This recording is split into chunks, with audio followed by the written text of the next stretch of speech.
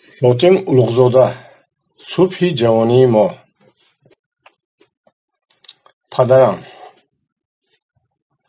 Падарам то синни 40 солагӣ паҳлавон будааст. Вай қадбаланд, қоматаш рост, ришаш сипсиёҳ, пӯсти рӯяш сиёҳтоб, нигоҳи чашмонаш тези андак қаҳролуд буд.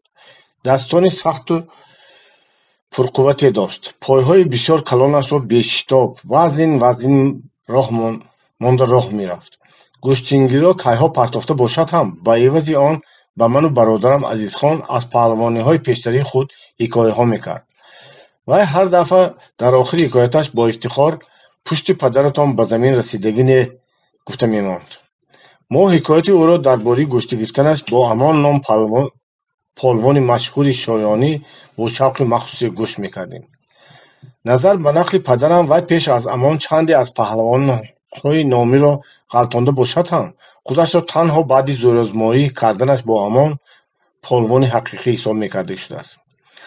онҳо бо ҳам дар ватани ҳамон деҳаи шоён гӯштин гирифтанд. ҳамон 10-15 сол боз дар маъракаҳои гӯштингирӣ иштирок карда, ҳоло аз ҳеҷ кас мағлуб нашуда будааст. Падарам ба сину сол аз вай 8 ё 10 сол ҷавонтар будааст.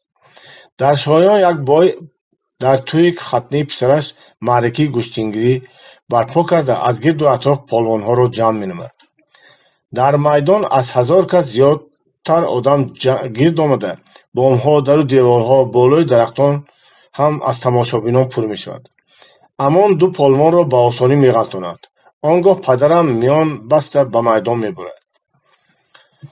шоёнӣ полвони ҷавони густох ва мағрурро намоишкорона бо илтифоту эҳтироми рӯякӣ истиқбол карда вохӯрдӣ менамуд. тамошобинон тамасхуромез механданд. то падарам миёнбанди холии ҳарифро ба дасташ печонданд, ҳариф дам меистад. вақте ки мубориза сар мешавад, шоёниён ҳар дам ба ҳамдиҳаи худ бо овози баланд изҳори хайрхоҳӣ ва ҳаводорӣ карда меистанд. мо миёни якдигарамонро маҳкам гирифта якдам майдонро чарх задем. ҳикоя мекард падарам. ҳар дуямон гардан ба гардан мемолидем. гардани амон худи гардани барзагову барин ғафс ва сахт буд. сари синааш мисли як харсанг ба ман фишор меовард. вай 3 бор маро бардошта ба замин заданӣ шуд, лекин ман ҳар дафъа пойҳоямро ба замин тиргак карда худамро нигоҳ медоштам. ман ҳам амонро 1-2 бор бардоштанӣ шудам, аммо азбаски қади вай аз қади ман баландтар буд, пойҳои дарозашро ба зур аз замин мекандам. мартабаи сеюм ба бардошта тавонистанам чашмам нарасида монд. ҳамаи шоёниҳо тарафи ҳамдиҳаашонро гирифта ғалоғула мекарданд. печонда парто, амонбой, бардошта зан, гуфта шавқун меандохтанд. аммо ба ман ҳеҷ кас ҳаводорӣ намекард. ягон чиз гуфта диламро намебардошт. падарам зӯри миёни амонро дурустакак озмуданӣ шуда, вайро бо тамоми қувваташ фишурда ба тарафи худ кашидааст. шиками амон пеш баромада, қоматаш рост шудааст. падарам фикр кардааст, ки миёни ӯ чандон бақувват нест. дар ин дам амон ҳам падарамро сахт бағал карда, як бор бардоштасту боз дарҳол ба замин фуровардааст. гӯё ки дармонаш хуш шуда, ҳарифро на фақат барои ғалтондан, балки барои дар ҳаво нигоҳ доштан ҳам зӯраш нарасида монда бошад. аз дили падарам гузаштааст, ки амон дар ҳақиқат ҳам монда шуда. лекин ҳаракатҳои амон ҳама ҳилла будааст. вай бардурӯи худро мондашуда вонамун мекард, то ки қувваи худашро сарфа ва дармони ҳарифро хушк намояд. ҳамин тавр карда мо 1 соат гӯштин гирифтем, мегуфт падарам. баъд амон миёнбанди холишударо боз як бор ба дасташ печонда маро чунон фишурд, ки қариб буд миёнам шиканад. дасташ даст набуд, оҳан буд. дар дилам гуфтам, ки ана акнун гӯштангирӣ ҳақиқӣ сар шуд. вай маро гашту баргашта 3-4 бор дам ба ронаш, дам ба сандуқи дилаш бардошта чаппа карда ба замин заданӣ мешуд. ман бошам то тавонистам чусту чолокӣ мекардам, тоб мехӯрдам, поямро тиргак мекардам, ки нағалтам. оқибат монда шудам. дар дилам мегуфтам, ки агар вай маро боз як бор дурустакак бардошта занад, тоб оварда наметавонам меғалтам. аммо вай ҳам мазмун монда шуда буд, ки дигар маро намебардошт. мо боз аз миёни якдигарамон даст наканда рӯи майдон гаштан гирифтем. ман 1-2 бор ҳаракат кардам, ки ӯро бардорам, аммо натавонистам. хонасалот вазнашро андохта пойҳояшро сахт ба замин зер карда меистод. дидам ки намешавад пайташро ёфта ронамро ба таги шикамаш монда вайро чапагардон карда шудам, аммо боз ҳам нашуд. Вай нағалтид. Шоёниҳо ҳамоно шавқун мекард, андохта ба ҳамон ҳаводорӣ мекарданд. Ман ягон кас ба ман ҳаводорӣ мекарда бошад, гуфта ҳамин қадар гӯшт меандохтам, аммо ҳеҷ кас номи маро намегирифт. ҳама мехостанд ки амон маро ғалтонад. ман худамро ғариб медидам, хориям меомад. дидам ба ғалтиданам гувоҳӣ медоду дастам то рафт камқувват, ҳафсалаам пир шудан гирифт. аз алам гиря карданам меомад. ба худ мегуфтам ки кошки ягон каси боинсоф ба ман ҳам як чиз гуфта диламро бардошта мемонд. дар ҳамин дам нохост аз байни тамошобинон овози шинос ба гӯшам расид. писарам, ман дар ҳамин ҷо, натарс, ту аз амон зӯртарӣ, ё пирам гуфта бардошта зан. падарам нигоҳ карда бобоямро мебинад, ки риши сафедаш то ба сари сина, дар дасташ асо аз байни издиҳом рок шуда пеш омада истодааст. дилатро маҳкам дор, писарам, мегӯяд боз бобоям ба падарам. туро меғалтондагӣ паҳлавон ҳоле набаронидааст. бо дидани бобом ва шундани овози ӯ падарам рӯҳбаланд шуда, бозуонаш қуввати нав гирифтанд. амон гӯё инро ҳис карда ба вай гуфтааст: биё ҷудо мешавем, Умархон. баробарӣ, на ту, на ман. Не, ё ту меғалтӣ, ё меғалтонӣ, ҷавоб додааст падарам ва тамоми қувваташро ҷамъ карда, наърае кашида аз пираш мадад хостасту амонро бо роҳни росташ бардоштааст. полвони шоёнӣ ҳаракат мекардааст, ки ҳарифро бо гаронии бадани худ пахш кунад. бинобар ин ба падарам бисёр зӯр омада, рагҳои гарданаш баромада, қариб мондааст, ки канда шавад. одатан полвонҳо баъди ҳарифро ба роҳни рост бардоштан, ӯро ба тарафи чапи худ партофта ғалтонида мешуданд. падарам ҳам чунин вонамуд кардааст, ки амонро ба ҳамон тарзи оддӣ ғалтондан мехоҳад ва чашмдошти амон ҳам ба ҳамин будааст. аммо падарам ба ногоҳ як топ хӯрда вайро ба тарафи рост, дурустраш ба қафои худ гардонда задааст. амон ки мунтазири ин набудааст, чаппа шуда ба замин фурӯ ғалтиданашро худаш ҳам нафаҳмида мондааст. ин усул, мегуфт падарам, хавфнок аст, зеро мумкин аст ки худи кас пештар ғалтида дар таги ҳариф монад ва ин усулро ҳамон касе ба кор мебарад, ки қадаш аз ҳариф баландтар ва вазнаш ҳам зиёдтар бошад. аммо падарамро дар он дам ғайр аз таваккал кардан дигар чорае намонда будааст. ҳамин ки амон ғалтид, нақл мекард падарам, ман ӯро чунон сахт ба замин пахш кардам, ки ҳеҷ маҷоли ҷунбиданаш набуд.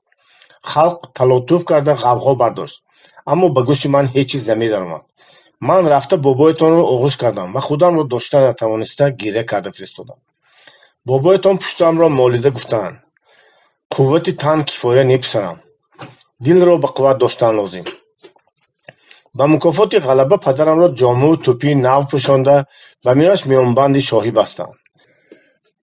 баъди ин воқеа амон муддати чандин сол номи полвони якумро ба худаш бозгардонда шуда, падарамро чандин бор ба гӯштингирӣ даъват кардааст. аммо падарам ҳар дафъа даъвати ӯро рад менамудааст, зеро полвонҳо одатан бо каси як бор ғалтондагиашон бори дуюм гӯштин намегирифтанд. алами амон кам-кам ба кинӯи қудурат мегузарад ва ба қасди аз мағлубкунандии худ қасос гирифтан афтода, интизори фурсат мешавад. дар байни деҳаи мо ва шоён даште буд. деҳқонони безамин ва камзамини деҳаи мо ба тариқи ҳашар ҳар сол ба як канори он дашт об бароварда ҷаву гандум мекоштанд. падари ман ҳам дар он кор шарик буд. як тобистон дар вақти дарав амон ба дашт омада, бо падарам моҷаро сар мекунад ва нохост бар сари вай як мушт сахт мезанад.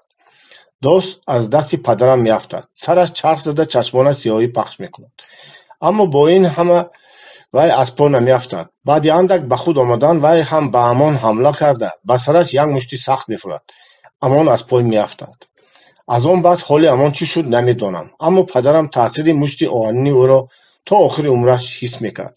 яъне тобистон дар гармии офтоб сараш чарх мезад, майнаам луғ-луғ мекунад, мегуфт вай. модарам. вай аз падарам 10-15 сол хурдтар буд. қадди майдааш ба зӯр то китфи падарам меомад. ба намуд солиму бардам буд. рӯи сафедаш сурхии латифе дошт. чашмонаш калони гӯсфандӣ, пешонааш кушоди беозжанг буд. ҳаракатҳояш чобук ва озодона буда, кору бори хонаро ба тезӣ ва беташвиши зиёд анҷом медод.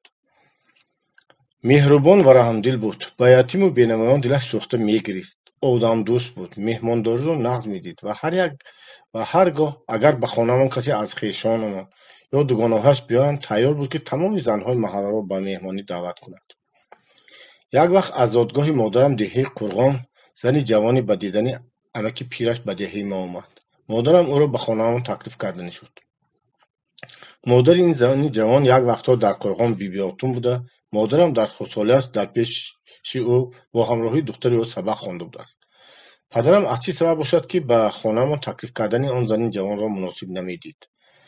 аммо дар ҳамон даме ки падару модарам дар ин бора гуфтугӯ мекарданд, аз роҳҳои дарвозахона се зани фаранҷидор намоён шуданд. модарам ба хурсандӣ: ана Нисохон, худаш омад, гӯён ба пешвози меҳмонаш шавед. вай ба мо гуфта буд ки шавҳари Нисохон одами бадҷаҳл аст ва занашро мезанад, аз дари ҳавлӣ берун баромаданӣ намемонад. Нисохон бошад, зани дилшод аст, хушчахчах ва маҷлисорост, овози хуб дорад, ҳофиза ва ҳам раққоса аст. рӯзе аз рӯзҳо шавҳари вай дар сари хашму ғазаб бо теша ба пои занаш зада, панҷаҳои пои ӯро бурида партофтааст. ман хостам зудтар ин зани сиёҳбахти побуридаро бубинам. бинобар ин тозон аз қафои модарам рафтам. падарам бошад, барои он ки чашми номаҳрамаш ба рӯи занҳои бегона ғалтида гунаҳкор нашавад, ба хонаи амакам даромада ғоиб гардид. меҳмон чашмандашро боло кард. ҳамроҳаш ду амакзодаи вай ҳам омада буданд, аммо ман фақат бо Нисохон нигоҳ мекардам. вай зани ҷавони бисёр зебо ва нозукандом буд.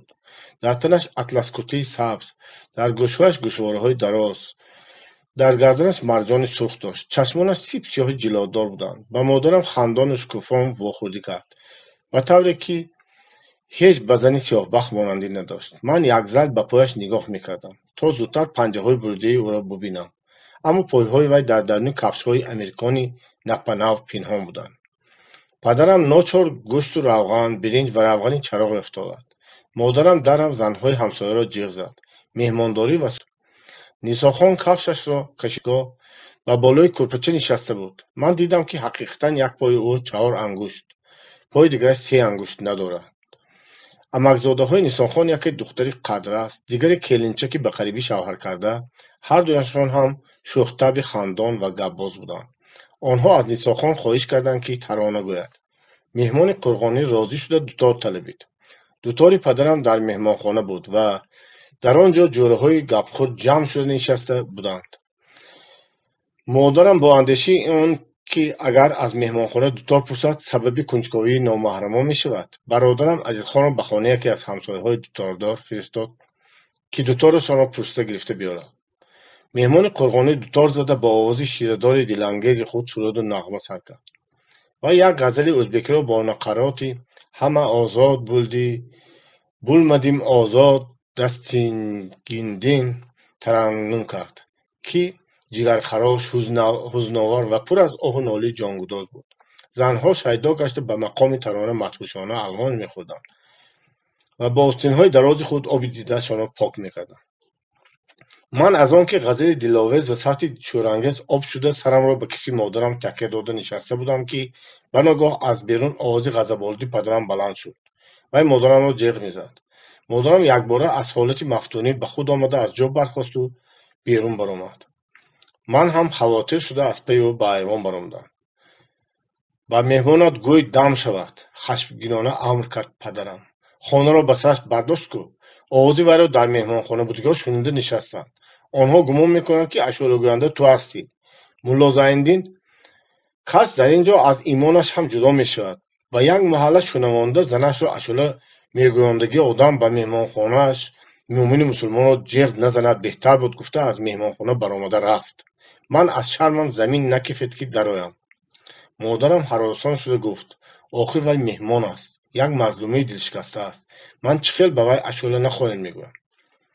мегӯӣ, ту дар кай боз гапи маро мегардондагӣ шудӣ мондӣ. инро гуфта падарам ба рӯи модарам як шапоти зад. ман тарсида ларзон ба модарам маҳкам часпида гирифтам. бечора модарам кафи дасташро бо рӯяш ниҳода овозе набароварда боз ба хона даромад. вай ба рӯи меҳмонон зӯр ба зӯракӣ табассум мекард, ба тавре ки ӯро дида раҳми кас меомад. вай дарҳол ваҷҳ ёфта ба ҳофизи Қурғонӣ: عفو کنید. صاحب دوتار آمده است. دوتارش را میپرسد. گفت و دوتار در پهلوی نیساخان ایستاده را گرفت. وی باز با صدای نرم و تبسم درستخوانانه اضافه کرد: افسوس نماندند که کمتر مشق و اشولی شما را شنیم. وی دوتار را گرفته بود. من فهمیدم که مادرم با این طریق اشوله‌خوانی مهمان را بس کناندنی است. لیکن متاسفانه مهمان به فهم این نمیرفت. و بعدی به خانه برگشته مادرم گفت: مایلش من به دوتارش رو میخوام. پس طبقچه را دو دسته در بر رویش نگاه داشته با آن دایره‌وار پنجه زده ترانه نو خواندنی شد. زنها خوشحالانه آماده شنیدن ترانه گردند. لیکن مادرم اصلا خرسند نبود. من بر رویش نگاه کردم. رنگ رویش کنده مانند رومال سرش سفید شده بود. آخر چرا رنگش نکرد که لذت خوانش حافظی خوش‌الهام برای او شربت زهر می‌گردید. وی تیز به پیاله چای ریخته به مهمان دراز کرد. با دست درازش قتلمه را پاره کرد. ایستاده میگفت: به دسترخوان نگاه کرده شیطان آخر شما از قتلمه هیچ نخوردید نیساخان؟ قلق من بسیار خوردم، جواب داد نیساخان. اینک مهمان نازنین ما قیافه‌اش را غم‌آلود ساخته، چشمان سیب سیاهی درخشنده‌اش را نیمپوش ساخته، با آهنگ سوز و گداز الم، حسرت و ندامت ترانه نو سر کرد. لیکن من اکنون چی سرودن او نغزی یا بدی سرودی را فرق کرده نمیتونستم، زیرا چشم و هوش من به مادرم بود. دلم به او میسوخت. وی همانا تبسم میکرد، اما از تبسمش آثار پریشانحالی و عذاب روحی او ویدا بود. لبانش میپریدند، چشمانی وهم گرفته‌اش گاه برای مهمان و گاه به در نگاه میکرد. وی بیشعورانه از جا خسته رفته در را محکمتر پوشید. چاینک را گرفته خسته رفته در را محکمتر پوشید. چاینک را گرفته به پیاله خم کرد، بیخبر از آن که چاینک خالی است. در این اثنا سرپوشک چاینک جینگر کرده لرزش دست مادرم را آشکار ساخت. حافظه نازنین باشد بلبلوار الهام میکرد و زنها از آواز سحرانگیز او سحر زده شده مثل گهواره جنبان های سر میجنباندند. ولی مادرم در جای نشستگیش کرخ شده مانده یک ذره به بیرون گوش میداد. در واقع هم از بیرون شرفه پا شنیده شد. من خودداری کرده نتوانسته تیروار پرده بیرون برآمدم. در تاریکی پدرم به تگی در آمد. دادا نیساخان خالم را بیبیم اشوره گویندگی شان خودی خالم. بیبیت را جیغ زن با غضب فرمود پدرم. دادا نیساخان خالم خودشان جیغ زن میگویم. باز کپی مرا برید وی. از ترس لرزیده در خانه را نمراق کرده و مادرم ایمان کردم که براید. وی با چشمانی وهم و هراس کشیده‌اش به من نگاه میکرد و از جایش نمیجنبید. من سخت‌تر دست جنبانده ایمان کردم. نهایت وی برخاسته آهسته قدم مانده برآمد. حافظه باشد از دنیا بیخبر با آواز بلند اوج اشوله‌اش را میگرفت و با آواز وی البته نه فقط در مهمانخانه بلکه در کوچه هم شنیده میشد. من با هر دو دستم به بند دستی مادرم چسبیده با او در پیش پدرم حاضر گردم. با من هرچی خواهید کنید، اما حاضر نه. بعد مانند مهمانها بی خرخشه برآمده روند. بعد از آن کشید هم مالش. با پدرم فرصتی دوام شدن نداده زاری کنان گفت مادرم. پدرم یک گاهی قهرآلود کشیده دو سه قدم آن سوتر رفت. مرا شرمنده کردی گفت وی. بعد با آوازی بلندتر برای آنکه نیساخان شنود اضافه کرد: با این خیل آوازی بلند اشوله گفتن چی لازم؟ تمام محله میشنود. آخر به دل آدم‌ها هر خیل گپ میآید. شرمندگی. آواز نیساخان همان لحظه بریده شد. مادرم به خانه برگشت و از شرم و خجالت زبانش کشیده به عذرخواهی درآمد. این مردها عجب آدم‌های غلطی میشدند. دادای این مادرم مرا نشان داد. جهلشان گنده. در سر جهل آداب را هم از خاطر میبرند. به دلتان نگیرید آیین پاشا. نیساخان سرخ شده رفت، اما خجالتمندی و ازردگی خود را در زیر لبخند نازک پنهان کرده نشد. گفت: پیشتر گفته نمانده بودید دم من. راست میگویند. حقیقتا هم اشوله خواندن من لازم نبود. بعد خاموشی دور و درازی بغایت ناگوار که به میان آمد، مهمانان برخاست خیرخوش کردند. مادرم آنها را تا نزدیک دروازه گسیخت. من خرسند شده در دلم میگفتم که نقد شد که اکنون بیبیم خاطر جمع شده است. лекин модарам вақте ки ба хона гашта омад, парешонҳол ва андӯҳгин буд. вай дастархону ғун дошта истода ногаҳон худро ба рӯи гирем партофту фиғоне бардошт. бечора ҳунгас зада зор зор мегирист. бачаи талабида гирифтагӣ. аз рӯзе ки ман худро шинохтам, дар сарам кокулча буд.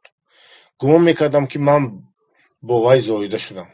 ин кокулчаи зормонда ки аз теппаи сарам овезон шуда меистод, боиси хафагиҳои аввалини ман шуда буд. зеро дар вақти бо ҷӯрӯҳоям бо ҷанг карда даст ба гиребон шудаам, маро ба муқобили онҳо оҷиз карда мемонд. хусусан дар вақтҳои гӯштингириам кокулча балои ҷони ман буд. ҳикоятҳои полвонии падарам маро ва бародарам Азизхонро ба шавқ оварда, дар дили мо ҳаваси полвоншавиро бедор мекард. майли Азизхони 13-сола аз ҳамаи бозиҳо ба гӯштингирӣ зиёдтар буд. аксар вақтҳо ман ӯро дар саҳни масҷид бо ягон ҳамсураш даст ба миён медидам. вай гарчанде дар гӯштингирӣ бисёр маротиба мағлуб шавад ҳам, бо ин ҳама худро паҳлавон ҳисоб мекард. саропо чанголуд, пойлӯч, сару таин дарида. вай давон давон ба хона меомаду аз модарам як бурда нон ё як каф зардолӣ хушкро гирифта хӯрда хӯрда боз ба кӯча медавид, то ки бо полвонҳои нав зӯразмоӣ кунад. ман 6 сола будам, ҷӯраҳо доштам. мо ҳам бо бачагони калонсолтар тақлид карда гӯштӣ мегирифтем, аммо гӯштингирии мо аксар вақт бо занозанӣ ва доду фиғон меанҷомид. ҳарифони ман агар дар гӯштингирӣ маро мағлуб карда ғалтонда натавонанд, аз кокулам гирифта мекашиданд. ман аз дар доду фарёд бардошта маҷбур мешудам ҳатто ба ҳарифе ҳам ки аз ман камқувваттар буд таслим шавам. ин ба ман бисёр алам мекард. ба назди модарам онда гирья мебардоштам. кокула намехоҳам, бурида партоед. бачаҳои дигар кокул надоранд ку. модарам маро ба оғӯш гирифта ба сару рӯям мебусид ва мегуфт: охир бачаҳои дигар худашон ба дунё омаданд, ту бошӣ фарзанди талабида гирифтагӣ мебошӣ. ба дунё омадан чӣ бошад ва фарзанди талабида гирифтагӣ чӣ маъно дорад ман намефаҳмидам ва дар дилам афсӯс мехӯрдам ки ба дунё худам наомадам. дертар фаҳмидам ки падару модарам баъди Азизхон боз 4 фарзанд ёфта бошанд ҳам ҳамаи онҳо дар хурдсолӣ вафот карда буданд. падару модарам бештар аз он ки ман ба олим вуҷуд оям, ғами умрдарозии маро хӯрда сарамро ба мазори Идрис пайғамбар ниёз карда буданд, то ки агар ба ногоҳ худо ҷони маро гирифтанӣ шавад, ин пайғамбар ба ман шафоат карда ӯро аз нияташ гардонад. барои ин хизмати Идрис пайғамбар падарам ба вай як гӯсфанд ваъда карда будааст. кокул нишонии ниёзмандии сари мананд, дурустраш ҳуҷҷати қарздории падару модарам аз Идрис пайғамбар буд ва ман аз он кокул танҳо баъд аз адои қарз, яъне баъди гӯсфанд куштани падарам дар мазори пайғамбар халос шуда метавонистам. хулоси калом, ман кокуламро бурданивор бад медидам. эҳтимол онро худам қайчӣ карда мепартофтам, лекин модарам маро тарсонда монда буд. агар ман онро пеш аз қурбонӣ кардани падарам гӯсфандеро дар мазори Идрис пайғамбар қайчӣ кунам, дарам мемурам. ман аз мурдан метарсида ба кокул даст намезадам. падарам бошад доим пул надошт, то ин ки гӯсфанд харида ба чатқал, ки мазори Идрис пайғамбар дар он ҷо будааст, бурда қурбонӣ карда маро аз кокули сабилмонда халос кунад. рӯзе аз рӯзҳои тобистон ман аз боғ ба ҳавлиямон барои аз модаркалонам хабар гирифтан омаданд ва ӯ як харбуза бардошта оварданд. амакам бозану духтараш ва аммазодам Зебӣ ба сари полиз рафта буданд. дар суфраи таги сарда модаркалонам монанди ҳамеша танҳо нишаста чарх мерасид. вай маро дарав аз шарфии поям шинохт. собир туӣ? аз чархрасӣ бостода сарашро ба тарафи ман гардон модаркалон. ба шумо харбуза овардам, бибиам дода фиристодам. биё, очаат гардад, дарав биё. маро оғӯш кун. маро ёд накардӣ баҳрачии очааш? ман туро ёд кардам. ман рафта аз гардани ӯ оғӯш кардам. вай бо дастҳои лоғари нотонаш маро ба синаи худ пахш карда сарамро мебусид ва пуштамро мемолид. рав баҳрачии оча, кордро оварда харбузаро куш. ман корд ва табақро оварда харбузаро кушта очамро зиёфат кардам. илоҳӣ калон шавӣ, бадавлат шавӣ, мегуфт модаркалонам. дар даҳони бедандонаш харбузаи мулоимро хоида.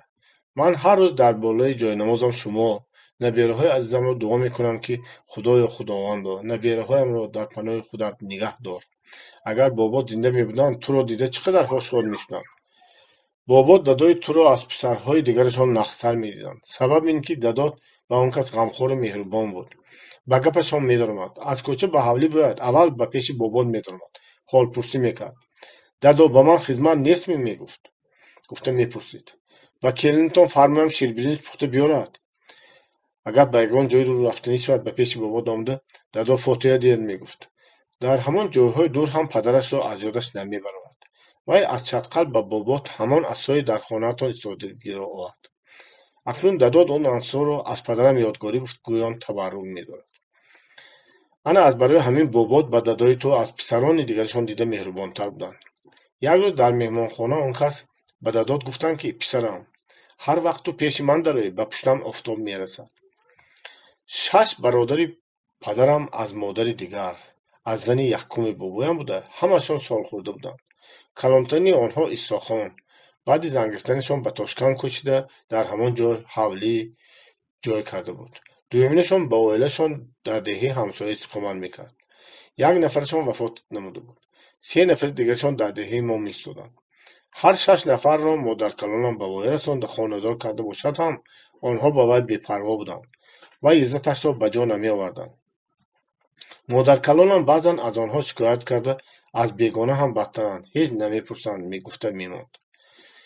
амакҳои калоният сухананашро давом дод модаркалонам. дар ҷавониашон аз ваҷҳи ин ки бобот ба дадои ту меҳрубонтар буданд, дадодро нағз намедиданд, бахилӣ мекарданд. онҳо бисёр маротиба дадодро дошта заданӣ шуданд, аммо дадод ҷавон бошад ҳам аз онҳо зудтар буд, чаққон буд, худашро ба онҳо намедоронд.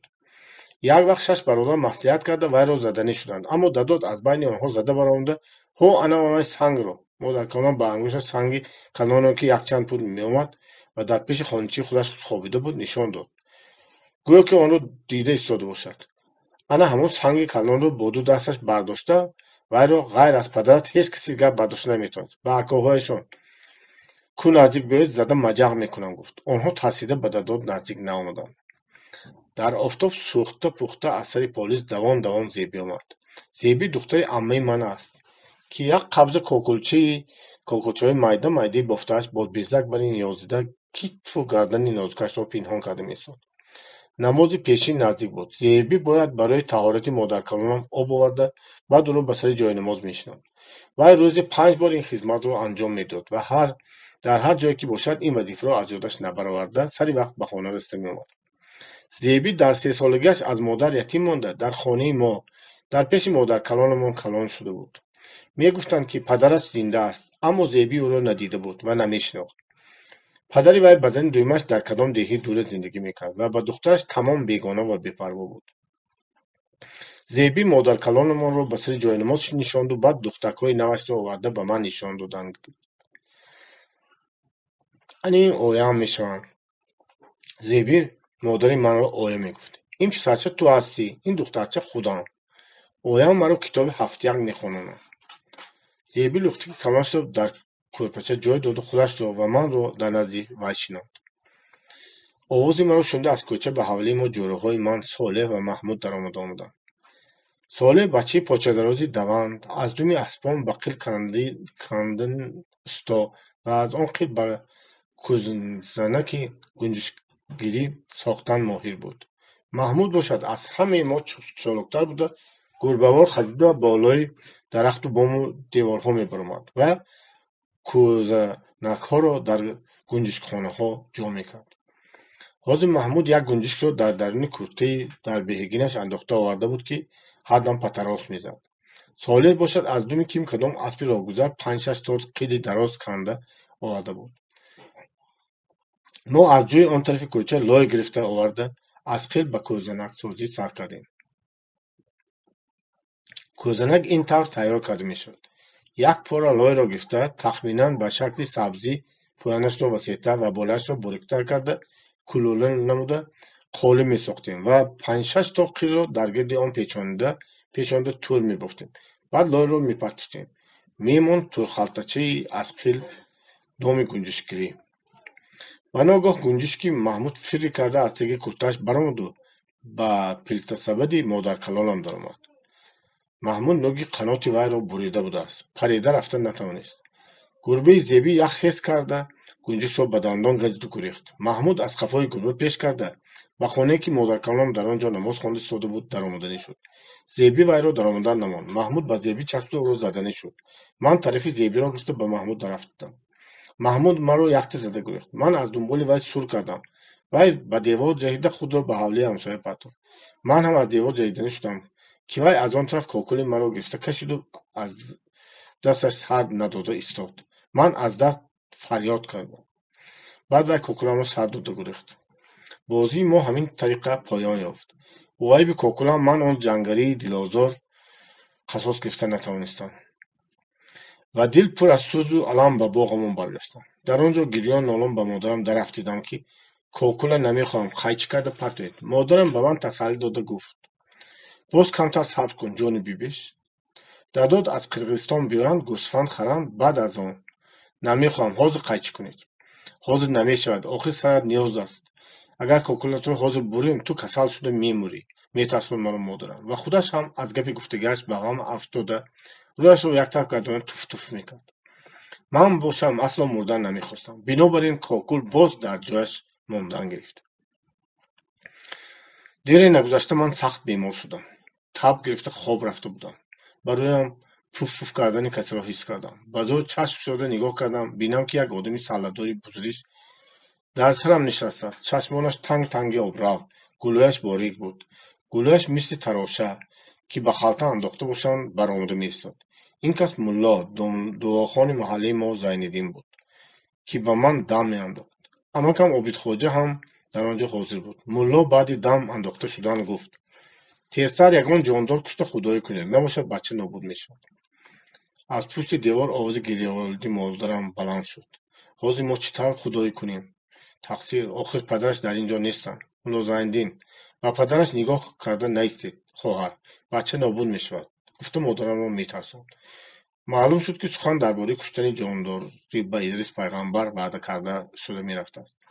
зеро ки амакам дар ҷавоби сухани мулло гуфт: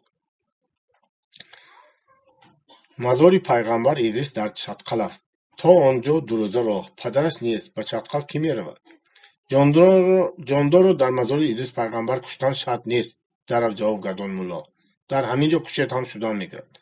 арвоҳи он ҳазрат дар ҳама ҷо ҳозиру нозир. ҷондорро тезтар кушта маро хабар кунед. ман худам омада кокули инро бурда мемонам. гарчанде ба пайғамбар гӯсфанд ваъда шуда бошад ҳам, мо гӯсфандро надоштем. амакам ва модарам маҷбур шуданд ягона бузғолии маро, ки бисёр дӯсташ медоштам ва худам мечарондам, худоӣ кунам. гарчанде ба пайғамбар гӯсфанд ваъда шуда бошад ҳам, мо гӯсфанд надоштем. амакам ва модарам маҷбур шуданд ягона бузғолии маро, ки бисёр дӯсташ медоштам ва худам мечарондам, худоӣ кунам. мулло Зайниддин бо 4 каси салладор омада бузғолии моро хӯрда. каму беш 1 пуд ордеки ғаллаашро бародарам Азизхон аз хошачинӣ пайдо карда буд, низ худоӣ шуд. мулло Зайниддин дуо хонда қайчиро гирифта кокули маро бурида партофт. баъд аз он модарам ба рӯймоли Зайниддин ва ҳамроҳони ӯ нонҳои гарм печонда дод. меҳмонон онҳоро дар бағал гирифта баромада рафтанд. модарам Идрис пайғамбарро хотирҷамъ карда бошад ҳам, хотири худаш ҷамъ нашуд ва тарсаш аз эҳтимоли мурда мондани ман кам нагардид. вай пайи ҳам 4 бачаашро гӯронда, дилашро гиронда монда буд. ман сиҳат шуда хестам. акнун аз кокули зормонда ҳам халос шуда будам. лекин маро як балои дигари аз кокул ҳам бадтар поида истода будааст. ман аз борон гурехта ба новадон дучор шудам. рӯзе аз рӯзҳо модарам якбора ба ман аз ҳарвақта зиёдтар меҳрубон шуда монд. ҳатто рухсат дод, ки асои бобоямро гирифта бозӣ кунам. дар саҳни масҷид бо ҷориҳоям саргарми бозӣ будам, ки бародарам омада маро ба хона гирифта буд. ба ҳавлӣ даромада, дар айвони хонамон 3 зани бегонаро дидам. зани 4-ум, ки модарам буд, ба меҳмононаш қиссаи Боборавшанро мехонд. ман инро аз аввали суханони модарам донистам, зеро пештар ҳам қиссаро шунида қариб аз ёд карда будам. дар баробари пайдо шудани ман модарам: биё ҷони бибеш, ани ин холаҳоят ба ту савғотӣ оварданд, гуфта маро ба наздаш талабид.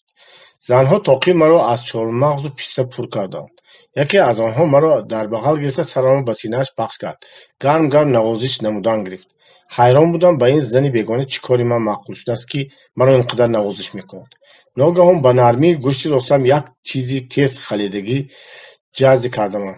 صدای فریاد مانندی برآورده دست به گوشم بردم. بینم که دستانم خونالو شده است. مهمان محترم با مهربانی تمام به گوش من یک سوزنی قفس را خلانده بوده است. به جای خون برآورده یک پاره نمد را سوزانده پخش کردند و کمتر خاکستر هم پاشیده ماندند. وقتی که زخمم صحت یافت در گوشم گوشاویزی عبارت از یک شده مهره майда майда پیدا گردید. و آن گوشاویز باری یکم به کوچه برآمده بودم که بچه ها مرا میانه گرفتند. انا صابر منچاق آویخته است. صابر پسر نبوده است، دختر بوده است. دخترچه گویان هیاهو برداشتند. از این بدتر چی می شود؟ من گریان نالان به نزد مادرم آمده شکایت کردم که بچه ها مرا دخترچه گویان مسخره کرد ایستادند. منچاق را درم از گوشم گرفت که تاب و طاقت آن را ندارم. مادرم مانند هر وقته مرا به تسلی دادن درآمد. مسخره کنن هیچ واقعی نیست جان بیبیش. یک بار دو بار میکنند و دیگر نمیکنند. منچاق جان تو را نگاه میدارد. اگر عزراییل بیاد میبیند که در گوشت منچاق داری. ثانی وای من برای جان پسر بچه را گرفتن آمده بودم. این دخترچه بوده است کو گفته گشته میرود تو زنده میمانی. مادرم به همین چاره تدبیرها مرا از دست اجل خلاص کردنی میشد. من هم اصلا مردن نمیخواستم. بنابراین خواه و نخواه به تقدیرم تن داده منچاق را در گوشم آویخته گشتن گرفتم. از برای زنده ماندن به خنده بچگان هم تاب می‌آورده شدم. بچگان به من نه فقط دخترچه گویان خنده میکردند بلکه بازگاه‌ها از منچاق هم گرفته میکشیدند که درد و آزار این از کشیده شدن کاکل هم زیادتر بود.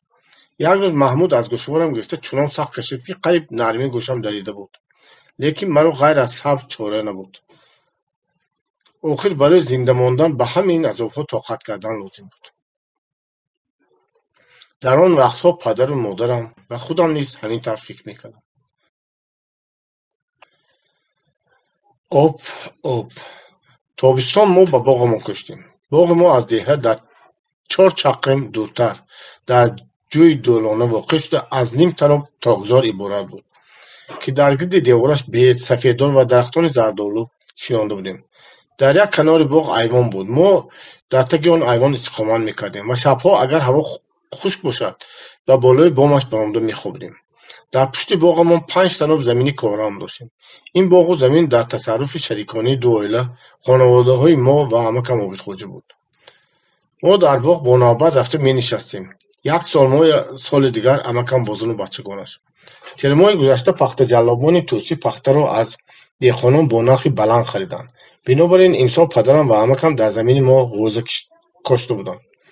این غوزه با سر تشویش بسیار آورد. هنوز در بهار آوازه پخش شد که نرخ پخته امسال بسیار پست می‌فرماید. در رسیه کارگاه سعادت‌ها سر برداشته پادشاه را از تخت غلطانده با عملدار سرکرده‌های پادشاه جنگ کرده ایستاده بودند. شهر را خراب بودند. زوادها از کار ماندند. زواد پخته تازه‌کنی توست از چه سبب باشد که کار نکرده ماند. دیخانه پخته کرده به خواطر افتاده بودند. پدرم و عمکم شبها مایان را با مادرم به بام ایوان برآورده فرستاده خودشان تا نیم شب در ایوان نشسته از کار بار خود گفتگو می‌کردند. ما در بالا آواز آنها میشنیدیم. گفتگویشان در اطراف پخته، مولانا خواجه پخته جلاب، روسیه، جنگ و کیم کدام حکومت نو چرخ می‌زد. اما غمی اساسی آب بود. تابستان کشتی پخته را 7-8 بار آب دادن لازم. اما آب نیست. حتی در سالهای سیرابی هم آب از جوی دولانه کنده نمیشد. ولی به ما با دشواری میرسید زیرا زمین ما در پایان بود و با ما همیشه لازم میومد که نگاه کردیم تا همسایه‌های بالا از آب سیر شوند و آنگاه میرا به ما مروت کنند. اما امسال تابستان خشک آمده کشت و باغ ما از تشنگی به جزیر شدن رسیده بود. حوضه پسته که بینمود ما کورک‌هایش خشکیده پوچک شدن گرفت. اگر وی را زودتر آب ندیم بیم بود که تماما سوخته رود. ساکنان دیگه در سری جایها جمع آمده روز گوسفند و گاو قربانی کرده و نمازها خوانده از خدا ابر و باران می‌طلبیدند. لیکن خدا عرض آنها را هیچ نمی‌شنید. نهایت روز از روزها به جای دولانه آب آمد. میگفتند که در کوههای قیرستان ژاله و باران سیل بارده است و این آب از همان بوده است. موافق وعده میراب نوبت آب ما باید بعد 2 روز میرسید. این 2 روز به ما یگان برین نموده باشد هم گذشت، لیکن آب به ما نرسید. پخته جوانمکی میر عبدالله بقاخ حالا از آب سیر نشده بودند. بنابراین میراب باز نوبتی ما را عقب پرتافت. падарам аз сари ҷой бо қавоқи гирифта баргашта каландашро ба як тараф ҳаво дода ва дафтари сафеддор дастҳояшро ба зонуяш халқа карда нишаст. дар он сутар ба рӯи палос бародарам пойҳои бараҳни қарқбаста ва аз офтоб сиёҳгаштии худро ба ҳаво баланд карда мехобид ва ҳар дам аз дард фарёд мекард, зеро модарам ба сӯзан кафи пойро кофта хорҳоеро, ки дар вақти худошинӣ ба пояш халида буданд, мебаровад. падарам як муддат хомӯш нишасту баъд якбора аз ҷояш хест ва каландашро бо китсат киста аз дари боғ ба дар шуд. Модарам ва бародарам хавотиркашона ба якдигар нигоҳ карда монданд. Модарам ба ман фармуд, ки баромада нигоҳ кунам падарам ба кадом тараф рафт. вай қад қадир ғӯйза рост ба тарафи ҷойи дӯлона равон буд. ман ҳам аз хафотари вай рафтан нистам. масофаи то ҷой ним чақрим буд. лаблаби ҷой каландҳояшон дар кифтон ниҳода ду каси шинос гардиш мекарданд. яке Шариф nom мард буд, бисёр қаддароз ва аз ҳамин сабаб ӯро Шарифи Навча мегуфтанд. дигаре қадпаст ва качпор, номаш Ҳаити Пакана. инҳо чоракарони Мирзо Абдулло буданд. ҳар дуяшон ҳам пойлӯч, эзорпочаҳояшон то зону барзадагӣ. маълум буд, ки онҳо обро дидбонӣ карда гаштанд. падарам ба онҳо салом надода гузашт ва ба ҷое ки аз ҷои калони дӯлона ҷои худе ҷудо шуда ба тарафи боғи мо мерафт равон шуд. ҳой, ба куҷо рафт истодӣ? фарёд зад Навча. падарам ҷавоб надод. вай истоду бо се чор каланд задан оби ҷои дӯлонаро ба ҷои мо кушода партофт. Шариф ва Ҳаит ҳой, ту чӣ кор кард истодӣ? гуфта каландҳояшонро болон карда ба сари вай тохтанд. ман ба гумони он ки онҳо ҳамин дам рафта ба каланд ба сари падарам мефурӯянд, аз тарс дод задам. аммо Ҳаит ба обдуз рафтиданӣ буд, ки падарам ӯро як лагат зада ба оби ҷой ғалтонд. баъд аз он каланди Шарифи ба худаш ҳамла кардаро ба дасташ зада гирифта ба он тарафи ҷой ба даруни алаф ҳаво дод. занозанӣ сар шуд. ҳар сеашон дар даруни об истода ба ҳамдигарашон дар афтода буданд. Навча ва Пакана падарамро ба куҷояш ки рост меояд мезаданд. падарам ҳам ба сӯи гардани онҳо мушт мекуфт. вай пайд ёфта Паканаро боз як лагат зада буд, ки Пакана боз ба об ин дафъа ба болои сангҳо ғалтид ва ба зур хеста лангон дур рафт. Шарифи Навча бошад даҳони бинияш хуншор шуд, лекин ҳамоно аз занозанӣ даст намекашид. ниҳоят вай ҳам гурехт. аз об гузашта каландашро аз даруни алаф ёфта гирифту ба тарафи падарам ту муттаҳам кучук обдуз ҳоло нигоҳ кардааист ва мингбошӣ арз карда туро маҳкам накунонам, саг бошам гӯям, таҳдид карда равон шуд. ва ман гӯӣ ба пеши Оқпочо рафт, ҷавоб дод падарам, гарчанде медонист, ки Оқпочо кайҳо аз тахт фуромада мондааст. Ҳаит ҳам лангон дунболи рафиқашро гирифт. об шавос дод ба ҷои хушкшудаи мо мерехт. ана баъди як нафас вай ба киштори мо мерасад. дар он ҷо вайро ба якҳои пахта равона кардан лозим аст. амакам дар деҳа буд. падарам ба ман фармуд, тохтаро ба бибият гӯй ба азиз дуяшон баромаду ба ғӯза об монанд. ман дар ин ҷо обро мепоям. ман давон рафта фармоиши падарамро ба модарам ва бародарам расондам ва боз гашта ба сари ҷой омадам. медонистам, ки Шарифи Навча албатта хоҷаниашро миробро сар карда меоварад. бинобар ин намехостам падарам танҳо гузорам. маро ҳам тарс ва ҳам ҳисси кунҷковӣ фаро гирифта буд. об ба замини мо расида рафт ва ману падарам аз дур медидем, ки модарам ва бародарам бо каланд дар даруни ғӯза гаштанд. инак аз паси ҷувонмакӣ сабз ду савор намоён шуд. аз қафои саворон Шарифи Навча дар китфаш каланд қадам мезад. онҳоро дида падарам бо куртаи пора шуда ва қавоқ гирифта рӯи варам кардааст ва дид пур аз кину ва теза боз ҳам лои чимҳоро ба ҷои калон хобондан гирифт, то ки ҳамаи об ба ҷои мо равад. ис чӣ кор кард истодӣ? падалланати обдуст. ва ту ки иҷозат дод, ки обро бандӣ? мироб қамчинашро бозӣ доронда аспи қашқашро ба сари падарам ро. овози ғулғулорашро баланд кард. вай рӯи паҳни хашмолуде дошт. ришаш ягон. устухони рост баромадагӣ ва бинияш пачақ буд. дар паҳлӯи ӯ дар болои аспи саманди синафароғ як одами ғафси ҷоғардор нишаста буд, ки риши качи сурхтоби нӯкборикаш, ханҷари зангзада ва ҷо аз таги манааш ба як тараф баромада истодааш пӯфаки бод пуркардашударо ба хотир меовард. ин кас Мир Абдулло буд. вай бо қамчинаш ба ҷой ишора карда аз байни ришу ҷоғраш овози қурбоқамонанде бароварда ба чорякаш фармон дод: кушо. Шарифи Навча дар ба даруни об омада ба каландаш банди обро кушода лои чӯмро ба даҳни ҷои мо ҳаво додан гирифт. падарам дам истод. охир инсоф кардан лозим. ғӯзии ман сӯхта рафт ку. ваъдаи шумо ҳамин рӯз буд, гуфт вай ба Мироб. номаъқул карди ту. бо қаҳру итоб ҷавоб дод Мироб. ман ба ту навбататро поида истгуфта будам. تو خودسری کرده آب رو دوزده. باز آدم‌های این کس رو زده یک تاش رو معیوب کرده، دهان بینی دیگرش رو خون کردی. تو بگاه با محکمه جواب میدی. این رو گفته میراب براه درآمد. از پس وی بای هم اسبش رو چو گفته بکینه نفرت به پدرم دوز لوچک. تو حالا نگاه کرده است گفته تهدید کرد. دوست گفتگی خودش دوست فریاد زد پدرم از خفای جوغر. او را هیچ کس آمده به محکمه به نزد مینباشی نبود، اما خود مینباشی هم احتمال به پدرم جزای سختتر از آن که میراب به او داده نمیتونست. میراب ما را از نوبتی آب محروم کرد. آبی که پدرم خودسرانه به جای ما گردانده بود برای قاضی ما مثل قطره بود به دهان تشنه جان کنده ایستاده چکانده باشند. ولی به چنین خودسری پدرم هم ما امید نداشتیم که یگان روز نوبتی ما به آب میرسیده باشد. پدرم یک دو روز علامزده و خشمگین شده گشت. روز سوم داست و جوالی کنه با کیسه‌اش پتفته راه قرقیزستان را پیش گرفت تا که در آنجا به دستکشی بایان سومسار و چتقل کیرا شده غله درآورد. از قرقیزستان وی در آخرهای تابستان برگشت و بعد چند روز برای مردکاری به تاشکند روانه شد. ارد را که گرفت. پدرم یک هفته باز در تاشکند. ما با مادرمون مانده‌ایم. مادرم حامله. از چه سبب باشد که گاه خود به خود گریه میکند. هر گاه که من یا برادرم از کوچه آمده بیبی گوشنه ماندم گویم، مادرم یک کف ارد زیربانده شده یا از صندوق کمتر زردالو خشک یا که سنجید ریخته میدهد و خودش گریه میکند. آرام و بی صدا گریه میکند. بیبی برای چی گریه میکنید؟ میپرسیدم من. و چشمانش رو با نوک رومالش پاک کرده دم نمیزد. بار من و صالح در ایوان دونک بازی میکردیم. مادرم بازار امکم در خانه نشسته بود. آوازی مادرم به گوشم میرسید که میگفت پادشاهتان به ما 1.5 فوت ارد مانده رفتند و خلاص. اگر خدا نکرده 1-2 ماه دیر مانند چیکار میکنم؟ ریق روزی بچگانم را از کجا میآورم؟ بچگان بیچاره من گشنه گشنه میگردند. روزی یک بار دمی گرمی میخورند نباشند نه. صابری مرا دیده روز به روز خرابتر شده است. چنان میترسم که اوسون خدا نشان ندهد که اگر مبادا مرده ماند چیکار میکنم؟ شوهرکم خوش میشود، من هم میمورم.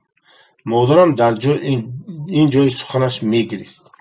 روزم سخت اوسون جان، چنان سخت که هیچ نپرسید. من هر چی اندک ریسک روزیم برآمده است گفته دخترچه ها را خون کرده خانواندنی شده بودم، اما پادشاهتان نماندند. و ما بر این دهقانان خاکپاش این کارو کی مانده است میگویند. آدم ها نمیگویند فلانی زن و بچه هایش را پایده نتوانسته اکنون زنش را بیاتون کرده مانده است. ما هم به گپ و گپچه تابم نیست. زنی امکم در هر گپ خدا گیرد میگفت. خدا گیرد این کمبغلی و محتاجی را. خوسه نخورید اوسون. آدمیزاد در پیشانیش بودگی را میبیند. گفتند که 40 سال مراموری شود باز هم عجله شستگی میمورد. خدا گیرد این غم و غصه را. و مادرم رحمم میومد. چیکار کنم که باری غمی وی سبکتر شود؟ فکر کرده هیچ چاره یافته نمیتونستم. روزی به خیالم آمد که من هیچ نباشد در حق خودم دل او را آسوده کرده میتوانم.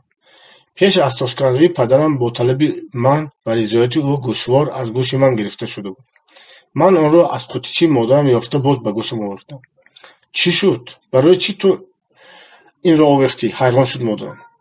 شما پسرم مرده میماند که ترسیده هر روز گریه میکنید کو؟ جواب دادم من. از برای همین آوردم. اکنون خاطر جمع باشید نمیمورم. شما دیگر گریه نکنید بیبی. مادرم آبی دیده‌اش را با نوک آستینش پاک کرده سر روی مرا بوسید و گفت خوب جانی بیبی، من دیگر گریه نمیکنم. منطقت رو گرفتم نباشد بچه ها باز هم به تو خنده میکنند.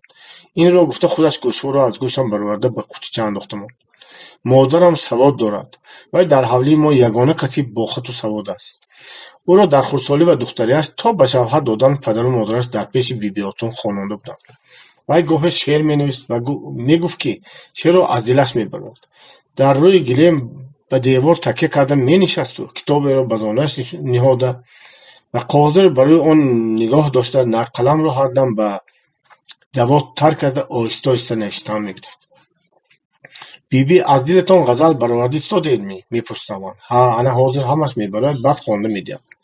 نوشته شده با یک نوع آهنگ مخصوصی سرود مانند خوانده میدم. چند گویم داد از این بیچارگی، سنگ بس فرقی سری بیچارگی. رزقی ما را جوی دولانه نداد، مرده شو شوید رخی بیچارگی. азизхон зебӣ ва ман бо шавқу ҳавас гӯш меандохтем ва ҳайрон мешудем ки модарамон ин хел суханҳои аҷоиби хушовангро аз куҷо меёфта бошад. баъд аз он байтҳои дар ёдамон мондаро шоду хуррам такрор менамудем. ин қабил шеърҳоро модарамон аз дилаш бисёр бароварда буд. вай онҳоро ба коғазҳои дарозу борикӣ ба хам часпонда шуда нависта дар қутӣ нигоҳ медошт. рӯзҳое ки модарам мо се кас азизхон ва ман зебиро дар наздаш шинонида сабақ ёд медод, рӯзҳои шодмонии ман буданд. азиз ва зебӣ китоби ҳафтякро мехонданд. ман бошам ояту сураҳоро аз бар мекардам ва нигарон будам ки кай модарам ба ман ҳам ҳарфҳоро дар рӯи тахтача нависта нишон доданро сар мекунад, чунон ки ба азиз ва зебӣ нишон медод. модарам зебиро бисёр дӯст медошт. худо ба ман духтар надод, ту духтари ман мешавӣ, мегуфт вай ба зебӣ. ёд дорам модарам дар кӯчбача нишаста мӯи тари зебиро шона мекард. зебӣ китоби ҳафтякро дар даст, ҷумлаҳои арабиеро ки калима ҳам аз онҳо мафҳум набуд, бо овози сурудгӯёнии хандовар хонда, сабақи гузаштаро ба муаллимаи худ такрор менамуд. ба дасти дигараш пушти гурбачаи лоғари худро мемолид. модарам бо шона мӯи зебиро ҷудо карда кокулчаҳо мебофт. баъди такрори сабақ зебӣ китоби ҳафтякро ба як сӯ гузошта, гурбачаашро бо бағал гирифта ба модарам саволи пеш аз ин даҳҳо бор додагиашро медод. оя шумо бибиамро дидагиа? гуфта диҳед бибиам чӣ хел буданд? модарам суханҳои пеш аз ин даҳҳо бор гуфтаашро такрор мекард, аммо ҳар дафъа тавре такрор мекард ки гӯё ба духтарча дар бораи модари вай аввалин бор гап зада истода бошад. оҳ зебӣ, ман биби ту бар ин занро надидам. чиашро гӯям? хушфеълияшонро гӯяме? одоби хиштухезашонро гӯяме? худо раҳмат кунад, бибият ана ҳамин хел гурбачаро ҳам озор намедоданд. хурду калонро шумо гуфта гап мезаданд. ҳатто ана ҳамин собир бар ин бачаҳои хурдакакро ҳам ту намегуфтанд. ҳусну ҷамолашонро намегӯӣ? ҳамчунон хушрӯй буданд ки дидагӣ боз як бор бинам мегуфт. саводашон ҳам расо буд. кадом китобе ки ба дасташон афтад шарро зада хонда рафтан мегуфтанд. ҳеҷ забонашон намегирифт. аз мирзобедил, хоҷа ҳофиз, навоӣ пурсид, чашмашонро пӯшида варақ варақ аз ёд мехонданд. ман ҳам бибиам бар ин бешуда бошам оя? бо чашмони тар мепурсид зебӣ. албатта, набошад чӣ? бо нӯги кокулчаҳои зебӣ аз пахта пилтаҳо бофта истода ҷавоб медод модарам. бибият туро дар ин дунё аз худашон нишона монда рафтанд, ки ту калон шуда монанди худашон шавӣ. бо ҷиддият бовар мекунанд вай духтарчаро. мӯи ӯро бофта тамом карда мегуфт. акнун рафта аз очат хабар гир, вақти намозашон шуд. зебӣ бештарин вақташро дар хонаи мо мегузард ва ҳар хел бозиҳо фикр карда бароварда маро машғул медошт. ӯ ба модарам дилбаста ва меҳрубон буд. дар кору бори хона худаш бе он ки модарам гӯяд ба ӯ ёрӣ медод. модарам хонаро рафта мешавад, омада аз дасташон ҷӯробро мегирифт. хӯрок пухта мешавад, дараф ҳезум оварда ба оташдон алов мекард. рӯзе аз рӯзҳо модарам беэҳтиётӣ карда аз ғайри хоҳиши худ зебиро сахт ранҷонд. зебӣ чунон ғамгин шуд ки гӯё мусибате ба сараш омада бошад. воқеият чунин буд. мо бо зебӣ дар айвон ба ҷои дӯстдоштаи ман остоначаи сангини пеши дарича нишаста будем. зебӣ ба лухтаки худ куртаи нав мепӯшонд. ман асои бобоямро ба худам дутор карда замзама мекардам. модарам дар хона дар сари дегу ошпаздон андармон буд. нохост вай аз як чиз тарсидагӣ бар ин оғоз баровад. собир? ман ҷайида ба наздаш рафтам. модарам бо ду даст сарашро гирифта дар пеши хум рост меистод. орд нест? ордо дузданд, гуфт вай. ман бо нӯги поям рост шуда ба даруни хум нигоҳ карда дидам. ҳақиқатан дар таги хум камтар як орд монда буд, ки се-чор қадоқ беш набуд. аз 1.5 фут орд баъди як ҳафтаи рафтани падарам фақат ҳамин мондааст. кӣ гирифта бошад тартони арӯсон? пурсид модарам. ман чӣ донам? зебӣ ҳам бесаранҷом шуда омад. модарам ба вай бо чашми умедворӣ нигоҳ карда пурсид. ё ту гирифтимӣ зебихон? ту орди очам тамом шудааст гуфта будӣ ку? зебӣ дар ҷояш шах шуда монд. духтак аз дасташ ғалтид. духтарак бо ду даст гиребонашро гирифт. ё тавба, ман нахот ки? ман чӣ хел напурсида мегирифтам? набошад кӣ мегирад? ё ту ҳам ту надониста гирифтӣ, а? гӯй зебихон, ман туро ҷанг намекунам. зебо чашмонашро калон кушода ба модарам нигоҳ мекарду дамаш намебаромад. баъд аз он ки рангу рӯяш ҷунбид, лабонаш ин шуданд ва ӯ ҳунгас гирифта худро ба замин партофт. ман гирифта будам, ман дӯст шудам, ман агар гирифта бошам, илоҳим дастам шиканад, илоҳим ба از همین جایم نخیزم. مادرم خیر گریه نکن خیز، من در حق تو هیچ گمانی بد نکردم. میدونم اردو نگرفتی. من از تو هم تو پرسیدم، گفته او را تسلی داده نمیشد. اما به نتیجه زیبی کیم چیها گفته تا رفت بلندتر هنگا زده میگرفت. بعد از آن برخواست گریان نالان به خانه مادر کلان رفت. در آن دقیقه دل من از آردی گم شده هم زیادتر به زیبی میسوخت. من از مادرم ناراضی بودم که چرا وی از زیبی گمانبر شد. روزی دیگر گناهکار یافت شد، اما زیبی اگرچه از گمان یک لحظگی باشد هم خود را تحقیر شده حساب کرده بود. 2 روز از خانه مادر کلان نبرآمد. وی از مایان به هیچ کس سه واخوردن نمیخواست. عاقبت خود مادرم به پیش وی رفته با واسطه مادر کلانم خفگی به زور از دلش برآورده آشتی کرد. گناهکار برادرم عزیزخان بود است. روزی که ما از گم شدن او خبر یافتیم، عزیزخان در خانه نبود. وی از این واقعه یک روز پیشتر به دهی قزلتپه به خانه عمم رفته بود. فردای آن روز وی آمد. روز جمعه بود. مادرم به رسم عزاداری به قبرستان رفته بود که در سر قبر فرزندانش مردگیش گرید. بناگاه چشم من به 2 تسمه‌چی باریکی از تک دامن کتی برادرم برآمده ایستاده بود افتاد. خودم به چون تسمه‌چی‌ها غلاف کارد را زینان می‌داد. من به خرسندی اکا کارد را از کجا افتی؟ گفته دامن کتی را بالا کردم تا کاردش را تماشا کنم. عزیزخان دیر باز آرزوی کارد میکرد. کارد آویخته گشتن سبب غرور و افتخارمندی مردان خصوصا جوانان بود. در بین جوره برادرم کاردداران کم نبودند. عزیزخان دائم به پدرم زاری کرده میگشت که به وی کارد خریده دهد. پدرم باشد تو حالا جوانی، کارد آویخته گشتنت بر وقت است، گفته کارد خرید را یک زل عقیم میپرداخت. اصلش را پرسید. کارد آویختن برادرم بر وقت نبود که، لیکن در بازار کارد قیمت بود. لیکن امروز چی طوری که شده است که آرزوی دیرینه برادرم با وجود آمده و ناخود کاردار شده مانده است. برادرم خرسند بود، ولی خرسندی من هم از وی کمتر نبود، زیرا وی به من کاردار شدم به تو هم هر وقتی که خواهی از چوب پشتک چلیک تراشته میدیم، نای ساخته میدیم گفته وعده داده بود. اما حاضر عزیزخان از چی سبب شد که دستی مرا از دامانش دور کرد و کاردش را نشان دادن نخواست. با بیبیم اکام کارد دارد نگوی، با هیچ کس نگوی. خوب می اگر گویی من و تو کاردم را نشان نمیدیم، پشتک و نای ساخته نمیدیم. آخر تو این کارد را از کجا یافتی؟ یافتم دیگه، در راه قزلتپه یافتم. دروغ نگو اکا. کدام آدم همین خیلی کارد کلان را برای افتانده گم میکند؟ یگان کس آویخته گرد گفته دادگیست. خیر هم تو یک کس داد، لیکن با بیبیم نگوی. برای چی نگویم؟ آدم گفتگی از بیبیش هم روس میکنند. بعضی وقت روس کنیم هیچ چیز نمیشود. سراسیمه جواب داد عزیزخان.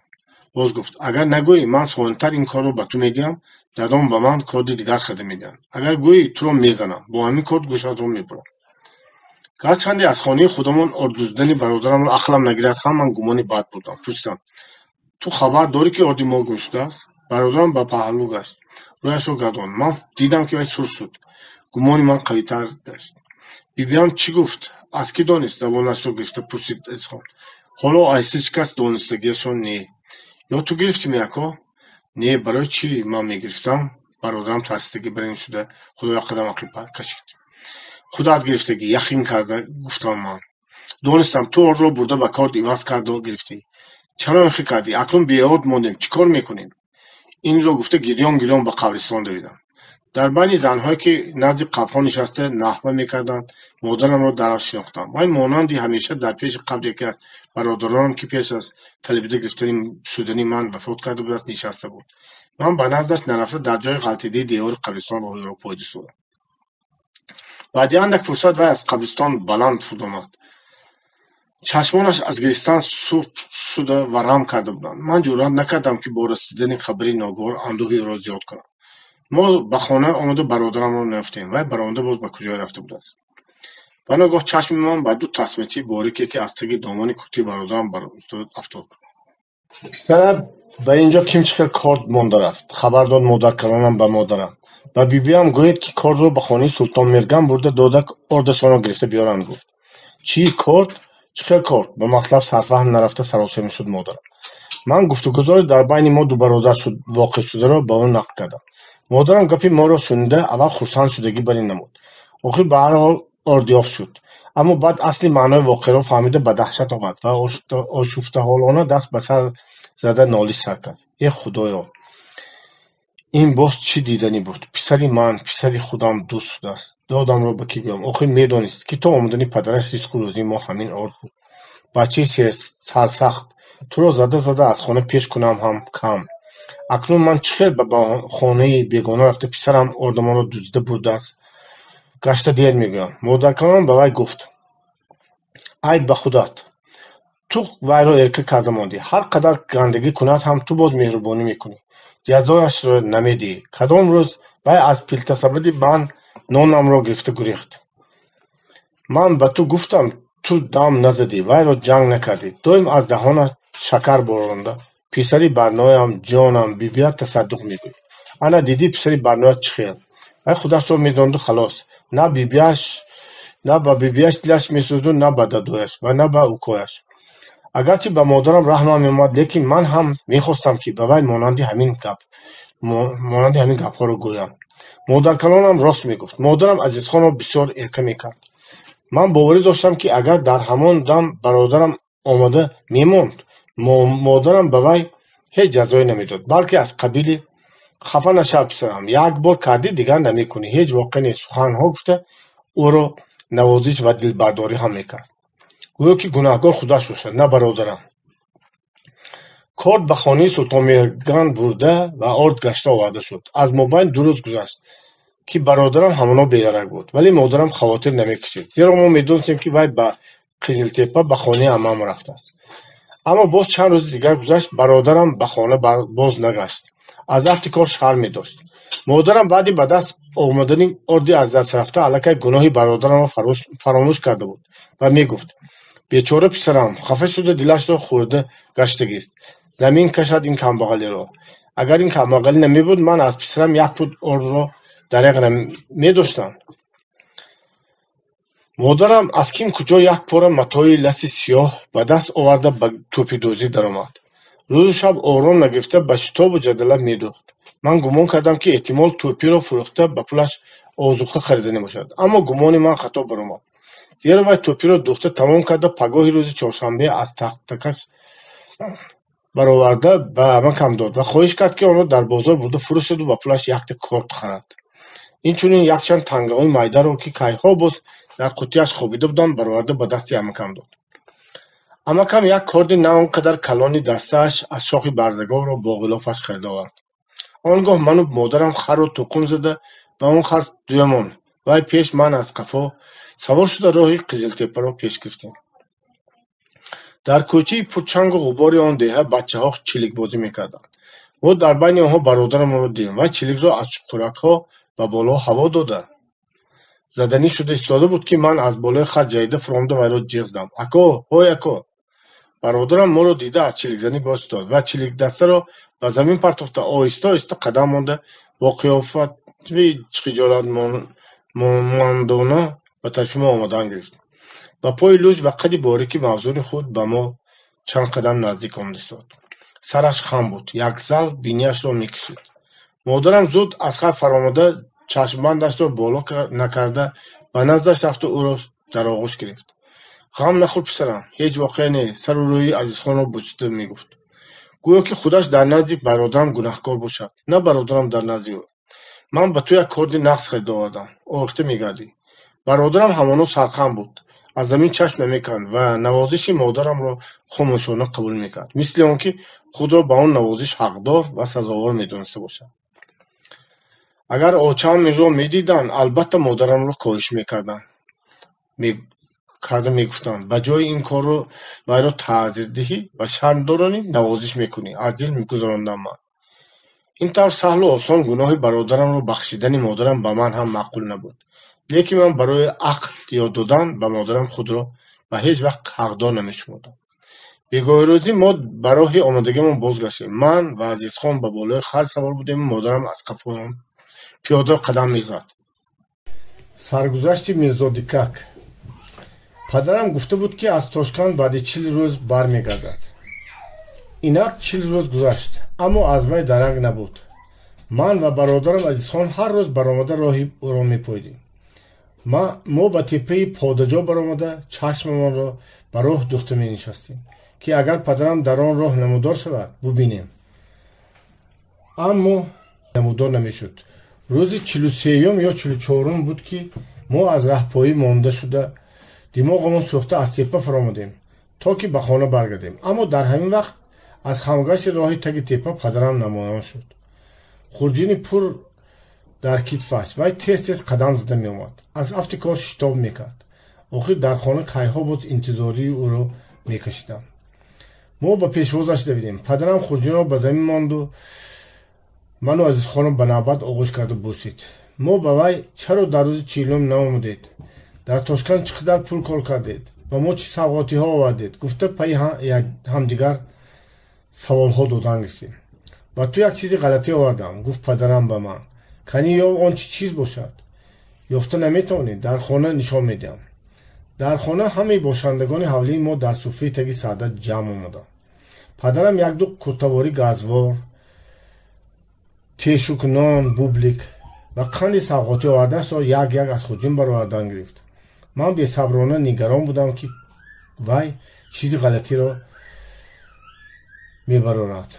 аммо падарам гӯё ки ваъдаи худро фаромӯш карда бошад, аз он чиз даҳон накушода хурҷини холишударо ба як тараф гузошт.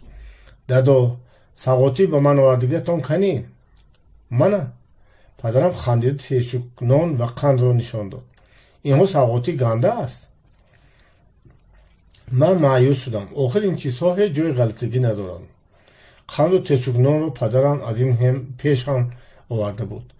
вай моро ба шириниҳо зиёфат кард. ман, Азизхон ва Зебӣ бо қанду тешукнон дарафт дидем. модарам ва зани амакам низ маззаи онҳоро чашиданд. фақат модаркалон дар канор нишаста буд ва ба ҳеҷ кадоми он чизҳо даст намерасонд. ин чизҳо ҳалол не, дасти кофирҳо расидагӣ, мегуфт вай, ҳарчанд ки савғотиҳоро бо чашмаш намедид. ба ногоҳ ман дар паҳлӯям як чизи аҷоибро дида мондам, ки маълум набуд вай аз куҷо пайдо шуд. дар кунҷаки палос, қадакаш ним ваҷаб, почакаш ёзондагӣ, чашмакош капка буд ва калон кушодагӣ як одамчии силиқи гулоби ранг нишаста буд. падарам хушҳолона ханда мекард. ман фаҳмидам ки чизи ғалатӣ ҳамин аст. падарам ба ман нафаҳмонда онро оҳистакак ба паҳлӯям монда будааст. шинос шав, гуфт вай. ин худаш бисёр бачаи хуб аст, лекин андак қайсарӣ дорад, ки ҳеҷ хоб намеравад, фақат мешинад. кушиам хоб намеравад. падарам бозиро якчанд бор ба замин хам кард, аммо ҳамин ки дасташро мебардошт, бачаи қайзар даррав хеста менишаст. номаш чӣ? бозиро ба даст гирифта пурсидам ман.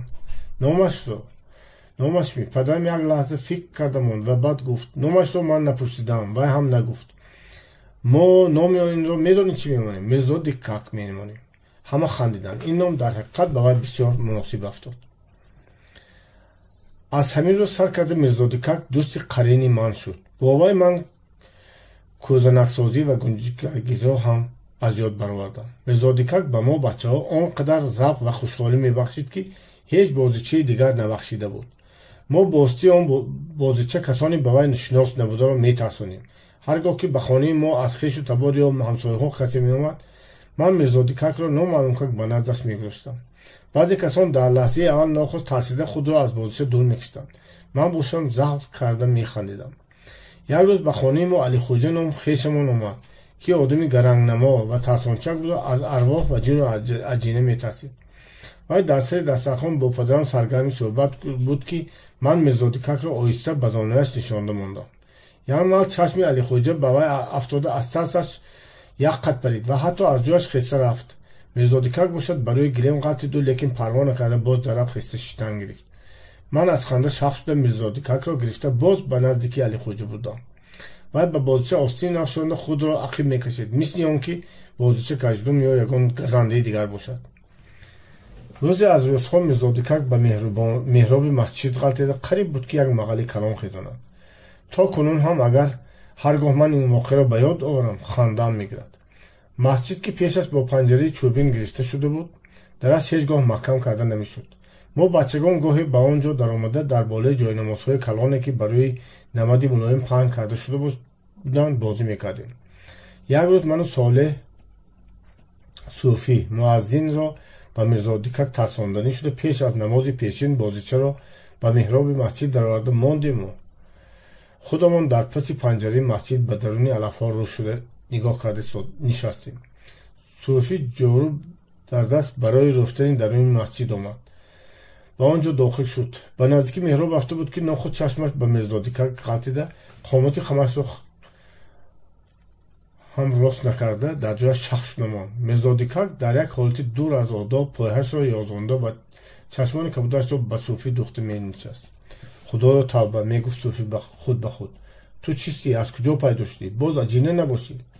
بعد صوفی عجینه را با نوک جاروبش آهسته جنباند. میرزادیکک با یک پهلو غیلده همان لحظه باز خسته نشست، گویا که با زبان حال و عمل به صوفی انا در همین جا شتم میگیرم، از تو نمیترسم میگفت. یه لعنتی خسته میشنیده شنیده شد آواز صوفی. من و صالح در درمی علف شکممان را داشته غیل زده میخواندیم. از کوچه به صحن مسجد 3 کس آمدند. یکی از آنها ملا زینالدین بود.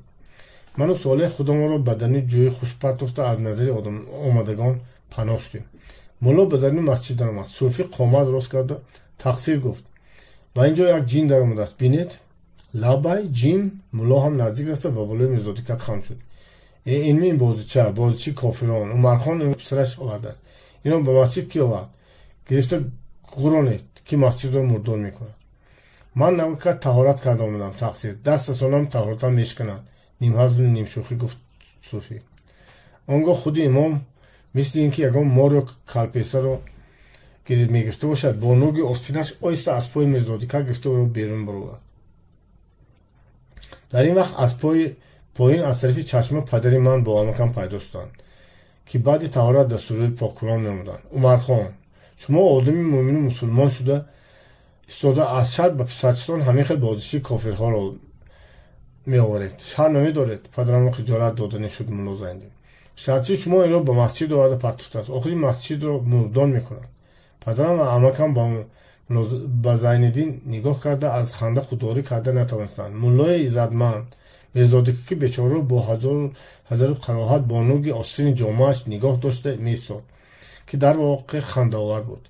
این یک بازیچه عادی بچگان است. لبخند کرده جواب داد پدرم. ولی مسجد را چقدر مردار می‌کرده است؟ می‌کند. هر چیزی که با دست کافر ساخته شده باشد مردار است. حکم ملا و بازیچه را به نفرت به طرف دیوار قراند. صوفی از آن گفت آدم‌ها تا پایانی از آن در آن هر جا سرهاشون رو خم کرده نشستند.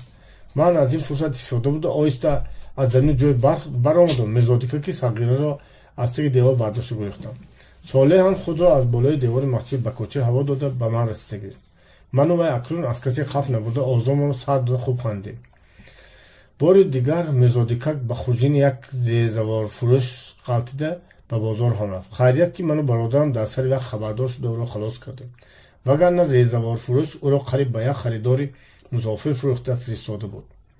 اگر خلاص نمی‌کردیم بیچاره به مسافرتی غلطیده نابود شده رود هم عجب نبود. واقع این است ریزوار فروش که آشنای ما بود هر روز چهارشنبه از دیه همسایه‌ام در خانه ما کمی دم می‌گرفت و بعد بازار می‌رفت. و شانه، رسمان، سوزان، سرمه، دهنی فرنگ، تیشقال، سقیج و مانند همین چیزها رو می‌فروخت. یک روز بازار از دیه خودش آمده به حوله ما فرو آمد و خورجینش را در طاقی ایوان مانده خودش به خانه درآمده به پدرم چای نوشید نشست. برادرم عزیزخان در ایوان خورجین را به من نشان داده گفت بیا میرزادیکک را به درون خورجین انداخته میمانیم و مردک را میترسانیم. مردک به بازار رفته که خورجینش را شاید میرزادیکک میبرد و میترسد. من راضی نشدم. رود و میرزادیکک را به یگان جای پرتوید یا فروخته فرستد. سانی چیکار میکنیم؟ فروخته نمیتونن. من هم به بازار میروم. کو من از وی خبردار شده میستم. اگر خواهی تو هم با من بیا تماشا میکنیم.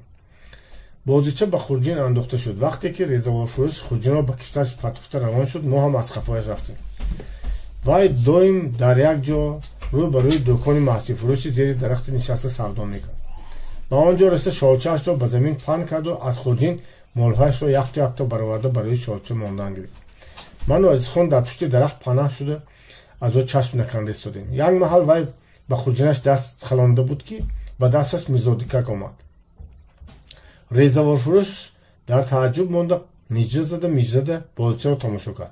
بغایت حیران شد و البته فکر میکرد که این چی باشد و بدانی مالهای او چطور افتاده مانده باشد. آخر در خورجین وی این خیلی مال نبود کو. بعد از این وی خود به خود تبسم کرده بازیچه را به یک کنجی شالچه ماند. میرزادیکک از روی عادت خود در رفت خسته نشست. резаворфурӯш вайро хобонда монд. Вай боз хест. аз вақти кори аграрагӣ Мирзодикак ба резаворфурӯш хуш омад, ки вай боз якчанд бор ӯро палвонокӣ пӯшнокӣ хобонда мешуд. аммо Мирзодикак ҳеҷ таслим намешуд, фақат нишастан мехост.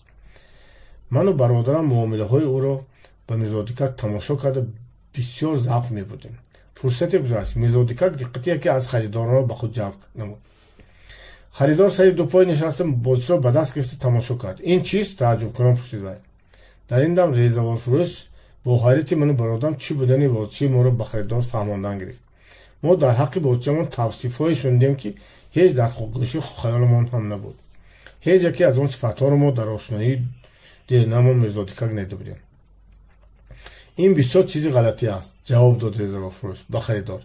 баъд аз он тез гап задан гирифт. инро қаровулаки хесташинак мегӯянд, гуфт.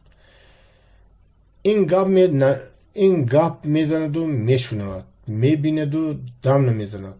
худаш шиштакори хоббезор аст. корҳои мекардагаш ҳеҷ махлуқ карда наметавонад. дар хона ки хесташинак бошад, моро гаҷдум намедорад. ҳар кас инро дар пешаш монда хоб рад, дар сари вақт бедор мешавад ва намозашро қазо намекунад. агар шумо дар сари қаҳру ғазаб фарзандонтон ё занатонро бегуноҳ заданӣ бошед, як бор ки чашматон ба қаровулаки хесташинак ғалтед, дарав аз ҷаҳлтон мефуред. ана ҳамин нав хосиятҳо дорад ин хесташинаки мо. харе, қимат намефурӯшам. ин ба худи ман аз як ҳоҷӣ расид. пули як гӯсфандро дода харидам. ҳоҷиро аз Истанбул оварда будааст. ку савдо кунед. резаворфурӯш худаш аслан одами суханбофу суханпардоз буд, вале то ин дам ин ҳунари вай ба чунин дурахшонӣ зоҳир нашуда буд, чунон ки ҳоло зоҳир шуд. дар ин вақт бародарам давида рафта Мирзодикакро аз дасти резаворфурӯш зада гирифт. агар зада намегирифт, ба дасти бегона рафтан муқаррар буд.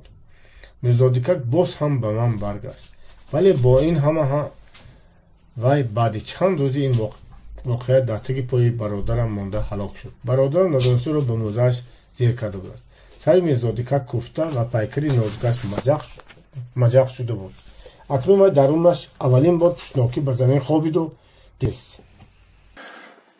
ҷалои ватан.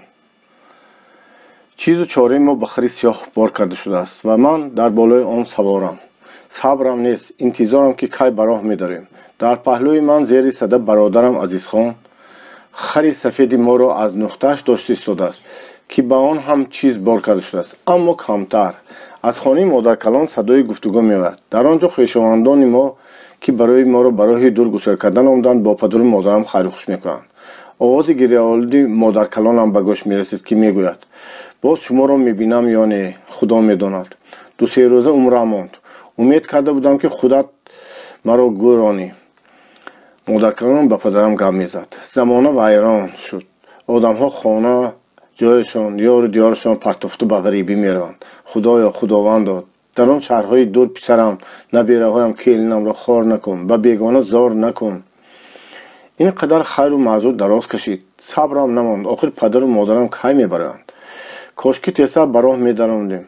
ман имрӯз ё пагоҳ поездро мебинам, баъд сирдарё, баъд аз он Тошкандро, ки падарам дар бораи он ҳикоятҳои аҷиб мекард, мебинам. имрӯз дар роҳ харро ҳар чӣ қадар дилам хоҳад савор мешавам, ки ормонам намонад. хари сиёҳро мо аз ҳамсоя киро кардем. вай ба қувват ва тезгард аст. зӯр ҳангос мезанад. вай хари сафеди мо барин не. хари мо пир, сархам, гаранг ва сустгард аст. ба вай ҳолот халлачӯб як тараф сад ҷуволдӯз ҳам дуруст кор намекунад.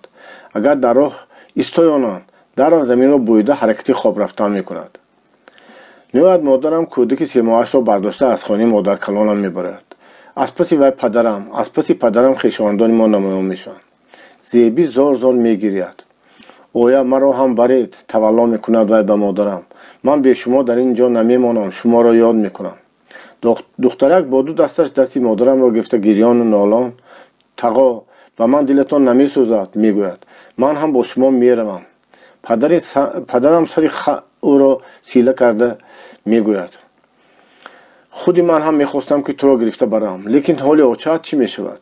вай бе ту як рӯз ҳам зиндагӣ карда наметавонад.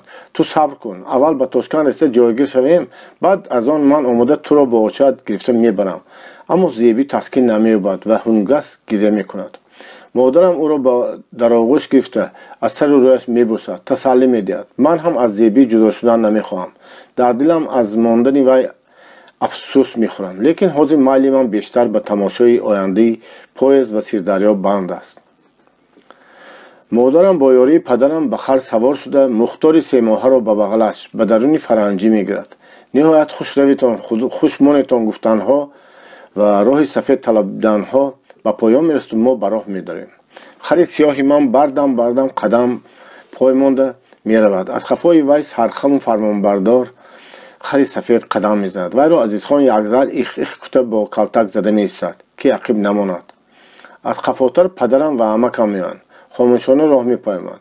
عمکم گاه یک آه کشیده میماند. وی از کوچیدن ما راضی نیست. سفر ما با وی نادرکار و خطرناک مینماید. این پگاه وی در خانه بسیار حرکت کرد که پدرم را از نیتی سفری پرخطر گرداند، اما پدرم نمیگشت. وقتی که ما از دیه برآمدیم، عمکم آخرین بار به پدرم گفت: و من نگریدکا، حاضر هم دیر نیست، از راهتون گردید، با هم یک جا باشیم بهتر است. در همین جا هم روز ما میگذرد. تو جینی شدی، آتشین شده جواب میدهد پدرم. ما حاضر بازی کردی استادیم، مگر من که با یگان کار جذب کردم تمام، از راه هم نمیگردم. قحطی سر شده بود. پدرم از ترس آنکه ما را به تاشکند دور کوچانه میبرد. خشکسالی کشت‌های دهقانان را نابود کرد. از قوزی در دولان کاشتی ما فقط 2 جوال کورک روید و خلاص. پدرم این کورک با 1 جوال زردآلوی در باغ خشکانده‌مان به عمکم داد و باز وعده کرد که دیرتر از تاشکند پول میفرستاند. تاشکند شهری کلان است. پدرم در آنجا آشناها دارد. عمک کلانیمان عیساخان در همان جاست. ما میتوانیم وقت‌های اول در خانه وی استقامت کنیم. بایهای تاشکند محتاج مردیکارند. پدرم با مردیکاری آنها رفته معاش زندگی ما را پیدا خواهد کرد. این را وی از مامدر در دهی گرسنه که بعضی خانواده های آن از همین وقت به کلنجاره خوری سر کردند بهتر میدانست. ما از میان دشت با راه سنگلاخ میرفتیم. دیه در عقب ماند. هوا تیره بود. نفس زمستان حس کرده میشد. هر دم شمال خنک وزیده علفهای خشکیده کنار جایهای بیاب را به زمین پخش میکرد. دیه هایی که در کنارهای دشت بیابان مانند دیده میشدند با 1 تا نیم تا درختان برهنی خزان زده اشان به نظر مثل خرابزارها می نمودند. خر سیاه سرکش و هنگی به جانم رساند. وی هر دم بی سبب هنگاس میزد. اگر در دشت خر را دیده ماند، فوکش را بالا کرده نعره کشیده به سویش میدوید. پدرم یا عمکم قهر کرده وی را کلتک زده به راه انداختنی میشوند. قهر کرده جفت میزد. من باشم با 2 دستم از یالش محکم قپیده خودم را به زور از غلطیدن نگاه می‌داشتم. نهایت طاقتم تاق شد و به پدرم گفتم که از خرسواری بیزارم و پیاده میروم. فرو آمدم. به جای من خر را برادرم سوار شد. خر سفید پیر هم ما را خیلی تشویش داد و راه نغز و هموار را مانده یک ځل به راه پست و بلند و سنگلاخ میگشت. به درون لای و جایها می‌درآمد. پدرم یا عمکم او را زده به میان راه میانداختند. هرگاه که ما در یگان جا اندک قرار میگرفتیم وی در زمین را بوی کرده خوابیدنی میشد. مادرم ترسیده ما را جیغ میزد. یگان که ما دویده رفته خر را زده از خوابیدن منع میکردیم. در یک دهه سر راه ما کمتر ایستاده دم گفتیم. بارمان را از بالای خرها فرآورده آنها را برای چریدن سر داده بودیم که همان خر سیاه به سبب با خر سفید جنگ طلب شده به وی درفتید. او را با سر سینه‌اش میزد، گردنش را میگزید و باز گویا که خودی او را زده ایستاده باشند داد هم میگفت. در این دم خر سفید دنگاسر ناگهان به غیرت درآمده و آن خر سیاه شورپوش چنان جزای سختی خوبی داد. یعنی پوش گردانده با 2 پای عقبش به فوکی او و شکمی او و هر جاش که راست آمد لغت زدن گرفت. شورپوش اول آن ضربه ها را پسند نکرد، اما در آخر تاب نیاورده فریاد کنان گریخت. بعد همین وی حلیم و فرمانبردار شده ماند و دیگر به خر سفید نزدیک هم نمیرفت. به ایستگاه راهان ما در وقت غروب آفتاب رسیدیم. ایستگاه در دشت کشاد واقع شده بود. در نزدیکی راه آهن بینای خود دککی بود. قیشتین بامش از تنوکی سرخ. این بینای وکزل بود است. از وی دورتر در کنار راه یک خانه پست لایی به نظر می نمود که چایخانه بود. پدرم با عمکم بار را از خرها فرآورده به چایخانه درآوردند. من و عزیزخان باشه ماندگی را فراموش کرده به خاطر راه آهن شتافتیم. من روی ریلسی جلادار دویدن گرفتم. ریل‌ها از ایستگاه به 2 جانب رفته در افق دشت غایب می‌گردند. تو وقتی گاوگون ما در بالای ریلز ها دو میکردیم. بناگاه از دور دو آتشک نمودار شد. پدرم که به نزد ما آمده بود گفت که پاییز آمده است و این دو آتشک دو چشمی پاییز است. آن چشمان علاوین تا رفت کلانتر شده راست به طرف ما میآمدند. ما از ریلز ها دور شده در پیش بینای وокزال پاییز را پاییده ایستادیم.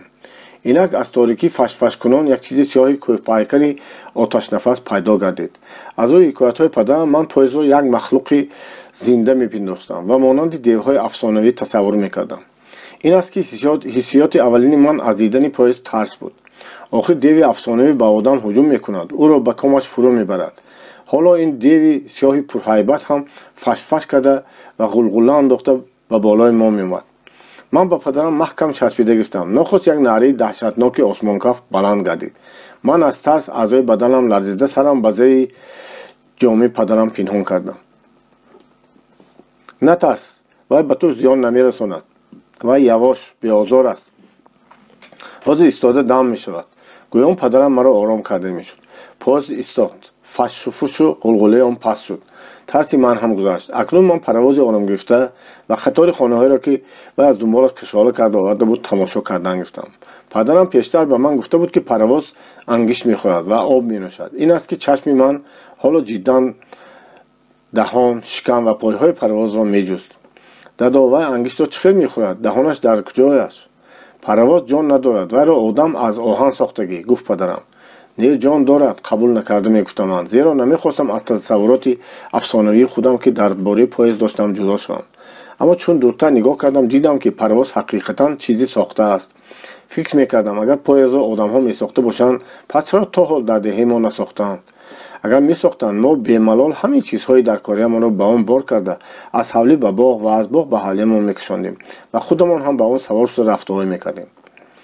وقتی که با پاییز نشستیم من در این باره به پدرم سوال دادم. وی گفت پاییز رو روس‌ها میسازند. آنها حکمت این را یافتند. اگر ما هم یابیم میسازیم. حکمت چیست؟ من نمیدانستم و آن را در خیالم مانند طلسمی که از افسانه‌های مادر کلان و مادرم شنیده بودم تصور میکردم که آن طلسم در بین کوه‌ها در غارهای کسمیاب و کسمبین پنهان بوده است. معلوم میشد که روس‌ها آن طلسم را یافتند. فکر میکردم من میخواستم که من هم آن را یابم. امکم خری سیاه را سوار شده و خری سفید را پیش انداز کرده به دیه برگشت. ما باشیم در پاییز نشسته راه تاشکند را پیش گرفتیم. در بین همسفران ما مردان شبکپوش و زنان بیفرنجی سفید روی معلموی بودند که خوش و خرم با زبانی به ما نافهم‌ها چق میکردند.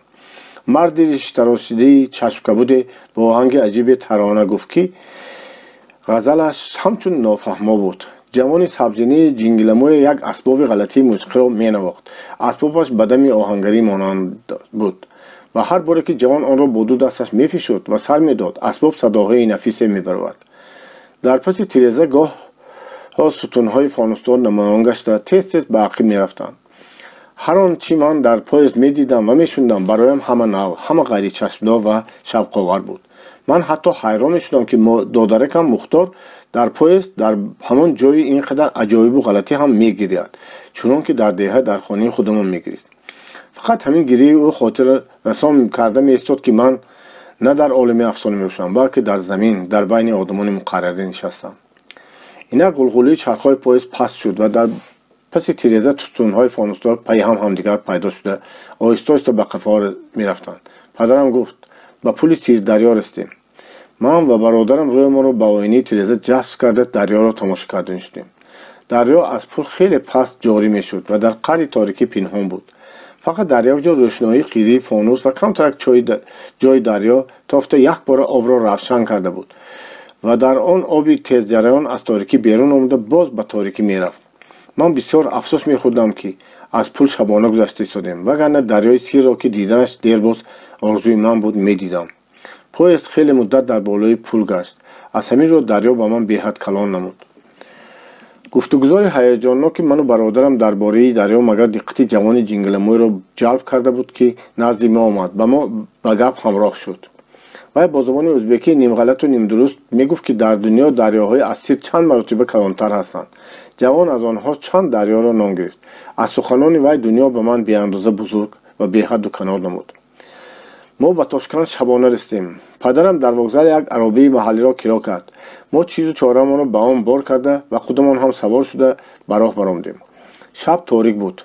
ман шаҳри Тошканд, хонаҳои равони зангуладори он, занҳои маъламӯи шодарӯи онро ки падарам ҳикоя карда буд, тамошо карда натавонистам. аммо баъди чанд фурсат донистам ки дар ин бобат афсӯс нахӯрам ҳам мешавад. Аробакаш моро аз кӯчаҳои каҷуклеви торик ва беодам мебурд. дар ду бари кӯча деворҳои лоин, дар паси деворҳо боғчаҳои хонаҳои паст намудор буданд. ин манзара аз деҳаи мо фарқе надошт. наход ки Тошканди афсонавӣ ки аз ҳикоятҳои падарам дар хаёли ман тасвир шуда буд, ҳамин бошад. не, Тошканд ин нест. ин атрофи Тошканд аст, гуфт падарам. мо бо Шибли ном гузар ё маҳаллии шаҳр равон будем. нисфи шаб мо бо танкӯча даромада дар дами дарё қарор гирифтем. падарам дарро куфта бо овози баланд касеро ҷиғ зад. аз дар ду-се мард баромданд. яке аз онҳо маро бо дасташ бардошта ба дарун бурд. бурда ба хоне даровад ки аз рӯшноии чароғи ба шифт овехташуда нимравшан буд. хона аз хонаи деҳагии мо кам фарқ дошт ва аз он беҳтар набуд. мардак мусифед буд ва маро ҷиянам мегуфт. фаҳмидам ки ин кас амаки Исохон аст. модар, падар ва бародарам бо ҳамроҳии мардоне ки ба пешвози мо баромада буданд омаданд. аз паси онҳо се зан пайдо шуд ва яке аз онҳо кампири лоғри қаддарози андак қоматхамида буд. ғайр аз амакам боз 4 мард амакзодаҳои ман, 2 нафаршон монанди падарам гандумгуни сиёҳриш, 2 дигаршон ҷавонтари мӯйлабдор, ҳамаашон одамҳои солимчеҳра буданд. яке аз занҳо дастархон андохт. ҳамин мо дар гирди он нишастем. зан якчанд харбузаи малларангро оварда ба рӯи дастархон гузошт. чун амакам онҳо ба кор пора кард, ман дидам ки онҳо харбуза набуда, балки нон буданд ва ин нонро ба русӣ хлеб мегуфтанд. аз он шаб беш аз ин чизе дар хотирам намонд, зеро ки маро зуд дар ҷои нишастагиам хоб бурдааст. Сотим Улуғзода, субҳи ҷавонии мо, Шибли. пагоҳӣ бедор шуда бинам ки дар хонаи дигар хобидам. ин хона ҳам монанди хонаи дирӯза камбағалона ва аз ҳар гуна зебу зиннат холӣ буд. дар паҳлӯям бо ман таги як кӯрпа бародарам мехобид. мехостам зудтар бубинам ки ба чӣ ҷое омадем. бинобар ин зуд ҷомаи мӯзамро пӯшида берун баромадам. яке аз амакзодаҳои ҷавонам дар рӯи ҳавлӣ сари ду пой нишаста бо теша ҳезу майда мекард. зане дар як гӯшаи ҳавлӣ бо оташдон алам мемонд. саҳни ҳавлӣ хеле васеъ буда, аз ҷониби боғ ба шохи дарахтон ва чихҳо гирифта шуда буд. аз паҳлӯи чих қад як ҷойча ки оба шилдро сада ҷорӣ мешуд, пайраҳе буд. ман давон ба ин пайраҳа рафтам. вай маро ба ҳавлӣ берун баровард. дар тарафи ростам девори баланду дарозе дидам ки ҳавлии берунро аз кӯча ҷудо мекард. тарафи чап чорбоғи калоне буд ки аз байни дарахтони мевадор канори дигари он пайдо набуд. дар байни он дарахтон танҳо якчанд хонаи пасти лоин намудор буд. ҳаво гирифта дарахтони боғ ҳама хазонзада, таги пои лои часпак буд. тактаги девор як ҷӯи заҳбурмонанд ё заҳбури ҷӯймонанд буд ки оби зарди кӯлмак дошт. манзара дилнописанд ва ғамангез. наход ки мо мебад дар ҳамин ҷо зиндагӣ кунем. деҳаи худамон аз ин ҷо беҳтар буд, мегуфтам ман дар дилам. амакам бо писарони зандораш дар як бино мезистанд. ҳар оила дар он бино хонае дошт. кидараш ҷудо буд. рӯзҳои аввал оилаи моро ба 2-3 хона тақсим карданд. падару модарам дар хонаи худи амакам, ман дар хонаи яке аз амакзодаҳоям, Азизхон дар хонаи амакзодаи дигарам истиқомат мекардем. амакам Исохон дар Тошканд таҳҷоӣ гашта 4 писар ва як духтараш дар ҳамин ҷо калон шуда буданд. 2 писари калониашон Исохон Хоҷа ва Эмин Хоҷа аёлу фарзанд доштанд. духтараш низ кайҳо ба шавҳар баромада фарзандҳо ёфта буд ва дар гузари дигар истиқомат мекард. ғайр аз амакам ва зану 2 писари калониаш, дигар ҳама аъзоёни ин хонаводаи калон забони тоҷикро фаромӯш карда буданд ва ӯзбекӣ гап мезаданд. мо ҳам забони ӯзбекиро медонистем. модарам бошад, дар солҳои аввали ба шавҳар баромаданаш аз тоҷикӣ дида ба ӯзбекӣ беҳтар гап мезадааст. зеро дар деҳаи зоидашудаи ӯ Қурғон ки дар байни деҳоти ӯзбек воқеъ шудааст, гарчанде забони гуфтугӯи мардум як вақтҳо тоҷикӣ бошад ҳам кам кам ба ӯзбекӣ табдил шуда будааст. аҳли хонаводаи амакам пештар ҳам аз ваҷҳи манзил тангӣ мекашиданд. акнун мо ҳам омода ба онҳо дар манзили танг ҳам манзил шудем. 2 амакзодаи хурдиам Исмат ва Юнусхоҷа ки аввали 30 сола ва дуюми 26 сола буд, ҳоло безан буданд ва бо падару модари пирашон дар як хона меистоданд. аммо акнун ки бо куштани оилаи мо манзили танги онҳо тангтар шуда буд. Маҷбур шуда буданд шабҳо ба хонаи ошиноҳошон ё ба самовархонаи шибли рафта хоб кунанд. занони амакзодаҳоям ба расми хешовандӣ ва меҳмоннавозӣ чанд рӯзи аввал тоқат карданд, аммо баъд камкам пешонаашонро чин кардан гирифтанд ва дар охир ошкора ғурғур мекардагӣ шуданд. модарам бо бачаи ширхояш дар хонаи бегона бисёр азият мекашид. вай дар байни чанд рӯз худашро гиронда монд. сурхии рӯяш ба зардӣ гашт ва дар таги чашмонаш сояҳои кабуд пайдо шуданд. падарам саҳар баромада рафта шаб бармегашт ва дар шаҳр кор меҷуст, то музде пайдо кунад ва ҷой суроғ мекард, то оиларо кӯчонда барад. аммо ҳар дафъа бе ҳеҷ натиҷа ба шибли бармегашт. мо бар ин бечораи бенаво бисёр будааст, мегуфт вай. гала гала мардуми гушна ғелидаю ҷӯлида аз деҳаҳо ба Тошканд омада истоданд, ки як пурча нон диҳад, ҳар коре ки фармояд мекунанд. каллапаз якто 20 партояд 10 кушта дарафта талош мекунанд. вай гоҳи Азизхонро ҳам бо худ гирифта мебурд. шаб ки ба хона баргаштанд, ман ба бародарам мепурсидам: ако шаҳрро хуб тамошо кардӣ? гуфта деҳ, чиҳо дидӣ? бародарам бо қард ҷавоб медод: дам шав, худам ба чӣ ҳолу ин аз шаҳр гап мепурсад, ё ин ки дидигии маро ту надидӣ, мегуфту дам мешуд. вай монда шуда аксар вақт гушна монда, димоғаш сӯхта меомад ва ба ҳеҷ кас гап назадан намехост. танҳо вақти шаб, вақте ки мо ҳарду ба таги як кӯрпа мехобидем, вай камкам бо забон даромада баъзе дидигаашро ҳикоя мекард. аммо ҳикояаш бароям ҳеҷ шавқовар набуд. вай аз бозор, аз дегҳои палав, аз нонҳои сафеди ширмол ва аз кабобҳои хушбӯй сухан меронду баъз. баъзан дар бораи ким кадом касоне ки падарамро ба кор гирифтан нахостанд, ё дар бораи сагҳои газандие ки ба ҳардуяшон, яъне ба падару бародарам ҳамла карда, онҳоро аз ким кадом дару дарвозаҳо ронданд гам мезад. ман бошам аз вай ҳикояти шаҳри аҷоиб, ҳикояти хонаҳои равони зангоздор ва монанди ҳамин чизҳои ғалатиро шунидан мехостам. хешовандони мо ба карточка нон мегирифтанд ва бо мо он нони худро бо ҳам медиданд. хиҷолати ин барои мо аз ҳарчи бадтар буд. иззати нафси падарам бисёр мекоҳид. агар вай дар вақти сарсонии саргардонии худ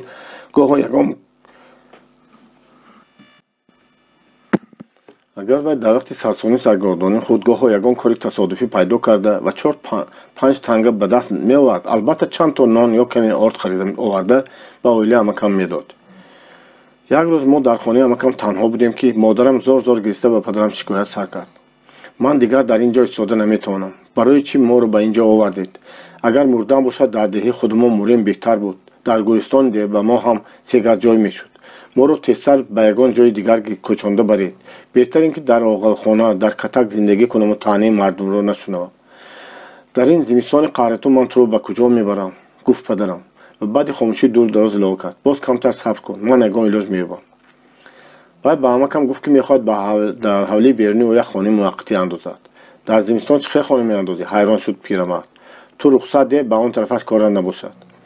амакам рухсат дод. падарам 6-7 адад хонаи дароз ёфта овард ва онҳоро ба девори баланди ҳавлии берун танба карда монда, дар байнашон 2 газ фосила гузошт. танбаҳоро бо навдаҳо бо ҳам баст ва ба болояшон шохи дарахт, қамиш, коҳу хошоки бурё андохт.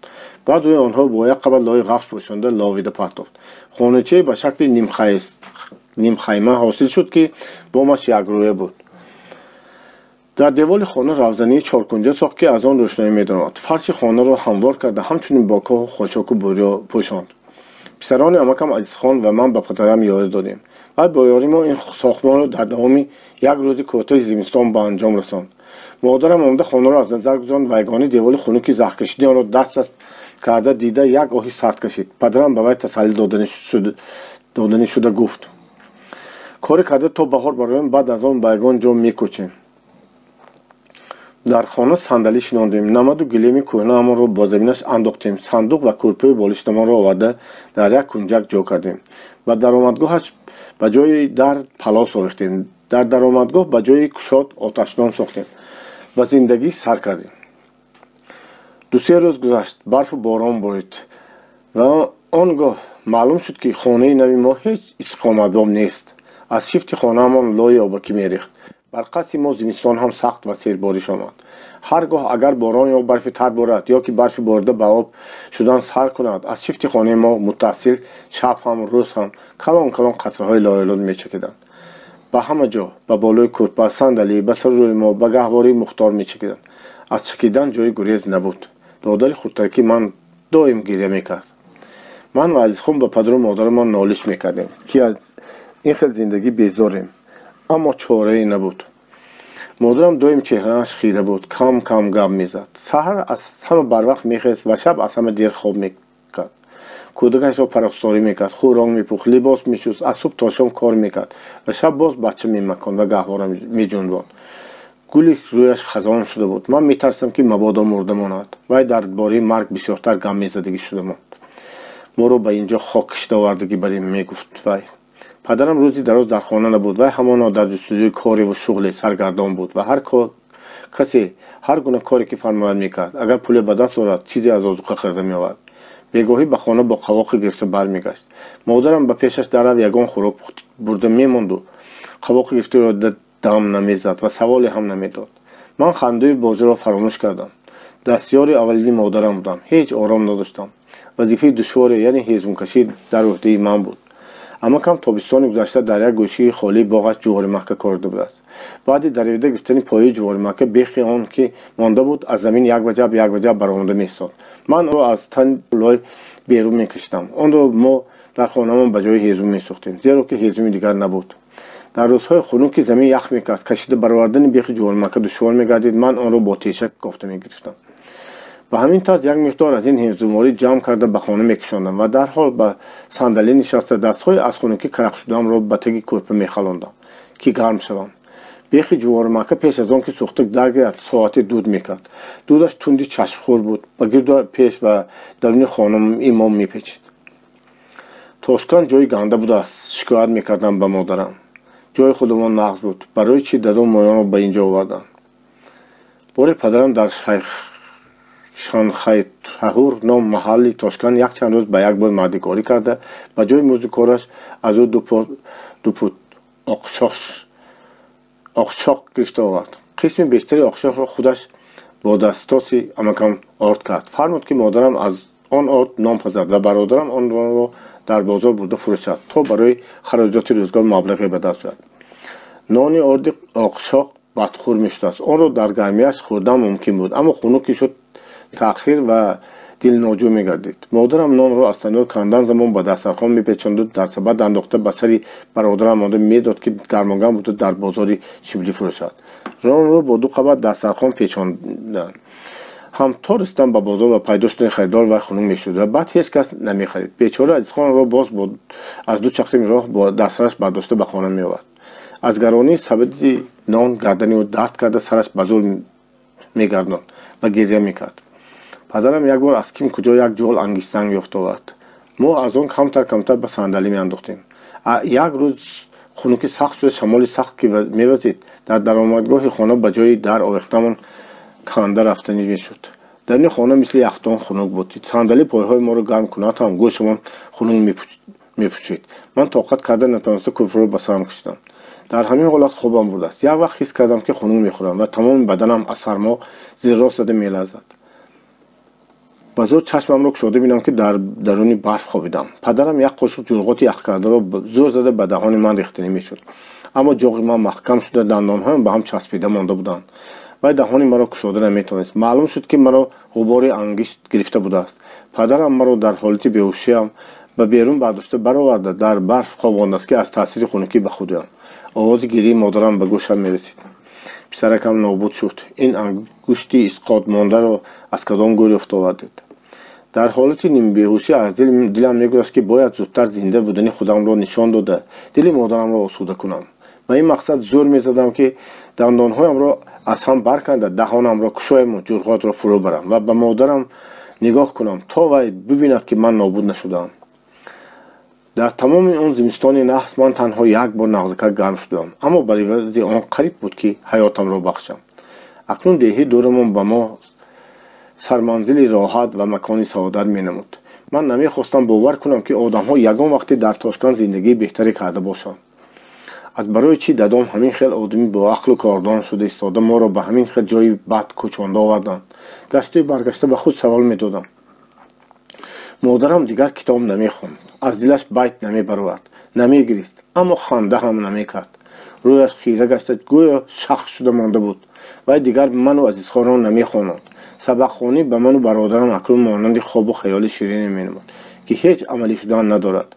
مادرم به لاف و گزاف زنها گوش میانداختگی شدمان.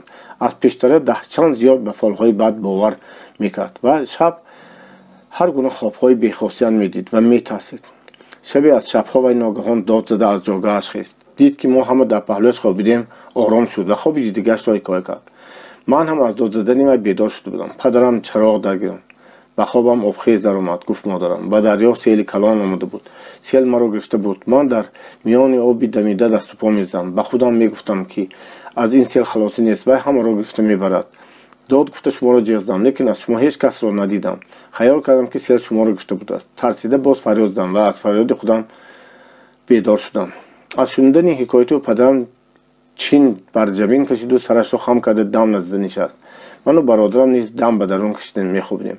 دل ما رو وهم گرفته بود، زیرا ما هم مانند پدر و مادرمون به خوابهای بد باور میکردیم. مادرم هر وقت میگفت که اگر آدم در خوابش بیگان فلاکت دچار شده و از آن خلاص نخورد معلوم میشد که اجلش نزدیک است. بنابر همین ما از خواب مادرمون سخت ترسیده بودیم. اجل ما رسیده بریم. بعد خاموشی دور دراز گریه کرده گفت مادرم. من و برادرم هم سرمان رو به کوپه پیچانده گریستیم. بیهوده خودت را خفه نکن. تو در آب غرق نشده ای، روی آب رفته ای. انشالله هیچ واقع نمیشود. خواب مادرم رو به نیکی تدبیر کرده او را تسلی داده نمیشد. پدرم آدمیزاد در پیشانیش بودگی را میبیند. من غم جان خودم را نمیخورم، اما از یتیم ماندن فرزندانم میترسم. گفت مادرم. بعد این واقعه مبادا که مادرم مراد گفته میترسیدگی شده ماندم. به وی حال ما چی میشود؟ من به وی از پیشتر 10 چند مهربانتر شده بودم. هر کاری که فرماید زود به جا می‌آوردم. گاهی به وی بیبی تو ما رو وقت گردید به مزار زنگی عطا رفته شم درگیرند. گفته دلسوزانه مصلحت هم میدادم، زیرا میگفتند که تو ما رو از چشم بد نگاه می‌دارد و حضرت زنگی عطا از سر اخلاصمندانش هر بلای آفت را دفع می‌کند. کمپیرها و همسایه زن‌های دیگر به مادرم این گپ‌ها به دهان بچه فرشته‌ها انداختگی گفتند و به وی قبولی نصیحتی مرا توصیه نمودند. مادرم به یک نفر ناملای کلان تومار نویسانده از تک کرتش به گردنش آویخته گرفت. یک بار به مزار زنگی عطا هم رفته شم مانده آمد، اما با وجود این خاطری من از حیات مادرم ناجم بود. بعضی شبها ترسان و هراسان بیدار شده در تاریکی آهسته به نزدش میخزیدم و گوش میانداختم که نفس میگیرد یا نه. چون میشنیدم که نفس میگیرد خاطر جمع شده باز به جایگاهم درآمده میخوابیدم. ساتیم اولوغزاده صبح جوانی ما به زواد. ما هیچ وقت اینقدر به صبرانه انتظاری بهار را نکشیده بودیم، چنان که در شبلی در آن زمستانی پرمشقت در آن گرسنگی و غریبی انتظاری آن را میکشیدیم. به تاشکند ما فقط 3 ماه پیش آمده بودیم، ولی این 3 ماه به ما چندین سال برین نمود. زمستان نمیرفت و بهار نمی اومد. گمان میکردید که خنکی، رطوبت، برف و باران و شمال پایان ندارد. نیم تاریکی که کازی ما، گری مختار خوردکک، دود بیخی جوار مکه، نان اشقاق، خوابهای واهمناک مادرم پایان ندارند.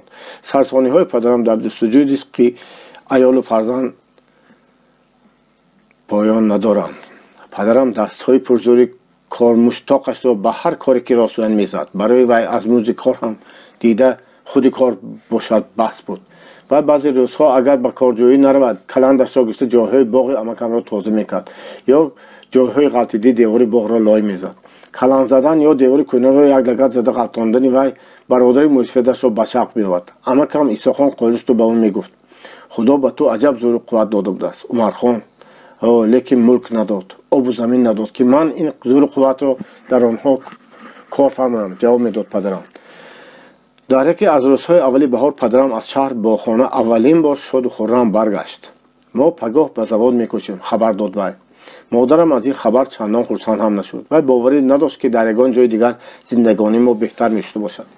لیکن مطیعانه به گنداشتن انجام خانه سر کرد. من و عزیز خان باشیم بسیار شاد شدیم، زیرا که دیر باز یگان دیگرگونی و نوگری را آرزو میکردیم. هوا گرفته بود، باران میده میبارید. عربه ما به کوچه کلان شهر روان شد. من هیچگاه این خیلی عمارت‌های بلند زیبا، این خیلی کوچه‌های فراخ سیرآدم را ندیده بودم. چشمم در یک جا قرار نمیگرفت. من نمیدانستم به کدام عجایبات شهر نگاه کنم. از بالای یک مناره غفل صدای زنگوله بلند بود. پدرم فهمید که اینجا بتخانه، مسجد روسی است. در سر چهارراه بین درختان بالای تخت کرسی گردی баланде ки баландиаш қариб ба зангулахони будхона баробар буд ки мишкал одамони сиёҳи шапкапӯш беҳаракат истода буданд. ман дертар донистам ки ин ҷойро сквер мегуфтанд ва он одамҳои сиёҳ хотираи фатҳи Туркистон, ҳайкали ким кадом саркардаи сарлашкарҳои подшоҳӣ буданд. аз падарам пурсидам: дадо, он одамҳо кистанд? барои чӣ дар он баландӣ истоданд? ин одамҳо аз оҳан сохта шуданд, ҷавоб дод падарам. ба фармони оқподшоҳ онҳоро ба он баландӣ бароварда монданд ки аз шаҳру аз мардуму вай чашм наканда хабардор шудистанд. онҳо зиндаанд? модом ки рост истоданду намеғалтанд, бояд зинда бошанд, хандид падарам. аз мардум барои чӣ хабардорӣ карда меистанд? аз барои он ки одамон дар кӯчаҳо дониста қадам монанд ва каж нагарданд. ман хонаҳои равони зангуладорро ҳам дидам ки трамвай номида мешуданд. баъдҳо ман ба трамвай бисёр савор шудам, аммо дар аввалин бори диданам ба ҳайрат монда будам. хоначаҳои пур аз одам худ ба худ, беасб, бепарвоз рӯи ду хати оҳанин медаванд. зангулаашон нопайдо буд, аммо ҷарангос мезад, то ки одамон сари роҳи онҳоро нагиранд. падарам гуфт ки монанди поезд трамвайро ҳам алов роҳ меравонад, аммо алови он дар худаш набуда, балки дар даруни симҳоест ки ба болои роҳи трамвай кашида шуданд ва номи он электр аст. хонаҳои равон дам ба дам аз канори кӯча мегузаштанд. ман дар симҳои болои трамвай гоҳ-гоҳ барқвор дар гирифтани отиши электр ва паридани шарораҳои кабудро мебинам. ҳанӯз аз тамошои трамвай сер нашуда будам ки аз паҳлӯи мо як аробии сиёҳи бисёр зебо давдавон гузашта рафт. вай чунон бо суруат мерафт ки ба назарам кимчхел ҳайвони тездавбарин намуд.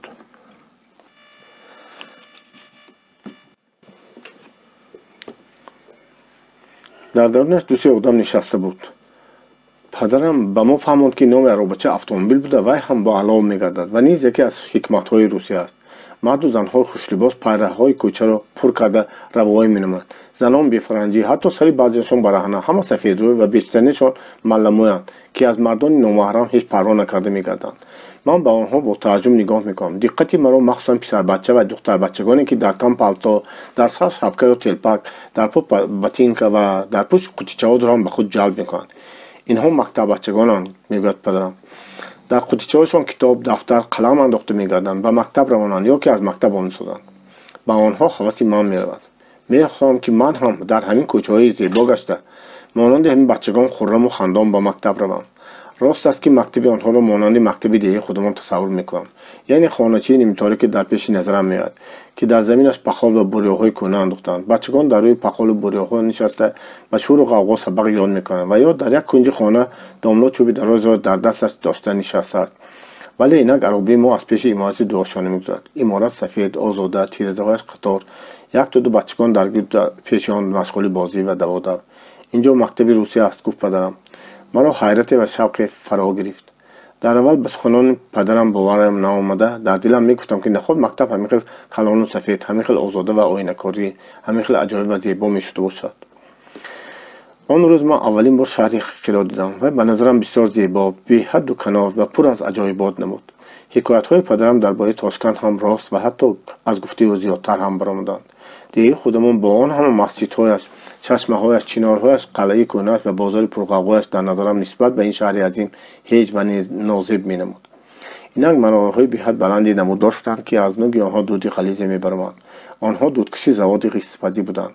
мо пагоҳӣ ба роҳ баромада будем ва ҳозир офтоби аз паси аб намоён гашта ба нишастан наздик шуда буд, аммо тамошои шаҳр бароям гузаштани вақтро номаълум мекард. чунон ки ба гумони ман аз аввали ба роҳ баромадан то ҳол ба қадри як чойнак чой нӯштан ҳам фурсат нагузашта буд. ниҳоят аробии мо ба дуни як дарвозаи калон омада истод. дар паси дарвоза биноҳои сафед ва дарахтзор намоён буданд. дар паҳлӯи дарвоза хоначаи чӯбине буд ки аз он хонача пирмарди якчашмии шапкапӯша баромад. вай ба падарам муроҷиат карда чизе мегуфт. зоҳиран кӣ буданд ва аз куҷо омадани моро мепурсид. ярашев ба биноҳои сафеде ки аз дарунтаи дарвоза намоён буданд ишора карда гуфт падарам. бобои якчашма ин номро худ ба худ бо ҳанги савол такрор карда кифт меҷонд. аён буд ки ин ном барояш шинос нест ва ӯ аробии моро ба дарун роҳ додан намехост. мастеровоиш ярашев, андики отиш шуда гуфт падарам. пирамард даст ҷунбон мефаҳмад ки на маро ва на Ярашевро намешиносад. дар гирди мо як дуду одамони ношиносу бачагони ҷамъ буданд. падарам якзай номи Ярашевро гирифта боз муддате ба пирамард кашокаш кард, аммо бефоида. پیرمردی سرکشی گبنافهم سری راه ما را گرفته بود و طلب میکرد که ما زودتر برای آمادگیمون گردانده. باران باز مایده کرد. ما سراپا تر شدیم. مختار گریه برداشت. آدمان جوانده به محاسبه کشاورزی پدرم پیرمرد یک چشمه که گپشان با یکدیگرشان هیچ فهمانده نمیتونستند میخندند. مادرم از همه ما زیادتر به تنگ آمده بود. بناگاه در درونتری دروازه از پشت عمارت سفید یک آدم موی سرش جینگلی پریشان نمودار شد. وی به پای برهنه کلوش پوشیده میانش رو هم نبسته برآمده بود و شمال دامن کرته دروازش را لپس میداد. وی تیز قدم مانده به سوی دروازه میآمد. پدرم خرسندانه به پیشوازی ایستاد. یارش سلام علیکم یارش. شخصی پرنشوی با پدرم شاد و خندان واخوردی کرد. بعد از آن به بابا یک چشمه رو ورد چیزی گفت. بابا سر تا و دست افشاند. معلوم بود که ما رو به درون راه دادن نمیخواهد یا نمیتواند. با آنگه سرزنش به پدرم میگفت یارش نه یرشاف. ها بله یرشاف راضی شد پدرم. معلوم شد که وی نام آشنای خود را غلط گفته بوده است. اون یرشاف هم به طرف پیرمرد دفع شد. یکی دیگر با تو گفتن نمیخوام. با پدرم تو در همینجا منتظر باش من زود گشته میام گفت و باز تیز قدم آن رفته در پس عمارت‌های سفید از نظر غایب شد. یک نیم ساعت گذشت از یرشاف درک نشد. ما در زیر باران خیلی هم با هم حال تباه ماندیم. مختار بیارام گریه میکرد. اسبی مانده شده با سر خم ایستاده از باران شمال زیر میلرزید. گمان میکردیم که غیر از بازگشتن به شیبلی چاره دیگر نیست. عزیزخان از پدرم کی بودن یرشاف را پرسید. معلوم شد که پدرم دیروز در وقتی سرسانی سرگردانی خود در جستجوی کار گزارش از پیش یک بنای انبار مانند افتاده است. در آنجا یک کس با دو عربه چهارچرخه باشگاهی و از اینا فراورده به انبار کشانده ایستاده بود است و آن کس همین یرشاف بود است. دوی دیگرش که عربکشان بودند با عربه‌هاشان تکیه کرده ایستاده با حضور مخارکه میپیچاندند. پدرم به نزد یرشاف آمده میپرسد که اگر به کار یاری رسام چی میگویی؟ یرشاف خانه میگه یاری تو رو با جان دل قبول میکردم که لیکن افسوس موزش رو داده نمیتونم پول ندارم. تبسم کرده گبزنی بردک و معامله دوستانه با پدرش خوش میاد. محلش موز لازم نیست میگرد و با یرشاف و با همراهی باشگاه رو برای حوالی انبار و از آنجا به تخانه کشانده میگرد. بعد تمام شد این کار یرشاف فکر کرد ایستاده میگرد برادر حق تو رو دادن لازم بود لیکن من این چیز ندارم. بیا برابر سوارش من تو رو به زوال میبرم. خانه من در زواد است. من در آنجا حق تو رو برابر میکنم. پدرم به عربه سوار شده به همراهی یرشاف به زبان میرود. در آنجا یرشاف او را به خانه خودش بوده به کرم شوربا ضیافت میکند. در وقتی تمام دویشان صحبت کرده از حال یکدیگر واقف میشن. یرشاف خودش اصلا از کارگران روسیه بوده. در قشون سرخ سواره خدمت میکرده و حال اتوبوس کشته به پیش عائله‌اش آمده بود است. وی زن دو فرزند خردسال یک دختر و یک پسر داشته است. زن و بچگانش از روسیه به قریبی آمده در همین زواد جایگیر شده بودند و کمبغلانه روز میگذراندند. در خانهشان غیر از یک پوستین میز نیمکت و دو سه طبق و کاسه دیگر چیزی نبوده است. پدرم با سرگذشت غریبی بی‌سر و سامانی ما را حکایت میکرد. یرشاف با اندیشه میرفت و در آخر میگوید یک مصلحت دهم به همینجا کوچیده بیاد. در زواد کار میکنی. صاحب زواد پیشتر ایوانوف بورژوی بود. اکنون صاحب ما هستیم. کوچیده بیا و سلام. در همسایگی من یک خانه خالی است. وقتی اول در اما خانه چیکار کنی هم میشود. یرشاف با پدرم بنا را نشان میداد. در آن بنا سه خانه خطاب داشت. درهای هر سهشان به یک ایوانی دراز گشاده میشدند. در خانه یکم عائله یرشاف، در خانه دوم یک مرد اینوالید زندگی میکردند و خانه سوم فرشش خاکی و خودش اندک تعمیر طلب خالی بود است. پدرم در اندیشه مانده است که برای اشغال کردن و این خانه را اجازه میداده باشد یا نه، اما یرشاف به طور قطعی گفته است با این من کفیل کوچیده بیام. سبب وزارت کشته آمدن ما آن همین بود است. نهایت از پشت بناهای سفید یرشاف نمایندار شد. این دفعه وی به پایش موزه و به سر شپکه پوشیده شینل خاکی رنگ نیمداشت را به کتفش پرتافته می‌آمد. با همراهی باز یک مرد قامت بلند خوش‌سیما و گندمگون در تنش نیم جامه سیاه چرمین داشت. یک دستش را در بغل کرده قدم می‌زد. دویشان به نزد ما حاضر شدند. یرشاف با همراه خود گفت توارش نیکولایف گفت توارش وینادیل خطاب کرده ما را نشان داد سخن راند. ظاهرا او را باور کنده می‌شد که وزارت کوچیده در ما لازم و ضرور است. وای گپ زد یک دوبار به کفتی پدرم زده رابطنیک گفتم سیز کیم نیمه کرد. ناگهان شخصی نیکولایف گفته پدرم با زبان ازبکی مراجعت کرد. پدرم با شنیدن لفظ ازبکی شاد شده به آن شخص عرض حال کرد. من دهقان فرغانگی هستم. قحطی سر شده بود که به تاشکند کشته آمدم. کار کوفته گشتم. دینه در شهر با این یرشاف یاردم رسانده باشگاهش را به انبار کشانده دادم. بعد وی مرا به عربه سوار کرده به خانه‌اش آورد. من به وی کار نمی‌برم. خانه ندارم. سرسان هستم گفته بودم که وی به زواد کشته بیاد در همینجا کار میکنی. گفته صاحب پیشتری زواد را زده پیش کردیم. اکنون صاحبی وی خودی تو میشوی گفت. از برای همین هم به اینجا کشته آمدم. نیکولایف به یرشاف روی گردن ضبط کرده خندید. صاحب زواد خود تو میشوی تکرار کرد و باز خندید. بعد از آن از پدرم پرسید در کجا استقامت کردنی هستی؟ ما خانه خالی نداریم. ершов ба ман як хонаи холиро нишон дода дар ҳаминҷо истиқомат мекунӣ гуфт. ҷавоб дод падарам.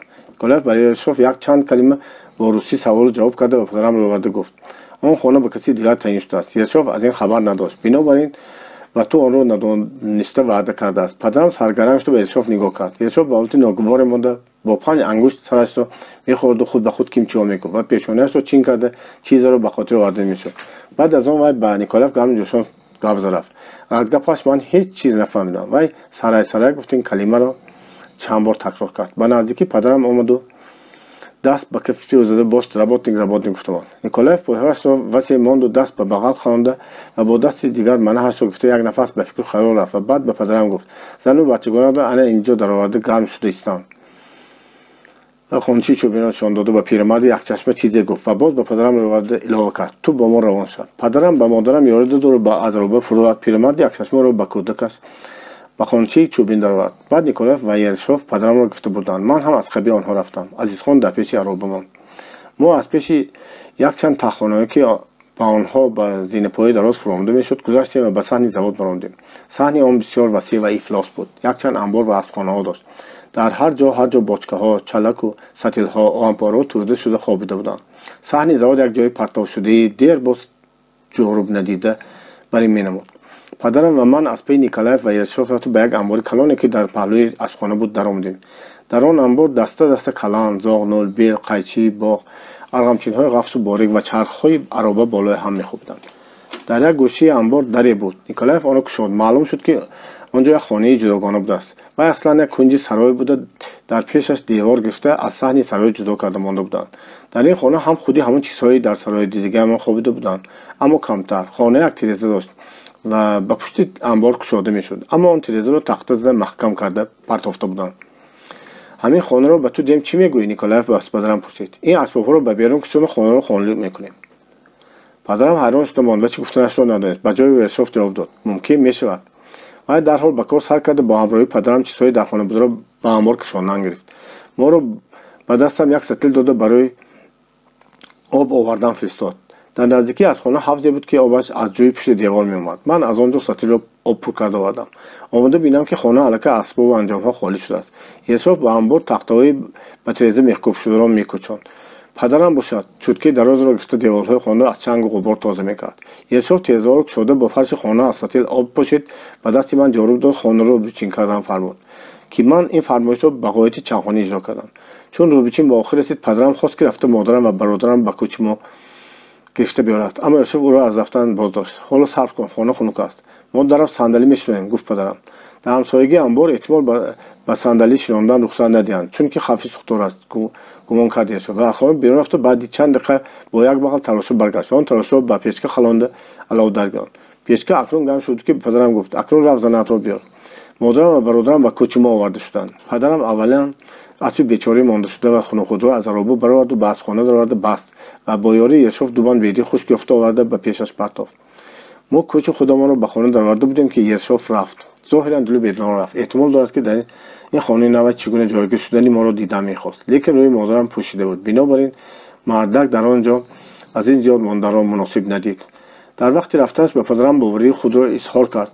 باور اینکه زندگی ما در اینجا بد نخواهد گذشت. اما پوشیده روی بودن مادرم را خوش نکرد و در این باره به پدرم چیزی گفت که ما نفهمیدیم. بعد رفتن و پدرم به مادرم سخنی او را نقل کرد. میگوید که زنت با روی پوشیده در اینجا عذاب میکشد، چون که در اطراف خانه ما اسپگاه تپ بگو کارگران مردینه در جنب و جل بوده به این سرای در برام میکردن. در را کنان کردن گیرند. به سرم سرگیره گفته میگردم. جواب داد مادرم. من این گپ را یک نفس حقیرانه و بی‌پروانه گفت که حتی حیران شدم، زیرا وی عادتاً به مسئله روی پوشی از مردان بیگانه بسیار جدی نگاه میکرد. ظاهراً خلاصی از شبلی فلاکت نشین و جایگیری در این خانه نه مادرم آنقدر شاد کرده بود که وی حالا هیچ فکر و اندیشه دیگری را به خاطرش راه نمیداد. در یک دو ساعت انبارخانه رنگ خانه استقامتی گرفت. نمد و گلیم انداختگی، صندوق و کلپی بالش‌ها در کنجک جا کردگی، سوزنی تیلارنگ در دیوار و چکمان جامعه نوی پدرم در میخا آویختگی، همه چیز تخت و جا به جا، خانه آزاده و گرم. شب صحبت خانگی ما بیشتر در گرد نام یرشوف چرخ زد که یعنی وی کافر باشد هم عجیب آدمی نقد است. Мастеровойҳо одамони нағд мешаванд, мегуфт падарам. Гарчанде ки мусулмон нестанд, боз мумкин аст ба биҳишт раванд. Лекин анавай исмат бар инҳо ҳарчанд худашонро мусулмон гӯянд, ҳам ҷойшон дӯзах аст.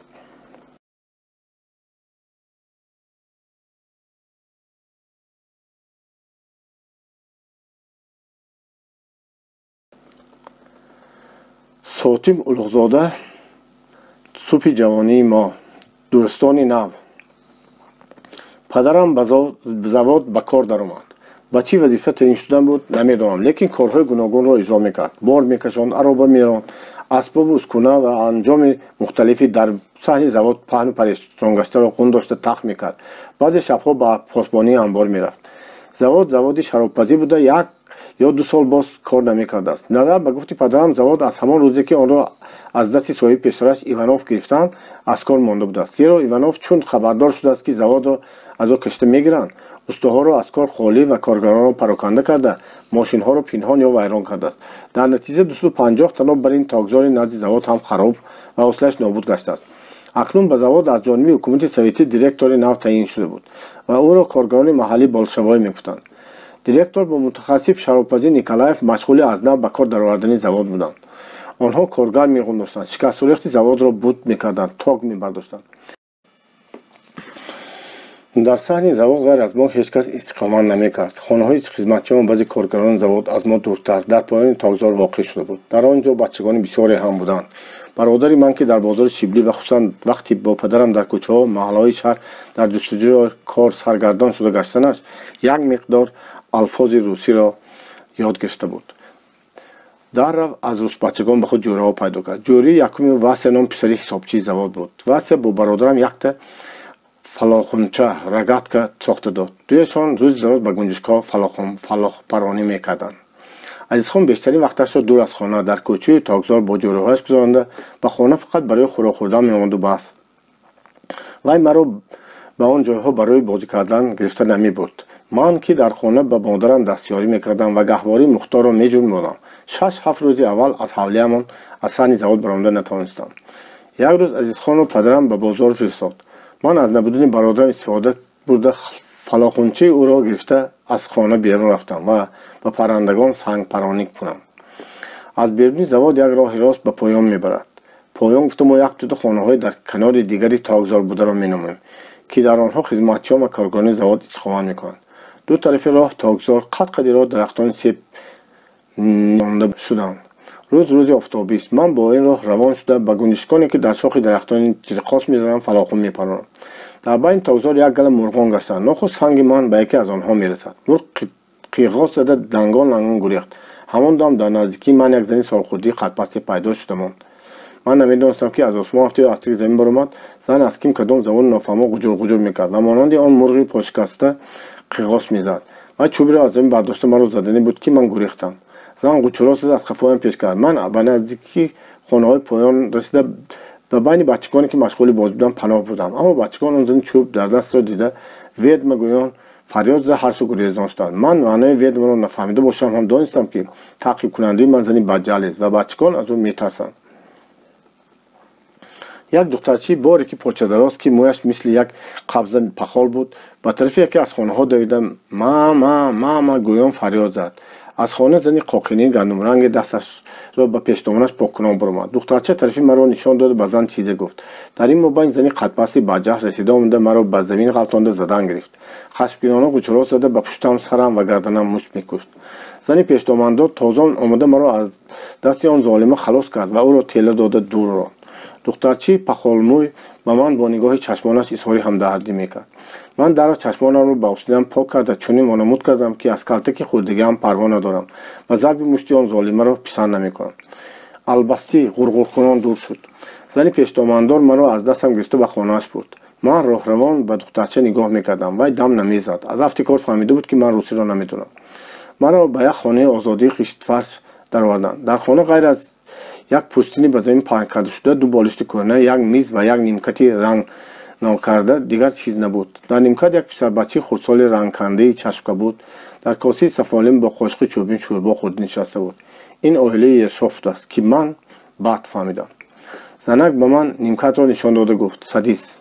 ман фаҳмидам ва нишастам. ва хурсандӣ аз дил гузаронам, ки инак дуюмин сухани русиро ёд гирифтам. Сухани аввалине ки ман ёд гирифтам мама буд. вақте ки духтарча бо ин сухан аз хона модарашро ҷиғ зада буд, ман дар маънои онро фаҳмида будам. сабаби хурсандиам ин буд, ки акнун метавонам дар хона бо бародарам нишон диҳам, ки ман ҳам лафзи русиро медонам. зеро бародарам ҳар рӯз ба ман суханҳои русӣ аз васия ёд гирифтаашро гуфта калонигирӣ мекард. модари духтарча боз ба ман гуфт: как тебя звать? ман нафаҳмидам. он гоҳ вай духтарашро нишон дода гуфт: её зовут Паша. Паша, а как тебя? ин дафъа фаҳмидам ва номамро гуфтам. дар дилам сухани ӯро такрор мекардам. Паша, как тебя звать? Паша, как тебя звать? Собир. Паша дарро нишон дода ба ман. пай дуюм гуфт. дуюм аз хона баромадем. дар берун ман ба вай дарахтро нишон дода пурсидам: как тебя звать? Паша хандид ва забонамро ислоҳ кард ва яъне как называется это ё что это гуфтан лозим аст. ман ҳар як калимаи навро дар дилам чанд бор такрор мекардам, ки аз ёд шавад. баъди як дам Пашаро модараш аз хона ҷиғ зад. духтар ба ман гуфт: приходи завтра играть. ман нафаҳмида бошам ҳам фаҳмидагӣ бар ин сарҷу мондам. аммо дар бозгашт то ба хонамон расидан калимаҳои завтра игратро такрор менамудам, то ки фаромӯш накунам ва дар хона маънои онҳоро аз падарам пурсам. вақте ки пурсидам, бародарам пешхезӣ карда он калимаҳоро ба ман тарҷима намуд. ту ин суханҳоро ҳам медонӣ? ҳасад бурда гуфтам ман ба вай. ман бисёр суханҳоро медонам. ба русӣ бемалол гам мезанам, мағрурона ҷавоб дод бародарам. акнун орзуи калони ман ин буд, ки тезтар забони русӣ ёд гирам ва бо русбачаҳо ҷӯра шавам. ба ман Серёжа ном писари шаробпази дуюми завод бисёр маъқул буд. вай мактабхон буд, бачаи қадборик, чусту чолок, озода, хушфеъл ва хушмуомила буд. мӯи сиёҳаш дар пушти сараш қайчи зада кӯтоҳ кардагӣ ва фақат дар болои пешониаш як қабза мӯи дарози мондагӣ буд. гарчанде синашон аз ман як ду сол калонтар бошад ҳам ба ман ҷӯра шуд ва мо бо ҳам бозӣ мекардем. вай ҳам монанди Паша ба ман номи ҳар чизро ба русӣ мегуфт ва муаллими забони русии ман буд. гоҳе ба ман китобҳои мактабии суратдорашро нишон медод ва ҳарфҳои русиро мешиносонд. ман ҳарфҳои аз вай ёдгирифтагиамро дар замин, рӯи девор ва тании дарахтон нақш карда мегаштам. ғайр аз Серёжа наздиктарин дӯсти ман духтари Ершов Паша буд. вай савоб надошт, дар мактаб намехонд. духтарчи шӯхи чобук, зирак ва маҳмудона буд, бебо гуфт ва ҳатто баъзе писарбачаҳои аз худаш калонтарро ҳам ба дарё ташна буда ташна меовард. вай аз рӯзи аввалини шиносиямон маро ба ҳимояти худ гирифт. бачагони шум ва ҷангара аз тарси вай ба ман даст намекуфтанд. модараш ҳам ба ман меҳрубон буд ва ман ӯро ба тақлиди бачагони дигар Тӯтамаша мегуфтам. Тӯтамаша фарошзани идораи завод буд. дар вақти набудани вай духтараш хонапоӣ мекард ва додари хурдсолашро парасторӣ мекард. додараш Леоне бачаи дардманд ва нотавоне буда дар ҳама ҷо аз дунболи хоҳараш кашолашту мегашт. як рӯз Паша дар вақти бозӣ карда гаштанамон ба ман гуфт: қабристони русиро дидан мехоҳӣ? равон шав ман нишон диҳам. вай маро ба пайраҳие, ки аз байни токзор мерафт, ба тарафи офтобшинам буд. дар он тараф аз дур дарахтзори намудор буд ва он дарахтзорро аз токзори завод як девори бисёр дарозе, ки охираш дар даруни чақалакзор гум шуда мерафт, ҷудо мекард. мо ба он ҷо расида аз ҷои ғалтидии девор гузашта ба дарахтзор даромадем. дарахтзор бағоят калон, аввалу охираш нопайдо ва дарунаш қабристони русӣ будааст. бисёр хушҳаво ва дилкушо буда, панҷараҳои ғалатӣ ва салиб, крестҳои бешумори чӯбин ва оҳанин дошт. мо соати ин қабристони зебои чорбоғмонро давр зада тамошо кардем.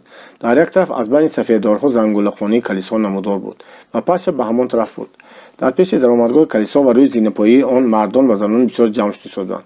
аз даруни калисо овози аҷоиби таронамонанд меомад. ба он ҷо даромадам мехоҳӣ пурсид Паша? не, метарсам. дар он ҷо маро русидонии маро барои баён кардани мақсадам кифоя накард ва ман бо ҳаракати даст ба Паша фаҳмондам, ки шояд дар он ҷо маро зада аз калисо пеш кунанд. Паша ханда: натарс, пеш намекунанд, гуфт ва аз дасти ману Леоне гирифта ба роҳ даромад. ман медонистам, ки агар модарам ба бутхона даромаданамро фаҳмида монад, маро ҷанг мекунад, зеро вай бешубҳа инро ба мусулмон гуноҳи калон ва барбоддиҳандаи имон медонист. лекин ҳисси кунҷковӣ ва ҳаваси тамошоям зӯр карду ман бо ҳамроҳии Паша ва додарчааш аз зини калисо боло рафтан гирифтем. ба тааҷҷуби ман ҳеҷ кас маро боз надошт. дар дами дари калисо пирезани бо сари ман ишора карда чизе гуфт. ман суханиро нафаҳмида ба ақибам гашта гурехтанӣ будам. лекин Паша маро нигоҳ дошт ва тӯпиамро аз сарам гирифта ба дастам дод. даруни калисо аз одам пур буд. ба мо ҳеҷ кас аҳамият намедод. дар дарунтари калисо шамъҳо фурӯзон буданд. деворҳои он ба ранги зару зарҳал яраққос мезиданд ва аз он деворҳо кимчи گونه آدمانی بی حرکتی سیرموی و ریش و سرخ کبودپوش به من نگاه کرده می‌سان. هر آنچه در آنجا بود همه نافهما، ناآشنا و اسرارآمیز، اما شوق‌انگیز، بسیار شوق‌انگیز بود.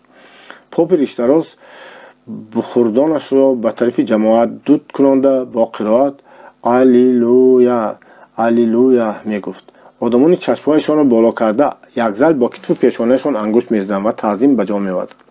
وجاهت پاپ مرا می‌ترساند. هر باری که وی نزدیکتر می‌آمد من گریخته می‌شدم.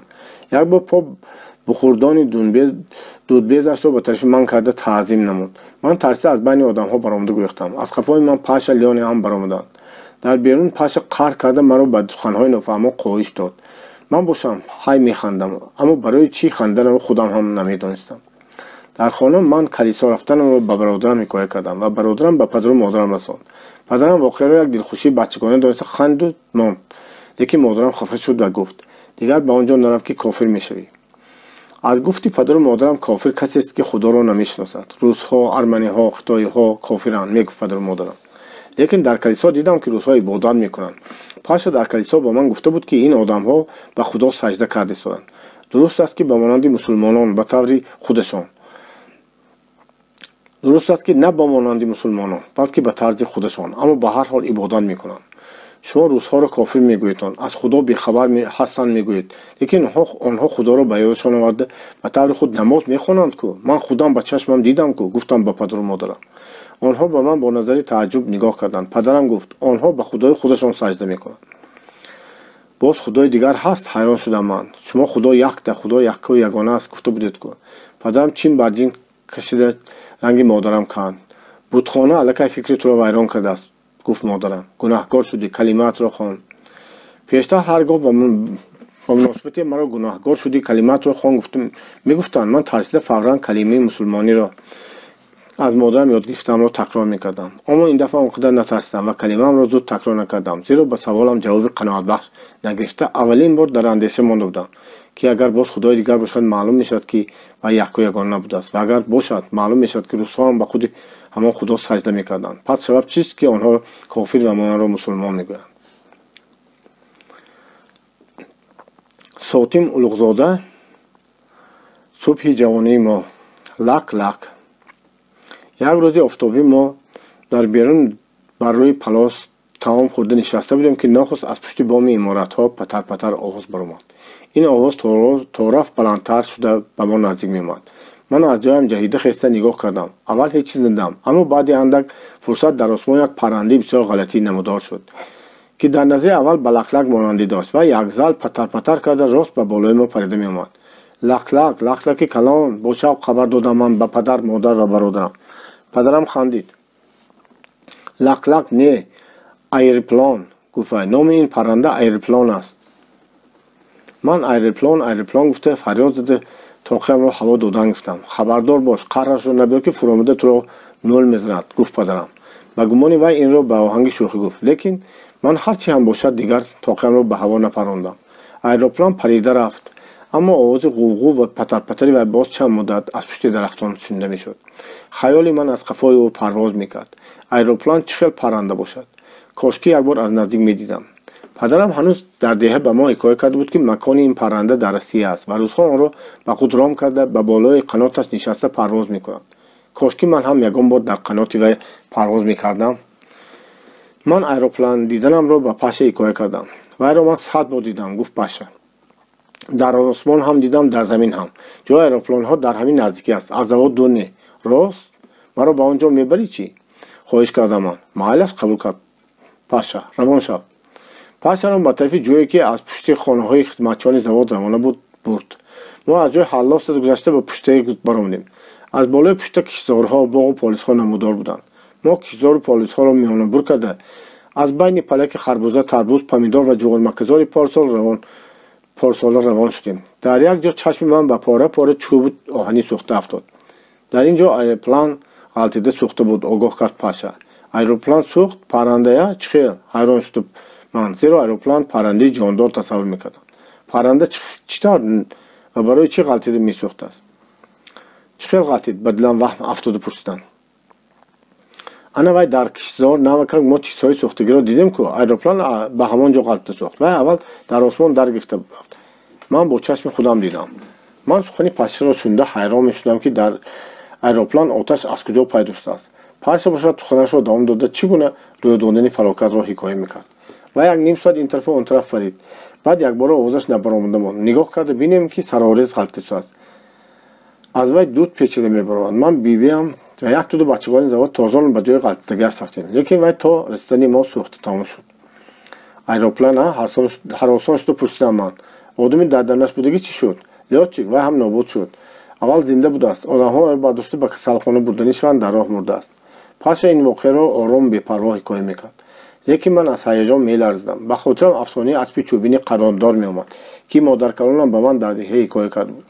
он асп агар гӯши росташро тобанд ба осмон мепардааст, гӯши чапашро тобанд ба замин мефаромдааст. дар он асп шаҳзода бобораҳим савор буд. вай як рӯз дар хокандоз ба қоши зини аспаш алов андохта парида буд ки аспи чӯбин аз он алов сӯхта даргирифта рафт. вай ҳам алов дошт. ки чӣ хел алов? ҳайрон шуд духтарак. ҳамон аэроплан чӣ? вай ҳам ба аэропланаш алов андохта парида буд. ту чиё гуфт истодӣ? аэроплан худаш мошин аст. мошин дар дарунаш алов дорад. ба зӯри ҳамон алов ҳаракат мекунад. фаҳмон паша. дар ин дам аз наздик патар-патари аэроплан шунда шуд. мо нигоҳ карда як аэроплани ба даст фуромада истодаро дидем. дили ман аз тарс меларзид ки мабодо вай даргирифта ба замин нағалтад. аҷаб шердил будааст ин аэроплан чӣ? бемалол парвоз мекунад, наметарсад. инак аэроплан оҳиста оҳиста фуруд омад. чархаш ба замин иста ба давидан даромад. дар наздикии мо қарор гирифт. чанд кас ба тарафи вай шитофтанд. лётчик ҷаҳида баромада айнакашро аз чашмаш гирифт ва бо одамон бепарво шоду хуррам вохӯрдӣ кард. дар як дам ба назди аэроплани дигар боз чанд кас омаданд. яке аз онҳо сабук ҷаҳида ба даруни аэроплан даромаду бемалол нишаст ва дастпӯша ки калони чарминашро ба дастҳояш кашид, айнакашро аз пешонааш ба чашмонаш фуровад. се-чор кас аз қаноти аэроплан дошти истоданд. як кас дар дами он чизро ҷумондан гирифт. инак аэроплан патарос зад. одамон аз вай дур шуданд. дар дами аэроплан як чиз тез-тез чарх мезад. ба тарафи мо шамоли чанголуд омад. шамол шапкаи як нафарро аз сараш паронда буд. он кас аз паи шапкааш давида рафт. аэроплан ба ҳаракат даромада хез зада давид ва ниҳоят аз замин канда шуда патар-патаркунон ба ҳаво баланд шудан гирифт. парида рафт. маро чунон шавқу ҳаяҷоне фаро гирифт ки қалам аз тасвир ҷоҷиз рафт. намураде ба дилам мегуфтам дар ҳаққи лётчик чӣ хел баланд парида рафта. баъд аз он ман чандин вақт ба аэроплан дилбохта шуда гаштам. дилбохта дидагиам ва фикру андешаамро вақт вақт ба модарам, падарам ва бародарам нақл мекардам. ман бо натарсии лётчикҳо тан дода будам. одам ба осмон мепарада, аз паррандагон ҳам баландтар мепарад. ба куҷое ки хоҳад парида меравад. на лётчикҳо. ин лётчикҳо аҷаб одамҳои шердил мешуданд. якташон ғалтӣ нобуд шуда бошад ҳам дигарҳояшон натарсида боз ҳам парида истоданд. фикр мекардам ман ва ҳар гоҳ агар дар осмон аэропланро дида монам, тӯпиамро ба сӯяш хӯронда вайро табрик менамудам. сотим улуғзода, субҳи ҷавонии мо, ҳамдеҳагон. аз таъин шудани падарам ба саркории тогзор 1-2 ҳафта гузашта буд ки рӯзе ман монанди ҳарвақта барои ӯ ба ҷои кораш хӯрок бурда дода ба хона боз мегаштам ки дар сари роҳ бо 2 каси гадомонанд дучор омадам. онҳо дар таги теппаи канори тогзор менишастанд. ҳар дуюшон ҳам пойлучи ҷомадарида, лоғари рангпарида ва мӯю ришашон расида буданд. аз ҷойҳои дариди ҷомаашон пора пора чағбут баромада меистод. яке аз онҳо бо забони ӯзбекӣ маро ҷиғ зад. ой буёққа кел. ман тарсида қадамымро тезтар мондам, зеро ки онҳоро оварагар ва дӯст гумон карда будам. натарс омадан гир, охир мои ту ҳамқишлоқӣ ҳастем, гуфту ин бо забони тоҷикӣ. аз лаҳҷааш фаҳмидам ки дар ҳақиқат ҳамқишлоқии ман аст. наздиктар рафта шинохтам. яке аз онҳо Шарифи Навча ва дигари Ҳайти Пакана. худи ҳамон чоряккорони Мир Абдуллобой буданд ки чанде пеш падарам ба онҳо дар ҷои дулона даст ба гиребон шуда буд. салом алайкум, шумо аз куҷо? ту аз куҷое ки бошӣ? мо ҳам аз ҳамон ҷо, ҷавоб дод Шарифи Навча ва ба аз лоғарӣ боз ҳам навчатар гашта буд. чӣ тавр шуд ки ба ин ҷойҳо омада мондед? шумо чӣ тавр омада монда бошед, мо ҳам ҳамон тавр. Шариф бо овози тама ба дастархони ман нигоҳ мекард. маълум ки гуруснӯ аст. дар дастархонат чӣ дорӣ? нон дорӣ? дар охир пурсид вай. не, дастархонам холӣ. холӣ. ин тавр бошад аз роҳат намон. من حاضر دادام جیغ میزنم. داداد بود تو درکا باشن جیغ زدن گرفت. با ما درکا نیست گفت هیتی پکنه. من دویده و بالای تپه برآمده با اشاره دست پدرم را که در بین تاغزار مشغول کار بود جیغ زدم. وی آمده همدیگران خود را درف شناخت. آنها او را به احتیاط استقبال کردند. شریف به وی حتی نگاه هم نکرده قواقش را انداخته نشستن گرفت. احتمال گمان میکرد که پدرم تا حال در دلش نسبت به او کینه دارد. شما خودتان را گرانده ماندید که پدرم در پهلویشان نشسته گفت. در دیه زندگی سخت است میگویم. اگر تو هم دو سه روز کنجاره خوری و علف خوری میخوردی چخیر بوده این زندگی را میفهمیدی و به آدم دیگه خود را گراندی نمیگفتی. جواب داد هیید. پدرم با خود قیافه جدی گرفته گفت میدانم گشنگی کی آمدید. با آمدنمون 2 هفته شده. شریف با رفق خود مراجعت کرد هیید. نمیدانم نشمردم گفت شریف تا حال خاموش ایستاده رویش را به یک طرف گردانده. وی مگر سخت گرسنه مانده بود یا کینه به پدرم داشتهش هنوز هم از دلش نرفته بود که این گپ زدن نمیخواست. حالا بیکار هستید پرسید پدرم. بیکار جواب داد هیید. در بازار مردکار بایهای تاشکند افت و بچری ما را دیده از آن سرتر گذشته میروند. پدرم باز چیز پرسیدنی شد بود که شریف او را از سخن بازداشته برای خیره و زبانی تند گفت. شو دست پی کار خودت باش آشنا به ما کاردار نشو. چی شد با تو شریف؟ هیید بر رفیقش ناخوشنودانه نگاه کرده گفت. رود این آدم به ما نیکی کردنی باشد. از نیکی آدم ها بیزارم. شریف با قهر گفت و از جایش خیست قدی دراز قاقش را راست کرد. خیز میرویم.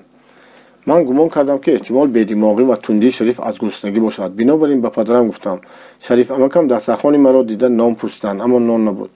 چی دروغ میگویی؟ من هم تو پرسیدم. مقصدم نان تو خوردن نبود. گفت به من شریف با طوری که از آهنگ گفتارش خجالتمندی او حس کرده میشد. این شریف پدرم نیز از جا برخاست. از برای چی قهر میکنید؟ در این زمانه سخت آدم ها باید کینه و قدرت را یک طرف مانده و دیگرشان یاری رسانند. من در حقیقت به شما نیکی کردنی هستم. با زواد کارگر لازم. اگر خواهید من گپزنان کرده شما را به کار قبول میکنم. گردید به خانه میریم. با پیش هم قشلاقتون می بیاید و یک پیاله چایش رو ننوشته نقد میشد. شریف معلول و سرخم ایستاده با نرانگشت پایش خاک زمین را تید میکرد. در خجالت ماندنش عیان بود. دیدی گفت هیید به وی. عمرخان آن خیلی آدم نه که تو خیال میکرد. ارزگوی جینی بی‌ادبی کردم از گناه هم گذرید گوی. اما شریف دم نمیزد و سر بالا نمیکرد. ناگهان از چشمانش چند قطره اشک به زمین ریخت. وی رویش را یک سو گرداند چشمانش را با آستین دریده جامه‌اش پاک کرد.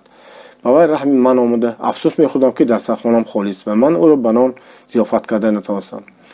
غصه نخور شریف هیچ واقع نمیگذرد. پدرم این را گفته همدیگران را به طرف خانه همان بود.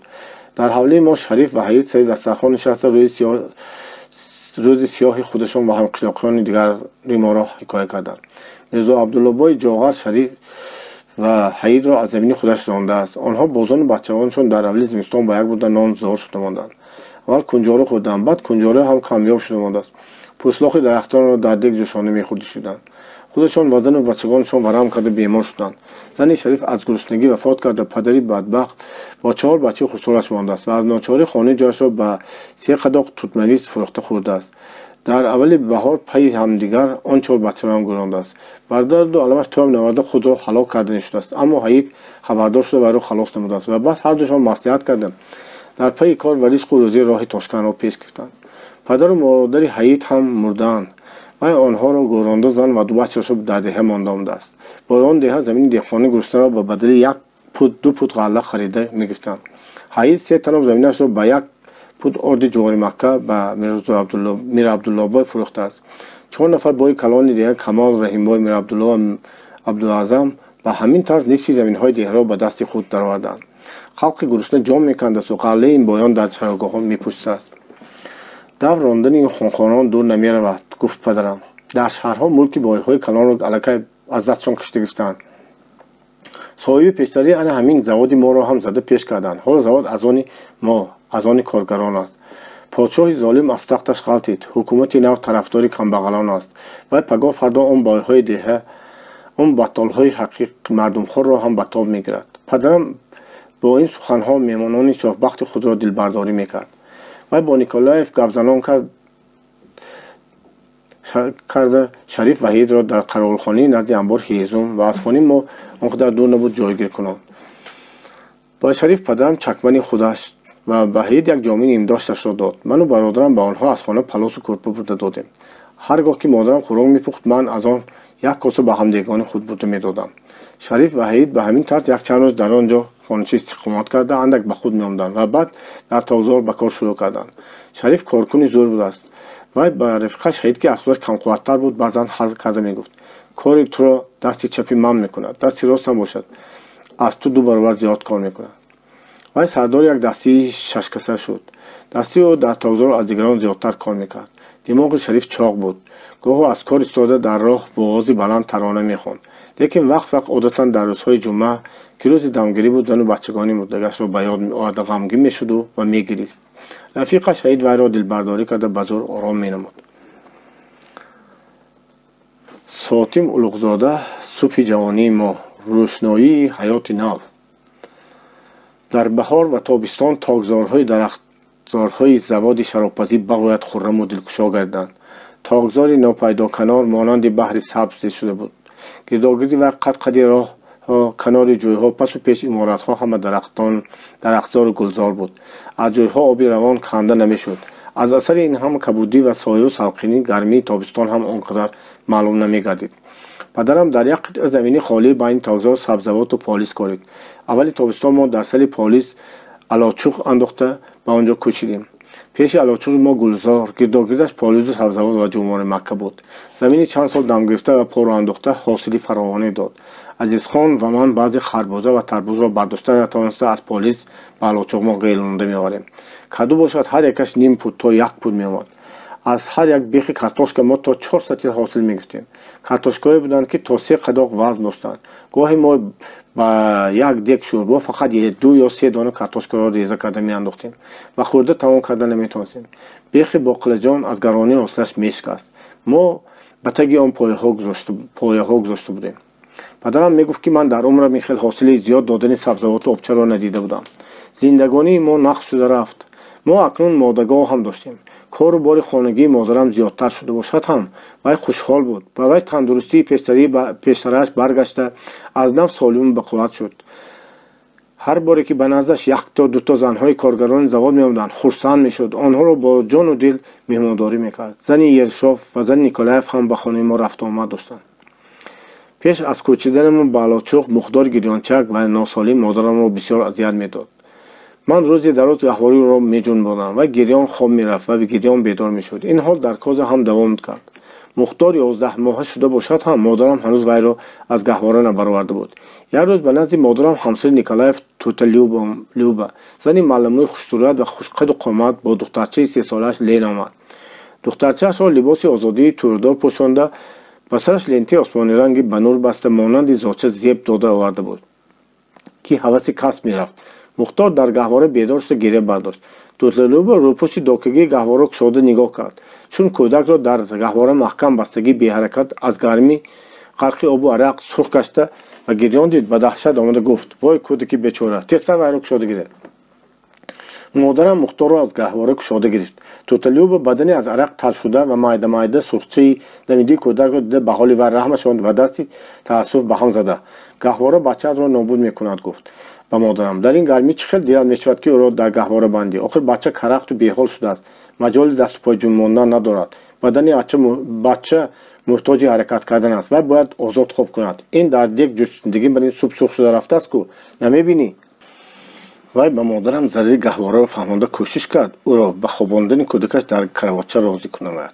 лекин модарам розӣ намешуд ва мегуфт, ки барои кӯдак аз гаҳвора беҳтар чизе нест. бегоҳрӯзи Тутлалуба боз дар парва намоён шуд. бо дасташ як тоси калон буд ва бародарам Азизхон аз қафои ӯ як каравотчаи оҳанинро бардошта меомад. зан аз сумкааш собуни ироқӣ хушбӯй бароварда ба модарам гуфт: кӯдакатро ҳар рӯз дар ин тос бо оби ширгам обозӣ кунон ва бо ин собун шӯй. баъд аз он дар ин каравотча хобон. обозии якум бо собун дар ҳузури худи Тутлалуба ба амал омад.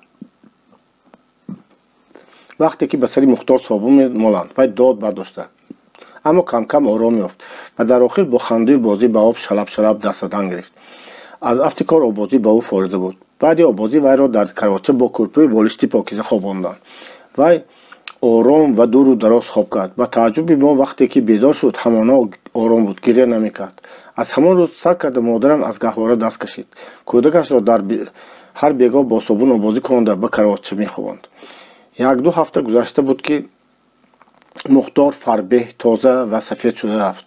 Гирияш камтар ва хандуи бозиаш бештар гардид.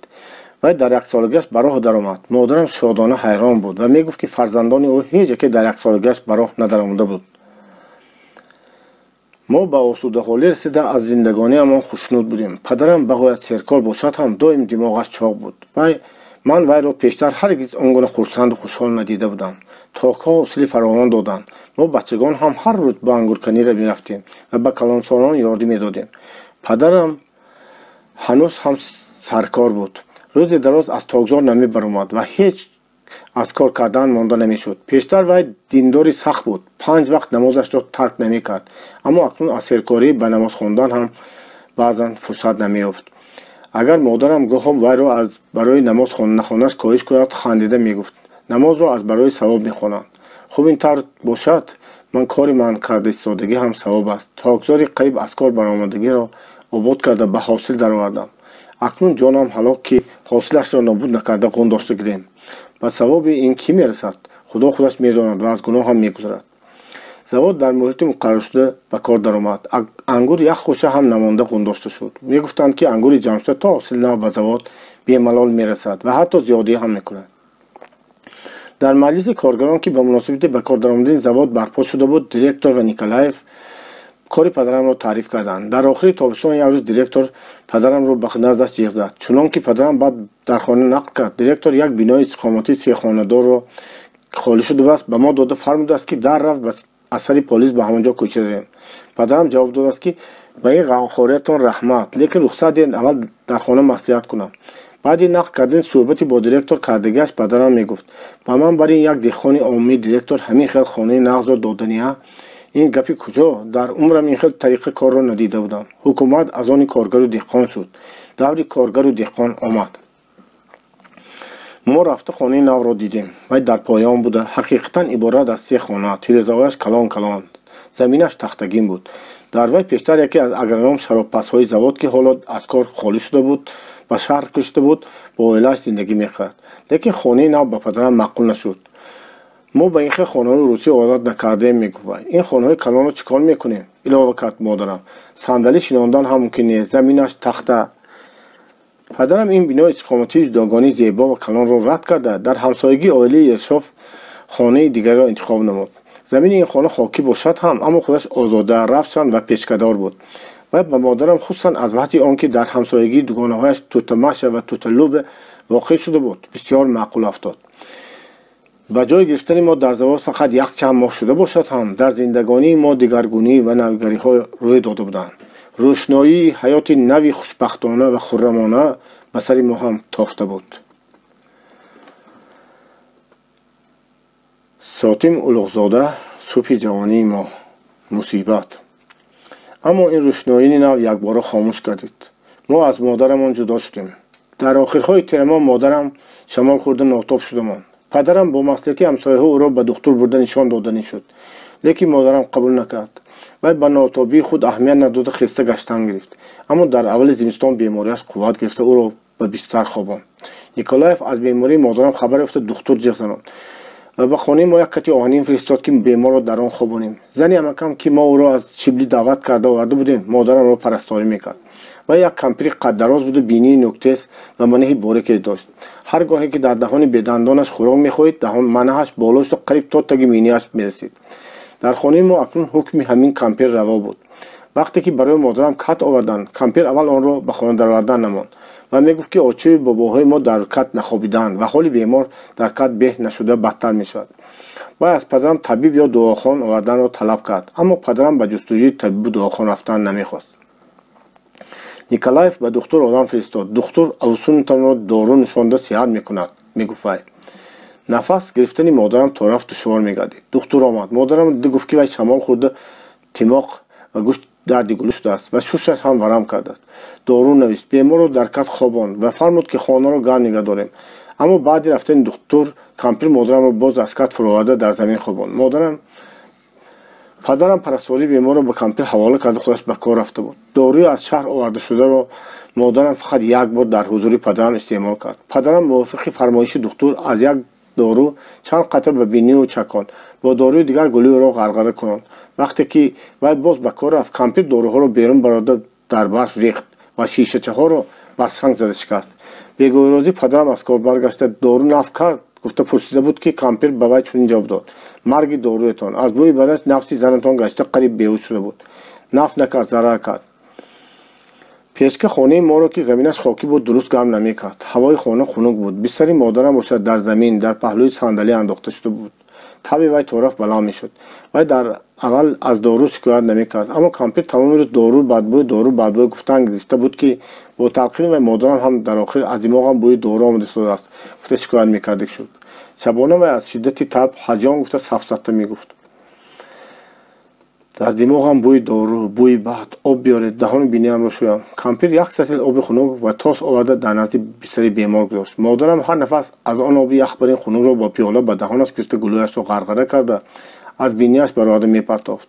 آب به کلپه بالش و گریبان کته وی هم میریخت. بسترش تمام تر بود، اما کامپیر از این پروایی نداشت. پدرم باشد آن شب در خانه نبود، به پاسبانی انبار رفته بود. بوی دارو هیچ از دماغم نمیرود. اکنون من این بوی بد رو به گور گرفته میبرم. گفته شکایت میکرد مادرم. پدرم از پاسبانی شبانه وقتی سحر برگشت. احوال مادرم رو دیده باز همان دم به زواد رفت و در آنجا یک اسب رو برابر قطع کرده برای دختر آوردن به شهر روان شد. برادران من خواب رفته بودند. کامپیر در صندلی نشسته پیننگ میرفت. فقط من در نزد مادرم بیدار نشسته بودم. روی او مثل اینکه در دمی علنگی آتش باشد تصفیده سرخ شده بود و او تمام شب آب خنک را در گلویش غرغره کرده از بینیش میبرد. دل مرا وهم میگرفت، گریه هم میآمد. در صبحیدم تب مادرم فرو آمد، اما اکنون وی مجال جنبیدن نداشت. آرام بی حرکت میخوابید. رنگ رویش کنده سفید گشته بود. با آواز خسته نیمشنوا گفت که مختار را به نزد او بیارند. من بچه خواب رفته را که از کراچه برداشته به نزدش آوردم. مادرم دستش را به زور بالا کرده به سر او نهاد و از پیشانیش بوسید. روشنایی دمیده بود که کامپیر برادرم از خانه بیدار کرده برای آب آوردن به جای فرستاد. مادرم بناگاه مرا به نزدش طلبیده آغوش کرد. عزیزخان را هم طلبید، اما وی نبود. بعد از آن چاینکی در تاقچه ایستاده را نشان داده گفت: در آن چاینک شیر است، خودم دوشیده بودم، بیارید. کامپیر چاینک را گرفته آورد. مادرم شیر را نوشید. با همان آواز پست از من پرسید: در داد نآمدم؟ رفت بیرون برآمده بازی کن، مرا کمتر تنها مانید. من برای آنکه او را نرنجانم از نزدش دور شدم، اما به بیرون نبرآمده در کنج پایینی خانه نشستم. مادرم مرا نمیدید، لیکن من از وی چشم نمیکنم. به ناگاه وی به جنبش آمد. چشمانش کلام کلام گشوده چرخ زدند و بعد آهسته پوشیده شدند. من نفسم را درون کشیده مدتی به وی نگاه کرده ایستادم. وی دیگر نجنبید. فهمیدم که مرد. دهشت وجودم را فرا گرفت. من بیخودانه فریاد زدم. پدرم با دختر آمد و خود را به طرف مادرم هوا داد.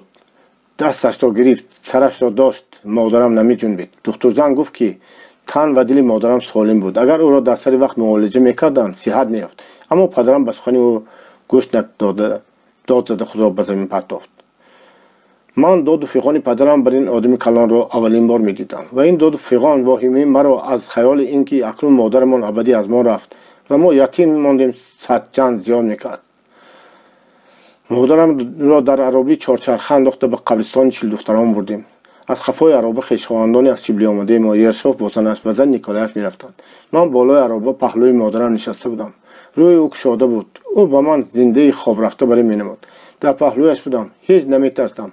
از رویش چشم نمیکندم و امیدوار بودم که انا و حاضر چشمانش را میکشد میخزد و آنگاه ما عرابه را عقب گردانده به خانه‌مون میرویم. لیکن مادرم چشم نمیکشد.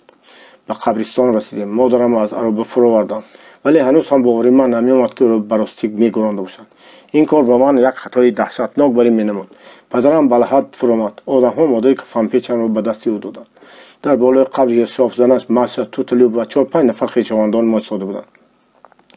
یرشاف از چه سبب باشد که با ملکش آمده بود. یک دوتا مردم ناشناس چیل دخترانه هم آمده با مراسم دفن همراه شده بودند. اما به طرف ما به نظر تعجب نگاه کرده با همدیگرشان این روزها کی باشند؟ به مردگارانی در چیل دختران روزها هیچ وقت نمی‌آمدند که گفته و حیران شدند. پدرم بعد بلحد گذاشتن مادرم چند فرصت از آنها بیرون از آنجا بیرون نآمد و یک زر من این را چه مانده را میروم، مرا هم گرانید گفته فریاد میزد. одамҳо ӯро тасаллӣ дода ба сӯяш даст дароз карда аз лаҳад бароварда мештанд, аммо вай ҳамоно фиғон мекард. Ин фаришта ба таги хок раваду ман зинда гардам, не бе ин ба ман зиндагӣ дар кор нест. ҳамроҳаш маро ҳам гӯронид. амакзодаҳоям ва ершов падарамро ба зӯр аз қабр кашида бароварданд, ба қабр хок партофтанд, сар карданд. лекин ҳанӯз ҳам боварии ман намеомад ки ин кор ҷиддӣ бошад. ман гирья намекардам, аммо даҳон кушода ягон чиз гуфтан ҳам наметонистам. гаранг ва шах шуда монда будам. худи ҳамон бегоҳ ман бемор шуда ба бистар хобидам. ҳамин ки рӯз тамом шуд, торикӣ мефуромад. дар пеши назарам чашмҳои калон калони пайдо мешуданд, ки ба ман нигоҳ мекарданд. ин шояд аз он сабаб буд ки ман дар вақти ҷонкании модарам чашмони ӯро дида будам, ва ё мумкин сабаби ин буд ки дар ароба дар паҳлӯи модарам нишаста мутаассил ба рӯяш нигоҳ мекардам ва ба дили реш умедвор будам ки вай чашмонашро мекушояд. муддати 2 ҳафта чашмҳо маро тарк накарданд. падарам шабҳо то саҳар чароғро хомӯш намекард. барои он ки ман дар бораи модарам фикр кардан нагирам, вай ба гуфтани афсонаи гурӯғлӣ шурӯъ кард. афсона дароз ва шабховар буд. падарам онро ба ман чандин шаб нақл кард. вақте ки маро хоб мебурд, вай афсонагӯиро баст карда давомашро шаби дигар мегуфт. саргузашти корномаҳои баҳодурон ки бар душманонҳои маккору бадкин зафар меёфтанд, маро ба ҳаяҷон меоварданд. ин афсона бароям шифобахш омад. ман аз бемории рӯҳӣ ва асабӣ тез сиҳат шудан гирифтам. баъди вафоти модарам мӯй ва риши падарам зуд сафед шудан гирифт. вай аксар маъюс, парешонхотир ва камгап буд. суст роҳ мерафт, суст кор мекард. аз вай кайфиятҳои хаёлпарастӣ ва маҳбубпарастӣ зоҳир мешуданд. масалан, вай баъзе суханҳо ва хобҳои дидагии модарамро ба ёд оварда мегуфт ки модаратон кароматнок буд, яъне пешомадро медонист. вақте ки вай модарамро ба лаҳад мондааст, модарам гӯё 3 ангушти ӯро гирифта фишурдааст. падарам аз ин ҳодиса ба таври худ ҳар гуна маъниҳои хурофотӣ мебаровад. вай ҳар рӯзи ҷумъа ба чилдухтарон рафта соате дар сари қабри модарам нишаста меомад. гоҳи маро ҳам гирифта мебурд. дар он ҷо вай сангҳои аз болои қабр ғелидаро чида боз ба ҷойашон мегузошт. хорҳои атрофи қабрро канда мепартофт ва аз лаби ҷӯй чим канда оварда ба ҷои он хорҳо мехобонд. дар гирди қабр сабза ва шукуфҳо мешинод. боре вай рафта бинад ки дар паҳлӯи қабр шикофе пайдо шудааст ва аз он шикоф мусичае парида ба ҳаво рафтааст. падарам ҷиддан боварӣ дошт ки арвоҳи модарам бо худ шакли он мусичаро гирифта ба осмон парида рафт. вай ба кори завод давом мекард, аммо ба ғайрати пештарааш нишоне ҳам намонда буд. вазифаҳои худро дилу бедилон гӯё ки маҷбуран анҷом медод. андӯҳи вафоти модарам ҳеҷ аз дилаш намерафт. ҳамсояҳо ӯро дилбардорӣ карда мегуфтанд ки ғусса хӯрдан суд надорад ва ӯ бояд ба хотири фарзандонаш худро ба даст гирад. аммо падарам тасаллӣ намеёфт. мухтор аз модарам 1 солаи чанд моҳа монда буд. ман ӯро парасторӣ мекардам, зеро ки падарамон рӯзи дароз дар кори завод банд буд. бародарам бошад, ҳама вақт бо ҷӯроҳояш машғули бозӣ буда, баъзан ҳатто 3 рӯз 4 рӯз бедарак шуда мерафт. падару модарам Азизхонро эрка калон карда буданд. шояд аз ҳамин сабаб бошад ки вай аз хонаи рӯзгор ғаме надошт, бепарво буд. ба дили падарам ғайр аз ғаму андӯҳи худаш дигар ҳеҷ чиз намехунҷид. бинобар ин вай баъди вафоти модарамон дар вақтҳои аввал Азизхонро на фақат навозиш намекард, балки доим ва вачи беғамӣ ва кӯчгардиаш ҷанг мекард. аммо ҳар қадар ки ҷанг мекард, Азизхон бадтар мешуд ва беҳтар намешуд. воли Ершов ки ба завод омада буд, аҳволи моро дида ба падарам гуфт: ту бачагони хурдсол дорӣ ки муҳтоҷи модаранд, ту бояд занг гирӣ. намехоҳам, ҷавоб дод падарам. кадом бача аз модари ӯгай некӣ дидааст ки бачагони ман бинанд? падарам аз кор монда шуда меомад, аммо дам гирифта наметавонист, зеро дар хона ғами обу ҳезум ва оваргӣ сари дегу дастархон сар мешуд. вай маҷбур буд ҳама коруборо худаш анҷом диҳад, зеро ки ман хурд будам. корҳои вазнини хонагӣ аз дасти ман намеомаданд. бачабардор будам. ҳама вақти маро мухтор мегирифт. ӯро мехӯрондам, мепӯшондам, мехӯбондам. баъди вафоти модарам мухтор пай дар пай касал шудан гирифт. ман аз вай як қадам дур рафта наметонистам. орзу мекардам ки ягон соати холӣ ёфта ба бачаҳо бозӣ кунам, вале ин ба ман кам муяссар мешуд. музди кори падарам ба худамон бемалол мерасид. мо метавонистем нағз хӯрем, нағз пӯшем, аммо дар ҳақиқати ҳол қашшохона зиндагӣ мекардем, зеро ки одами хонаидоракунанда набуд. пули падарам ҳама ба харидҳои тасодуфии бебарака сарф мешуд. салу либосамон чиркин, палоси хона ва курпи болишот даридагӣ, асбобу анҷоми рӯзгор ҳама ноқису нотамом буданд. ҳар рӯзе 100 бор қадри модарамон мегузашт. рост мегуфтанд ки гандум ҳама ҷо, пазанда ҷо ҷо. مادرمان دولت خاندان ما و سعادت آن بوده است و ما نفهمیده مانیم. همسایه‌مان توتماش در آن روزهای سخت به ما بسیار نیکی‌ها کرد. شوهری وی در خدمت حربی بود. وی زن با مهنتی که دست خودش دو بچه خردسالش را میپوید. غیر از فراشی اداره زواد جامعه‌شویی مردم را کرده معاش به دست می‌آورد و در پلیس‌ها هم کار می‌کرد. بچگانش پش ولیان مانند من و مختار اکثر روزها از صبح تا شام در خانه تنها می‌ماندند.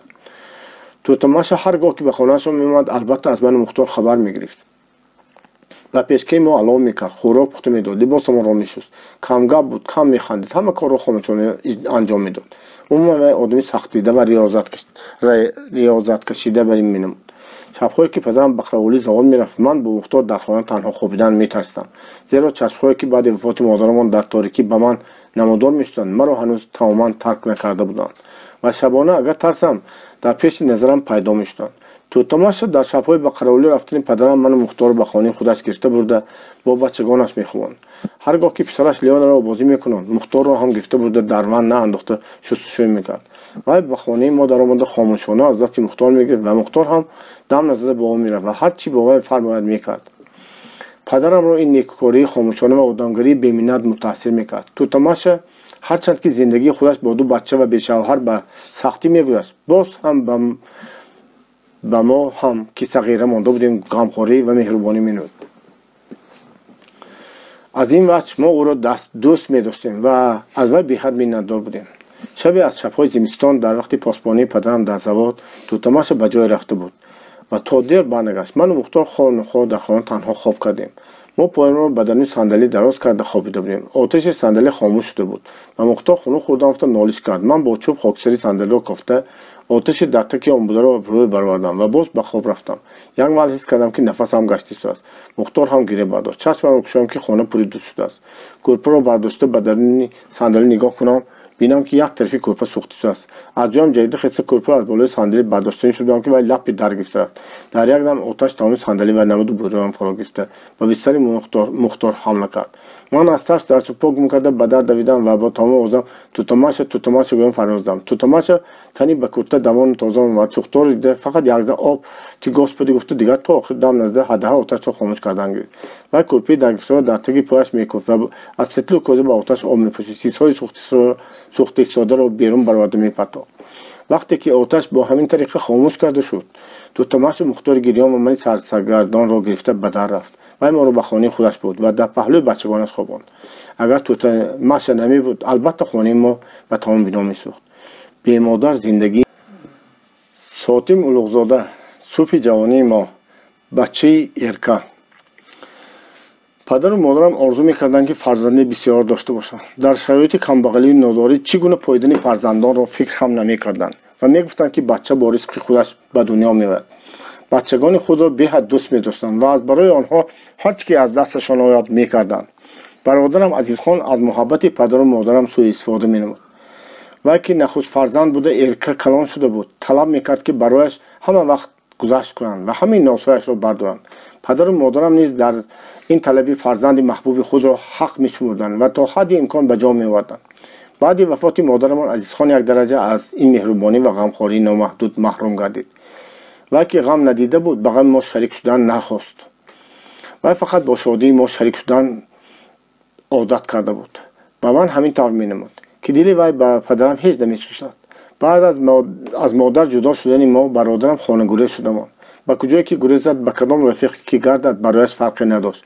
مدعا همین که از خانه پدر دورتر باشد زیرا که در خانه کار هست تشویش زندگی است. گرانی این تشویش و غم تربیتی من و دادری خردسالم به گردن پدرم بار شده بود که وی به علاوه در زواد هم کار میکرد. یک دم نمی آسایید و یک دهن خوراکش را بیماران نشسته خورده نمیتوانست. چی جای آن که از پسی عزیزخان گردد و به تربیتی او مشغول شد. برادرم گاه چند روز به خانه نمی آمد. باری و یک هفته بیدرک شده رفت. روزی عید آمد. سر و تنی نو پوشیده به علاوه یک چند گز متاع سرخ هم آورده بود و من گفت که در خانه یک پیر و کمپیری روز میستم. وی خرسند بود و به خانه پدر بازگشتن نمیخواست. توتماش به وی از متاع سرخ آوردگش زود کرته دخته داد. برای من هم دختری شد لیکن باقی مانده متاع کفایه نکرد. برادرم به من گفت به من روان شد توته من از همین چیز باز کمتر میدهد به تو هم کرته نو میشود. падарам инро шунда ба ман иҷозати рафтан надод.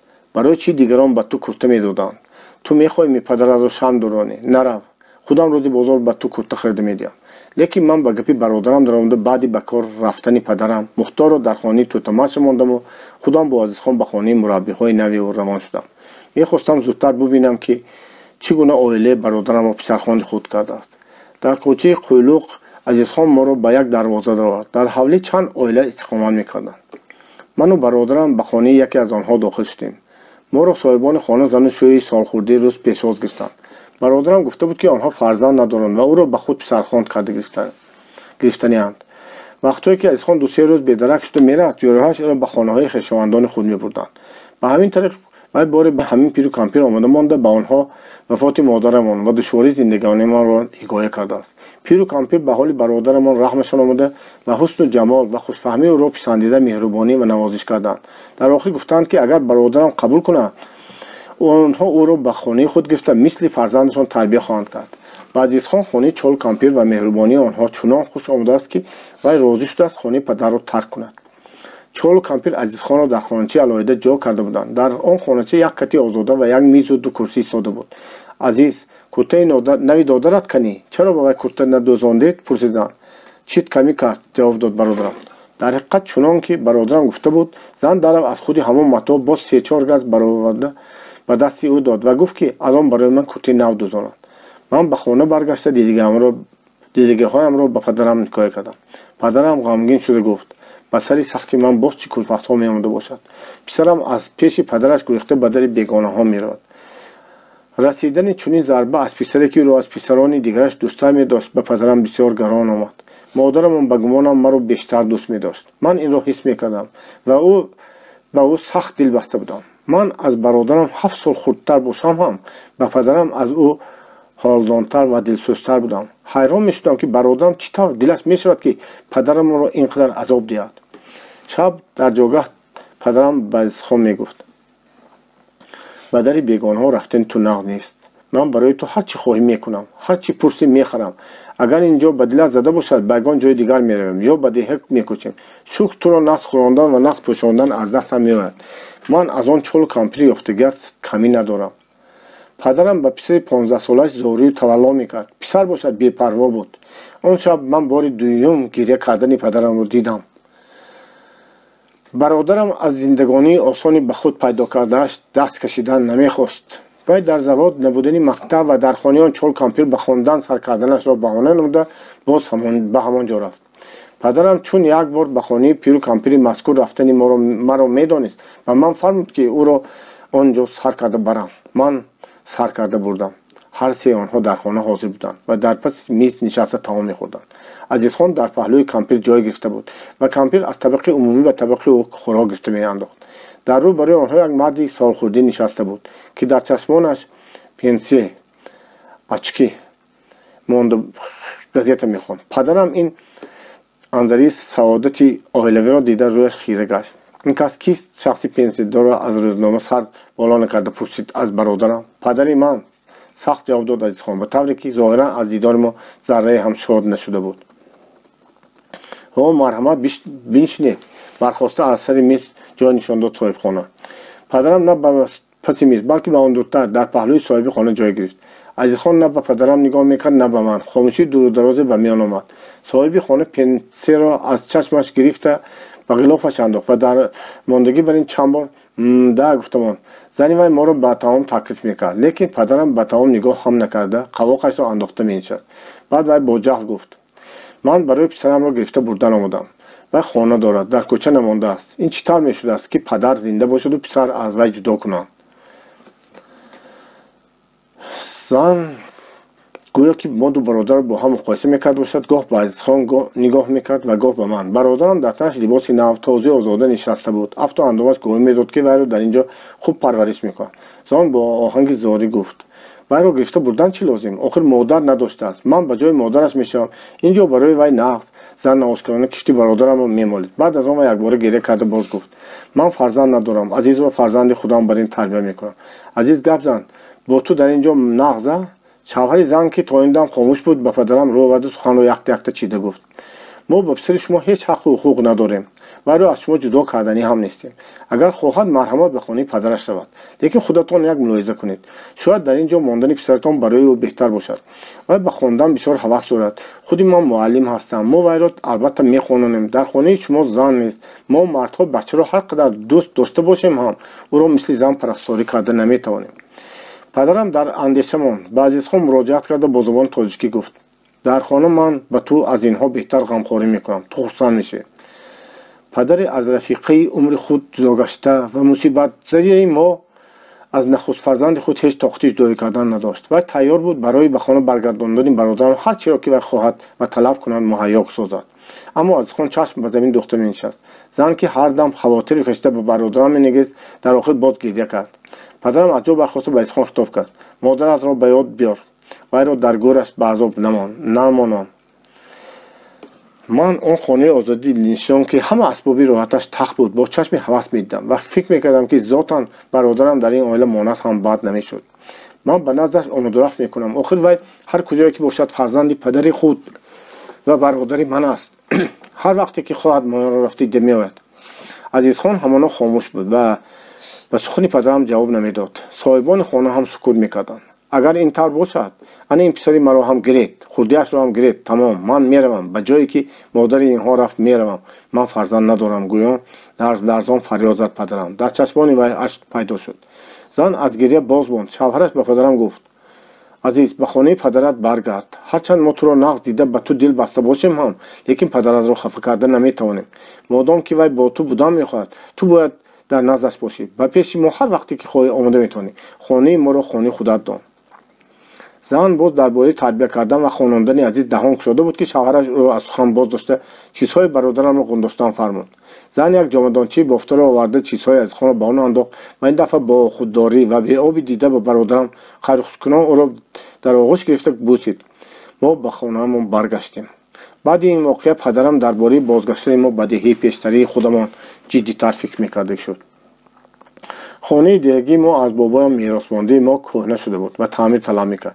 پدرم نیت داشت که به دهه برگشته خانه نو اندازد یا تیارش را خرد و با همراهی عمکم زمین اساسی مانده و باغ خراب گشته ما را آباد کند. با این مقصد و به پول جمع کردن شروع نموده بود. بعضی شب‌ها پول در صندوق روز کرده مانده‌اش را برآورده به شمردن می‌درآمد و از من میپرسید: اشتر سفید دیدی؟ من جواب میدادم: نه. انا همین طرف هر کس که پرسد جواب ده. نه نمیدانم، ندیدم.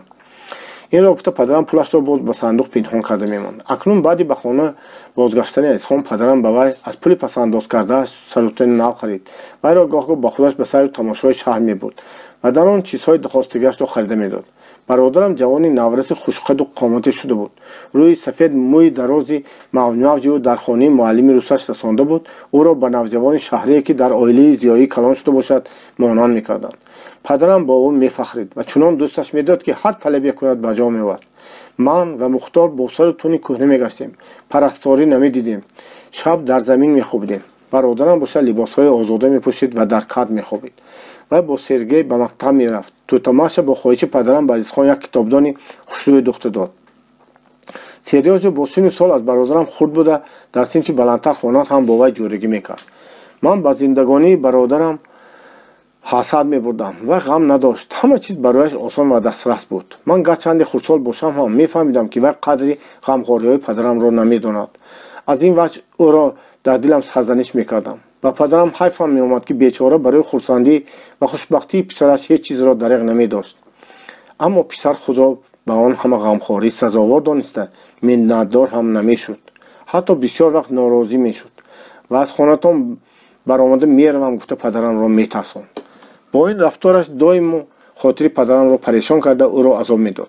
خواهش یگانه پدرمان این بود که عزیزخان دیگر به خانه آن چال کمپین نرود. اما برادرم همین خواهش او را هم به جا نمی آورد و پنهانی به خانه پدرخوان و مادرخوان سابق خود رفت آمد میکرد.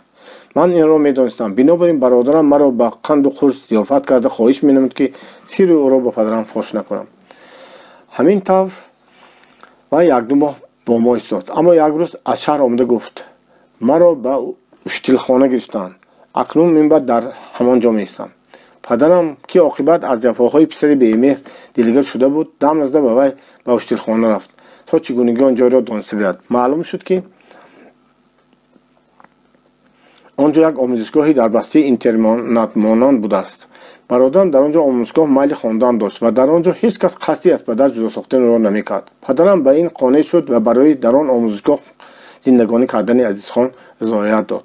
برادرم با من چگونه با اشتیلخانه داخل شدنش را مخفیانه حکایت کرد. معلوم شد که پدرخوان سابقی او معلم آموزشگاه بوده. برادرم را همان کس به آنجا قبول کننده است. هر روز یکشنبه عزیز خرم و خندان به خانه می آمد. باید از تربیه آموزشگاه باشد و وزین‌تر و بامانی‌تر شده بود. هر بار البته به یگان رفیق روسش می آمد و با روسی بی‌ملال گم می‌زد و با این فخر می‌کرد. کتاب‌های خود را گرفته می آورد و با پدرم می‌خواند تا نشان دهد که خط و سواد برآورده است. پدرم خرسند می‌شد و از اثر خرسندی و برادرم نیز خوشحال می‌گردید. سوادناکی برادرم را دیده احترام من به وی بیشتر می‌شد. آرزومند بودم که من هم مانند او با خط و سواد و کتابخوان شوم.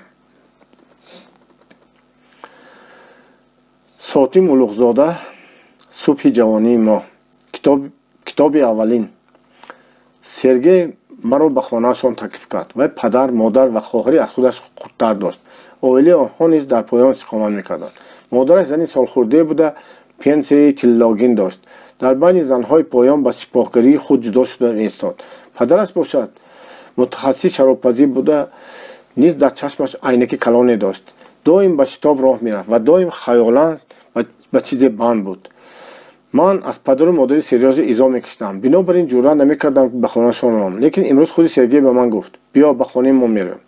و من ممکنه نوباران پرسیدم من چرا ممکن نباشد؟ خودم تکلیف کرده ایستادم کو. این را گفتم مرا با خود کشیده بود. من رمیده از پی سریاج به خانه‌شان داخل شدم. خانه روشن و آزاده. در تلویزیونشان پرده‌های سبز سفید نفیس پوش کشیدگی. از این خانه به خانه دیگر گلیمچه باریک گلدار انداختگی، فرش تختگینش زنگ کردگی و شفاف بود. در یک طرف جیوان و رفهای جلاداری پر از کتاب ایستاده بودند. خلاصه به چشم من آنچنان جای زیبا و پاکیزه جلوه‌گر شد که من نمیدانستم پای با تینکداری چنگالودم را به کجا گذارم. اگر سریاج از دستم گرفته بیا در آمدن گرفت نمیگفت، من هرگز از آستانه درونتر نمیرفتم. در دمی در لطه تاریخ خانه‌شویک پهن کرده شده بود. من باتینکم را به آن خوب پاک کرده درآمدم و به کرسی نشستم. مادر سریاج مثل آنکه مرا اولین بار دیده باشد پنسیون را از چشمم گرفته با نظر خریداری از سر تا به پای من نگاه کرد. من ایزا کشته از دل گذراندم که وی از آمدن من حیران و ناراضی است. اما زن یک باره از جا خسته به نزدیکی من آمد و پرسید بچه بولکی شیرین میخواهی؟ و جواب را نشونده یک بولکی سفید آورده به من دراز کرد. گیر خور. من گرفتم و یک بار گزیده خوردم، لیکن دیدم دلم کشید زیرا از بولکی بوی عطر می آمد. مادر سریاج باشد چیکار کردنش را نمیدانستگی بین روی خانه میگشت. بعد از آن باز پرسید گرامافون مانده هم میشنوی؟ و باز هم به جواب من منتظر نشده به نزد میزچه که در بالایش یک قوطی کنچه‌دار ایستاده بود رفت. کنچه آن سفید و مانند گردنی قوس کج بوده لقاس میزد. زن آن را به طرف من و سریاج گرداند. من آن گونه کنچه را ندیده بودم و چی بودنش را نمیدانستم. قوطی دسته داشت. زن آن را تاب داد و باز کیم چی کاری کرد که آنگاه از کنچه آوازی بلندی ترانه‌خوانی برآمد. من حیران مانده چشمانم را کلان شده به کنچه نگاه میکردم. ای کیا شوله خوانده ایستاده است؟ در درونش آدم هست؟ پرسیدم از سریاج. جورم خندید. من حکمت و طلسم روزها را که از پدرم شنیده بودم به یاد آورده گمان کردم که این هم باید از همان چیزها باشد. از افتکار حیرت من عیان بود که مادر سریاج به نزدم آمده پرسید مگر تو اشعال گرامافون را نشنیدی؟ نه هیچ نشنیدم. پس این چیز برای تو باید شوق‌آور باشد. گفتم. وقتی که گرامافون خاموش گردید مادر سریاج یک نفس مشوش‌خوارانه شده ماند. گویا با اندیشه بود که به من باز چی نشان دهد. مگر به هیچ قرار آمده نتوانست که به پسرش گفت سریاج آخر جرأت را به آن چیز مشغول دار باز جیغ نشد. سریاج خندید. ظاهرا تشویش و تردد مادرش به وی خنده‌آور نموده بود. زن به خانه دیگر رفته دیگر به نزد ما نبرآمد. سرگی از رفت یک کتاب مقاوم سیاه گرفته روی میز گذاشت و مرا در پهلوی شینانده بیا من به تو صورت‌ها نشان میدهم و کتاب را با ورق زدن درآمد. در هر صفحه کتاب صورت‌های کلان حیوانات و مرغان یابانی بودند که من هرگز آنها را ندیده بودم. سریاج به من نام آن حیوانات غلطی و مرغان عجایب را یک یک گفته در کجاها زیستنشان را حکایت می‌کرد. بعضی صورت‌ها رنگین بودند. اینها را خودم با قلم‌های رنگین کردم. گفت سریاج. و خط‌های در زیر صورت‌ها بوده را خوانده باز دانستگی‌های خودش را علاوه کرده به من می‌فهماند. من چقدر افسوس می‌خوردم که بی‌سوادم و همین گونه کتاب‌ها ندارم. Сергей соате ба ман суратҳоро нишон доду гуфт: акнун бас будагист. Аммо ман аз китоб чашм канда наметавонистам ва дилам намешуд ки аз сари он бархезам. Он тарафашро бинем, хоҳиш кардам ман. Мо боз ба китоб сар фуруд оварда қариб сеяки онро аз назар гузардем. Серёжа аввал дар бораи ҳар сурат донишҳои худро ба ман гуфта тамом мекарду баъд варақаи китобро мегардонд. Дар ин вақт падари Сергей омада монд ва мо маҷбур шудем аз машғулияти шавқовара худамон даст кашем. Ман рафтанӣ шуда аз ҷо бархостам. Серёжа маро то берун гусел карда гуфт: боз биё, ҳоло аз ҳама аҷоибаш дар пеш аст. Ман Серёжаро нағз дида мондам ва бо вай омаду рафт мекардагӣ шудам. Чанд бор дар хонаашон будам ва ҳар дафъа ба наздаш бо ҷону дил мерафтам. Серёжа ба ман ҳамин суратҳои китоби ғалатии худро нишон дод. баъд аз он китобҳои дигарашро ҳам нишон дод. Аммо ҳеҷ кадоми онҳо бароям китоби якум бар ин шавқовар нанамуд. аз саҳифаҳои он китоби муқоввасиҳо ба чашми ман як ҷаҳони афсонавӣ пур аз аҷоибот ҷилвагар шуд. аксар вақт ман ба назди Серёжа Мухторро ҳам гирифта мебурдам. суратҳои китоб ба ман завқи беандоза мебахшиданд ва соатҳои бо Серёжа гузарондам соатҳои хушбахтии ман буданд. ман кӯшиш мекардам ки он ҳайвонҳои ёбоӣ ва мурғони аҷоибро зинда тасаввур кунам ва он гоҳ даводави онҳо, парвози онҳо, чанги онҳо ба пеши назарам меомад. наъраи ҳайвонот, хониши мурғон, шавшави ҷангалҳое ки он ҳайвонот ва он мурғон дар он ҷангалҳо мезистанд ба гӯшам мерасид ва дар хаёлам манзараҳои олами ношиносе тавсиф меёфтанд. дӯстдории китоб ва орзуи китобхоншавӣ дар дилам сахта ҷой бигирифт. сотим улуғзода, субҳи ҷавонии мо. хайр шаҳри азиз. борони сел меборид. ман аз хонаи Серёжина омада истода будам ки дар роҳи аз поён ба завод раванда чашмам ба як одами дарвешнамо афтод. вай бо ҷадал қадам монда меомад. пои бараҳнаш ҳардам ба лою кӯлмакҳо меғудид ва аз лои ҷиғдаҷиғдааш, аз либоси ҷиғдаҷиғдааш об мечакид.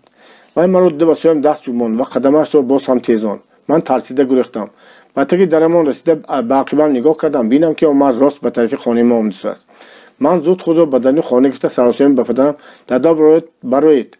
вай кӣ? гуфта будам ки аз. дар худи дарвеш ҳам намудор шуд. акнун ман таъқибкунандии худро шинохтам. мардак амаки ман Обид Хоҷа буд. вай ҳам маро шинохта будааст. бинобар ин аз паям омада зуд хонаи моро ёфтааст. амакам ба мо хабарҳои ғамангез овард. зани вай мурдааст. очаи меҳрубонам модаркалон ҳам мурдааст. аз хешу табор ҳамсояҳо ва ошноҳои мо низ бисёр касон вафот карданд. зебиро ба шавҳар доданд. хабари вафоти модарам ба деҳа расида будааст. амакам падари маро ба деҳа даъват кард ва ба зангирӣ ташвиқ мекард.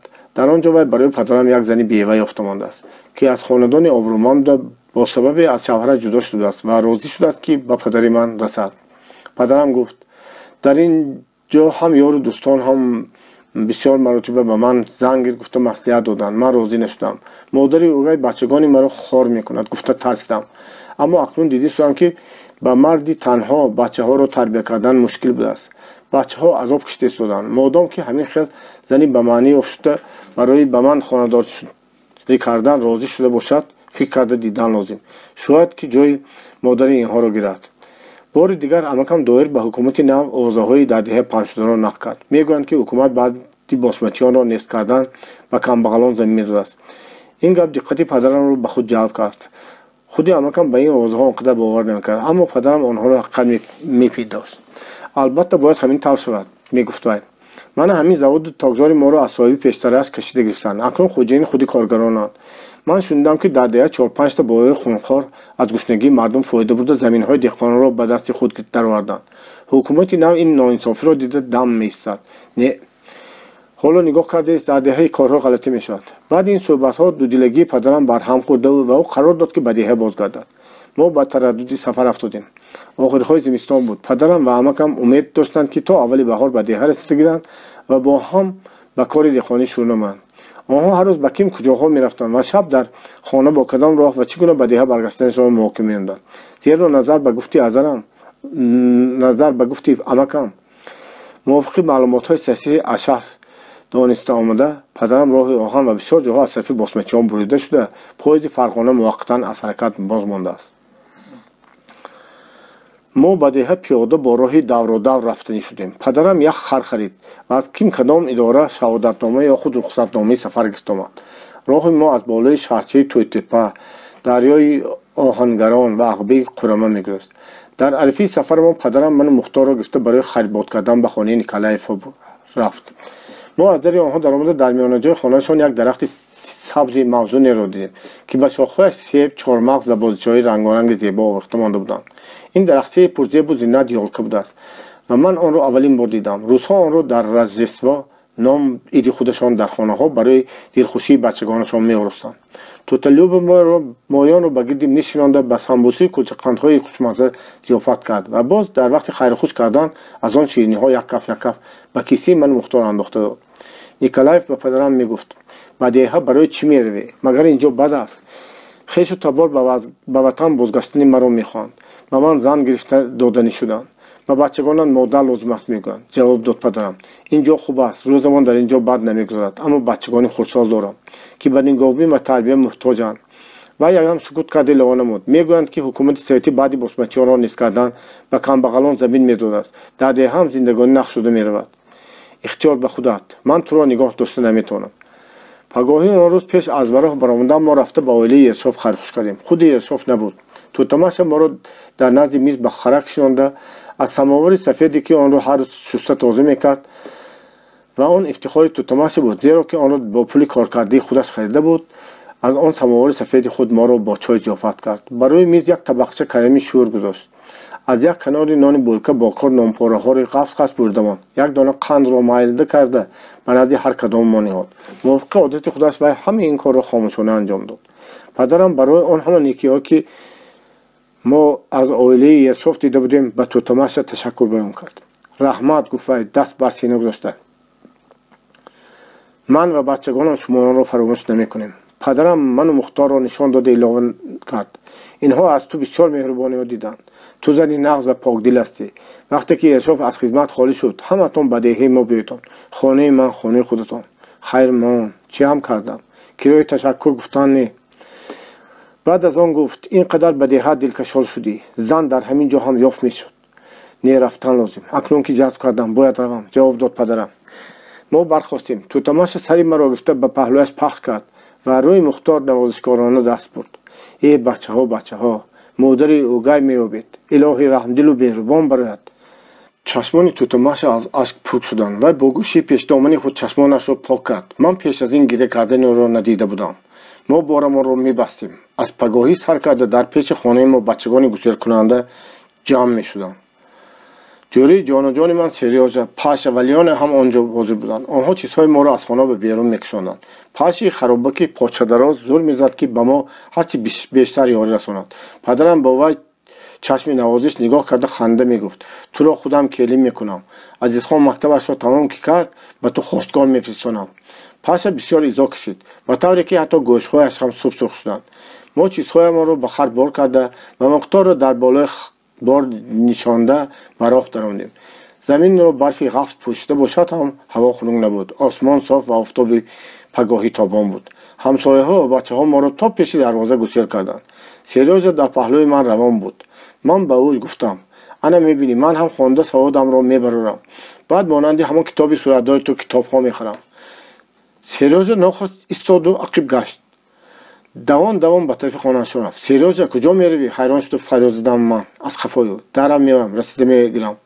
то дарвоза 100 қадам монда буд ки Серёжа расид омад. вай дар бағалаш як китоб гирифта омад. ма собир, ин ба ту ёдгорӣ, гуфта вай китобро ба ман дароз кард. ин ҳамон китоб буд, китоби мусаввар бо суратҳои ҳайвонот ва мурғони ёбоӣ ки ман онро ҳар дафъа бо шавқу ҳавас варақ мезидам ва аз тамошояш сер намешудам. Серёжа медонист ки ман ин китоби ӯро аз ҳамаи китобҳои дигараш дӯсттар медорам. бинобар ин хостааст дар дами ҷудоӣ онро ба ман бахшад.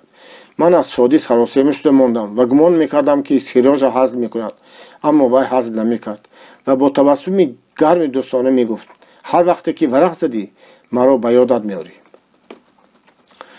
хуб, розӣ шудам ман. раҳмат. падарам бо хоҳиши ман харро истоёнда тӯҳфаи гаронбаҳоро ба хурҷин андохт. инак мо аз дарвозаи завод ба кӯчаи Фарох баромадем. дарвоза баста буд ва гуселкунандагони мо дар паси он монданд. ин дафъа монанди 2.5 сол пеш ки мо аз деҳаи худон баромада будем, аз паси хат падарам бо амакам қадам мезиданд. фақат ин дафъа модарамон бо мо набуд. عزیزخان هم نبود. چندین روز است که ما در سفریم. کیم چه خیل سایه ها و پولهای خراب که ما در نخ میگذاشتیم. پدرم کیم همه کدام این موضوع را گمنامی دیدن و بیزه ماندنش را که در دیدن آنها برای چپ راه خود منزل دور میگفتیم. نامعلوم مسخر شد. در لحظه در خاطرم نیمه نقش روز بستن. توشکان در پیماندن از خیمه ادریهای سنگلاخ، عبور کردن از الوداع ذره های تنگ، خبری بالا بار رفتن که و پایین مادر خمیدن از کوتاه ها دلگیرمان میکرد. راه سفر به انتها مینمود. من یک بار هم به خر سوار نشدم و هر چقدر مانده شدم هم شکایت نمیکردم. پدرم از من بسیار راضی بود و مرا تعریف کرده با من کم میگفت پلاوهایی که من به این خورانده بودم بیهوده نرفتن. ایلیکش پر مانده نمیشود. اینک ما با دریای آهنگران هستیم. دریا پرآب و تیز جریان بود. پیاده گذشتن خطر داشت. از خر امید نبود و اگر همت کنه تنها خودش رو بیبار به ساحل دیگر گذرانده میتونست. و بس روز به بیگاه نزدیک میشد. ما حیران و درمانده بودیم. نمیدانستیم از آب چطور گذریم. از راه یک سواری خوشلباسی سوداگرنما آمد و به سلام ما درست علیک هم نگرفته اسب قشقی فربه و بردمش رو به دریا انداختنی شد. پدرم از او خواهش کرد که یاری دلوی برکه یابید. هیچ نباشد همین بار و همین دو بچه رو به آن لب گذرانده مانید. سوار اول قبول نکرد. کیم چی بهانه کرد. اما پدرم گشتی و برگشتی التماس نموده بود که آخر راضی شد. تنها مرا با پشتی اسبش سوار کرده به آن لب گذراند. مرا در پشتی او نشاندند. اسب یک 20 قدم به دریا رفته بود که آب خنک به پایم رسید و به موزه‌ام درآمد. خنکی آهسته آهسته به تمام بدنم تاثیر کرد و مرا درق می‌لرزاند. موج آب به سینه اسب می‌زد. سوار برای آنکه کفش و معصی امریکانش تر نشود پایش را بالا کرده به گردن اسب می‌آمد. در ساحل دیگر وی مرا از اسبش فرآورد و نایستاده به راهش روان شد. من به گذشتن پدرم امکان و مختار و خرو بار منتظر شدم. و اطراف نظر میانداختم. در آن قریبه ها کسی را ندیدم. همه جا لنگی بود. فقط از دور کوه و کوتل‌ها نمودار بودند. در ساحل دیگر پدرم مگر از امیدواری مددی تصادفی ناامید شده بود که مختار را در کفتش برداشته به آب درآمد. امکان با خرو بار در ساحل ماند. پدرم آهسته آهسته حرکت میکرد. اینک وی به میان دریا رسید. موج‌های آبی تیز که تا سینه‌اش میآمد او را گرفته بردنی میشدند. او یک پهلو شده خود را به زور نگاه می‌داشت. با پایش تک دریا را سنجیده با احتیاط قدم می‌زد. گاهی قرار می‌گرفت تا که از فشار آب چپه شده نیفتد. بعد از آن باز آهسته آهسته به حرکت می‌دراند. من در لب دریا از وی چشم نکنده می‌ایستادم و از ترس در جایم شق شده مانده بودم. گمان می‌کردم که اگر جنبم از پدرم خللی می‌رسد. من وی به ساحل نزدیک شد. من دیدم که نوک ریشی خود را به دهان گزیده می‌آید. من رویش برالو نمایان شد. رنگش کندگی، چشمانش علای وهم‌آلود. ظاهراً وی سخت مانده شده بود و آخرین قوه خود را صرف کرده در مقابل جریان پوشیدگی آب ایستادگی می‌نمود. مختار باشد از آن هم ما خطری تهلناک را پروا نکرده در کشی پتر آرام آسوده می‌نشست. پدرم از آب برآمده بود که من به سویش دویدم. پای وی برهنه، لباس آبشارش به بدنش چسبیدگی بود. آفتابی فرورانده گرمی نداشت. پدرم از خنکی دندان به دندان مانده نمیتونست. وی مختار را از کتفانش فرآورده باز هم در همه حالت از دریا به آن طرف گذشتنی شد. او کویت را گرفته که من به امکت بار را میگذارم. گفت در حالتی که دندانهایش در اقاص میزدند و از پوشش کفیده‌اش خون میشد. من به دامنش درفته فریاد زدم نروید. گذشته نمیتونید. آب گرفته میبرد. این را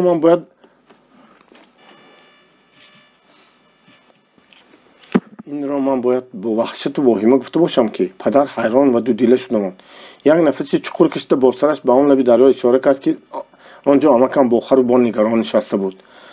پدر خسته‌وار به زمین نشست. من پی بردم که مجال راست دادن هم ندارد. مبارزه تن به تن با دریای مستانه رفتار درمانش را خوش کرده بود. وی تا رفت بیشتر می‌لرزید و دندان به دندان می‌کفت. من جامه‌ام را کشیده به کتفش بستم، لیکن جامه بچگانه سر کتف او را هم به زور می‌پوشاند. دلم میگفت که اگر علاج یافته او را گرم نکنم حالش بد می‌شود. در این سفر پدرم به هر احتمال در کیسه‌اش سنگ چخماق و پلته گرفته می‌گشت.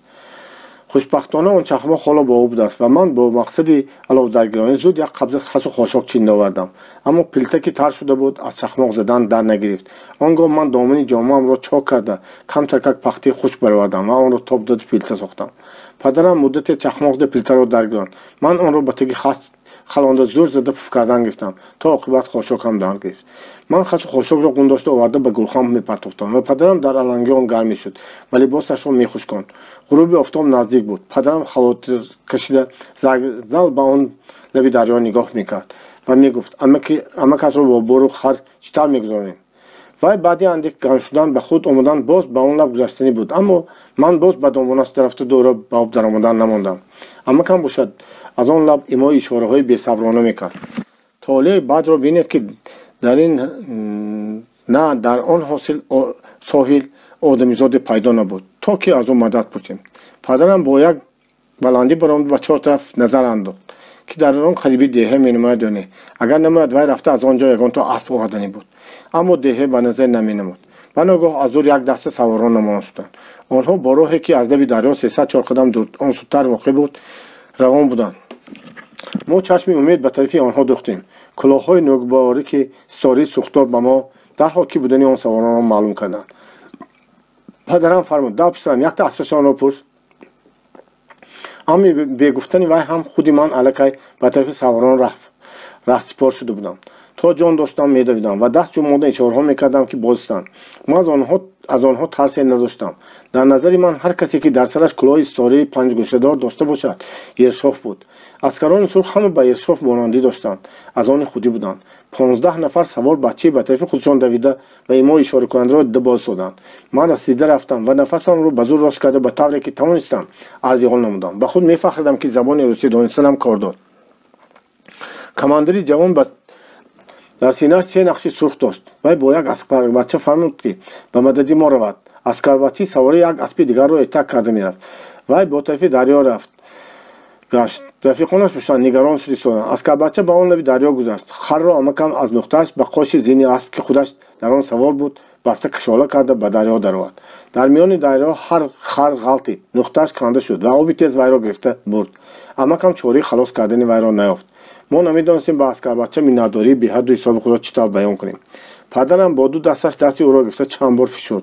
یک اسکری سرخ از 100 مسلمانی بای بهتر میگفت از آن سواری سوداگرنما که به ما یاری دادن نخواست کنایه کردند.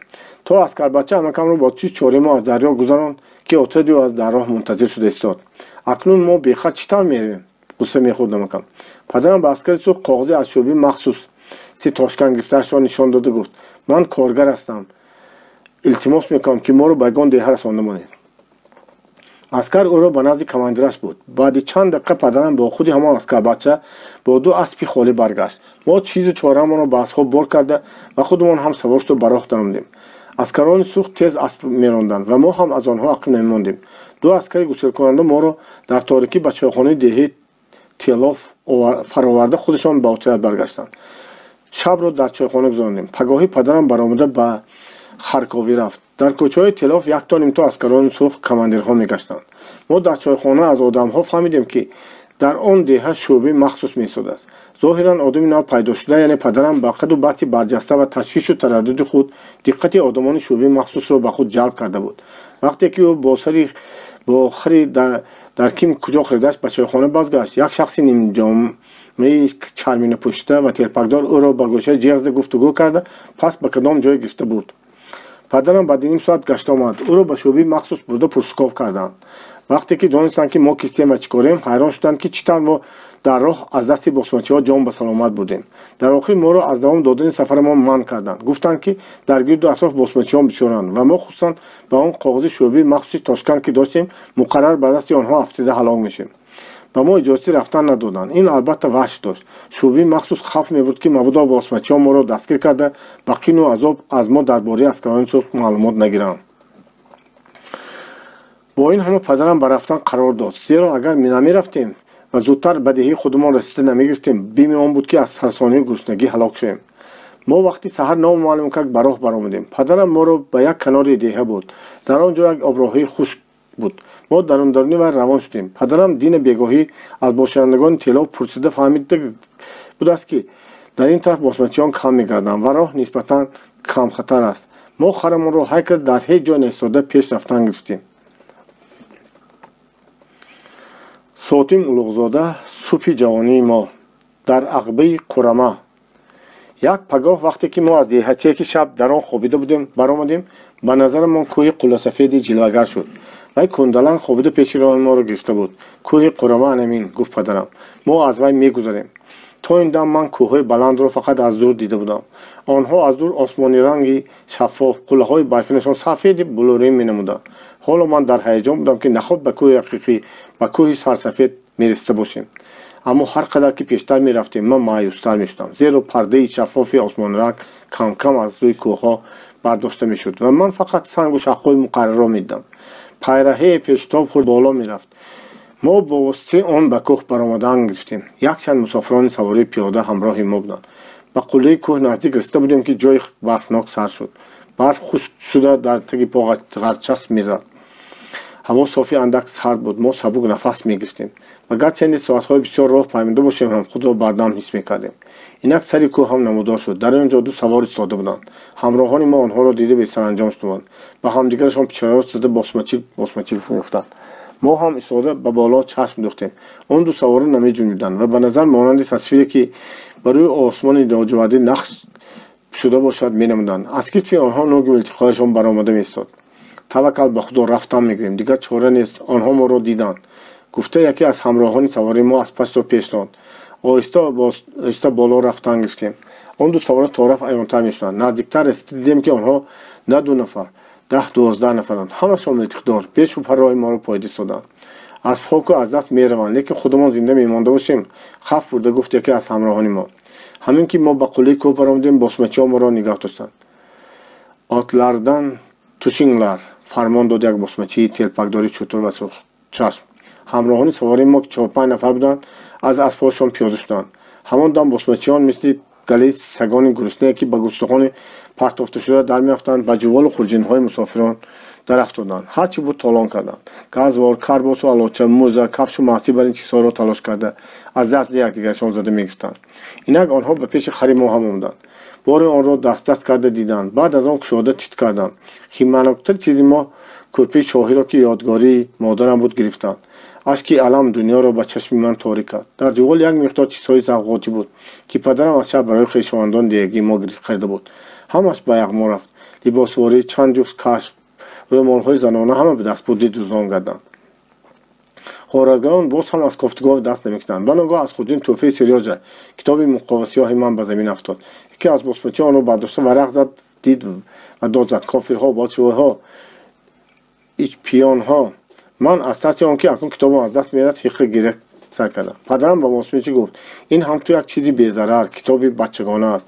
босмачи бошад бо қаҳр китобро ба санг зад. варақҳои суратдори китоб канда канда шуда ба ҷаҳри пайда рафтанд. боқимондаи онро босмачи бо мӯзааш дар барф лағаткоб кардан гирифт. ман ҳар як зарби лағади онро дар дилу ҷигарам ҳис мекардам. нобуд шудани китоб барои ман аз ғойрат шудани ҳама чизҳои дигарамон аламноктар буд. дод гуфта гирифтанам меомад, аммо аз босмачиҳо метарсам. дар пушти падарам пинҳон шуда худамро ба зӯр нигоҳ медоштам. ниҳоят ғойратгарон аз назди мо дур шуданд. бори мо хеле сабук шудамон. бори сабуки ашёро ба хар ва бори гарони ғамро ба дил ниҳода равон шудем. ҳоло дар паси харсангҳои наздик аз чашми нозанон пинҳон нашуда будем ки як овози шумбоз моро аз ҳаракат нигоҳ дошт. ист ду босмачи, яке серришу маймун қиёфа ва дигаре кӯсаи кампирбашара бо сари ҳар дуяшон рӯмолҳои ширкин то ғӯла карда бастагӣ ба назди мо буданд. кӯса бо қамчинаш ба пои падарам ишора карда ҳам дод. мӯза азро каш. чашми дуздон ба мӯзаи маҳками солдатии падарам ғалтида будааст. ва ин мӯзаро дар тошкан махсус барои ҳамин сафари дур харида буд. кӯса дара мӯзаи кӯҳнаи маларанги пошнабаландашро кашида ба шарикаш дод ва мӯзаи падарамро пӯшида гирифт. маймун мӯзаи ӯро пӯшида аз они худашро ки даридагӣ буд ба тарафи падарам ҳаво дод. падарам ночор пойҳои калонашро ба он мӯзаи танг ба зӯр халонда аз сари санг бархост ва носкодии худро бароварда аз андозаи муқаррари дучанд зиёд носро ба даҳонаш андохт. вай ҳар гоҳ агар қаҳр шуд ҳамин тавр мекард. кӯса бет чекай гуфта носкадро аз дасти падарам рабуд ва ба даҳонаш бурда носи бисёрро ба таги забонаш рехт. бо чашми ҳасад ва тамаъ носкадои суфтии ҷилокдор гирди сурохи нуқракӯб ва сарпӯшаки чармини пӯпакдорро якдам тамошо карда истоду дам назда ба кисааш андохт. гашта деҳ ноинсоф бо қаҳр гуфт падарам. босмачи ба ҷои носкаду ба вай як даштноми қабеҳ доду рафт. дар вақти толон босмачиҳо як шиша носи захирагии падарамро ҳам гирифта буданд. акнун носкаду ҳам бо носи охирин аз даст рафт. падарам дар роҳ аз хумори нос бисёр азоб мекашид. фақат баъди 2 рӯз вай дар яке аз деҳҳои сарроҳ ба худ нос пайдо кард. вақте ки аз ағба фаромадем, рӯз торик шуда меомад. дар таги кӯҳ байни талҳои сангин ва арчазорҳои пурбарф хонае ба назар менамуд ки аз дари кушодааш, аз таги бомаш ва аз сӯяхи девораш дуд баромада меистод. гумон кардам мумкин буд ки дар хона сӯхтаи рӯй додааст. ما سخت مانده شده خنک خورده و گرسنه بودیم به حدی که دیگر مجال راه رفتنمان نمانده بود. بنابراین به طرف آن خانه رفتیم با امید آنکه شاید در آنجا به طریق مسافر نوازی ما را اجازه شب خوابیدند. آنجا منزلگاه چوپانی بود است. در میانجای خانه از عرچه گلخانی کلان در گرفته می ایستاد و در پیش گلخان پیرمردی با پسر بچه نشسته بودند. ما رخصتی شب خوابی پرسیدیم. چوپان قبول کرد. برای ما در یک طرف خانه از شاخهای عرچه بستر انداختند. پس از کوفتگی خنکی و گرسنگی راه عقبه این خانه‌چه پستکی سیاه و پردود برای ما داروراحت حقیقی بود. شکم‌های ما با نون و چای علفین سیر کرده خواب رفتیم. وقتی که من با مختار در بین پدرم و عمکم جایگاه شده کورپه کهنه از دست بردی بسمچیان سلامت مانده را به بالایم کشیدم و من چنان می‌نمود که یک عمر در این گونه بستری راحت نخوابیدم. در خواب به گوشم از تک‌های دیوار و شیفت خانه خشیر کلموش‌ها می‌رسید. بوی دود سرگین با بوی تندی عرچه آمیخته به دماغم می‌زد و نفسم را می‌گرداند. اما حس راحت و آسایش بر همه چیز غالب بود. پگاهی پدرم با کش و کوک موزه دریده از بسمچی غنیمت گرفته‌اش را دوخت. بعد ما باز تناب راه دور را کشیدیم. ساتیم اولوغزاده، صبح جوانی ما، حکایت‌های من. در محله ما یک چند حولی‌های ویرانه بود که صاحبانشان یا وفات کرده یا به کیم کجاها کوچیده رفته بودند. یکی از این ویرانه‌ها در میان جای محله واقع شده بود. ما بچگان بعضی روزها بیشتر در وقتی برف یا باران باریدن به آن ویرانه درآمده در تگ ایوانش یا که در درون خانه‌اش دانک بازی بجول بازی می‌کردیم. گوشتی می‌گرفتیم. گاه در روی حولی‌اش گلخن ساخته در گرد آن می‌نشستیم و چقچق می‌کردیم. من به جوری‌هایم از شهر تاشکند و چیزهایی در آنجا دیدگم حکایه می‌کردم. صالح و محمود شنوندگان دائمی من بودند. آنها دم به درون کشیده از من چشم نکنده به حکایه‌هایم گوش می‌انداختند. عجایبات آن شهر دوری افسانه مانند را شنیده به شوق می‌ماندم. با روس بچه‌ها جوریگی کردن من و برادرم و از آنها زبان روسی یاد گرفتن ما رفیقان دیگه‌مان را در حیرت می‌ماند. اگر من گاهی به سوالشان جواب داده نتوانم در از خودم یگان چیز می‌بافتم و آنها را باور می‌کنم که راست می‌گویم. اگر نخواست به اینجا یگان عروس آمده ماند نمی‌ترسی نمی‌گریزی می‌پرسید صالح. نه دلپرانه میگفتم من برای چی گریزم به پیشش رفته گم میزنم کلانگری نکن نه روز بیاید انا بعد گپ زدن مرا میبینیم. جوراهم پیدا شده یگان روز را منتظر بودند تا مرا امتحان کنم و ببینم که راست میگم یا نه. حکایتی مرا درباره سیریاج و پاش با ذوق مخصوص گوش میکردم. از وقتی که حکایتی من درباره دوستان قرین خودم بهتر میبرم. صالح و محمود دانستن میخواستند که من سیریاج و پاش را میزدم یا آنها مرا. وقتی من جواب دادم که ما با هم دیگر جنگ نمی کردیم دست به گریبان نمی شدیم محمود حیران شده مانده می گفت اوس بچه ها جنگره می گویند که آدم رو داشته می زدند که رفیقان دهگی من حال شهر رو ندیده بودند و در مکتب نمی خوندند. بنابراین واقعه های عادی حیات شهر هم به آنها عجیب و غریب می نمود. مانند همین بچگان شهر و ده های دیگر آنها هم تپه تشنه حکایت های غلطی بودند. می خواستند که از من باز گپ‌های نو شنوند.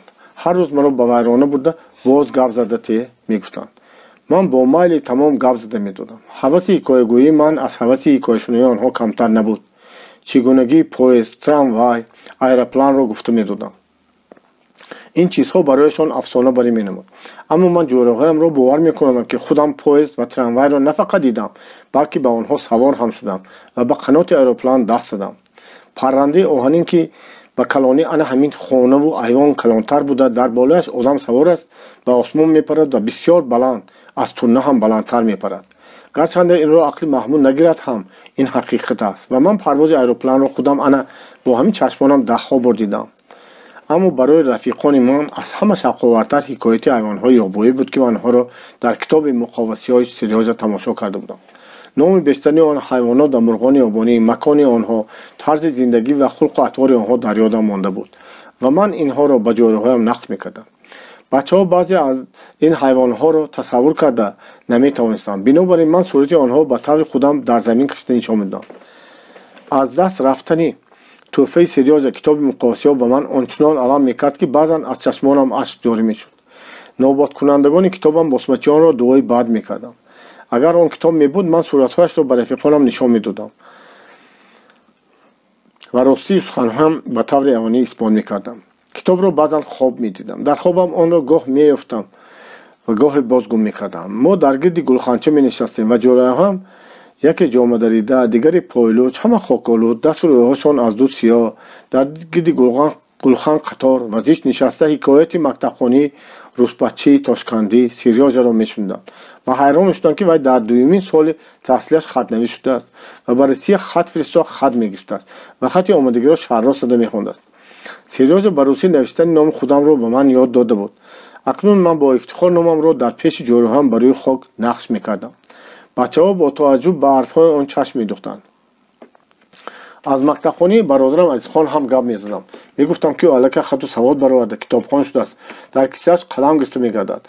Дар он вақтҳо аз рӯи ақидии мардуми деҳа одам барои хату савод баровардан бояд 10-15 сол риёзат кашида мехонд. Бинобар ин бачаҳо ба гуфтаҳои ман дар бораи бародарам ҳайрон мешуданд ва боварашон намеомад. Агар мо ҳам ба уштил хонем тез мулло мешуда бошем, мепурсид Солеҳ. Албатта набошад чӣ мегуфтам ман. Ман сар калонтар ки шудам, ба шаҳр рафта ба мактаби нав мехонам. Акон бар ин дарав хату саводам мебарорам. Набошад ба Аҳмад чӣ мегӯӣ? Вай 10 сол боз дар мактаби Абдунавӣ Домлоҳ хонад ҳам ҳоло ҳам хаташ набаромадааст ку. Хондан бошад, ғайр аз китоби дар пеши Домлоҳ мехондагаш, китобҳои дигарро хонда наметавонад, мегуфт Маҳмуд. Бо дурустии сухани ман дар бораи саводбарорӣ тез шубҳа карда. Аҳмад дар мактаби кӯҳна мехонад дия, уштилхона мактаби нав аст. Дар он ҷо шогирдони дигар хел мехонанд. гуфта эзоҳ медодам ман. Дар ҷойҳои мо ҳам мактаби нав кушода мешуда бошад? Умедворона мепурсид Солеҳ. Агар кушоянд босмачиҳо дарро вайрон карда мепартоянд, алову сар медиҳанд. Мегуфта ки дадом мегӯянд ки нақл кард як бача. Босмачиҳо худойбердӣ гуфтани як алмосиро писарат дар шаҳр ба мактаби кофирҳо мехонад гуфта бандӣ карда бурданд. Писари вай ҳам дар уштилхонаи Тошканд мехондааст. Ин хабарро як кас ба босмачиҳо расонаст. Онҳо худойбердиро зада аъзои баданашро кабуд карданд. Мегуфтанд ки агар писаратро аз мактаби кофирҳо нагирӣ, туро мекушем. Вай шабона пайташро рафта гурехтааст. Дадом ба Алмос рафта буданд. Дар он ҷо ин гапро аз худи худойбердӣ шунданд. Ман ба бачагони маҳалламон якто нимто бозиҳои дар Тошканд ёд гирифтаамро нишон медодам. Аммо ба фикри онҳо бозиҳои деҳагии худамон беҳтар буданд. Фақат як бозӣ ба тарзи ҳарбӣ саф кашида қадам задан ба онҳо писанд омада буд. номи ин бозӣ Раз-2 буд. мо бо овози баланд Раз-2 гӯён дар кӯчаҳо машқ карда мегашем. баъзе калонсолон ин бозии моро манъ мекарданд. Мегуфтанд агар босмачиҳо дида монанд ҳаматонро бандӣ карда мебаранд. Лекин мо аз ҳарфи бандӣ шудан парво накарда бозии дӯстдоштаамонро давом медодем. гоҳе ба деҳаи мо босмачиҳо меомаданд. одатан бачаҳои подобону деҳқонони дар сари замин машғули кор буда, ҳамин ки аз зуд босмачиҳонро диданд, зуд омада ба деҳа хабар медоданд. Он гоҳ воҳима рӯй медод. Мардум ҳадаҳа чизу чора, ҳайвонот ва инчунин зану духтарҳояшонро пинҳон мекарданд. як рӯз мо дар кӯча машғули бозӣ будем ки хабари омадомади босмачиҳон паҳн шуд. Калонсолон зуд пароканда шуд ба хонаҳои худ рафтанд. кӯча холӣ монд. мо бачагон худро дар пушти девори як ҳавлии вайрона гирифта нигоҳ кардем ки агар босмачиҳон гузаранд бинем. дукури асбҳо тораф наздик мешуд. ниҳоят аз паҳлӯи чашма як тӯда саворон намоён гарданд. лекин онҳо босмачӣ небаст, балки аскарони сурх буданд. аскари сурх фарёд задам ман ва аз болои девор ҷаҳида ба тарафи чашма давидам. бачаҳо тарсида аз ҷой намеҷунбуданд. ман ба сӯйшон даст афшондам ки омадан гиранд. натарсед, инҳо рӯсоанд, аскарони сурханд. он гоҳ бачагон далер шуда давон омаданд. ман ба назди аскарони сурх рафта бо овози баланд «Здрасти» гуфтам. оқибат ман имкон ёфтам ба ҷориҳоям исбот кунам ки ба русӣ гап зада метавонам. «Здравствуй» хандида аз шунидани саломи русӣ дар тааҷҷуб монда ҷавоб доданд чанде аз аскарони сафи пеш. «Откуда идёте?» бо исботи русидониям давом кардам ман. «Однако ты очень любопытный», гуфт як аскари сурх. Аскари дигар шухчашм сухӣ хоҳиш кард. «Принеси-ка чем напиться». ман давида ба назди як нафар бачае ки дар дасташ кӯза дошт ва барои об омада буд рафтам ва кӯзаро аз дасташ гирифта аз наводони чашма об пур карда овардам. аскари сурх аз давони кӯза об нӯшид. отият гузашта рафт. аммо аскар истода ба ман саволу ҷавоб мекард. аз куҷо русӣ донистанамро пурсид. ҷавоб додам ки дар Тошканд ёд гирифтам. баъд аз он вай ба ман дӯстона хайрхуш карда рафт. аз ҳамин соат сарф карда обрӯи ман дар назди рафиқонам боз ҳам зиёд шуд. акнун онҳо шаку шубҳе надоштанд ки ман бо русӣ гап зада метавонам. аскарони сурх ба деҳаи мо тез меомадагӣ шуданд. акнун ҳар боре ки меомаданд бачаҳо натарсида ба пешвози онҳо медоиданд ва расти аз ман ёдгирифтагиашонро бо овози баланд гуфта салом медоданд. сотим улуғзода субҳи ҷавонии мо ятимӣ. тобистон ба охир расид. мо аз ҳавлии деягимон кӯчидем. ҳарду хонаи пешайвоннок дошт. дар як хона худи мо ҷойгир шудем. хонаи дигарро амбор сохта дар он озуқаи зимистонӣ, ғаллаи аз заравгарии падарам ва хуршачинии ман ба даст омада ва сабзию пиёзу картошки аз полизи худамон рӯидаро ҷой кардем. ман на фақат дастёри хона, балки акнун ёррасони падарам ҳам шуда будам. ба ӯ ҳезум мекашондам, дар бозор харид мекардам, ба осиёб мерафтам. падарам аз ман розӣ буд ва ҳатто баъзан дар пеши одамҳо маро таъриф карда мемонд. вале бо ин ҳама ба ман чунин менамуд ки падарам ҳанӯз ҳам писари калониашро бештар дӯст медорад. вай нахуст фарзанди азизи худро бисёр ёд мекард ва ӯ пазмон шуда буд. аз рафтани бародарам ба Тошканд 3-4 моҳ гузашта бошад ҳам аз вай ҳеҷ хабар набуд. мо ҳайрон будем ки чаро вай аз худ паём намефиристад. падарам то рафт парешонхотир шуда дар ҳаққи бародарам ба ҳар гуна хаёлҳои андӯҳовар мерафт. одамҳои аз Тошканд омадагӣ ҳам ягон хабар наоварданд. на дар куҷо буданаш маълум ва на аҳволи саломатиаш. мегуфт вай гоҳе дил танг шуда ва афсӯс хурда илова менамуд. чаро ман вайро дар вақти рафтанаш гусел накардам ва вай гапзанон накардам. аз ҳамқишлоқҳои худамон як ҷавон рӯзе ба хонаи мо омада чунин хабари ҳаяҷоннок расонд. амак писаратон касал будааст. ман намакак аз тӯс омадам. дар он ҷо бо як ошнои аз Тошканд омадагиам вохӯрдам. вай писаратонро дидааст. азизхон дар роҳ касал шуда монда худро ба Тошкент ба зур расондааст ва то имрӯз ҳам сеян нашуда дар хонаи як нафар хечи худатон хобида будааст. таъин карда фиристодааст ки касал будани маро ба дадом расонед ва гӯед ки тезтар омада аз ман хабар гиранд. падарам инро шунида ба ҷои нишастагиашон шах шуда монд ва ба ҷавон ҳеҷ чиз нагуфт. ҷавон рафт. падарам соати аз ҷо нахеста ба як нуқта чашм дохта нишаст. ман бошам на танҳо аз бародарам балки аз падарам ҳам ба хавотир афтода будам. шабҳо ҳоло хунук нашуда буданд. мо дар айвон мехӯбидем. он шаб падарам аз хона набаромад. дар хонаи торик танҳо нишаста буд ва он ҷо ҳиққи гиристани ӯ ба гӯши мо мерасид. маро хоб намебурд. фақат наздикии саҳар пинак рафта будам ки ба ногоҳ риши падарам ба рӯям расида маро бедор кард. вай маро ба муқтори хобрафтаро бусида гуфт. ман ба пеши бародарат меравам. ҳамин ки сиҳат шуд гирифта меоварам. ту аз гапи бибият набаро. агар дер монам хавотир накаш. мо ҳарду ба тарафи модарандарам нигоҳ кардем. вай аз ғаму ғуссе мо бепарво дар ҷойгаи худ ба кӯрпа пешида хоб рафта буд. аз укоят бохабар бош, илова кард падарам. вай тӯшии роҳ ва дигар лавозимоти сафарро дар хоҷин андохта ба рафтан тайёр шуда буд. бо модарандарам хайрхуш накард, зеро ки зан албатта моҷаро мебардошт ва ҳаракат мекард ки ӯро аз рафтан боз дорад. дар нимторикии субҳидамӣ оҳиста оҳиста қадам монда аз назди мо дур шуд. баромада рафт. аз байн як моҳ гузашт. на аз падарам ва на аз бародарам хабаре наомад. боре ман аз наводони чашма ба татил об мегирифтам. як нафар ҳамдеҳаи мо ки дар маҳаллаи дигар истиқомат мекард ба наздам омада дармонда гуфт: собир, ту акнун бачаи калон шудӣ. ақлат даромадагӣ ин рӯз ба сари ҳар кас меояд. вай дам шудамон. ман пай бурдам ки бадбахтии фалокати рӯйдааст. аком мурдааст, беихтиёр пурсидам ман. ҳамдиягамон ба замин нигоҳ карда бо оламати тасдиқ сар ҷунбода гуфт: баъди азизхонро гӯрондан падарат ҳам қазо карданд. ман аз Тошканд як ҳафта пеш омада бошам ҳам ба шумо чӣ хел гуфтанамро надониста гашта будам. сатил аз дасти ман ғалтид, обаш рехт. ман худамро ба замин партофта дод задам. касе маро аз замин бардошт ва аз дастам гирифта ба хонаамон бурда монд. мухтор ҳам додуфуғони маро дида ба фарёд омад. он рӯз модарандарамон тараддуди бадеҳии ҳамсоя ба хонаи хоҳараш рафтан дошт. вақте ки маро ба хонаамон оварданд, зан дар берун дар дами дарвоза бо ароба савор шуд истода буд. чун аз воқеа огаҳӣ ёфт, як лаҳза, фақат як лаҳза мушаввишхотир шуда нахот. хайр хости худо ҳамин будааст, чӣ илоҷ? гуфту дигар дам назад. ароба ба роҳ даромада ӯро гирифта буд. мо бо мухтор гирён ноло мондем. ман ӯро дар оғӯш гирифта ба худам ва ба вай мегуфтам: акнун мо ятим шудем, мо ҳеҷ кас надорем. ман дар умри бачагиам рӯзҳои аламнокро дида будам, аммо он ҳисси бекасии пурдаҳшате ки дар он шаб ба ман рӯй дод, ҳеҷ вақте рӯй надода буд. шабро зор гиста саҳар кардам. барои он ки мухторо аз хоб бедор нашавад, сарамро ба кӯрпа печонда бесадо мегиристам.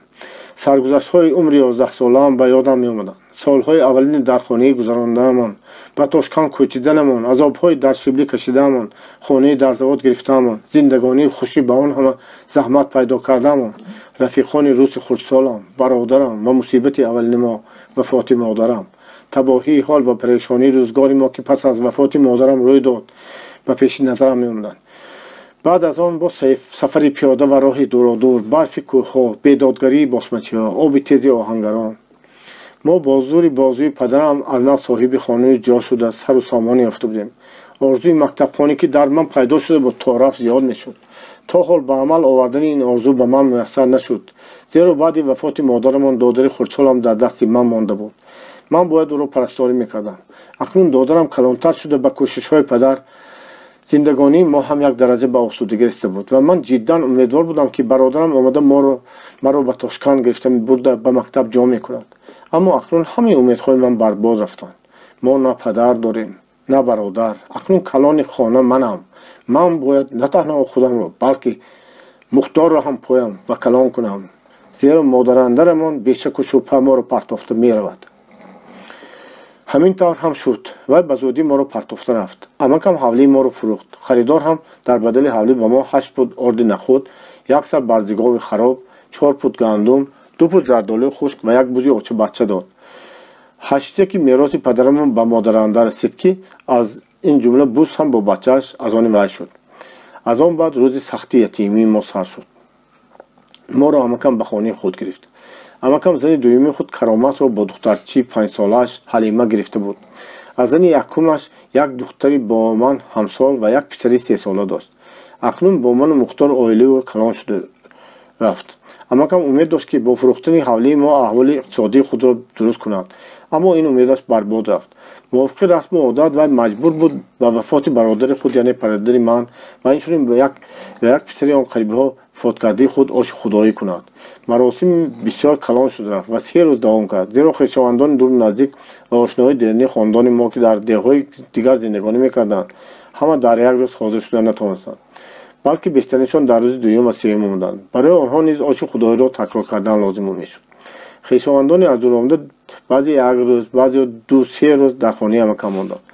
در این مدت همه آنها را خوراندن لازم بود و بالای این همه خراجات حق خدمت ملا و بیبیاتان‌هایی که در مراسم آش خدایی قرآن و دیگر کتاب‌های دینی را خوانده بودند جمع میشد.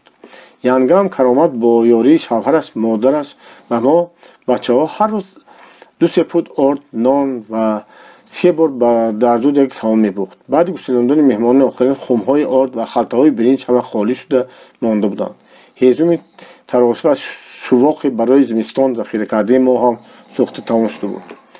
بعد به امکم و من لازم بود که تمام زمستان به تل کوتاله ها رفته شواق کنده به خانه کشانیم. عادتا بار شواق مرا امکم میبست و زیاد میبست. من آن را پشتواره کرده با یک عذاب و مشقت به خانه میرساندم. در از راه ما چندین بار نشسته دم میگرفتیم. امکم از من پیشتر دمش را گرفته برمیخیست و به راه میدرآمد. من باشم گاه‌ها از گرانی بندی شواق به پا خیسته نمیتونستم، میافتیدم.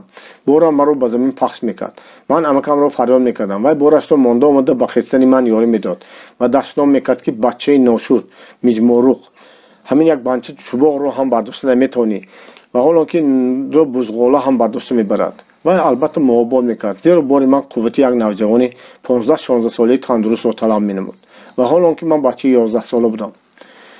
دمی که امکم بر من خشم میگرفت، باعث خشمش کوفتگی و گرسنگی بود، زیرا ما پگاهی ناشتا نکرده به شواق کنی میرفتیم و در چاشتگاه سخت گرسنه مانده مردنیوار مانده شده به خانه برمیگشتیم. امکم با واسطه کم خوردن خوراکوارا صرف کرده نمیشد و چنین حساب میکرد که اگر پگاهی کس ناشتا نکند نمیمرد و ناچار در یک روز فقط 2 بار خوراک میخورد که برایش بسنده است. روزهایی که به شواق کنی یا بیگان کار دیگر نمی رفتیم خواه و ناخواه ناشتا کردنمان لازم می شد. یانگام کرامت اتاله پخته به هر کدام ما بچگان 1 کاسگی اتاله و 1 بردگی نان زغاره می داد. زغاره پیازناک به من بسیار به مزه می نمود. من آرزو می کردم که 1 تا نان زغاره را خودم تنها خورم. از بچگان فقط به پسر امکم حسن اینجیق که همسال مختار بود خوراکی زیاد می رسید، یعنی به وی نیم تا زغاره می دادند. ولی با وجود این حسن دائم ناراضی بود و گریه میکرد. حسن را ما دمدوز میگفتیم. و در یک جا خاموش می‌نشست و بعضا از پگاهی تا بگاهی یک کلمه هم گپ نمی‌زد. اگر عرض یا طلبی داشته باشد ناخست با آواز بلند گریه می‌برداشت. معنی گریه‌اش این بود که وی گرسنه است یا تشنه است یا که حاجت بیرون رفتن دارد. بچگان اویلی ما خندوی بازی می‌کردند، شوخی می‌نمودند، اما حسن نه بازی می‌کرد نه خنده، وی دم می‌نشست. هرگاه که فریادی ناگهانی و بلند می‌شد، اما کم وی هنگام از جای جهیده به خانه کردن طلباتی می‌شتند. حسن در یک طرف صندلی طرف دیوار می‌نشست و هیچ کسی دیگر را در پهلویش نشستن نمی‌ماند. اویلی که کلام بود ما و هر کدوم که صندلی دو کسی می‌نشستیم، اما یک خودی حسن یک کدوم را بند کرده بود. اگر بناگاه یگان نفر ما در پهلویش جای می‌گرفتیم فریاد کنان اعتراض به آن می‌کرد. خواهر وی روشن هم گاه قاروس تیزه می‌کرد. وی اوچه و بابای مادری داشت، اما کم با آنها ناساز بود و دخترش را اجازه نمی‌داد که به خانه آنها رفت آمد کند. این است که اگر روشن را از یگان وجه رنجاند یا به اجرای کاری نمی‌خواستگیش مجبور کند، وی در رفت به خانه اوچه می‌رفت و گشته نمی‌آمد می‌گفت. اما کم از ترس اینکه مبادا وی رفته نماند در همه حال به وی گذشت می‌کرد. ما هم پاس خاطری اما کم را کرده کوشش می‌نمودیم که روشن را نرنجانیم. روشن از این استفاده برده از کار بار خانه گردن می‌تافت. بنابراین ینگام حول روبی، آبیاری، هیزم شکنی و آتشدان تنور علامانی بر این کارها را به ما می‌فرمود. از ظرف آب ما فقط یک تا ستیل دراز داشتیم. ینگام هر سحر مرا از خواب شیرین بیدار کرده به آب می‌فرستاد. من زود بیدار نمی‌شدم. چون بیدار می‌شدم باز مدت خود را با خواب می‌زدم. از جاگه گرم خیستن نمی‌خواست. در برف و لای به چشمه برای آب آوردن پا برهنه می‌رفتم، زیرا موزه من همون موزه که پدرم در تاشکند خریده داده بود دریدگی، گشته و برگشته دوختگی و در 10 جایش دربه انداختگی بود. اگر پشت برم در رو بدنش آب لای می‌دراند. من وی را فقط در خنکی سخت اگر به جای دورتر روان می‌پوشیدم. جامعه کونی دریدم رو به تنم محکم پیچانده دوان به چشمه رفته آب می‌آوردم. در برابری به خانه داخل شدن ستیل را در پایگاه گذاشته زود به صندلی می‌نشستم که پایم را گرم کنم.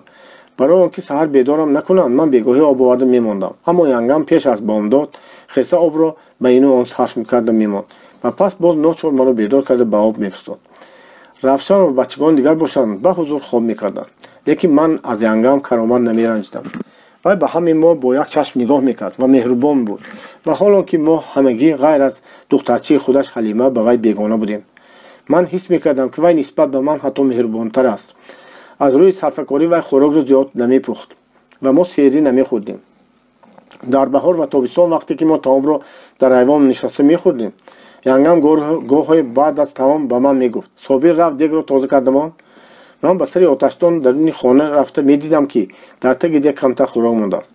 پس سری دو پا نشسته با خوردن سر می‌کردم. ینگام همه را به گفتگو مشغول می‌داشت تا که آوازی به دیگ برخوردن کفگیر یا قاشقی مرا نشنواند، وگرنه بچگان دیگر مغل می‌برداشتند. ینگام میانقد گلرخسار، چشمانش کلان بوده به مادری من مانند داشت. شب باز در روشنایی چراغ سیاه ململک چاق می‌داد. چیور بود، تاقی چستی را بسیار زیبا می‌داد. در روشنایی ململک وی به مادری من باز هم مانندتر می‌گردید. شاید از همین سبب باشد که من در جاگه خودم ساعت‌ها از وی چشم نکنده می‌خوابیدم. ینگام در سر چاکدوزی پلنگ می‌کرد، چون که روزانه خیلی مانده می‌شد. مگر بیدار بودنی مرا حس می‌کرد که گاهی به آنکه از چاکدوزی سر بالا کند آهسته مرا جیغ می‌زد: صابر، چی می‌گویید؟ خیلی زنگ نفس به پیشم آمده شین. من گرچند خوابم مانده باشد هم زود برخاسته جامه‌ام را پوشیده در نزدش می‌نشستم. می‌دانستم که وی به من افسانه خواهد گفت. افسانه‌های عجیب می‌گفت. من شنیدن آنها چنان دوست می‌داشتم که تیار بودم همه شب در نزدش بیدار نشینم. هیچ کس مانند وی افسانه‌های بسیار نمی‌دانست و آن را به آن خوبی نمی‌گفت. از همه زیادتر افسانه وصیتی پدر دل مرا برده بود. اینک پسر خردی در شب تاریک باز به سر قبر پدرش آمد و او را به نیکی یاد کرده گریست. ناخست از تاریکی شیهه اسب بلند شد. پسر نگاه کرده دید که یک اسب سفید قناتدار با یال زیبای مخملین و زین و لجام زرین در نزدیکش ایستاده است. با بالا هم سوار شد. من تو را به کجایی که خواهی میبرم. مانند آدم به زبان آمده گفته است: من نمیتوانم. من رمی برادرانم را در دشت مانده آمدم و باید زودتر به آنجا برگردم. من از این سخنها را در دلم تکرار میکردم و در خیال خودم به آنها یک معنای مخصوصی را که به زندگانی خودم دخلدار باشد نسبت میدادم. دختر ینگام از شوهر یکمش حلیمه 5 ساله بود. این دخترچه سیاه چشمی که کلچروی بسیار قابله و خوشفهم بود. хурдакак бошам ҳам дар корҳои хона ба модараш ёрӣ доданро дӯст медошт. Янгам ӯро навозишҳои ғалатӣ мекард. Ҳар гоҳ ки меҳри модараш метофт, ба духтарчааш мегуфт: раҳматӣ дадод соле ки ба Тошканд рафта буданд, аз он ҷо сурати нимподшоҳи Румро оварда буданд. Ман он суратро ба тӯпии ту андармон карда мемондам ва аз чакат овезон шуда меистод. Чунон мезебид ки духтарбачаҳои дигар ҳавасшон рафта: вай Ҳалимахонро бинитон, сурати нимподшоҳро ба чакааш овехта гирифтааст, мегуфтанд. Ин ҳодиса яке аз дурахшонтарин хотираҳои Янгам буд. Ман аз ӯ мепурсидам ки нимподшоҳи Рум чӣ гуна будааст. Янгам мегуфт: агар одам 40 шабу 40 рӯз роҳ гашта ба тарафи офтобшинам равад, ба шаҳри Рум мерасад. Подшоҳи он шаҳр дар равоқи баланд мешинад, бо зинапояҳои заррини чилзинадор баромада мешавад ва подшоҳи Рум аз болои он равоқ саросари шаҳрашро дида мешинад. Нимподшоҳи Рум ноиби ҳамон подшоҳ аст. Амакам худро мусулмони комил медонист ва диндори сахт буд. Ба масҷид пештар аз азон гуфтани муаззин ҳозир мегардид ва агар муаззин андар дер кунад, худаш ба ҷои вай азон мегуфт. Ба намозхонӣ бо тасбеҳ рафта пеш аз намоз ва баъд аз он муддате зери лаб пичир карда тасбеҳ мегардонд. Вай ба навигароие ки баъд аз инқилоб пайдо шуда истода буданд ё назар ба гуфти одамҳо мебоист пайдо мешуданд, душман буд ва бо уштилхона нафрат дошт. дар вақти зиндагии падарам ӯро ғоибона сарзаниш мекард ки чаро ба писараш иҷозат дод дар уштилхона даромада хонад. медонист ки ман сахт орзуманди мактабхонӣ ҳастам, аммо ба мактабхонии ман қатъиян муқобил буд ва бо хандаи истеҳзо: ва ту бар ин ятимча мактабхониро кӣ мондааст, мегуфт. ва якон коркуне ба худ пайдо карда буд, ки он ман будам ва ҳеҷ намехост ки ин коркунро аз даст диҳад. дар бораи таҳсили ин фикри вай чунин буд: мактабхонӣ кори духтар аст, ба писарбача намезебад. Писарбача калонтар ки шуд, барояш ғайр аз якта арғамчин дигар чизе лозим нест. Амакам духтараш Равшанро ба мактаби Биотун дод. Биотун дар таги қалъа истиқомат мекард. Ман аз мактаби ӯ сӯзон ҳасад мебурдам. ҳаваси мактабхонии маро ҳаҷв карда хандидани амакам ба ман бисёр алам мекард. Ман ҳайрон мешудам ки чӣ гуна мактабхонӣ аст. Чун Равшан аз мактаб бармегашт, амакам гоҳ аз вай мепурсид: ку духтарам, имрӯз чӣ ёд гирифтӣ? Он калимаҳои дӯсташ овозҳо гарчанде тамоман нофаҳмо бошанд ҳам ба амакам ва Янгам таъсире мебахшиданд. зоҳиран сабаби таъсир бахшидани калимаҳо ҳамин нофаҳмии онҳо буд. Равшан сабақашро тӯтивор такрор мекард. амакам мешунавид ва шод мешуд ки духтараш савод омӯхта истодааст. ман бошам аз шодии амакам ҳайрон будам. охир бародари ман ва Серёжа аз аввалин рӯзҳои мактабиашон ба китобхона даромада дар 2-3 моҳ хату савод бароварда буданд. Равшан бошад ҳоло ягон ҳарфро намедонад. пас чӣ ҷои шодӣ кардан аст? одам аз болои хатдон шудан бояд 14 сол раёзат кашад, мегуфт амакам. 7 сол хатхониро ёд мегирад, 7 соли дигар хатнависиро. ман саводомӯзии бародарам аз хонро нақд карда ба дурустии суханони амакам шак меёдам. амакам ҷавоб медод ки бародарат дар мактаби кофирон хонда буд. хату саводи кофирон хату савод ҳисоб намешавад. гарчанде ки вай ин фикрро ба ман гашту баргашта талқин мекард, лекин дили ман боз ҳам ба уштилхона кашор буд. ба ҳар ҳол агар кор ба ман мемонд, ман ҳамон мактаберо интихоб мекардам ки дар он тезтар хату савод баровардан мумкин бошад. мактаби нав ҳоло дар деҳаи мо кушода нашуда буд. бинобар ин ман тайёр будам дар мактаби кӯҳна ҳам бошад хонам ва агар ин муяссар намешуд, сарам ба осмон мерасид. аммо ҳайҳот, ин ба ман ҳеҷ муяссар намешуд.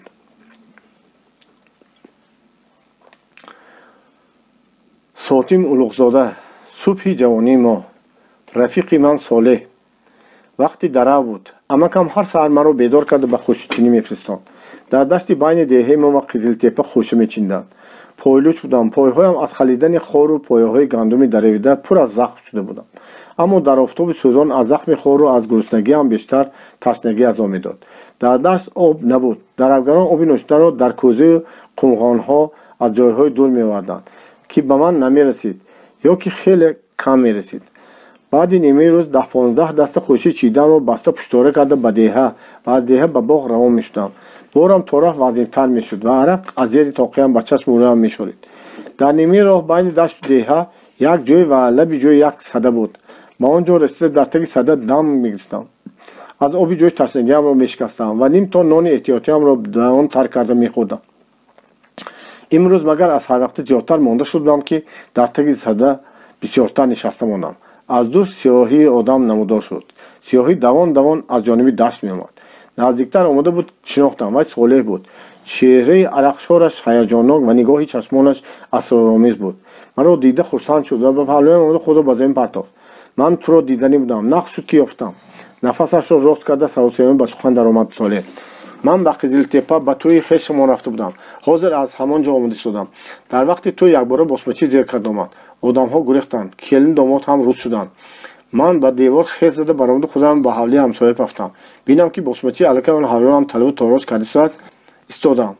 Босмачиҳо мегирифтагиашон гирифтанду баъд дар миёни ҳавлӣ туп шуда гапзанон карданд. Ман гӯшамро чиқ карда гапшона шудам. Онҳо йигитҳои орзуманд буданд. Ламаънашон писари орзуманд ҳам буд. Ҳамашон маслиҳат карда ҳамин бегоҳ аз болои Баймоқ ва дам гузашта ба Шокафтар рафтанӣ шуданд. онҳо 30-40 кас ҳастанд. Ба аскарон хабар диҳем ки равон шав, гуфтам ман аз ҷояш. ҳардуям ба хонаи Солеҳ ино рафтем. Ман банди хӯшаро дар он ҷо гузоштам. модари Солеҳ ба дуи мо нимта нон дод. баъд аз он мо баромада ба бозоргоҳ доидем. дар он ҷо аз аввалин аскари сурхи вохӯрда хоҳиш кардем ки моро зудтар ба пеши командираш барад, ки мо ба вай дар бораи босмачиҳон гап дорем. Аскари сурх командирашро ёфта омад. Командир моро ба хончии ҷойгонӣ назди казарма дароварда дар паси мизи хурдака ба нимкачча нишонд ва аз сумкаи чармиаш як варақ коғози калон бароварда яла кард. Командир бо қалами сурх дар рӯи коғози серхаташ аломатҳо гузошт ва як доираша кашид. баъд аз он як нафар аскари сурхро ба наздаш талабида чизе фармуд. Аскари сурх моро ба казарма бурду хӯрок дод. рафиқони вай соате ба мо чоқчақ карданд. суҳбати аскарони сурх ба ман бисёр дилхоҳ ва шодибахш буд. ман бо онон ҳар бор дилетар гуфтугӯ мекардам ва гуфторишонро то рафт бештар мефаҳмидам. Солеҳ ҳам акнун аз онҳо на танҳо наметарсид, балки дар суҳбатшон худро шод ва ифтихорманд ҳис мекард. мо аз казарма баромада ба хонаи Солеҳ ино бозгаштем. ман аз он ҷо банди хӯшамро бардошта ба боғам равон шудам. боғи ҷои долонагии мо ба сабаби дорияш ҳанӯз ҳам обод карда нашуда буд. бинобар ин мо он тобистон дар боғи як нафар бои ғавоӣ соянишин шуда будем, ки аз ҳавлии дерги мо он қадар дур набуд. бояд дар деҳии худаш ғаво истиқомат мекард. шарти сояшини мо он буд ки боғи ӯро обод нигоҳ дорему меваҳои онро хушконда ва ҳосили тогзорашро мавиз карда ба ӯ расонем. аз дафти кор миқдори меваи хушк ва мавизе ки мовқи 6 моҳ баъд ба мо бой мерасонем хеле зиёд буд, ки амакам ба мо бачаҳо худсарона кандани ангур ва афшондани меваро қатъиян манъ карда буд. мо ба иҷозати вай маззаи ангуру меваро фақат гоҳ-гоҳе ва он ҳам бо миқдори хеле кам мечиштем. соати баъд аз фурӯ рафтани офтоб оилаи калони мо дар пеши алочух каппа таом хӯрда нишаста буд, ки аз дари боғ Солеҳ намоён шуд. ман ӯро дар нимторикӣ аз почаҳои дарозаш ва қади баланду борика шинохтам ва зуд бархоста ба пешвозаш рафтам. аскарон ба тарафи Шокафтар рафтанд. пичрост зад вай ба ман. онҳо аз пеши хонаи мо гузаштанд. ман дидам. аз ин меборад ки хабари расондагиам бефоида набудааст, гуфтам ман ба Солеҳ, дар ҳолате ки ба ҳаяҷон омада будам ва дилам губ-губ мезад. набошад чи дилпурона, гуфт Солеҳ ва таклиф кард. биё собир ба хонаи мо меравӣ. ту дар ҳамон ҷо хоб мекунӣ. баъд дуюмон пагоҳӣ ба казармаи аскарон рафта ҳама гапро дониста мегирем. пагоҳӣ ман монанди ҳар вақта бояд ба хушчинӣ мерафтам, аммо таклифи Солеҳ хеле дилфиреб буд. пас ба амакам гуфтам ки мехоҳам ба хонаи Солеҳ ино рафта хоб кунам ва пагоҳ барвақт эса ҳамроҳи ба хушчинам. амакам рухсат дод ва ману Солеҳ ба хонаи онҳо равон шудем. модари Солеҳ барои мо дар суфра ҷой андохт. ману вай дар таги як кӯрпа хобида то нимишаб пичирос мезидем. дуи мо сирри махфие доштем ва онро дар деҳа ғайр аз худамон ҳеҷ кас намедонист. пагоҳӣ модари Солеҳ ба пеши мо як коса шир ва як тон нон оварда буд. мо ношто карда ба бозоргоҳ равон шудем. дар пеши казарми аскарони сурх фақат ду аскар гардиш мекарданд, дигар ҳеҷ кас набуд. мо дар интизори баргаштани аскарони сурхе ки ба душманковӣ рафта буданд як чанд соат дар гирду пеши бозоргоҳ гаштем. саргарми тухтхӯрӣ будам ки аз шохи дигар овози Солеҳ баланд шуд. собир гӯш андоз, аскарҳо омада истодагӣ баред. аз қафои аскарон 10-12 нафар саворони бесилоҳаи деҳқоннамо асп меронданд. боз аз қафотари онҳо як даста аскарони сурх чанд тан бесаворро етак карда меоварданд. ҳардуян зуд аз дарахт фаромада ба сӯи казарма довидем, то бибинем ки аскарони сурх бо босмичиёни асир чӣ коре мекунанд. аскарон зини аспонро мегирифтанд, сарутани худро кашида чангашро меафшонданд, даст рӯе мешустанд. ошпаз бо ду аскари дигар хӯрок мекушонд. босмачиёнро дар бораи онҳо нишонда буданд ва дар пеши онҳо низ хӯрок оварда монданд. хуб, ту дар ҳамин ҷо истода нигоҳ кун, ку инҳо боз чӣ кор мекунанд. ман ба хушчинӣ мерам. дидигатро баъд ба ман гуфта медиҳӣ. инро гуфта ман рафиқамро монда рафтам. дар гандумпоӣ назди боғи Солеҳро машғули хушчинӣ будам. баъди пешин Солеҳ ба он ҷо омад. чеҳрааш хира буд, андӯҳгӣ менамуд. аскарон фақат ду босмачиро нигоҳ дошта, дигар ҳамашонро озод карданд. командир аз онҳо пурсид ки минбаъд боз босмачигӣ мекунед ё намекунед. онҳо ҷавоб доданд ки не, дигар намекунем. моёнро босмачиҳо ба зӯрӣ ба худшон ҳамроҳ карда буданд. командир ба ҳамашон ҷавоб дода фиристод. надонистам барои чӣ ин хел кард. раваду онҳо боз баромада босмачӣ шаванд. хавотир кашида мегуфт Солеҳ. Сотим Улуғзода. субҳи ҷавонии мо. ҳалокати Зебӣ. дар наздикии қабристон одамҳо ҷамъ мешуданд. аз рӯи кунҷковӣ ман ҳам давида рафтам. ҳама ба қабристон нигоҳ мекарданд. он ҷо як зани сарбарахнаи ҷӯлидамо як гӯрро оғӯш карда ҳой ҳой мегирист. раҳмам омада фикр кардам ки шояд ягон зани девона бошад. зани боақлу ҳуш дар мусибати сахттарин ҳам дар ҷойи кушод сари худро бараҳна намекунад. чун наздиктар расидам, чанде аз мардони калонсол ба назари андокинонаи тараҳумомоз ба ман нигоҳ карданд. пас аз он пичир пичир карда номи Зебиро ба забон гирифтани баъзе касон ба гӯшам расида буд ки баданам ваҷарос зад. нахот ки он зан Зебии мо бошад. не, асло вай нест. Зебии мо дар деҳии дигар иstiqомат мекунад.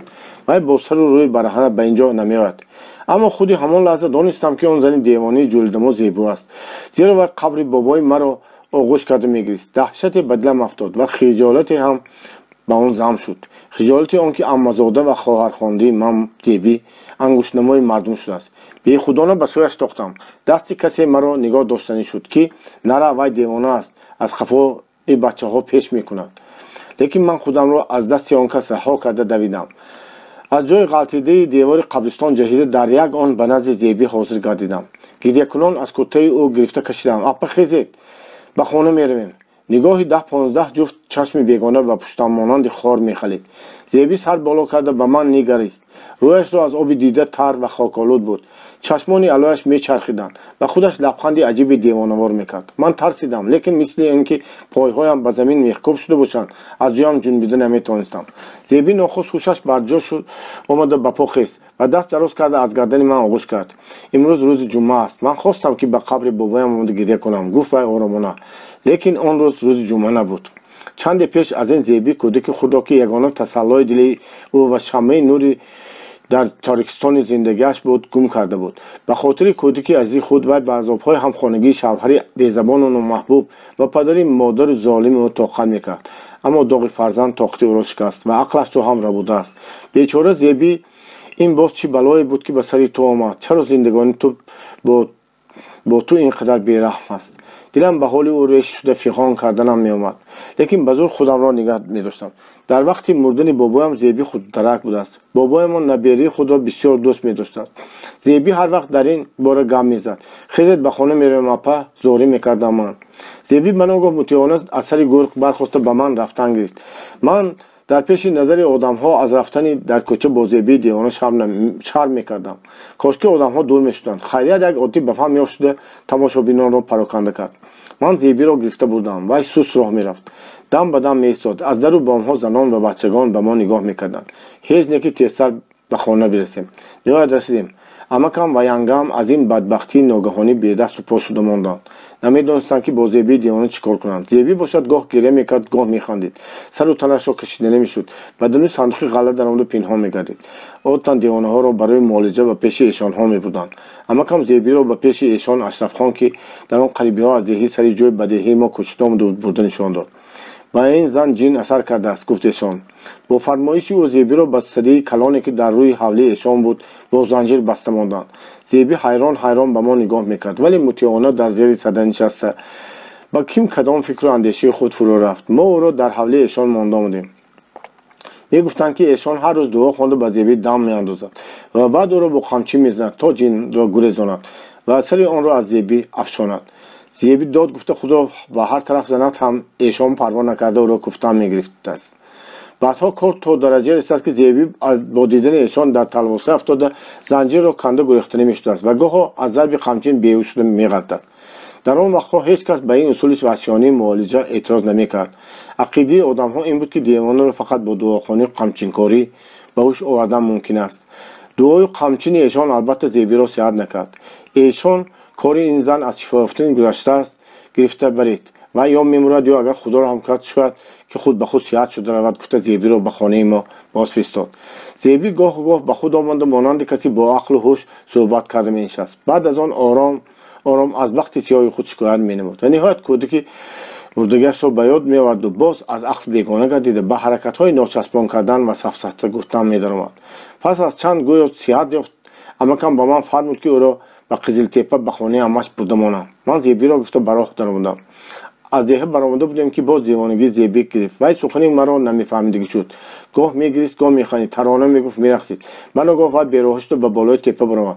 Ҳарчанд ки ман аз қафояш рафта садо кардам, гӯш накард ва ба дари пушти тепа фуромада рафт. Дили маро ваҳм гирифт. Ман намедонистам ки бо ин зан дар он дари танги беодам чикор кунам. Хушбахтона Зеби пас аз муддате ба роҳ бозгашт, аммо рост намерафт. Як зайл бо тепаҳо баромада ғоиб шуда мерафт ва боз пайдо мегардид. Бо ҳамин тариқ мани ҳушёр бо Зеби девона 7 чақрим роҳро дар 6-7 соат ба зуд тай карда ба Қизилтепа расидем. Ман онро дар хонаи амааш монда ба деҳаи худамон баргаштам. аз мобайни 2-3 ҳафта гузашт. боре ман ба Қизилтепа рафта аз Зеби хабар гирифтам. вай ба худ омада тамоман сиҳат шудагӣ барӣ менамуд. Ман ӯро ба сари чокдӯзӣ ёфтам. маро шинохта аз омаданам хурсанд шуд. аммо деҳтар шунидем ки девонагӣ вай аз нав сар шудааст. аммоаш Зебиро ба назди як эшон дигар бурда мондаст ки вай ҳам девонаҳоро монанди эшони аввала муолиҷа мекардааст. рӯзе аз ростхо Зеби аз ҳавлии эшон гурехта ба ким куҷо ғайб зааст. баъзе одамҳоро дар дашти байни деҳҳои Шоён ва Шаҳанд диданд. Зеби дар он дашт ба тани нимбараҳна ва мӯй парешон мегашт. одамҳо агар ӯро дида монанд, тарсида мегӯхтанд. ҳамин тавр он зани ҷавони кулфатзадаи ноком, он қурбони зиндагонии талхтар аз заҳр дар биёбон, аз гушнагию ташнагӣ ва гармои сармо ҳалок гардид.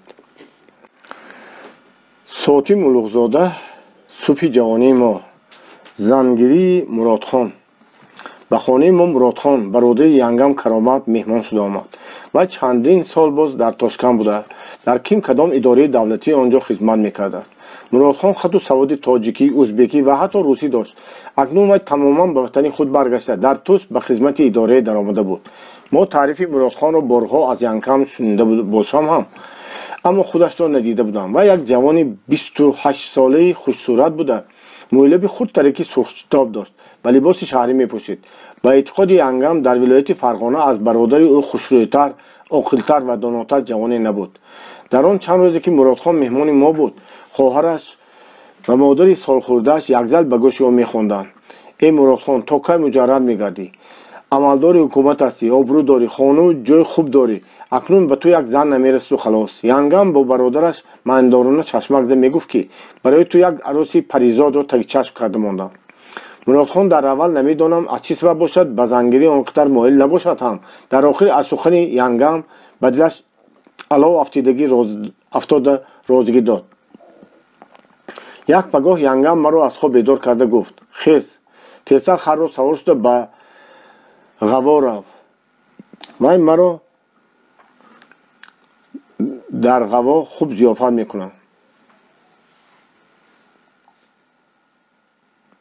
гуфта ҳадаҳа ба роҳ равона кард. дар ғаво хонаи Тиллохон оимро пурсида ёфта рав. гӯй ки янгам ва Муродхон акон ба шумо нигарон ҳастанд. дарҳол бо духтаронатон расида равед будааст. Тиллохон оимро ман мешинохтам. вай хеши дури янгам буд ва чанде пеш аз ин бо ду духтари соҳибҷамолаш омада дар хонаи мо меҳмон шуда буд. ҳусну ҷамоли духтаронаш Меҳрӣ ва Шамсия дарар дар деҳаи мо овоза шуда буд. хусусан духтари хурдиаш Меҳрии 14-сола ба ман бениҳоят хушрӯй менамуд. мо писарбачагон дар миёни худамон мегуфтем ки ин хел духтараки хушрӯйро дар умрамон надидаем. дар роҳи ғаво ман гуфтаҳои янгамро дар бораи духтарони Тиллохон оим ба хотир меовардам. духтари Калонию Шамсия 16-ро пур карда ба 17 қадам монда буд ва вай аз чанд ҷо хостгорон баромада бошанд ҳам, лекин модараш вайро ба ҳеҷ кадоми онҳо надодааст. Тиллохон оим намехостааст ки духтараш нозанинаш ба каси оддии қишлоқӣ расад. вай мунтазири хостгорони давлатманди намангонӣ, қӯқандӣ ё тӯсӣ будааст. мо ба таври худам ҷои калон шудаи он хоҳарони паризод хону ҷои онҳоро тасаввур карда намешудам ва дар дилам мегуфтам ки Тиллохон оим бояд духтаронашро чун гул дар гулистон парварида бошад ки онҳо ин қадар зебо ҳастанд. ғаво ҷои бас хушобу ҳаво буда дар таги кӯҳ воқеъ шудааст ва аз паҳлӯаш як дарёчаи шӯрхоби кӯҳӣ мегузарад. деҳа боғу бӯстонҳои фаровон дорад ва мардумаш ҳам солиму хушсимост. хонаи Тиллохон оимро ман кофта ба зур ёфтам. вай дар як канори дури деҳа будааст. дар кӯчаҳо танкӯчаҳои ин деҳаи калон мегаштаму аз гуруснагӣ сарам чарх мезад. пушаймон мехӯрдам ки чаро пагоҳӣ дар хонаамон аз янгамон ягонтон нон пурсида нагирифтам. خیر بعد یک نفس به منزل طلاخان آیم میرسیم و او البته مرا مهمانداری کرده سیر و پور میخوراند. به دری که آدم ها به من نشان دادند در آمدم. اول باوریم نامد که آنجا منزل طلاخان آیم و دختران محلقای او باشند، زیرا حولیچه دیدم تنگ و افلاس و حقیقتر از کلبه گدایان که 4 دیوار کهنه باران شسته‌اش جا جا غلطیدگی بود. با این حولیچه در و دریچه یک خانه نیم ویرانه گشوده میشد. اندازه دیوار خانه پاره پاره کوچیده از بین کلوخ و پاخسه ها چوب‌هایش نمایان گشته بودند. در رو بروی خانه یک عاقل خراب واقع شده بود که ستون‌های پستکش کج شده غلطم میگفتند. در یک کنج حولیچه در سر آتشدان دیگ کلان میجوشید و در پیش دیگ یک دختر که با تنش جامه کهنه جیغده مردانه پوشیده بود در سر تقاره نشسته جامه‌شویی میکرد. یک کمپری قاق نیمجان از تگ بام عاقل قبضه کاه و خاشاک پوسیده را کشیده برآورده به جای هیزم به آتشدان میخواند. عجبا نخواهد که اینها طلاخان آیم و دختران او باشند. آره خودشان. کمپیر مرا به خانه درآورد. من آنجا نازنینان و ملکه خوبان مهری دختر خودی کمپیر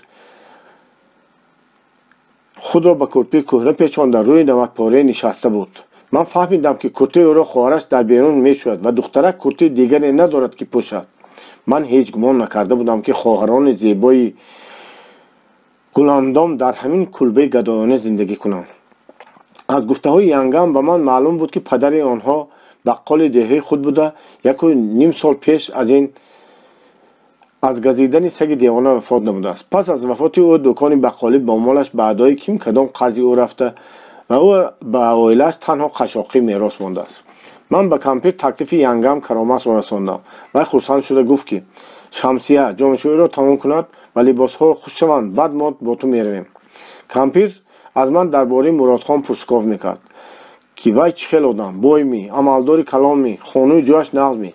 از وقتی که طلاخان آیم سبب به خانه ما تکلیف شدن خود را فهمیده بود. من به پرسش‌های او جواب داده میگفتم که برادر ینگم بسیار دولتمند و عملداری کلان توس است.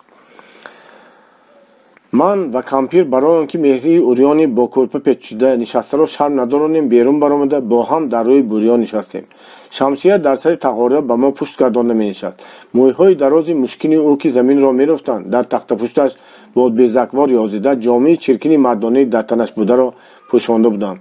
هرگاه که من درباره مرادخان گپ می‌زدم دخترک از جامه‌شویی دست داده به گپم گوش می‌داد. بی‌شبهه خبری آورده من برای طلاخان آیم خبری خوش بود. من این را از چهره او می‌دیدم. از زبان من تعریف مرادخان را شنیده برای ترش نازب و پرچین او تبسم می‌دمید و در چشمان بینورش شراره‌های شادی برق می‌زدند. کمپیر می‌بایست مرا لاعقل با شادیانه خبری آوردگیم ضیافت می‌کرد، اما وی ظاهراً در این باره هیچ فکری نمی‌نمود. از گرسنگی شکم من درد گرفته صداهای نالشمند می‌برآورد و سرم چرخ می‌زد. طلاخان آیم از وقتی کار این را حس کرد و یا فراست دریافت که من باید از راه دور گرسنه مانده باشم و به خانه همسایه‌اش برآمده یک تا نان آورد و آن را 3 پاره کرده به من و دخترانش تقسیم نمود. نازنین خواهران به خانه‌شان به خوردن نان هم نداشتند. پیرزن در آخر معده شویده‌اش را خون داشته در کرپه کهنه پیچاند و آن را به بالای خری من پرتافته گفت حاضر ما به خانه یک آشنا میرویم. بعد چند فرصت مد به یک حوله آزاده نغزکک داخل شدیم. شاخ و برگ‌های یک بیخ تاک پیش ایوان خانه را گرفته بودند. از خانه یک جوانزن خوشصورت و خوشلباس برآمد که خود را با گوشواره‌های دراز فیروزناک، چند شده مرجان و دستپانه‌های درخشان زیب داده بود. کمزلچه تنگ مخملینش قامت موزون و باریکی او را موزونتر و باریکتر کرده نشان میداد. با موی درازش پوپک بسته بود که قبچه‌های آن از هر یک حرکت زنک با هم خورده صدا میدادند. این زن خواهر مرادخان بود است. از مادر اوگه او یعنی پدر یک مادر دیگر و اعزازخان نام داشته است. وقتی وی دانست که ما به نزد برادر و خواهر او روانیم با همراهی ما رفتنی شد. شوهر اعزازخان یک جوانی خوشخلق و ملایم طبیعت بود. وی با زبان نرم زنش را از رفتن منع کردنی شد. اعزاز در حضور ما شرم نکرده برای شوهرش تاخته گفت میروم که گفتم میروم، دادگویی هم میروم، وایگویی هم میروم. زن او را تو میگفت که این در آن وقتها نسبت به شوهر بی‌حرمتی حساب میافت. من از این بی‌حرمتی اعزازخان نسبت به شوهرش و سازش کردن شوهر به این گونه رفتار معامله زن حیران ماندم، زیرا موافق رسم عادت زن میبایست فرمانبردار شوهر بوده او را شما میگفت. تیلاخان آیم دیرتر به من سببی با شوهر خود این طور معامله کردن اعزازخان را فهماند. معلوم شد که اعزازخان پیشتر این خیل نبوده، بلکه فقط بعد به توس آمده عملدار شدن برادرش مغرور، سرکش و به شوهر خود نافرمانبردار شده مانده است.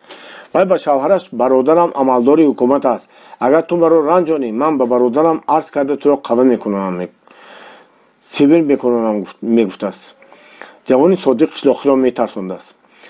و حالان که مرادخان در توس یک خدمتچی میده، یکی از میرزاهای کامیجایه بود، اما برای ترساندن آن دهقانبچه عادی بیسواد یعنی شوهر اعزازخان همین منصب دادرروسی کفایه بود. ما شب را در خانه اعزازخان گذراندیم. پگاهی اعزاز چیزهای در کارهاش را قنداش و بخچه کرده به بالای خریمن گذاشت. شوهر دید که رو از رفتن بازداشته نمیتواند، ناچار به او یک خلطه آرد برآورده داد تا که به خانه خویشاوندانش دست خالی نرود و التماس کرد که زودتر برگردد. زن باشد خنده نظر ناگیرانه کرده و شوهری بیچاره سوزانده دیگر به خانه نمیام میگفت. در چاشتگاه به دهه ما رسیدیم. در خانه ما مهمانداری سر شد. زنان در خانه، مردان امکان و مرادخان با 2 نفر آشنایش در ایوان می نشستند.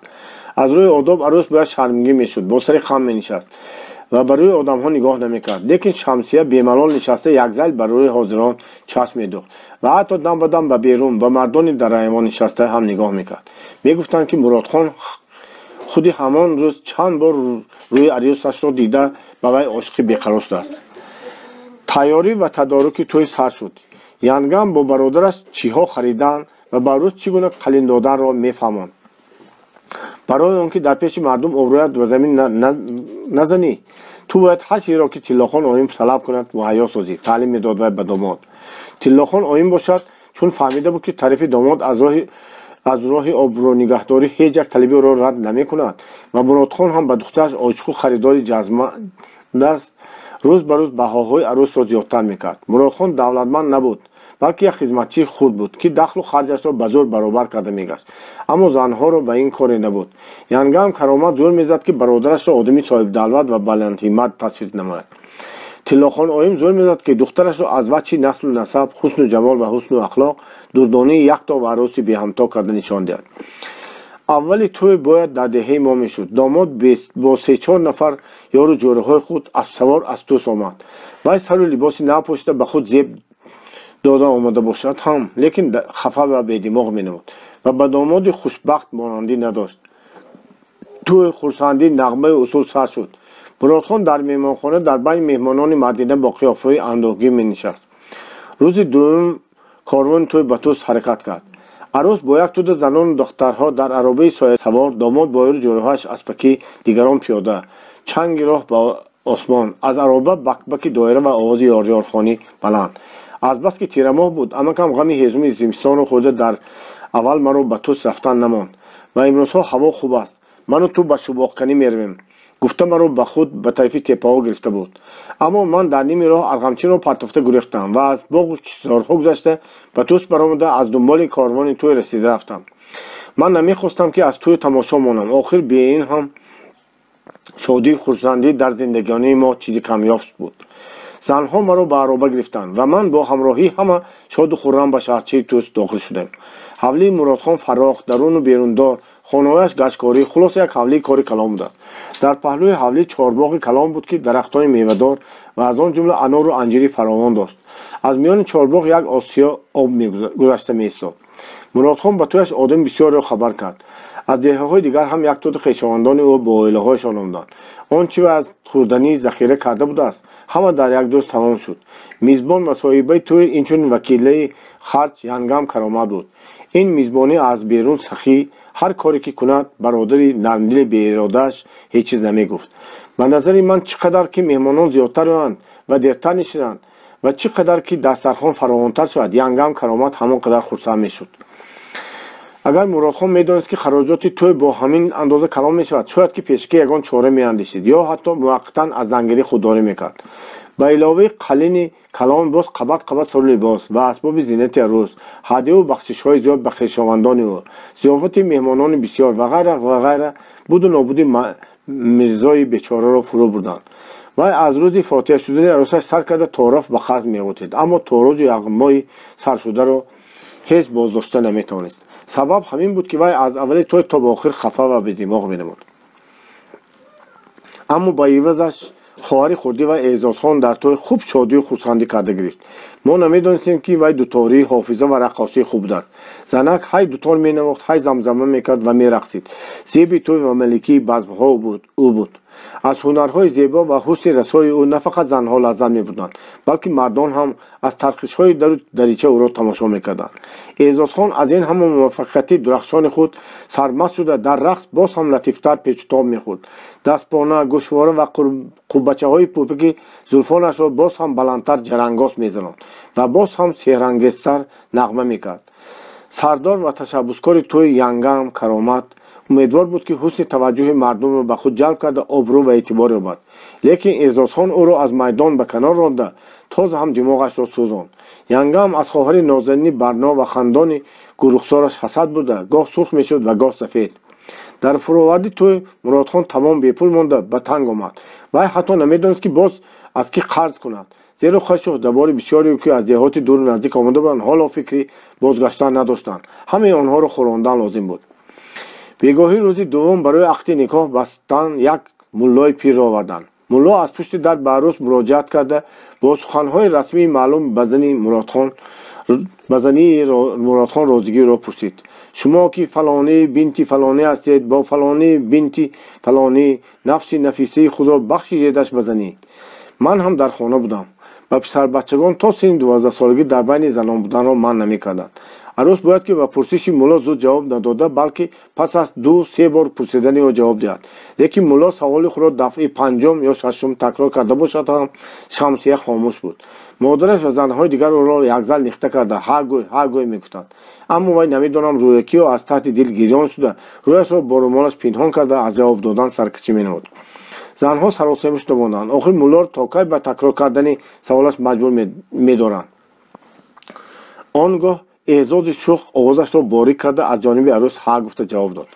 мулло ва дигар мардони дар пушти дар тӯб шуда истода шубҳа надоштанд ки овози худи арӯсро шунидаанд. ақди никоҳ баста шуд. домод ба пушти чимилиқ парда ба назди арӯс даромад. дертар пас аз пароканда шудани меҳмонон модарарӯс бо духтаронаш ва домод ба хоҳаронаш ба расми хешовандӣ дар сари як дастархон нишаста ба ҳамдигар суханҳои лутфомез гуфтанд. ман ҳам дар он ҷо ҳозир будам ва дар паҳлӯи янгам каромат менишастам. муродхон ба модарарӯсаш мегуфт: шумо маро ба худ домод карда сарамро ба осмон расондед.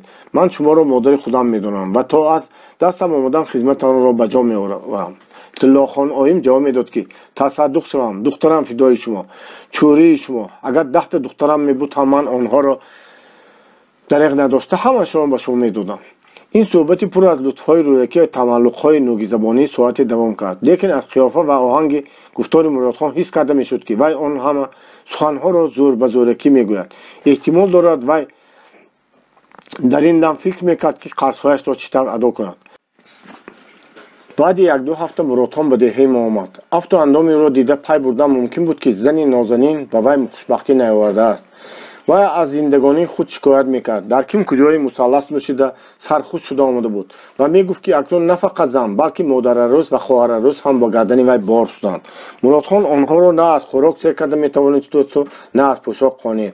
аз ғаму ғусса вай ба мусалласнӯшӣ сар кардааст. дар ин замона хешу таборӣ ҳам бо пулу ба мол шуда мондааст, шикоят мекард муродхон. вақте ки пулу мол доштам, назди хешу таборам аз ман нақстар одам набуд. ҳамаашон гирди сарам мегаштанд. акнун ки ҳеҷ чиз надорам, ҳама аз ман безоранд. салом диҳам ба зур алик мегирам. шаб гуфтугӯи бо янгам каромат ба гӯши ман расид. муродхон мегуфт: ин зан ки ту ба ман гирифта додӣ, паризод не, балозод, офатзод баромад. обрӯ мегирам гуфта маро тӯи калон кунонда хонаамро сӯзондӣ. ман ба қарз гӯштам. субҳ сурх муттаҳам шуда мондам. дар хонаам ба хӯрдан як бурда нон надорам. марг ба обрӯи гирифтагият. Сотим Улуғзода, субҳи ҷавонии мо, ғалла ба ятимон. тобистон ва тирамоҳи соли 23 дар деҳаи мо воқеаҳои ғалатӣ рӯй доданд. одҳиятҳои худмуҳофизаткунӣ ки корашон ба қисмҳои лашкари сурх мадад кардан буд, از جنگ بسمچی با غلبه‌های نو به نو برمیگشتند. همین که از دور آوازی از شعله‌خوانی اتریشیان بلند می‌گردید، خرد و کلان دیها همه به کوچه می‌دویدند. ما برآمده غالیبان را تبریک می‌کردیم و توده بسمچیان اسیر افتاده را که اتریشیان پیشانداز کرده می‌آمدند تماشا می‌نمودیم. بعضی شیکه‌های معده از نیست نوبت شدن ترسیده خودشان به دیها آمده تسلیم می‌شدند. نمودی بسمچیان تارمار شده به زور توانی اسکران سرخ و اتریش‌های خودمحافظت‌کنی گواهی می‌داد. با مناسبت هر یک غلبه نو تنتنه برپا کرده میشد. آوازی کنه سرنای یا نغاره نه تنها مردم دیهی ما بلکه دیه‌های اطراف را هم به توی تماشا دعوت می‌نمود. در معرکه‌های بزکشی، الاغ‌تازی و گشتنگیری جوانان هنرنمایی می‌کردند. غالبان معرکه را مکافات‌ها می‌گرفتند. کار بسمچیان تمام کرده شد. تاخت و تازی غارتگرانی آنها خاتمه یافت. نظر به شنیده ما در جایهای دیگری دوردست هم بسمچی نمانده بود. خلق به زندگانی آسوده رسید. اکنون مردم به شنیدن دکوری اسبان رو به گریز نمی نهادند. چارپایان خود، غله خود، زن و دختران خود را پنهان نمی کردند. شبانه با ترس و هراس و از جاگه خود جهیده نمی خستند. جنگاوران اتریش‌های خود محافظت کنی دهقانان محنتکش ملتیق را باز به کلان بدل کردند. حاکمیت نو حاکمیت کارگر و دهقان مستحکم شدن گرفت و به طور خود به خانه ما هم آمد. یک پگاه دروازه ما تق تق شد. آوازی وکیل محله قابل ما بلند گردید که امکم را جیغ میزد. عابد خوجا، های عابد خوجا. امکم برآمده بعد یک نفس شاد و خرم برگشت. صابر در رفت جوال را گرفته به تگی قلعه رفت. از آنجا غله گرفته میآیی. شورا حکومت به تیمان غله میداده است. من جوال چپته را گرفته به تگی قلعه دویدم. شتاب میکردم. از شادی دست و پا گم کرده بودم. و من گفتم که به پیش صادق انبارچی رفتن لازم است. در نزدیکی بازارگاه یک بینای گچکاری با نقش و نگاری بالاخانه‌دار بود که پیشتر به یکی از بایهای کلان دیه تعلق داشت و مهمانخانه او بود. بای در خانه تگ آذوقه نگه می‌داشت. در بالاخانه با جوراهاش تا نیم شب گپخوری و بزم می‌کرد. وای بعدها با بسمچیان همراه شده گریخته رفته بود. حالا قبض یکم این بینا را انبار کرده بودند. در بالاخانه‌اش باشد کیم کدام اداره جای گرفته بود. در پیش انبار یک چند دهقانان و دهقان بچگان جوال و خورجین ها در دست ایستاده بودند. من هم از پشت آنها به نوبت ایستادم. صادق امک انبارچی در ترازوی کلان گندم برمیکشید. گندمی سفید بود. هنوز باوریم نمی آمد که به من هم از این گندم میداده باشند. چون نوبتی من رسید صادق امک برایم نگاه نکرده نامم را پرسید. من نامم را گفته بودم که باید زود رویش را به سویم گرداند. پسری عمرخان پالوان می کنی جوالت را دار. اکنون دور تو آمد. هر ماه به تو و دادرت 1.5 پود گندم میدیم. نخواد که این راست باشد. هر ماه 1.5 پود گندم سفید. این گپی کجا؟ پیش این را من حتی آرزو هم کرده نمیتونستم.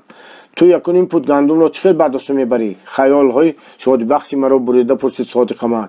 چرا خودی امکت نامد؟ من درمانده هیچ چیز گفته نتونستم. حاضر نیم پودش را گرفته بر. باقی ماندهش را به امکت گوی آمده گرفته برد. مایل زود راضی شدم. من میخواستم که این غله شخصا به خودم و به دادرم رسیده را زودتر به خانه برده نشان دهم. صادق امک از روی خط نام مرا یافته به قلم اشارت گذاشت. نیم پود گندم را با جوال من انداخته گفت. اکنون من بعد تو برین یتیم و صغیرها را میپویند، میخوانند. به قریبی مکتب نو هم کشاده میشده است. در دور شمایان آمد صابر. من بهت شاد بودم، اما با وجود این میترسیدم که مبادا این همه خواب باشد. جوال غله را به پشتم گرفته روان شدم. دوان میرفتم. وزنینی بارم را حس نمی کردم. وقتی که به خانه رسیده جوال را در ایوان به زمین نهادم. امکم و زنش حیران مانده گندم را به کفشان گرفته نگاه میکردند. گویا میخواستند ببینند که در حقیقت گندم است یا چیزی دیگر. امکم اقرار شد که به گپ قابل امک باوریش نیامد و بنابراین به من با تگی قلعه نرفت. کی شونده است که حکومت به احتمال غله دادد. امکم دانه‌های گندم را از این کف به آن کفش گرفته تماشا میکرد و میگفت راست بود است گندم توبه. بعد از آن پرسید مفت دادمی؟ پول نپرسیدمی؟ نه از پول گپ نبود، هم تو دادم. به ما نیم پود گندم به 1 هفته میرسد. خرسندانه گفت ینگم کرامت. نیم پود نه 1.5 پود خبر دادم من. باز 1 پودش ماند. صادق انبارچی ماندگیش را امکت آمده گرفته برد گفت. هر ماه 1.5 پود گندم میدادند. اون روز در خانه ما عید بود. همه ما از شادی بیقرار شده مانده بودیم. амакам хурҷинро гирифта ба таги қалъа шитофт. Равшан, Мухтор ва Ҳалима хурсандона ҷастухез мекарданд. ҳатто Ҳасани дамдӯст ҳам ки одатан ба хурсандиҳои оила шарик нашуда дам менишаст, имрӯз лахм менамуд. Равшан аз хона палос бароварда хуб афшонда дар рӯи ҳавлӣ паҳн кард. Ман гандумро ба рӯи он рехтам. Янгам онро бо ғалбер бехтан гирифт. ҳар боре ки вай коҳу сангрезаҳои дар миёни ғалбер ҷамъшударо ҳавуҷ карда мегирифта ба як кунҷи палос мепартофт. ман даруни онҳоро кофта як темта донаҳои мондагиро ҷудо карда мегирифтам. ба ҳамин тариқ гандум зуд тоза карда шуд. ман онро боз дар ҷувол андохта бардошта ба осиё бурдам. дар деҳаи мо 3 то осиё буд. ман ғалламро ба наздиктарини онҳо бурдам. баъди як нафас навбати осиё ба ман расид. осиёбон ғаллаи маро гирифта ба дур рехт. ман ба осиёбон чӣ гуна бо даст омадани ин гандум ва минбаъд ба ман доданам моҳи 1.5 фут ғалла додани шӯро ҳукуматро ҳикоя кардам. осиёбони солхӯрда ба хурсандии ман шарик шуда мегуфт: нағз кори калон, толедия, нони сафедро калон калон хӯрда ба ҳаққи ҳукуматбобо дуо кун писарам. вай худаш ҷуволи маро чаппа намуда афшонда тоза карду ҳамаи орзу ба он андохта дод ва ҳаққи худро нагирифт. пурсидам: чаро нагирифтед? гуфт: лозим нест, бардошта бурдан гир. ман розӣ нашудам, зеро одамҳо мегуфтанд ки агар ҳаққи осиёбон дода нашавад бараки од мепарад. хоҳиш кардам, ҳаққатонро гиредамак. аммо вай ба гапи ман гӯш накарда ғаллаи каси дигарро ба дӯл андохтан гирифт. баъд ҷуволи маро бардошта ба киссам неҳоду дили маро осуда карданӣ шуда гуфт: агар ном пазиртом ба ман якта ном меоварӣ. ман орро ба хона овардам. амакам дар рӯи ҳавлӣ боқимондаи ғалларо ки оварда буд дар ғалбер мебехт. янгам дарро аз орди нав хамир кард. баъд аз соати нонҳои гарми сафеди сурхрӯй ки аз танӯр канда ба сабад андохта мешуданд бӯи диловези иштиёкшои худро ба тамоми ҳавлӣ паҳн карданд. янгам аз онҳо ба ҳар кадоми мо бачаҳо яктои кулча дод. дер боз мо он гуна нони бомазаро нахӯрда будем. ба гумонам ман аз он кулчаҳо 10 то бошад ҳам мехӯрдам. нони худамро камтар шикаста мехӯрдам ки тез тамом нашавад ва лаззаташ дарозтар кашад. аз янгам 2 то ном пурсида гирифта ба осиён бобон бурдам. дар пеши ӯ 4-5 каси ба осиёб омадагӣ нишаста буданд. осиёбон: нони ятимон табаррукӣ аст, гуфта нони ман овардагиро як бурда шикаста ба нишастагон дод ва баъд худаш ҳам пораи нонро ба даҳонаш бурда ба ман: илоҳо бою ба давлат шавӣ, гуфт. ман бошам худамро аллакай бою ба давлат ҳис мекардам. охир минбаъд худи шӯро ҳукумат ғами мани ятимро мехӯрад. Сотим Улуғзода, субҳи ҷавонии мо. сирри махфии ман ва Солеҳ. гарчанде ман аз мактаби Мулло Зайниддин фиреб хӯрда бошам ҳам орзуи мактабхонӣ аз дилам нарафта буд. ҳатто баръакс баъди ин нокомӣ ҳаваси хонданам дар ман боз ҳам зӯртар шуд. Тошкентро, Серёжа ва китобҳои ӯро, бародарам Азизхонро ки дар мактаби нав ба он зудӣ савод бароварда буд ба ёд меовардам ва ба ман чунин менамуд ки агар нахонам ва саводнок нашавам зиндагӣ карданам ҳам маънӣ надорад. аммо дар куҷо хонам? дар деҳаи мо 2 то мактаби кӯҳна буд. вале баъди баста шудани мактаби Мулло Зайниддин ман ҳам дар ҳеҷ кадоми онҳо, агарчи ҳатто амакам иҷозат медод ҳам майли хондан надоштам. зеро дар он мактабҳо ҳам бачагонро Мулло Зайниддин бар ин домлоҳо мехононданд. ман медидам ки шогирдони он домлоҳо муддатҳои дароз ба мактаб давом кунанд ҳам на хатхонӣ на хатнависиро ёд нагирифта буданд. не ман дар он мактабҳо хондан вақтро беҳуда талаф кардан аст. лекин аз мактаби нав ҳам ки аскари сурх ва содиқи амборчӣ дар бораи он ба ман гап зада буданд ҳоло дарак набуд. дар пеш тирамоҳ, баъд зимистон, хунукӣ, лойгарӣ, шубохканӣ дар талу кӯталҳо монанди ҳамеша нимгуруснагӣ ва машаққатҳои дигари зиндагӣ мунтазири мананд. мактабхонӣ бошад фақат орзу. гоҳо ман ҷиддан фикр мекардам ки ба Тошкент гурехта равам. охир дар он ҷо дар завод ошноҳои нағз ва дӯстони оилаи мо ҳастанд. агар ман як нав карда ба Тошкент расида гирам, ҳар кадоми он ёри ошноҳо бешаку шубҳа маро ва дар мактаб мехононанд. аммо ба Тошкент худам танҳо ва бепул чӣ гуна равам? ғайр аз ин, агар гурезам, амакам албатта аз дунболи ман меафтад ва дар ягон ҷо маро дастгир карда ба хона боз мегардонад. аммо агар андешии доданам Мухтор намебуд, эҳтимол дорад ман бо вуҷуди ин ҳама мамониятҳо мегурехтам. Мухтор ғайр аз ман дигар ҳеҷ кас надорад. ба ҳеҷ кас лозим нест. ман ягона дӯстдор ва дилсӯзи ӯям. ҷудоӣ аз ӯ ба ман мушкил و باز هم مشکلتر بود. در آن وقتا از فکر و خیالهای نهانی من فقط یک کس یعنی رفیق جانم صالح آگاه بود. باید به سرگذشت‌های تاشکنتی من هم واقف، در مکتب ملازم‌الدین هم سبق و در رفت و آمدهای ما به نزد اسکران سرخ با من همراه بود. من و وی پیوسته سخنهای در کازرم اسکران سرخ شنیدمان. بسمتیان را نیست که کردیم در اینجا مکتب نو گشاده می شود، شمایان هم به آن مکتب در آمده می خوانید را به خاطر می آوردیم. آشنایی با اسکران سرخ، حکایت‌های من و از عجایبات شهر تاشکند و خوبی‌های مکتب نو فکر صالح را کشاده در دلش هوس مکتبخانه را بیدار کرده بودند. وی حس میکرد که در دنیا زندگانی دیگری و بهتری هست.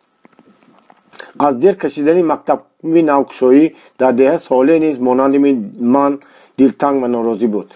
من باوری داشتم که اگر به تاشکند گریزم صالح به هیچ دودلگی با من خواهد رفت. سری مخفی دوی ما در تیر ماه وقتی که من برای خوراک زمستانی بزغالم در باغ‌ها برگ خزان می‌غنداشتم پیدا شد. روزی از روزها من و صالح به یکی از باغ‌های دور رفتیم. برگ خزان در تگ درختان کلپا شده می‌خوابید. ما از آنجا یک مقدار غنداشته قریب برابری قد خودمان در یک جا توپ کردیم و در بالایش دراز کشیده به چقچقی به انتهای خود شروع نمودیم. چقچقی ما مثل هر روز درباره اسکران سرخ و مکتب نو بود. این چونین درباره آن که به تاشکند گریزیم چی میشود و نگریزیم چی میشود. منظری تیر ماه و خزانرازی آدم را به فکر و خیال مایل میکرد. اگر تاشکند را دور گویی بیا به کوقند یا نمنگان میگریزیم تکلیف کرد صالح. اما این شهرها به من ناشناس بودند. من در آن تا یگان شناس هم آشنا هم نداشتم. با توس رویم چی گفتم من. اما خودی همان دم از دلم گذشت که در توس امکان مرا در رو یافته کافته می‌یابد. یا بلکه اگر من در توس به اینترنت داخل شوم شاید امکان مرا از اینترنت گرفته برده نتواند. من در وقتی به توس به توی مرادخان رفتنم در آنجا مکتب نو را دیده بودم. یک بنای سفید دراز که تیره‌های قطارش به طرف کوچه باز می‌شدند از بین درختان خزان زده جلوه می‌کرد. در این بنا بچگان اینترنتی می‌خواندند. دروازه مکتبخانه گشادگی بود. من نزدیک رفته در روی حولی کلان و بچگان بسیار را دیدم که با شور و غوغا سرگرم بازی و دواده بودند. ظاهرا وقتی تنفسشان بود. همه آنها به من بسیار آزاده و خوشلباس نمودند. من باشم سر و تن دریده چرکین و پایلوز بودم. اما کم به من در همین مدتی در خانه اوزیسترم یگان بار هم سر و تنی نو دوزانده نداده بود. من با آن شکل و شمایل جرأت نکردم که به نزد یگان بچه رفته گپ زنان کنم.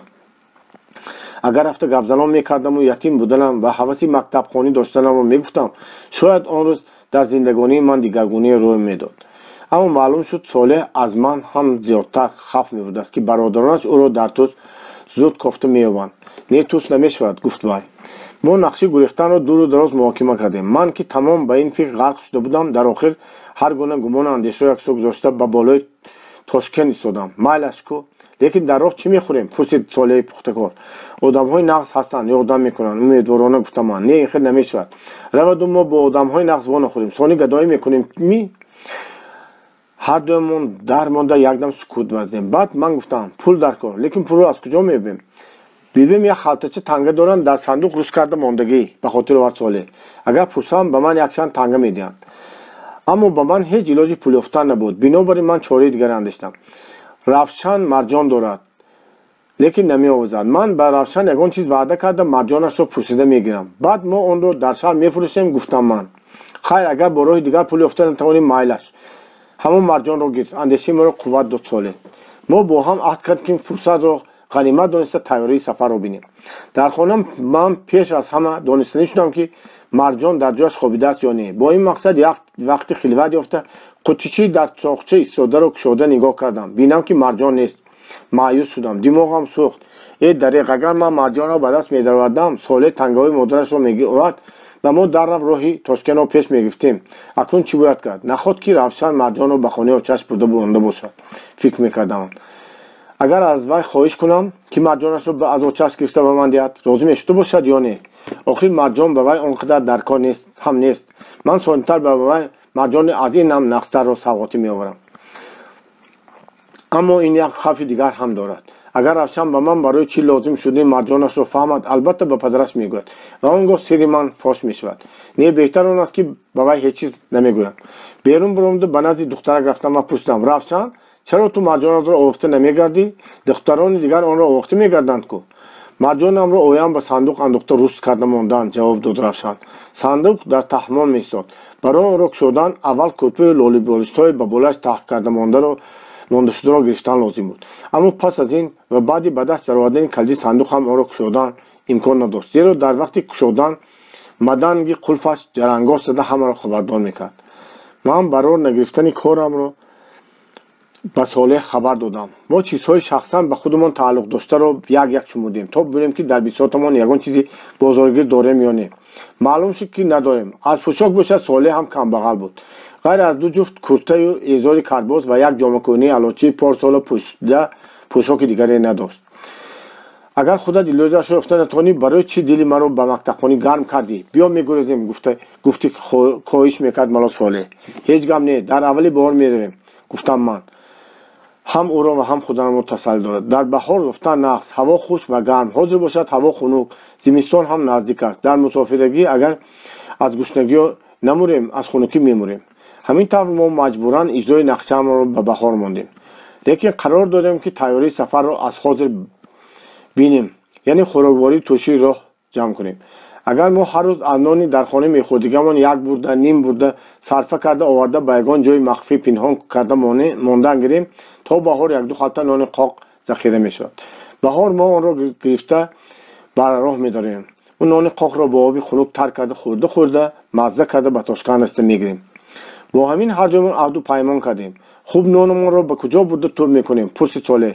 در واقع چخیل هم جا یابیم که هیچ کس نبیند و نداند. در نزدیکی خانه صالح یک باغچه نیم پرتاب بود و از آن یک بیوزن بود و صاحبش به وی نگاهبین نمیکرد.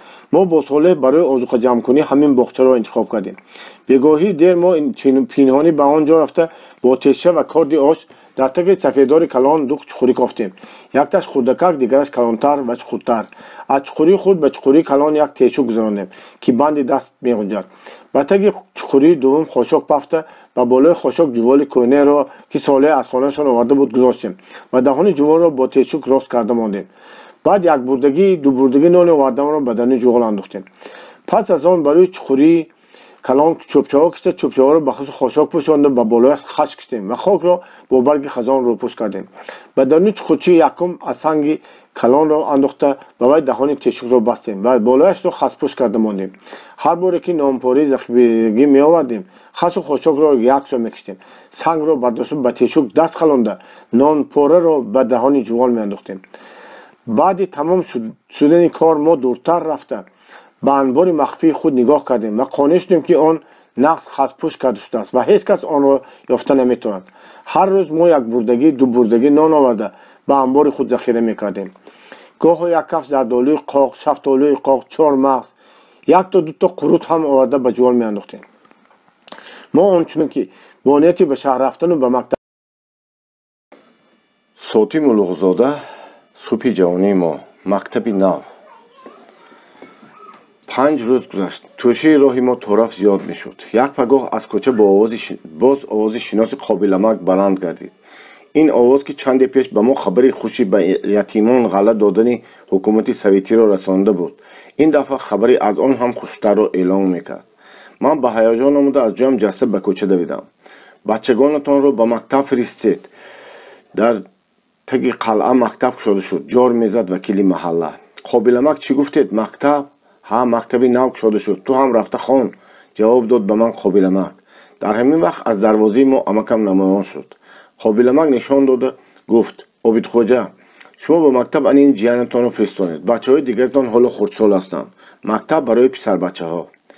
امکم قواقش را انداخته خواهم نخواهم جواب داد: خوب میبینم. از این جوابی او دل من خفه شد. خف برد. اما من جذب کردم که برای حقوق خودم مبارزه کنم. دم نزده رو به طرف قلعه دویدم. لیکن آواز هیبتناکی امکم مرا نگه داشت. ایست. کجا میروی؟ برگرد. آخر قابلمکم تو هم رفته خان گفتند کو. اگر به رخصتی من روی، من پایت را زده میشکنم. تو را از خانه پیش میکنم. дарав ба ҳавлӣ даромада досу арғамчинро гирифта баро ба шубоҳканӣ меравем. дили ман ях бар ин хунук шуд. фикр мекардам ки ҳозир бачаҳо туршиду ба мактаб мераванд. ман бошам бояд ба теппаҳои дур рафта шубоҳ канам. чӣ меистӣ? тез бош, ҷавоб дод амакам. ман хоҳу нохоҳ аз ҳавлӣ досу арғамчинро бардошта бо ӯ равон шудам. дар кӯча аллакай як чута бачаҳо ҷамъ шуда буданд. онҳо ба рафиқони дигари худ интизорӣ мекиштанд ки ҳамроҳ ба таги қалъа рафта худро ба мактаб нарасонанд. буғз гулӯи маро гирифта буд. агар амаки ноинсофам боре инсоф мекарду Собир ту ҳам бо ҳамроҳии ин бачаҳо рав мегуфт, ман ба пояш сар мениҳодам ва як умр хизматашро мекардам. охир дар орзуи мактабхонии ҷигари ман хун шуд. ман ҳатто як бурда нони мехӯрдигиамро ҳам аз даҳонам гирифта захира мекардам ки баҳор ба шаҳр равам ва дар мактаб даромада хонам. акнун дар деҳаи худамон мактаби нав кушода шуду ман дар он ҷо нахонам. ин чӣ бедодӣ аст? ой Собир, ту ба мактаб намеравӣ? мепурсиданд бачаҳо аз ман. аз туст домло омадааст. вай мегуфтааст ки бачаҳоро дар шаҳр мо хонанда мулло мекунам. аз фишори алам ва буғзи гулӯ ман роҳ рафта натавониста барҷо мондам. қатраҳои ашк аз чашмонам бароям шориданд. вақт рафт, тезтар қадам мон, боз фарёд зад амакам. ман ночор аз қафои ӯ кашола шуда рафтам. мо аз деҳа берун баромда ба боғистон дохил шудем. дар ҳар ҷо деворҳои ғалтида вомехӯрданд. мо аз як кӯчабоғи танг равон будем. амакам пеш ман аз ақиби ӯ. бори аламу ғусса маро фишор медод. пойҳоямро ба зӯр мебардоштам, лекин майнаам тез кор мекард. дар бораи ноинсофӣ ва бераҳмӣ амакам фикр мекардаму оташин мешудам. ба ногоҳ ман коре кардам ки онро аз худам умед надоштам. яъне якбора аз девори паси як боғ ҷаҳида гузашта гурезон шудам. то зӯрам расида медавидам. дар сари роҳам боз аз чанд девор ҷаҳидам. ҳаракат мекардам ки пеш аз он ки амакам аз гурехтани ман хабардор шуда ба дунболам афтад, ҳарчи дуртар равам. аз болои ҷӯйҳо, заҳбурҳо ва монеҳои дигар тирвор мепаридам, то оқибат ба ҳавлии Солеҳ нарасидам. нафасамро ба зӯр рост карда аз модари ӯ пурсидам. Солеҳ дар хонами? барои об овардан ба чашма рафт, ҷавоб дод модари Солеҳ. саросима ба сари чашма давидам. дар миёни роҳ ба Солеҳ вохӯрдам ки бо кӯзаи об омада истода буд. ба мактаб нарафтӣ? мактаб кушода шудааст ку. Солеҳ қавохашро андоқ қариб мегиристагӣ барин шуда гуфт. равам гӯям аком қати бибим намонда. Солеҳ, кӯзаатро бурда мону тез баро, ба мактаб ҳар ҷои мо меравем, гуфтам ман. дар чашмони Солеҳ шӯъла барқ зад, аммо худаш ҳаросон шуда гуфт. аком маро дошта занад чӣ кор мекунам? баъд аз он ки мо рафта ба мактаб даромадем, акои ту ҳам, аммо ки ман ҳам ҳеҷ кор карда наметавонам. аз шӯрои ҳукумат метарсанд. охир мактабро шӯрои ҳукумат чодагӣ кун.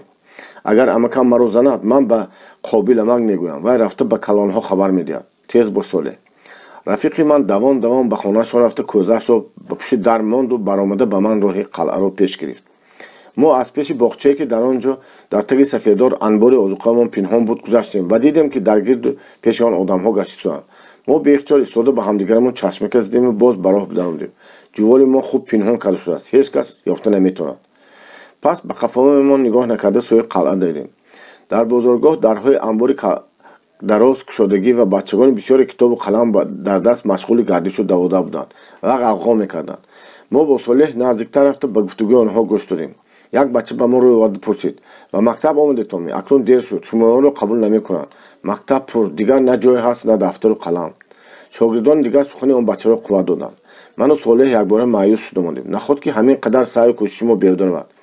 ҳарчанд ки аз ғаму ғусса гирья карданам меомад, лекин ман боз худамро даст гирифта пурсидам. домло дар куҷост? дар ҳамин ҷо. ҳозир мебояд. ҳамин вақт аз бинои анбор ки бовоситаи таъмиру таҷҳиз ба мактаб гардонда шуда буд, як шахси ношиноси ба назар 27-28 солаи қадбаланди лоғарбадан ва ҷомаи дарози озода дар тан берун омад. ин кас муаллим Сулаймонов будааст. яке аз шогирдон моро ба ӯ нишон дода гуфт. домло, ана ин ду бача ҳам ба мактаб омаданд. муаллим ба тарафи мо қадам зад. дар нигоҳаш аломати таассуф ва дармондагӣ мушоҳида карда мешуд. мактаб пур шуда монд ку? бо оҳанги таассуф гуфт вай. бачагони бисёре омаданд. ҳамашон хонда мехоҳанд. як худи ман ҳамаро хонанда наметавонам. камтар сабр кунед, аз Тус ё аз Намангон боз якта муаллим меояд. вай ки омад, боз шогирд ҷамъ мекунем. шуморо ҳамон муаллим мехонад. бо шунидани сухани муаллим афту башараи мо чӣ гуна шуда буд намедонам. лекин ман дигар тоқат оварда натавониста гирья карда фиристодам. маро дида Солеҳ ҳам гирист. از افت کار به ما رحم معلم اومد. عجب نیست که و بچگان تا این اندازه به خواندن اشتیاقمند را کمتر دیده باشد. فکر کنم به ما روی آورد پرسید شما همین قدر به خواندن هوس دارید؟ من که از گله گلوگیر شده بودم هیچ گپ زدن نمیتونستم. اوه اگر معلم میدونست که من در انتظار مکتب خانه اینقدر علم ها کشیده و دلخون شدم و مرا در و مکتب قبول میکرد و در پرتی پیش میشنوند فکر میکردم من در آن دقیقه لیکن حقیق گرفته به سخن لب شده نمیتونستم. با خرسندی بی پایانی منو صالح معلم نخست گفت خر گریه نکنیتون یگان علاج میبینیم بیایتون و به یکی از درهای کشادی انبار در اومد. بچگان هم از دنبال او به آنجا داخل شدند. ما هم در آمدیم. در آنجا دو قطار پرته های سیاه گذاشته شده بودند. شاگردان در پس هر یک پرته دو نفری نشستند. به من صالح جای نماند. معلم دوی ما را در دو پرته با قطار شاگردان شینانده سه کسی میشنید. گفت و خودش به نزد استولی که در پیشگاه خانه ایستاده بود رفته به بالای آن دو کتاب گرفته آورده یکی را به پیش من و یکی را به پیش صالح گذاشت. این کتاب الفبا بود و در هر صحیفه‌اش صورت‌ها داشت. به خاطر من کتاب الفبای سریاج آمد که همچنین صورتناک بود. معلم به ما یکتگی دفتر و قلم هم داد.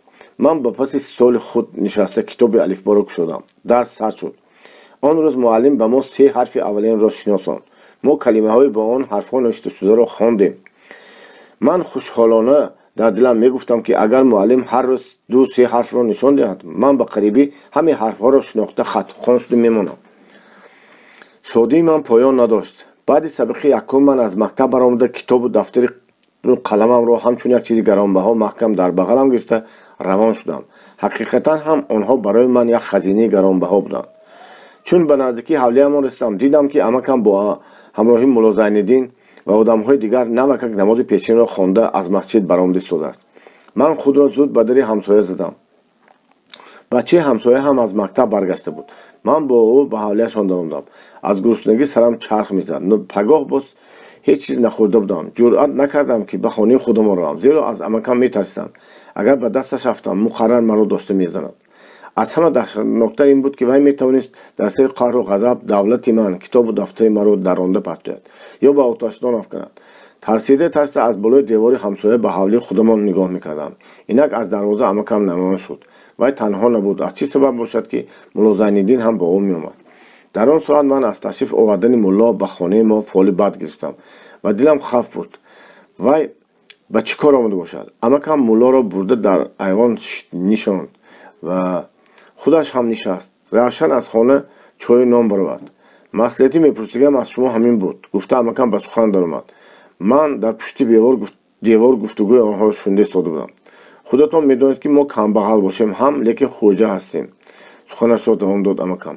من صغیره را نماندم اما وی گپی مرا نگرفته گریخته به اشتخانه رفت. اکنون شما چی مصلحت میدید؟ تقصیر من چیکار کنم؟ اصلا راضی نشوید. گفت ملا زین‌الدین در مکتب کافرها کلام شریف نمیخوانند. فرزندان مسلمان رو از دین میگردانند. هیچ راضی نشوید. باز تاکید کرد ملا. اکنون شما پدری وی هستید. مرده زنده‌اش در دست شماست. من سخنهای او را شنیده در دلم میگفتم خودت کو ما رو نخوانوندی. اکنون نمیمانی که در مکتب نو رفته خوانیم. فکر خودی من هم همین. گفت عمکم با ملا. من به وی گفته بودم که اگر به مکتب روی زده پایت را میشکنم از خانه پیش میکنم. احتمال از همین سبب باشد که وی تا حال به خانه نمیاد میترسد. عمکم ملا را گسیل کردن شده به وی برآمده رفت. من زود از دیوار جریده به حالی هم گذاشتم. یانگم کرامت قواقش را انداخته به من گپ نزد. فهمیدم که وی هم سخنهای ملا را شنیده از من خفه شده است. یانگم به من خوراک هم نداد. گرچه میدانست که من از پگاه باز هیچ چیز نخوردم. من کتاب و دفتر و قلمم را به درون کتم انداخته گرفته بودم و حاضر آنها را محافظه‌کن بیخود دست به سینه میفشردم. وای چی وای در درون کتا چی داری؟ با قر پرسید یانگم. هفت یک جواب دادم من. یانگم نزد من آمد کتاب و دفتر را از بغلم بیرون آورده گشوده نگاه کرد. چشمش به صورت‌های کتاب الفبا غلطیده بود که رنگ و رویش کند. کتاب را به زمین پرتافت و فریاد زد که اوی هفت یکت همین تو الک کتاب مبارک را هم مسخره میکرده شده می. ملا زین‌الدین داملا راست گفته بود است. مکتب کافرها الک فکر تو را ویران کرده است. خدا توبه این کتاب را همش صورتا تستر گم کن این کتابت را. من نمیمانم که تو این را در خانه نگه داری. فرشته‌ها از خانه ما میگریزند. این برای من باز یک مشکلی نبود که من آن را پیش بینی نکرده بودم. از روی اعتقاد دینی در خانه مسلمان هیچ گونه رسم و صورت نباید باشد وگرنه فرشته‌ها می‌گریزند و جای آنها را شیطان‌ها می‌گیرند. بیانگاه مباحثه نکردن نشستن فایده نداشت. من کتاب دفترم باز بغل گرفته به ایوان برآمده نشستم. از مایوسی و دلشکستگی حتی گرسنه بودنم را حس نکرده ماندم. در همین وقت از دروازه عمکم پیدا شده ماند. ولی مرا به ایوان دید هیبت کنان به سر آمد و پدر لعنت تو چرا گریختی؟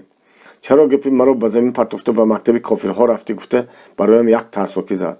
رویم لوث کرده رفت. اما من خود را دست گرفته گریه نکردم. یانگام از خانه برآمد و بالا روغن ریخت. وای اما از مکتبش کتاب صورتدار آورد. خبر داد وای به من که خشم گرفتم. اما کم کتاب رو از بغل من کشیده گرفتنی شد. لیکن من خودم رو به زمین پرتافته کتاب رو با بدنم خودم محافظه کرده فریاد زدم که نمیدیم اگر رسول من رفته عرض میکنم. اما کم کتاب و دفتر رو بزرگی از من ربودنی میشد. اما من با کتاب و دفترم سخت چسبیده گرفته بودم و در زمین غیل زده آن رو از دست نمیدادم. از این پیش اما کم مرا هیچ نزده بود و حالا هم و من دیگر دست نرساند. دید که من کتاب و دفترم رو سخت محافظه میکنم و آن رو از دست من زده گرفتن آسان است. از من دور شد و گفت دانستم که به مکتب نمیروی. من تربیت کننده تو وصی تو هستم. گناهکار شدن نمیخوام. از مکتب نمیمونم. کشت هم میروم. هنگاست زده گفتم من نمیروی. من نمیمونم. تو کافر میشی. نمیمونم که تو کافر شوی. و شما این گپ را ملازمین یاد دادگی. خودی وای از خدا نمیترسد. ما را فند داده به هیزم چینی انداخت. هیزمش را چینده کشانده داده بودیم که از ما گریخت. این فریبگری نمی گناه نمی. من پیشتر هیچ گاه با همکم گپ نگردانده بودم. یتیمان رو از رحم و شفقت خدا محروم خدا غضب کرده میشمردم. بنابراین آنها را هر کس میتوانست خار کند. گرچند یتیمان از سحر تا شب مرده کار کنند هم با این همه پایندگانشان آنها را اگر من تو رو آورده نمیپویدم تو کوچک بریم مرده میرفتی کورنمک گفته منت میکردند. یتیم حق گپ گردانی و خودحمایه کنی نداشت. لیکن من در آن دم آنچنان آزرده و علم زده بی‌عدالتی شده بودم که دیگر طاقت کرده نتوانستم. قرار دادم حقوق مکتبخانه خود را مدافع نمایم.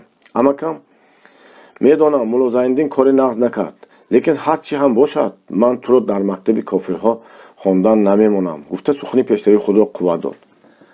مسلمان غله شما را خورده رفته بود. کافر از وی غلطان رو رونده داد کو در از یادتان برآوردید. یک باره داد زدم من دیدم که کم یک درجه از شستش فرو آمد. من فریاد کنم واقعه گذشته رو به یاد وی آوردن گفتم. گپی داد راست بوده است. یک تا کافری عسکری کافر از 100 تا مسلمانی باید گفتگی کی بود؟ دریای آهنگران از یادتان برآمد می. سوداگری مسلمان ما رو با اسبش از دریا گذراندن ماندن نخواست. عسکری سرخ اورس گذرانده ماند. گندم سفید رو به ما کی میدهد؟ کافر میدهد. نان سفید شیرین می. اما کم در مونده چی گفتنش رو ندانسته به من نگاه کرده میشد. من این دفعه با گریه علمناک دلم رو خالی کردن گرفتم. باسمچیان مسلمان پدری مرا داشته زدند. در قرمه چیزهای ما را تالان کردند. کتابی صورتدار ما را نابود کردند. خانه ما را لوچه کرده رفتند. آنها شما را هم قریب زده کشته بودند. همش از یادتان برآمده است. اکنون خود شما به من مانند همان مسلمان ها رفتار کردید. اما کم از سخنهای من ملزم شدگی برین غرغر کنم به خانه درآمده رفت. من باشم باز از عقیبش فریاد زدم که اگر شما مرا به مکتب رفتن نمانید من از خانه‌تان برآمده میروم. لیکن از مکتب نمیروم. آدم‌های نقص را قحط نزده است. به من هم یگان تا مددگار یافت شده میماندگی است. من در زمین نشسته بودم و کتاب و دفترم را محکم در بغلم نگاه داشته زار گریسته گام می‌زدم. دیگر از خانه غرغری کم شنیده نمیشد. یانگام نیز خود را نشان نمیداد. دانستم که من غلبه کردم. پگاهی روزی دیگر بر وقت خسته کتاب و دفتر و قلمم را از تگی بالشتم گرفته یک کاسه عطاله را با یک برده نان خورده به مکتب دویدم. از همین روز سر کردم. من هر روز به مکتب رفتن گرفتم. اما کم و یانگام دیگر به من دست نکفتند. جوری ما محمود هم از دنبال من به مکتب رفته بود. اما وی در روز سیوم به مکتب نآمد. معلم به ما فرمود که از وی خبر گیریم و سبب نآمدنش را دانسته بیاییم. محمود در تربیه پدری سالخورده و مادری اوگش بود. آن روزها چال و کمپیر جنگی بودند. کمپیر به کیم کجا برآمده رفته بود. پدر محمود پیرمرد ظالمی بود که با اندک بهانه پسرش را داشته زدن میگرفت. بعد درس ما با صالح به خانه محمودی رفتیم. آنها در یک حولیچه نیم ویرانه در یک خانه که حتی ایوان هم نداشت استقامت میکردند. حولی را ما خالی یافتیم. در خانه هم محکم بود. بناگاه از درون خانه آواز گریه بلند شد. من با تکی در رفته پرسیدم محمود تو می؟ ها من. شنیده شد آواز رفیق ما. برای چی تو رو به خانه قوه کرده رفتن؟ چرا گریه میکنی؟ دادم کتاب و دفترم رو درونده به آتشدان پرتافتن، قلمم رو شکستن. قلم چیزی کم یافت. در برابر کتاب و دفتر برای ما از توتیا بود. چون در مکتب قلم نمیرسید، معلم مجبور میشد که هر یک قلم رو شکسته دو سه پاره کرده به شاگردان تقسیم نماید. قلم محمود را نابود کردن پدرش برای رفیق ما بدبختی کلام بود. دادام مرا از برای به مکتب رفتنم زده در خانه قوه کرده ماندن. یک هفته از خانه نمیبری گفتند. خبر داد محمود. ما خواستیم که رفیقمون را از حبس آزاد کنیم، اما در خانه قفل زدگی و دریچه‌اش هم زنجیر کرده محکم کردگی بود. زنجیری دریچه را گشودنی شدیم، اما وی بلند بود، قدممون نمیرسید. پس یک تا چوب یافته آورده با استیان زنجیر را از حلقش برآوردیم. محمود یک بار فریاد زد که نکشویتون، دادام باز مرا میزنند. در همین وقت ناخست پدری بدقهر محمود شاکر رمک پیدا شد. و چوب را از دست صالح زده گرفت به ما حمله کرد. ما گریختیم. روز دیگر ما واقعه را به معلممون خبر دادیم. معلم بعد درس با همراهی ما به خانه شاکر رمک روان شد. و در این بیرون را تق تق کرده بود که خودی پیرمرد برآمد. من و صالح از دورتر به گفتگوی آنها گوش کرده شدیم. معلم پس از سلام علیک کردن پرسید چرا پسرتون به مکتب رفتن نمیمونید؟ پسری من است. رویش را ترش کرده جواب داد شاکر رمک. هرچی خواهم میکنم. آخر ما مکتب را برای پسری شما بر اینها بچه ها کشیدیم. آنها باید خوانند. گفت معلم. استید که خود شما کیستید؟ ماجرا طلب شد و پرسید پیرمرد. من معلم هستم. داملو هستم گویید؟ تمسخرآمیز گفت شاکر رمک. دستش را از تگ جامه‌اش گذرانده به پشت گرفته و نیم خم شده. داملو باشد برای چی سرتون بی‌سله؟ من شما بر این داملوها را در سماورخانه‌ها بسیار میبینم. بچه‌ها از شما چی یاد میگیرند؟ من پسرم را در مکتب شما نمیخوانم. پیرمرد این را گفته به حولی در آمد رفت. من از بالای شما به اداره جماعت عرض میکنم. گفت معلم از قفای وی.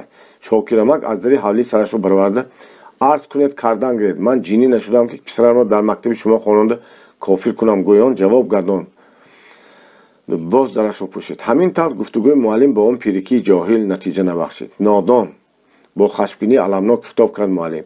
با وی گپ فهماندن مشکل. در بازگشت معلم به ما میگفت که این خیل جاهلان به خودشان و فرزندانشان و به جمعیت ضرر کلام میرسانند. ساتی ملغزاده صبح جوانی ما بیکسی. آخرهای ماه نوامبر بود. روزها خنک شده می آمدند. شبها باشد قیران می بارید. ما همه در درون خانه خواب می کردیم. تنها عمکم هنوز هم در ایوان می خوابید. اینک وی شمال خورده کسل شده ماند. ینگم کرامت شبانه سه چهار بار خسته برای عمک بیمارم آردا پخت. و هر دفعه مرا بیدار کرده برای آب آوردن به چشمم میفرستاد.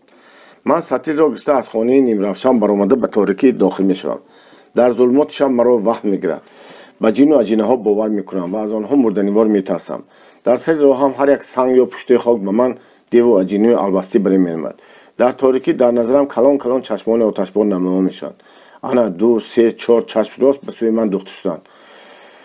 در بحر تیره و تار به سویم شنا میکنند. من ستیل آب در دست با دل هراسان و تن لرزان تیز تیز به خانه میدوم.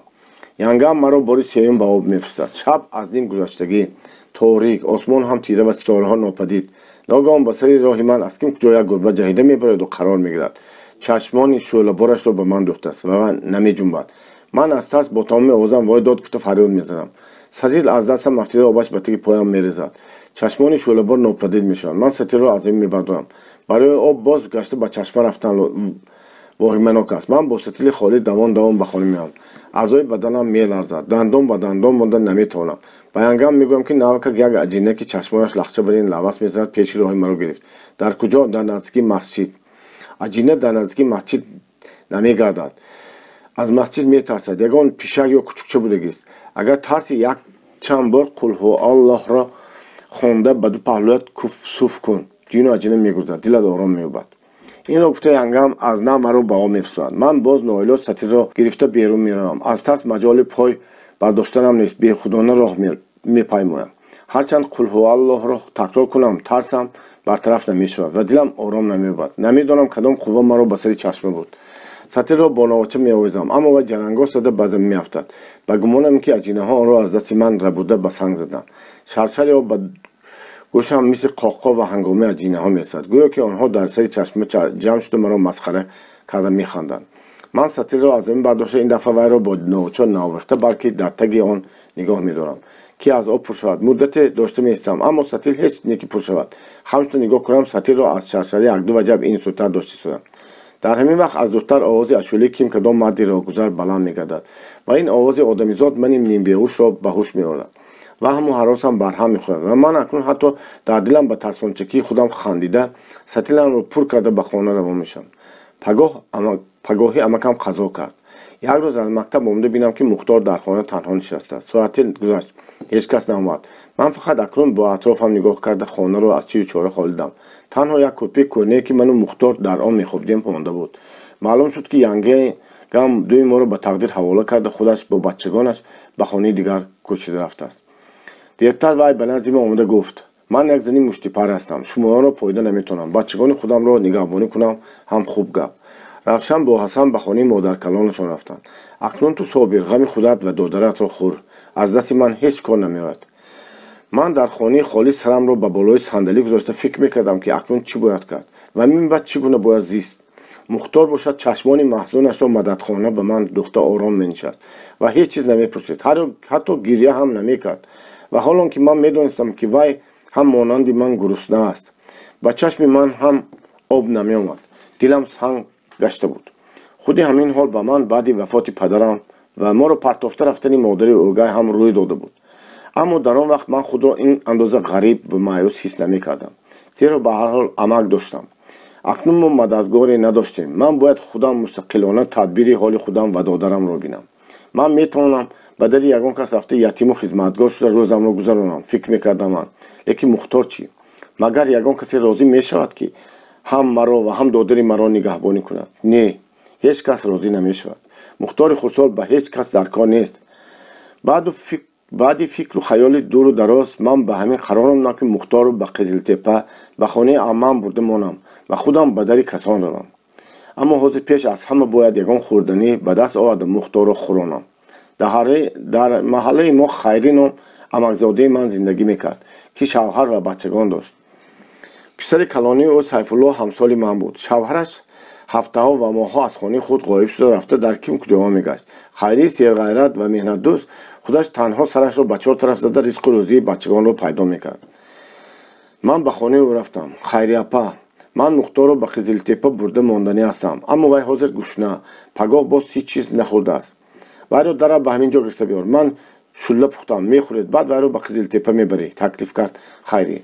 من مختار را گرفته آوردم. زنک به دوی ما یک کاسه شله داد. از افتکار رنگ زردی مرا دیده به حالم و فکر و اندیشه‌ام پی برد که گفت مالش مختار را به پیش احمد برده مانو خودت در خانه ما است. و سیفالله هر دویت به مکتب رفته خوانده گشتن میگرید. مکتب خانی غم اساسی من بود. بنابراین من از گپ خیری که راضی شد من در خانه او زندگانی کرده به مکتب رفت هم دوام دادم خرسند گردیدم. در دلم میگفتم که من از این عائله ملال نمیرسد. من آب و هیزمی را کشانده هم باشد یک بوده نان میخورد دیگه هم را حلال کرده میخورم. خیری به من و مختار یک تا نان زغاره داده ما را به قزلتپه گسیل کرد. من مختار را در پشتم گرفته به راه درآمدم. مسافه تا قزلتپه 6-7 چقری میآمد. زمستان حال برآمده هوا خنک بود. من هنوز هم موزه کهنه‌ام را همان موزه را که پدرم یک وقت 10 تاشکن خریده داده بود پشت میگشتم که کمش 10 تا یماق داشت و باز 10 جای دیگرش هم دریده پشتی پاشنه‌اش کنده شده افتاده بود. مختار باشد پایلوچ بود. من او را با پشتم گرفته پایهاش را به بر جامه‌ام پیچانده می‌بردم. هرگاه که مانده می‌شدم وی را در جاهای بی‌برف به زمین می‌فروردم. وی دستی مرا گرفته پاچه‌های خنکش را آهسته آهسته مانده کمی راه می‌رفت. همین که قطعه زمین بی‌برف تمام شده باز برف سر می‌شد من او را از نو با پشتم می‌گرفتم. با همین مشقت ما راه یک ساعت را کمی بیش در 3 ساعت به زور طی کردیم. امی سالخورده قزلتپه‌گرم زنی سوادناک بود. حتی دختر بچگانی ده را می‌خواند. 3 پسر داشت که کنجاش به من همسال بود. شوهرش یک پیرمرد نورانی قد بلند اندک خمیده قامت و حاجی بود. آنها از ملک و مال فقط یک پارچه زمین، یک خر و یک غناجین داشتند و کم بغلانه زندگی می‌کردند. پسر کلانی عمم به قاشق تراشی و پسر دومش به قلف سازی مشغولی می‌کردند. اما ما را به مهربانی غمگسارانه استقبال کرد. با تربیت نمودیم دادرک صغیره من راضی شد. مختار مادرمان و حتی پدرمان را هم به خاطر نداشت. کودک بود، هیچ چیز نمیفهمید. وای پس از تمام خوردن و در صندلی گرم شدن به ایوان برآمد. در پیش عمزاده قلفسازم به قلف کلیدهای او سرگرم بازدید شد. من اما وقتی دید که من رفتنی هستم به دامنم چسبیده گریه برداشت. وای در آن خانواده بی من زندگی کردن نمیخواست. وای رو پرتافته رفتن به من هم مشکل بود، اما من چاره نداشتم. این کودک سرسخت چی از آبهایی که نکشید. وای به همین تلخی‌های یتیمی، به گرسنگی، گرمای سرما، کسلی‌های پیداپی تاب می‌آورد و مثل اینکه برای هستی خود عفو می‌طلبیده باشد دائم به آدم‌ها با یک نوع لبخند عذرخواهانه نگاه می‌کرد. ساعتی ملوغ‌زاده، صبح جوانی ما. مکتوب. اکنون من در خانه خیری زندگانی میکردم. هر پگاه با پسری وای سیفالله به مکتب میرفتیم و بعد مکتب برگشتن در کار باری خانه با او یاری میدادیم. وقتهای اول سیفالله مرا آزار میداد، اما از بس که ذهنش کنتر بود سبقهایش را به خوبی ازاد کرده نمیتوانست و به یاری من محتاج بود. بنابراین رفته رفته علاقه او با من بهتر شد. در مکتب ما هر روز یک دو حرف یاد میگفتیم، اما چطور شد که من در مابین چند روز همین حرفها را شناخته و آنها را با هم جنگ انداخته کتاب الفبا را سراسر به یاری معلم میخوانده شدم. بعد از این من از نشستن در صنف حتی دیدگیر میشدم، زیرا شریکانم حرفهای به من شناس را یاد میگفتند. وقتی که آنها دیدند که من کتاب الفبا را سر تا پا خوانده میتوانم. صابر در تاشکند خوانده سوادش را برآورده بوده است و از کرده میگشته است میگفتگی شدند. بعد 15-20 روزی مکتب کتاب الفبا را دوبار سر تا به سر به دفترم کوچانده نوشته بودم. روزی از روزها من به عمه قزلتپگیم با دست خودم مکتوب نوشتنی شدم. میخواستم که مکتوبم حقیقی و جدی بوده به سیاهی نوشته شده باشد. من در اداره جماعه با سیاهی خط نوشتنی میرزا کاتیب‌ها را دیده بودم. خط آنها زیبا میبرآمد، لیکن من سیاه را از کجا مییابم؟ خیری هر پگاه به پسرش و من یکتایی 2 تا نان میداد. روز بازار من نان خودم را نخورده در بغلم پنهان کرده به بازار بردم. یک بقال شناس در دکانچه‌اش هر خیلی چیزهای مایده چوده میفروخت.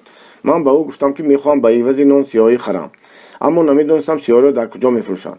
بقال نان مرا گرفت و سیاهی خشکی کاغذ پیش را یله کرد و به قدر یک آتم ناس از آن سیاهی جدا کرده در کاغذ پاره دیگر پیچانده به دست من داد و گفت این را در 2 قلط آب انداخته به چوبچه کاوی سیاهی میشود.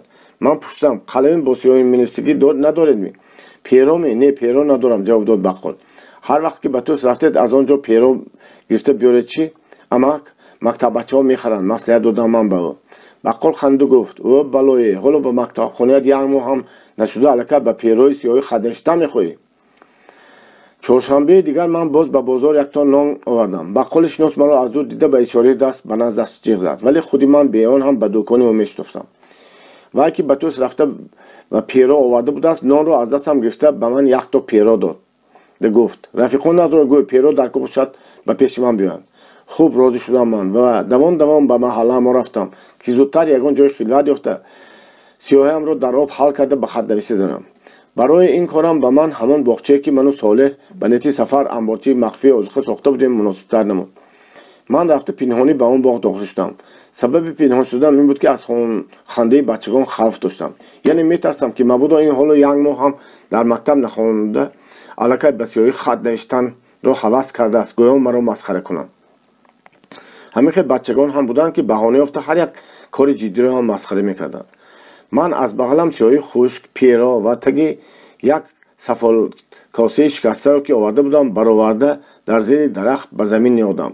تگی سفال کاسه را پرو گذاشته از جای در دهانم آب گرفته به آن ریختم و سیاهی در آن آب انداخته به چوبچه کافته محلول کردم. سیاهی تیار شده بود که از کناری میانبند کرباسی هم لطه‌پاره باریکی را در آنده گرفته تاب داده با وی پیرو را به نوک یک چوبچه بستم. بعد در روی علف دراز کشیده و دفترم را به بالای کتاب الفبا گذاشته به خط نویسی سر کردم. از بس که در مکتب با زبان ازبکی میخوندیم من مکتوب اولین را ازبکی نوشتم.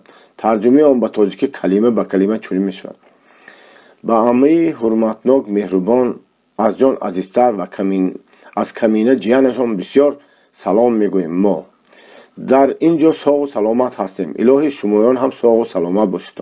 من شمایان را یاد کردم. عمه مهربانم. موزه من دریده پاره پاره شدگی. جامه هم دریده رفتگی. پوشیده نمیشد. مرا جیانم گفته یک تا موزه یک تا جامه کرده فرستادنتان را امید میکنم. کهنه‌تر باشد هم مایلش. دریدگی نباشد. من لیکن شما را هیچ از یادم نمیبرم.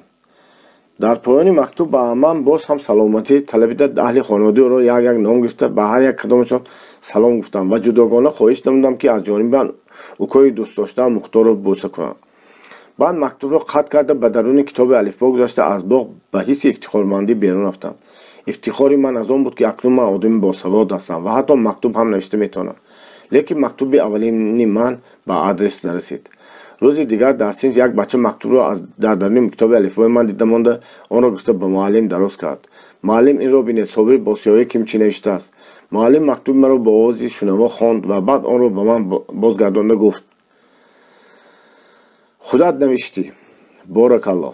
در وقت تنفس همصنفای شوخ کنجکاو مکتوب را از من زده گرفتند و دست به دست رفت.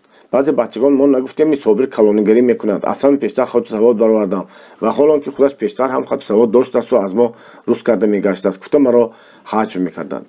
من از مکتوب نوشتن پشیمان شدم. افتخارمندی که از مکتوب نویسی اولین در من پیدا شده بود به خجالتمندی مبدل شد.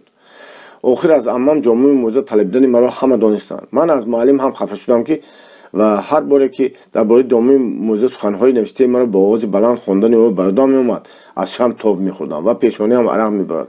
گریخته پنهان شدم میومد تا که به هیچ کس وا نخورم. مکتوب به قزل تپه فرستاده نشده ماند. گرچند که من کتاب الفبا رو ختم کرده بودم و از نشستن در صف دلگیر می شدم، با وجود این یگان روز هم پرگل نکرده به مکتب دوام کردن گفتم. مکتب شادیگاهی من بود، خانه من بود. یک خودی فکر کردن اینکه مبادا با یگان سبب مکتب خانه من قطع شد مرا به دهشت می آورد. از کتاب و دفترم جدا نمی شدم. می ترسم که مبادا آنها را گم کرده مانم. حتی در وقتی به دشت و صحرا رفتنم هم آنها را با خودم گرفته می بردم و هرگاه اگر در جای برای دمگیری می نشستم کتاب الفبا را گرچند از یاد دانم هم باز برآورده می خواندم. به همین طریق ما تا اولی تابستان خوانده صنف یکم را تمام کردیم. سال اول به مکتب فقط 30 نفر بچگان داخل شدند. برای قشلاق کلان ما این خیلی کم بود. روحانیان و بایان به مکتب نو دشمن بودند. آنها بسیار پدر و مادران کمبغل را ترسانده برای به مکتب دوام داد کردن بچگان آنها مانع می‌شدند. بچگان بایها و ملاها ما را مسخره و مکتب نو را بدنام کردنی، حتی بعضا در کوچه ها به ما هجوم نموده کتاب و دفترها ما کشته گرفته نابود کردنی و خود ما را داشته زدنی می‌شدند. بنابراین ما بعدی از مکتب آزاد شدن یکه نگشته بلکه گروه شده میگشتیم تا که به یک جایی هجوم دشمنان ما زده گردانیم و کتاب و دفترهای ما را محافظه کنیم. کار معلم ما هم آسان نبود. دشمنان بعضا حتی در نزد ما هم به وی تهدید میکردند که اگر زنده سلامت ماندن خواهی از قشلاق ما برآمده رفت. لیکن معلم آرامانه و استوارانه کار خود را دوام میداد. ما این را دیده مکتب خودمان را باز هم عزیزتر می‌داشتیم. در فراورد اولین سال تحصیل اکثریت شاگردان خط چاپی را می‌خواندگی شدند. نوشتن باشد آنها را به دیکته معلم هر گونه جمله ها را نوشته می‌تونستند و بعضی شاگردان حتی خودشان مستقلانه خطا می‌نوشتند. روز آخرین تحصیل به ما خبر داد که از شاگردان در پیش خلق امتحان گرفته خواهد شد. خلق باید بیند که شمایان در دوام 7 ماه در مکتب نو چی‌ها یاد گرفتید. گفت وی شمایان باید به خلق نشان دهید که مکتب نو در حقیقت شاگردان را در 1 سال سوادان می‌کند. انا در آن وقت آدم‌ها به تهمت و اغوای بایان و ملایان که در حق مکتب نو تهمت می‌کنند گوش نمی‌اندازند و این مثال همه‌شان بچگان خود را به مکتب نو می‌فرستانند. ساعت ملوغ‌زاده صبح جوانی ما. امتحان خلقی. صحن مسجد کلان دهه ما وسیع و هموار، میان جاش چیمزار. در یک کنار چیمزار پرتهای ما گذاشته شدند. در پیشگاه در پس استال 3 کس نشستند. یکی معلم ما سلیمانوف، دوی دیگر معلمان از توس آمدگی. یک نفری آنها عزیز کریم نام، جوان میانقدی فربه، در تنش کرته سفید آزاده و در سرش تاقی چستی، موی سرش و ریش و مولبش پاکیزه تراشتگی بود. کارکن شعبه معارف بود است. از 400 نفر زیادتر خلق جمع شده بود. آدم‌ها بر روی چیمزار سبز گروه شده می نشستند. در جایهای دورتر توده زنهای فرنجینان ایستادند. дар як су як гурӯҳ муллоҳои салсафед меистоданд. Шогирдон партои худро ишғол карданд. Азиз Карим аз ҷо бархоста ба халқ муроҷиат карда нутқ эрод намуд. ҳозир мо ба шумо падару модарони азиз дар мобайни 7 моҳ дар мактаби нав чиҳои ёд гирифтани фарзандонатонро нишон медиҳем. ҳозир шумо бо чашми худатон мебинед ва бовар мекунед ки мактаби нав тез саводи бачагонро мебарорад. мақсади ҳукумати коргару деҳқонии мо ин аст ки халқи меҳнаткаш зудтар аз торикию нодонӣ халос шавад. мактаби нав мактаби халқӣ аст. вай бояд дар байни халқ дониш паҳн кунад ва дар ҳақиқат ҳам паҳн мекунад. ман боварӣ дорам ки вақти фарзандони шумо беҳуда сарф нашудааст. азиз Карим табассум намуда ба тарафи мо шогирдон нигоҳ карда сухунашро давом дод. онҳо имрӯз ба шумо исбот хоҳанд кард ки гапҳои бадномкунандаи мактаби нав ҳама нодуруст ва тӯҳмат будааст ва одамҳои нодоне ки ба он гапҳо бовар мекунанд хато карда буданд. фарзандони шумо дар ин 7 моҳ то як дараҷа хатхонӣ ва хатнависиро ёд гирифтанд. соли оянда хату саводи онҳо албатта расотар хоҳад шуд. азиз Карим баъди ин нутқи кӯтоҳи худ ба муаллим таклиф кард ки шогирдони худро ба тахта бароварда имтиҳон кунад. муаллим Сулаймонов як бачаи хушзен ва пешқадамро ба тахта ҷиғ зад. дар байни тамошобинон одамҳои саводнок кам набуданд ва инчунин якчанд нафар муллоҳои калони дар мадрасаҳои Қӯқан, Намангон ва Бухоро хонда омадагӣ низ ҳозир буданд. дар пеши онҳо ба тахта баромади имтиҳон додани мо гуфтани мумкин аст воҳиманок буд. ҳамсинфи мо тарсону ларзон дар пеши тахта рост меистод. муаллим ба вай имло кард: навис, ман шогирди мактаби нав ҳастам. бача андак саросема шуда дар рӯи тахтаи сиёҳ нақши сафеди ҳарфҳои арабиро кашидан гирифт. азиз Карим ҳардам ба вай: шарм надор, дар ин ҷо одамони бегона нест, ҳама падару бобоён ва рафиқони худат нишастанд, гуфта дили вайро бардошта мемонд. рафиқи мо гарчанде бо дасти ларзон бошад ҳам ҷумларо дуруст навишт. вай аз саросемагӣ ҳарфҳои навиштаашро дам ба дам болата пок карда аз дигар менавишт. ман бошам инро дида бетоқат мешудам ва дар дилам мегуфтам ки барои чӣ муаллим маро набаровард. ман тез навишта мепартуфтам, лекин эҳтимол дорад маро набароваранд, чунки либосам даридагӣ ва чиркин аст. азиз Карим ба ҷамоат гуфт: мана бача дуруст навишт. одамҳои саводнок ки дар байни шумо ҳастанд метавонанд инро тасдиқ кунанд. аз шумо ҳар кас ҳар бачаеро ки хоҳад ба тахта бароварда имтиҳон кунад марҳамат. аммо хоҳишмандам дар вақти имтиҳон кардан ҳаминро фаромӯш накунед ки бачагон фақат 7 моҳ хондаанд. як нафар мулло рафиқи ман Солеҳро ба тахта ҷиғ зад. Солеҳ дар мактаб он қадар нағз намехонд. мо дидем ки ранги муаллими мо канд. Солеҳ бо чашми ҳаросон ва хотири парешон дар ҳолате ки аз тарс ҷоғаш меразид ба назди тахта рафт. саросема нашуда навиштан гир, гуфт ба вай азиз Карим. муллои саладор имло кард: навис, мо фарзанди мусулмонам. ман фарзанди мусулмонам. азиз Карим ва муаллимон дигар ба ҳамдигарашон нигоҳ карданд. мо шогирдон ҳам аз он ҷумлаи имло шуда як дараҷа ҳайрон шуда будем, зеро медонистем ки мулло ҳар вақт фарзанди мусулмонро дар мактаби кофир хондан гуноҳ аст гуфта мегашт. рафиқи ман хеле душворӣ кашида бошад ҳам ба ҳар ҳол ҷумларо навишт, фақат калимаи мусулмонро ғалат навишта мусулмон навишт. вақте ки вай ба обу арақ гӯфта дар рӯи тахта бур меронд, мо ба муллоҳо нигоҳ кардем. онҳо ба дигарашон чашмак зада ришханд менамуданд. баъд як нафари онҳо ба муаллим мо бо кинояи талх гуфт: калимаи мусулмонро навишта натавонистку, саводи баровардагаш ҳамин тақсир дар пеши ҳамин қадар халқ агар шуморо ба тахта бароварда имтиҳон мекарданд, шумо ҳам донишгиятонро гум карда мемондед. ҷавоб дод ба вай муаллим мо: ҳар чӣ бошад ҳам бача навиштку, шумо дидед ки вай як дараҷа навишта метавонад, инро ки ин кор мекунад. муаллим гарми ҷӯшон гап мезад, ба тавре ки бисёре аз ҳозирон ба аломати ризо сар меҷунбонданд. аз байни онҳо садоҳои боракалло, рост мегӯяд баланд гардид. пас аз он боз чанд нафари дигар бачаро имтиҳон карданд.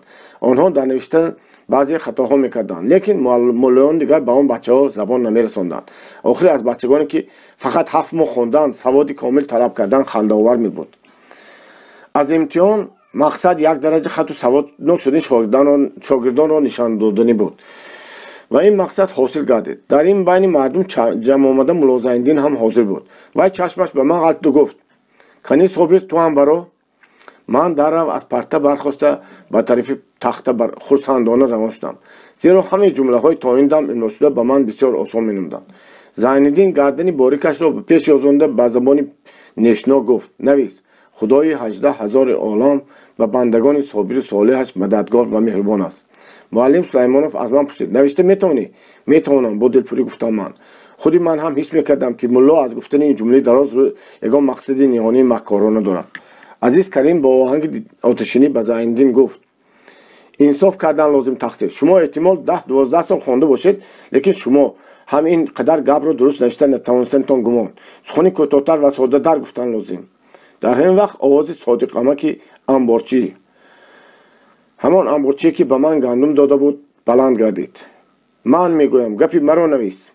حکومت شورا به یتیمان غله میدهد. املا کرد وای و علاوه نمود. نویس پسرم. من این جمله رو زود نوشتم و در دلم به صادق امک که باب کرده به دهن ملا زین‌الدین مکار زده بود آفرین میخواندم. امتحان به آخر رسید. مردم نتیجه های آن را با آواز بلند محاکمه کنان پراکنده میشدند. یک دهقان در غضب شده میگفت پسری من 7 سال بود در مکتب نجم‌الدین داملا میخواند لیکن تا امروز هم الف را تیاق میگوید. دیگری حسد میکرد که 5 ساله عمری حسن من هم بیهوده گذشت. داملای وی آدم 7 سال خواند نام خود را مینوشت که میشد میگوید آخر در مکتب نو بچه در 7 ماه خود سوادش را میبرد دستگاه. سومی اعلام مینمود که من پسرم را از مکتب کوهنه گرفته به مکتب نو میمانم. این صداها به دل ما شادی و افتخارمندی میبخشیدند. ما میدیدیم که خلق از نتیجه تحصیل ما خوشنود است. مقصد معلممان حاصل شده بود. مکتب نو برتری خدا نسبت به مکتب کوهنه اثبات کرد. با هر کدام ما یکتاگی قلم و دفتری تازه دادند. کتاب الفبا که ما در اولی سال تحصیل گرفته بودیم همچنین در دست خودمان ماند. معلم به ما گفت در تابستان وقت کتابتان رو شده خوانید و دفترتان کوچانید، ختمش کنید تا که چیزی از یاد گرفته‌تان فراموش نشود. تعطیل تابستانی ما سر شد. ساتی ملوغزاده. صبح جوانی ما. من هرگز به شایان نخواهم رفت. تابستان در آمده روزها تا رفت گرمتر شده می آمدند. مردم به باغ‌هایشان کشتند. عائله خیری باغ نداشت. ما در حوله دهگی ماندیم. صالح، محمود، سیفالله و بچگان دیگر مرا به بازی میکشتند. ما بعضا به کوزنک گنجشک میگرفتیم. در آب چشمه بازی میکردیم. به باغ‌ها رفته خالپوشتک یا سنگپوش داشته میموندیم. اما هیچ کدام این بازی‌ها دل مرا خوش نمیکرد. تا وقتی که به مکتب دوام میکردم در خانه خیری ایستادنم وحش داشت. عقل و هوشم به خواندن بم بود. درباره زندگانی خودم فکر نمیکردم. از مکتب خانه که فارغ شدم پیوسته درباره احوال خودم فکر میکرده شدم. چی باید کرد؟ چگونه باید زیست؟ خانواده خیری از لوچک‌ها بود. نه زمین داشت، نه باغ، نه چارپا. شوهر عائله گریزی خیری اگر ماهی یک بار به خانه‌اش بیاد میآمد نباشد نه. و غم ما رو بیشتر و غم خود را بیشتر و غم عائله را کمتر میخورد. عجیبش این بود که زن از شوهر خود هیچ شکایت نمیکرد بلکه او را همیشه با احترام و دوستداری یاد مینمود. بس میشد که من از صبح تا شام در کوچه ها گرسنه نیم برهنه میگشتم. هیچ کس احوال مرا نمیپرسید. من به هیچ کس در کار نبودم. خودم به خودم سوال ها داده جواب میجستم. کجا روم و چیکار کنم من که زندگانی هم تامین شود و مکتب خانه من بریده نشود و در برابر این اگر لاجه شود مختار هم در نزد من باشد. گاه مانند ترمای گذشته به یاد شهرهای دور میرفتم. تاشکند هیچ از خیالم نمیرفت. وای آرزوی من بود. باور داشتم که اگر به آنجا رسیده گیرم در کوچه نمیمونم و البته به یگان مکتب در آمده میخوانم. اما همین که مختار را به یاد میآوردم خیالهای شیرینی من بریده میشدند. او را مانده روم مبادا که وی به من خار شود یا کسل شده مرده ماند. کجا روم چیکار کنم؟ میگفتند که در توس اینترنت هست لیکن من نمیدونستم چگونه به اون اینترنت رفته داخل شوم.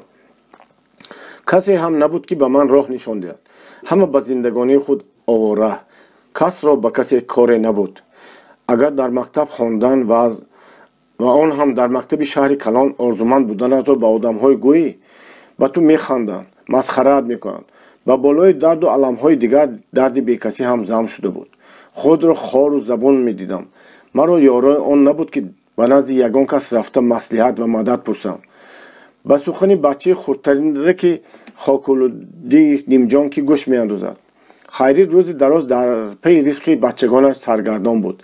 در بین این سرگردانی ها و بعضا درباره آینده من هم فکر میکرد. زنک یک روز خوشحالانه به من گفت صابر پاچو در شایان 5-6 تناب زمین اجاره گرفتند و یک حوله هم یافتند. به قریبی ما به شایان میکوچیم. تو و سیفالله به پهلوی پاچو در آمده دهقانی میکنید. اکنون تو پسرخوان ما هستی. کلان که شدی خودم تو را خواندار میکنم. این زنی پاکدل به طور خود به من نیکی کردنی میخواست. بیخبر از آن که نیکی او مکتب خانه مرا برباد داده به من بدبختی می آورد. از گپی وی به دلم واهمه افتاد، زیرا که در دهه شایان مکتبی نو نبود. پس من باید از خواندن مانده تا آخر عمرم یتیمی در این خاندان شوم. نه، من هرگز به شایان نخواهم رفت. من چیزهایم را گذاشته در روی مال پیچانده به میانم بسته گرفتم و به راه درآمدم. چیزهای من از کتاب الفبا، یک قلم، یک دفتر، یک کارچی قلمتراش و یک پاپیروس قوطی عبارت بود. قلمتراش رو با من عسکری سرخی آشنایم داده بود. پاپیروس قوطی را که صورتناک بود شهر را به یاد من می‌آورد. باری خودم در بازارگاه یافته بودم. کجا میروی؟ پرسید خیری. به قزل تپه. از اوکایم خبر گرفته میایم گفتم و روان شدم. در دلم میگفتم که مختار را میبینم، بعد از آن سرم را گرفته برآمده میروم. هر چی باد و باد. قزل تپه دهی خردکی که کم بغل است. مابینش مثل پشتی راه آهن اندک بلند بوده. روی بلندی به درازی دهه یک جای روان است که دهه را به دو تقسیم میکند.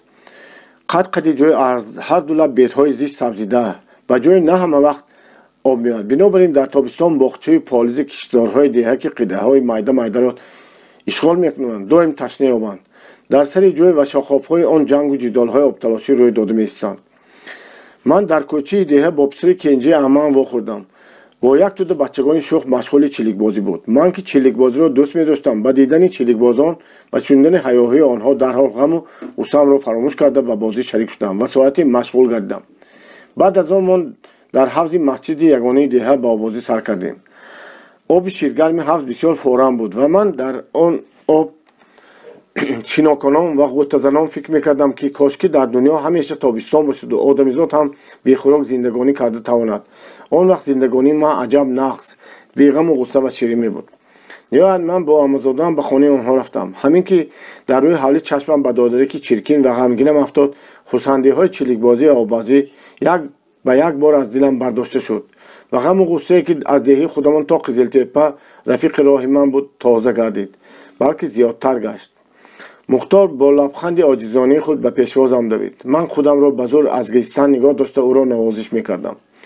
عمم حال پرسی کرد. من به او تمام شدن مشغولات مکتبخانه و سر شدن تعطیل تابستانم را گفتم، لیکن از پریشان حالی و درماندگی خودم دهان نشدم، زیرا این دفعه فایده نداشت. آخر خواهشی اولین و زودترین من مکتبخانه بود. در قزل تپه باشد مکتبی نو نیست. در این وضعیت عمه بیچاره‌ام به من چی هم میگفت و چی مصلحت داده میتونست. بعد تمام نصف روزی من مختار را گرفته به مهمانخانه خالی درآمدم. در آخر زمستان گذشته مختار در آن مهمانخانه شبها پایش را به خاکستر گرم منقلدان خلانده و جامچی کهنه‌اش را به بالایش پوشیده تنها میخوابید. من در اینجا او را آغوش کرده خودم را داشته نتوانسته گرفتم. دادرکم را به سینه‌ام پخش کرده به او میگفتم که من البته باید خونم، باید زودتر آدم شوم و به زندگانی مستقلانه رسم. همین که میسر شد من او را به پیش خودم گرفته کلان خواهم کرد. مختار خردکک به فهم سخنهای من نرفته با چشمکانی وا برایم نگاه میکرد. من همین قدرش را حس میکردم که با من دلی وی شاد است. وی در بغل من نشسته و دستانش را به گردن من حلقه کرده بود و هیچ نمیخواست که از من جدا شود. همین طرز من از تقدیر بی انصاف شکایت کنان و نقشه های آینده را کشان باقی مانده روز و شب را با دادرم گذراندم. پگاهی من جامچه مختار را به بالایش دختر پوشیده و از رویش بوسیده برآمده روان شدم. به ناشتا هم نایستادم. اما به من یک تا نان داد. من گفتم که میروم، اما به کجا رفتنم را نگفتم، چون که اینا خودم هم نمیدانستم و کسی هم از من نپرسید. راهی که من به آن روان شدم مرا به شهر توس آورد. گرد و اطراف بازارگاه توس آبادترین جای این شهرچه است. در اینجا رسته ها، دکان های بقالی و بزازی، آشخانه و چایخانه ها، اداره های دولتی واقع شدند. من یک چند روز در رسته و بازار سرسام شده گشتم. گاهی با یگان سماورچی، نانوای یا آشپز آب کشانده میدادم و هیزم میده میکردم. در عوض این خدمتم به من خوراک میدادند. در توس یک تن امتخیش و تباری ما بودند. چنانچه مراد خان برادر ینگم کرامت که من در وقتش به وی از قوا عروض آورده بودم در اینجا استقامت داشت، لیکن به خانه خویشاوندان پایم نمیکشید. بیشترین آنها به من بر این خویشان یتیمشان همچون به گدای کوچه نگاه کرده آنها را خوار می داشتند که این به من تحقیرآمیز و نفرت انگیز بود. аз муроҷиат ба ягон идора ва мададпурсӣ дар бобати дохил шудан ба интернат шарм медоштам, зеро сару танам даридагӣ ва чиркин, поям бараҳна ва мӯи сарам расидагӣ буд ва инчунин метарсидам ки мабодо маро гадобачии кӯчагат ва дӯст гумон карда зада берун кунам. Як рӯз таги девор се бачаро дидам ки бо қағазпораҳо махорка печонда дар лахчаи оташ дуд кунанда мекиштанд. Ман ҳам аз паҳлӯи онҳо ҷой гирифта махорка кишиданашонро тамошо карда нишастам. Онҳоро маро ба махоркаи худ шарик кунанд ҳам аҷаб набуд ва ман эҳтимол дорад ки ин шариконро киро рад намекардам. Лекин дар он дам ба ногоҳ овози марде баланд гардид, ки моро даштом дода мегуфт: ҳой гарданшикастаҳо, бо як ваҷаб қадатон аллакай тамоккаш ҳам шудедми? мо нигоҳ карда дар болои сарамо милитсионерро дидем. Бачаҳо гурехтанд, ман танҳо мондам. Милитсионер маро тоб гирифт. Ман бошам худро сафед карда иштам. Мегуфтам ки тамоку намекашам. Он бачаҳоро ҳам намешиносам. Навакан иттифоқан ба назди онҳо омада нишастам. Баъд аз он бехтиёр ба арзи ҳол кардан даромада ба милитсионер маълум додам ки ятим ҳастам. Аз деҳа омадам ва намедонам сарамро ба куҷо занам. Милитсионер ба гапам гӯш накарда миёнбанди маро кушода папиросқутиамро берун овард. Ин чист гарданшикастии дурӯғгӯ? Агар тамоку накашӣ қутии папиросро барои чӣ гирифта мегардӣ?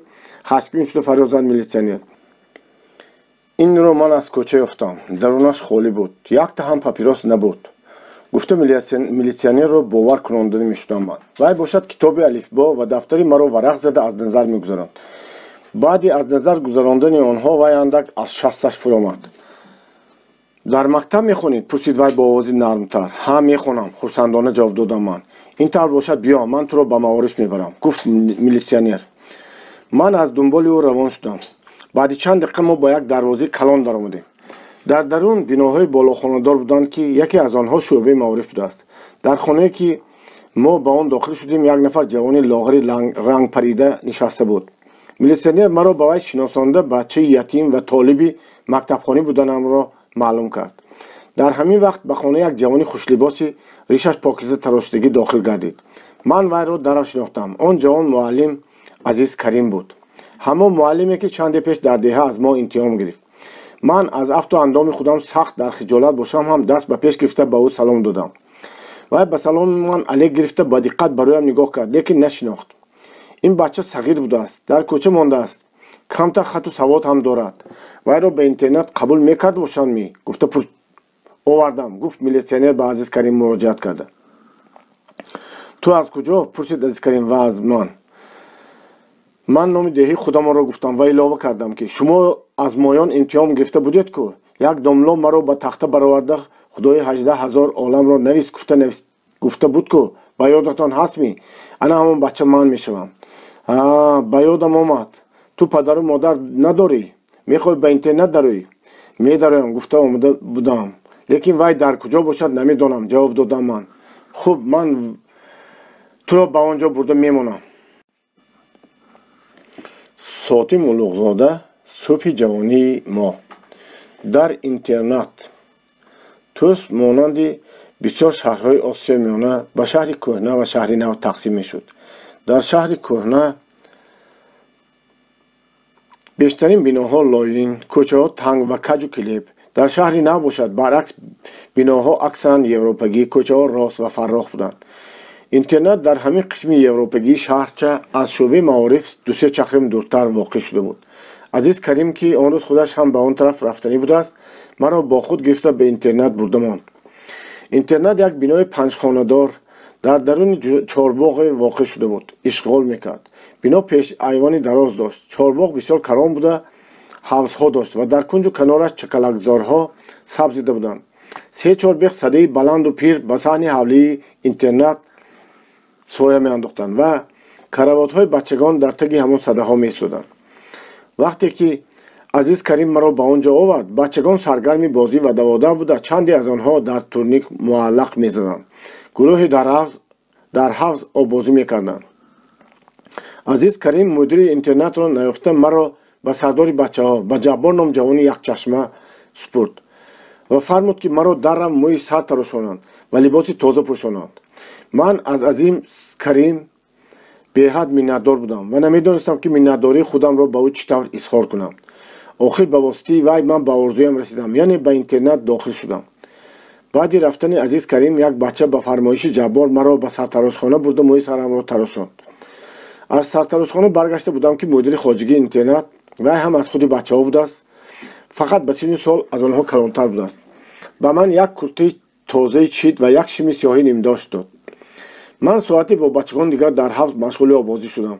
баъд либоси тоза пӯшида худамро сабук, хушҳол ва хушбахт ҳис кардам. ногаҳон як бача оҳани дарози ба дарх овехташударо ба санг 3-4 бор зад. бачагон бо шундани садои ин занг давон давон омда ба гирди столи дарозе ки ба як кунҷи ҳавлӣ гузошта шуда буд ҷой гирифтам. дар байни онҳо ман як шиноси худамро ёфтам ки номаш Раҳимҷон буд. вай барои дидани хоҳари дар Қизилтеппа истиқоматкунандааш боре ба он диҳа рафта буд ва ман ӯро дар ҳамон ҷо дида шинос шуда будам. вай ҳам маро шинохт. мо дар пази стол бо ҳам нишастем.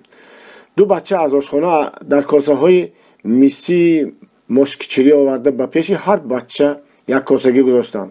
мошкичирӣ ба ман ончунон писанд омад ки гумон кардам солҳои сол он гуна таоми бомазаро нахӯрдаам. баъд аз таом бачагон боз ба ҳар сӯ пароканда шуда саргарми турнингбозӣ, лаптабозӣ ва обозӣ гардиданд. ману Раҳимҷон ба обозикунандагон ҳамроҳ шудем. бо шӯру ғавғо дар об ғӯта мехӯрдем, шино мекардем, ҳамдигарамонро ба ҳафт тела медодем. баъзе бачагон аллакай бо ҳам даст ба гиребон шуда ҷанг ҳам мекарданд ва мегиристанд. бачагон чӣ қадаре ки дилашон хоҳад бозӣ ва даводавӣ мекарданд. ҳеҷ кас онҳоро манъ намекард ва ягон коре ҳам намефармуд. як вақт буд ки чанде аз шарикони мо ҳаёёкунон аз кӯча як бачаи бегонаро дастгир карда оварданд. бача гирён буд. рафиқони мо бошанд ӯро бо шӯхиҳои дағалона масхара менамуданд. тоқиашро гирифта ҳаво медоданд. аз гӯшаш мекашиданд. баъзеҳо вайро зада не ҳам мешуданд. баъди як нафас сардори мо Ҷаббори якчашма бачагонро зада кӯфта пароканда карда бандиро озод намуд ва худаш ҳам ба сари ӯ як мушт фаровард. ман аз ин воқеа ҳайрон будам. Ҷаббор он бегуноҳро барои чӣ зад? пурсидам аз Раҳимҷон. Ҷаббор бачаи ганда, гуфт Раҳимҷон. ҳамаро мезад.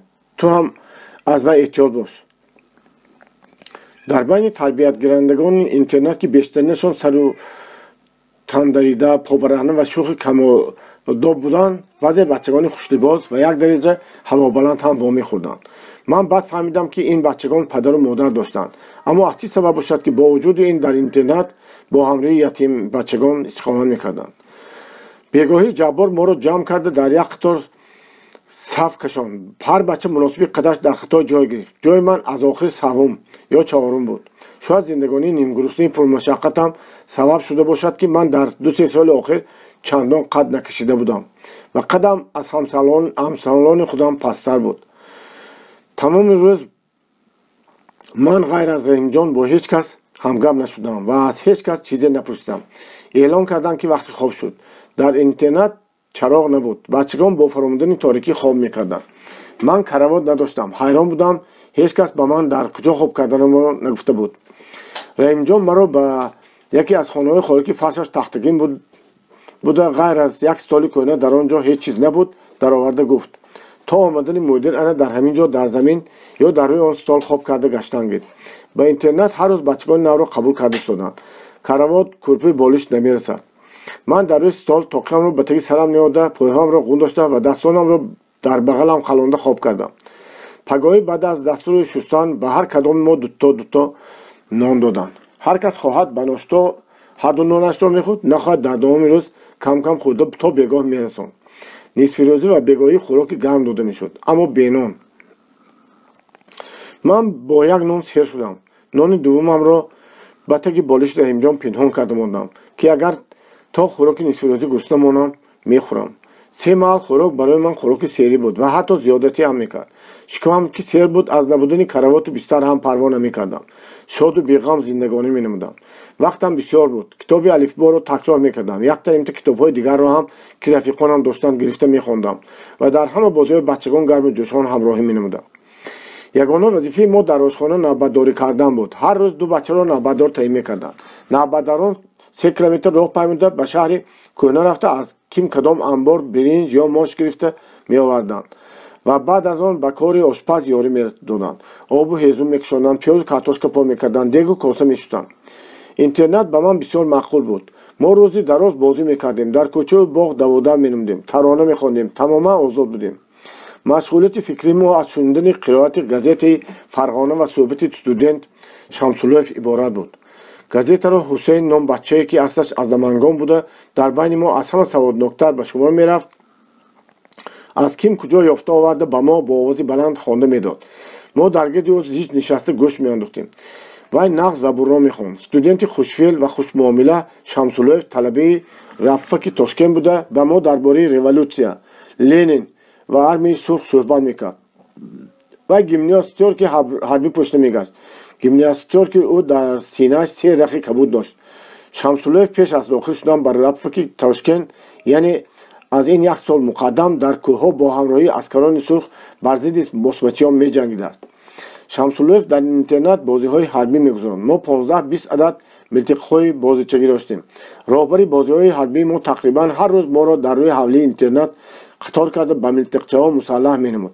баъд аз он мо лашкарвор саф кашида ва солдатвор пой куфта аз интернат 2 километр дуртар ба дашт рафта машқи ҷанг мегузарондем. Шамсуллоев моро ба 2 даста тақсим мекард. як даста пештар рафта камин гирифта пинҳон мешуд. дастаи дигар онро кофтков карда ёфта ба ҷанг медаромад. аммо аксар вақт мо душманро кофта намеёфтем. он гоҳ худи душман ба ногоҳ аз камингоҳаш ҷаста моро атака мекард. ҷанги танбатан сар мешуд. ҳар касе ки ба замин меафтид кушташуда ҳисоб меёфт ва ҳар касе ки яроқашро аз даст медод асирафтода ба шумо мерафт. кушташудагон ва асирзон аз бозӣ мебаромаданд. оқибат кадом дастае ки одамаш камтар монад мағлубшуда ҳисоб меёфт. баъди ҷанги 1-2 соата мо ба интернат баргашта милтиқҳоямонро ба мудири хоҷигӣ месупурдем. ин бозиро ҳамин мо писандида будем ва Шамсуллоевро дӯст медоштем. худи вай ҳам ба бозии мо бо шавқу ҳаваси тамом роҳбарӣ мекард. Шамсуллоев ҷавони илмнок буда русиро нағз медонист. ҳамин мо ӯро ҳурмат мекардем. вай дар вақти машқ бо бозиҳои ҳарбӣ аз мо итоату бечуну чаро талаб мекард. вайронкунандагони интизомро танбеҳ менамуд. ҳар гоҳ ки аз давони ягон бача лафзи қабеҳ мешунид бисёр оташӣ мешуд. гарчанде бештарини бачагон ба бесарӣ моил бошанд ҳам дар ҳузури Шамсуллоев худро ба одоб ва бо интизом нигоҳ медоштанд. ва ин на аз рӯи тарс балки аз рӯи эҳтиром ва муҳаббати онҳо нисбат ба Шамсуллоев буд. баъзе бачагон ба ман кимчи гуна хатчаҳои русиро бароварда нишон дода, дидӣ ман кашшоф ҳастам, ана ин шаҳодатномаи ман аст мегуфтанд. ман чӣ будани кашшофро намедонистам ва худи соҳибони шаҳодатномаҳо ҳам онро дуруст намефаҳмиданд. бинобар ин дар вақтҳои аввал он хатчаҳо ба ман як нав асрорангез менамуданд. аммо камкам дар ман ҳам майли кашшоф шудан ва шаҳодатнома гирифтан пайдо гардид. Шамсуллоев ба ман муомилаи нағз мекард ва ман як рӯз аз ӯ ба ӯ гуфтам: ако, шаҳодатномаро кӣ медиҳад? ман ҳам кашшоф шудан мехоҳам. агар кашшоф шудан хоҳӣ, шаҳодатнома гирифтан мушкил не? гуфт вай ва аз сумки сафариаш як поча коғаз бароварда чизе навишта ба ман дароз кард. мана шаҳодатнома. мин баъд ин коғази дар 2 дақиқа навишташуда бояд гоҳӣ медод ки ман Собир Умаров кашшоф ҳастам. ман шаҳодатномаамро беш аз 1 сол эҳтиёт карда нигоҳ доштам. як рӯз Шамсуллоев моро марш дода аз Тус 3-4 километр дуртар ба тарафи деҳаи Сорак буд. мо дар наздикии деҳа машғули бозӣ шудем. баъзе бачагон ба полизу мевазорҳои деҳқонон бо чашми тамаъ нигоҳ мекарданд. лекин Шамсуллоев иҷозатшон намедод ки ба он тарафҳо қадам мегузоранд. бо вуҷуди ин Хидр ном як бача худсарӣ карда ба полиси деҳқони даромада як харбузаашро канд. деҳқон хабардор шуда аз қафои Хидр давид. Хидр харбузаро гирифта гурехт. Шамсуллоев дар хиҷолат монда сахт оташин шуд. вай аз деҳқон урс хост ва моро ба наздаш гум карда гуфт: ман ба шумоён ба таври ихтиёрӣ машғулият мегузорам. маро ҳеҷ кас ба ин кор маҷбур намекунад. мақсади ман ин аст ки шумоён ҳам вақти хуш гузаронед ва ҳам баъзе чизҳоро ёд гиред. лекин агар шумоён маро дар пеши мардум шармсор мекарда бошед, ман маҷбур мешавам ки аз машғулият даст кашам ва аз интернат ҳам поямро канам. мо ғавғо бардошта гуфтем ки мо ба касофати як нафар бачаи бесари бадахлоқ мо намехоҳем аз роҳбари дӯстдоштаамон ҷудо шавем. қавл додем ва вай минбаъд ҳаргиз аз туфайли мо шармсор нахоҳад шуд ва талаб намудем ки вай бо воситаи ҷаббор ва мудири интернат Хидрро ба ҷазои сахт расонад ва ҳатто аз интернат хориҷ кунад. Шамсуллоев аз суханҳои мо шод шуда бошад ҳам, лекин озурдагиаш аз кирдори он бачаи шум кам нашуда буд. вай дар сари ғазаб қасам хӯрд ки агар ман он бадкирдорро аз интернат хориҷ накунам, бароям туф кунед. Хидр бачаи 15 сола буд, аслаш аз деҳаи Қурғон буд. ки модари ман ҳам аз он ҷост. Хидрро ман дер боз мешиносам. дар вақти зинда будани модарам ҳар боре ки мо ба Қурғон ба назди хешовандонамон мерафтем, ӯро медидам. Падари Хидр бои калони қурғонӣ буда, тағои ман дар замини ӯ чорякорӣ мекард. Падари Хидр аз ин чанд сол пеш вафот карда будааст. писараш дар интернат ба ман гуфт ки ман дар ин ҷо хонда саводамро бароварда ба амалдорони калони туз шинос мешавам. дар байни амалдорони он ҷо ошноҳои падарам ҳастанд. ба ёрии онҳо ман ҳам ягон амали калон мегирам. Шамсуллоев ба интернат баргашта воқеаи харбузадузии Хидрро ба Ҷаббор нақд карда ва талаб намуд ки ӯро аз интернат берун кунад, то ки ба дигарон ибрат шавад. ҳокимо Ҷаббор бачагонро қатор карду гунаҳгорро ба пеш бароварда бо химчаи бед як-ду бор ба банди пояш зад. ин ба Хидр на фақат таъсир накард, балки дар вақти задини Ҷаббор ва ҳатто табассум менамуд. кор ба ҳамин тамом шуд ва Хидр дар интернат мондан гирифт. бачагон аз ин ҷазо розӣ набуданд.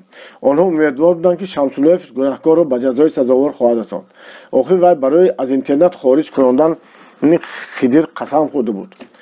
аммо Хидр хориҷ карда нашуд. обрӯ ва эътибори Шамсуллоев зарба хӯрд. бо Ҷаббор мубориза карда натавониста аз уҳдаи хориҷ кунандани Хидр набаромдани Шамсуллоев ихлоси бачагонро аз вай гардонд. Шамсуллоев қасамашро шикаст. нахот ки вай ҳам аз Ҷаббор тарсида бошад, мегуфтанд бачаҳо. пас аз чанд вақт вай бо мо машғулиятгузориро баст кард ва оқибат аз интернат ҳам ғоиб гардид. гуфтанд ки вай ба Тошкент рафт. Ҷаббор дар интернат мисли хоҷаини соҳибихтиёр рафтор менамуд. вай маҳкор ва дилсиёҳ, рӯяш доим туруши хашмолуд буда, чашми ягонааш ба одам бадгумонона ва нафраткунона нигоҳ мекард. бачагонро вай аксар бо ҳеҷ ваҷҳ озор медод, мезад, бо лафзҳои қабеҳ хорӣ мекард. ман ҳайрон будам, чаро бачагон ба он ҳама бедодгариҳои Ҷаббор тоқат мекунанд ва аз болои ӯ ба мудир шикоят намекунанд. як рӯз ман инро аз Раҳимҷон пурсидам. вай гуфт: тағои Ҷаббор одами калон аст, дар комиҷраё кор мекунад. худи мудир ҳам аз Ҷаббор метарсад. моҳи гузашта Ҷаббор як бачаи бегуноҳро зада буд. бача ба мудир арз кард. мудир бошад ба ҷои ҳақиқат кардан ба вай: ту бояд ягон гуноҳ карда бошӣ ки вай туро задааст. Ҷаббор бесабаб ҳеҷ касро намезанад. рафт дигар арз карда ба пеши ман набиё гуфт. барои ин ки Ҷаббор ягон чизро баҳона карда маро ҳам дошта назарад, ман кӯшиш мекардам ба чашми вай камтар намудор шавам. як пагоҳ Ҷаббор маро ҷиғза ба дастам як халтаи пур дод ва гуфт: инро ба исорак ба хонаи мо бурда расон. ин чист? чизҳои майда чӯйда аз бозор харидам, бибиам фармуда буд. дар роҳи исорак ман фикр кардам ки Ҷаббор чӣ ҳақ дошт маро мисли хизматгораш ба назди модараш фиристонад ва ин майда чӯйда чист? ман аз рӯи кунҷковӣ халтаро дастдаст карда дидам. дар даруни он собуни чоркунҷа ва қутии гӯгирд бар ин чизҳои сахт ва боз як чизи дона зоҳиран биринҷ буд. ман гумони бад бурдам, зеро ин хел собун ва гӯгирдро он вақт худ дар бозор ёфтан мумкин набуд. барои интернат бошад он чизҳоро аз анбори давлатӣ медоданд. ман халтаро кушода нигоҳ карда дар даруни вай биринҷ, собун, гӯгирд ва инчунин чой дидам. бешубҳа Ҷаббор ин чизҳоро аз интернат гирифта буд. ман озуқаи дуздиро ба хонаи Ҷаббор кашондан нахоста ақиб гаштам. ба интернат баргашта халтаро ба мудири хоҷагӣ нишон додам. ба хаёлам ин чизҳо аз интернат гирифта шудагӣ. ман чизҳои аз ҳаққи бачагон дуздидашударо ба хонаи Ҷаббор намебарам. мудири хоҷагӣ худаш чунон ки дар болотар гуфта шуд аз тарбиятгирандагони калонсолтар буда, муносибаташ ба ман бад набуд. еттаги гапро кофта чӣ кор мекунӣ бача? гуфт мудири хоҷагӣ аз ғайри чашмноши ман. агар маслиҳати маро гирӣ, ина ба ҷои гуфтагиаш бурда расону дам гаштан гир. қаҳри ин гоҳи шохзанро набиёр. хай камтар аз ҳаққи мо зада бошад ҳам ҳеҷ воқеъ не, мо намемурем. сухани мудири хоҷагӣ гувоҳӣ медод ки вай аз дуздии Ҷаббор хабар дорад ва эҳтимол худаш ҳам дар ин кор ба вай шарик аст. ба ман лозим буд ки ҳамон соат рафта хиёнати сардор ва мудири хоҷагиро ба бачагон ва мудири интернат маълум карда ба онҳо ҷазо доданро талаб намоям. аммо ман аз ниқоргирии Ҷаббор тарсида ин корро накардам. баъдҳо ман аз ин пушаймон шудам. аз 2 соат Ҷаббор бо сабаби ёрӣ надоданам ба ӯ дар кори дуздӣ аз ман ниқор гирифта маро озоб додан гирифт. вай ҳафтаи 2-3 бор маро дар ошхона навбатдор таъин мекард.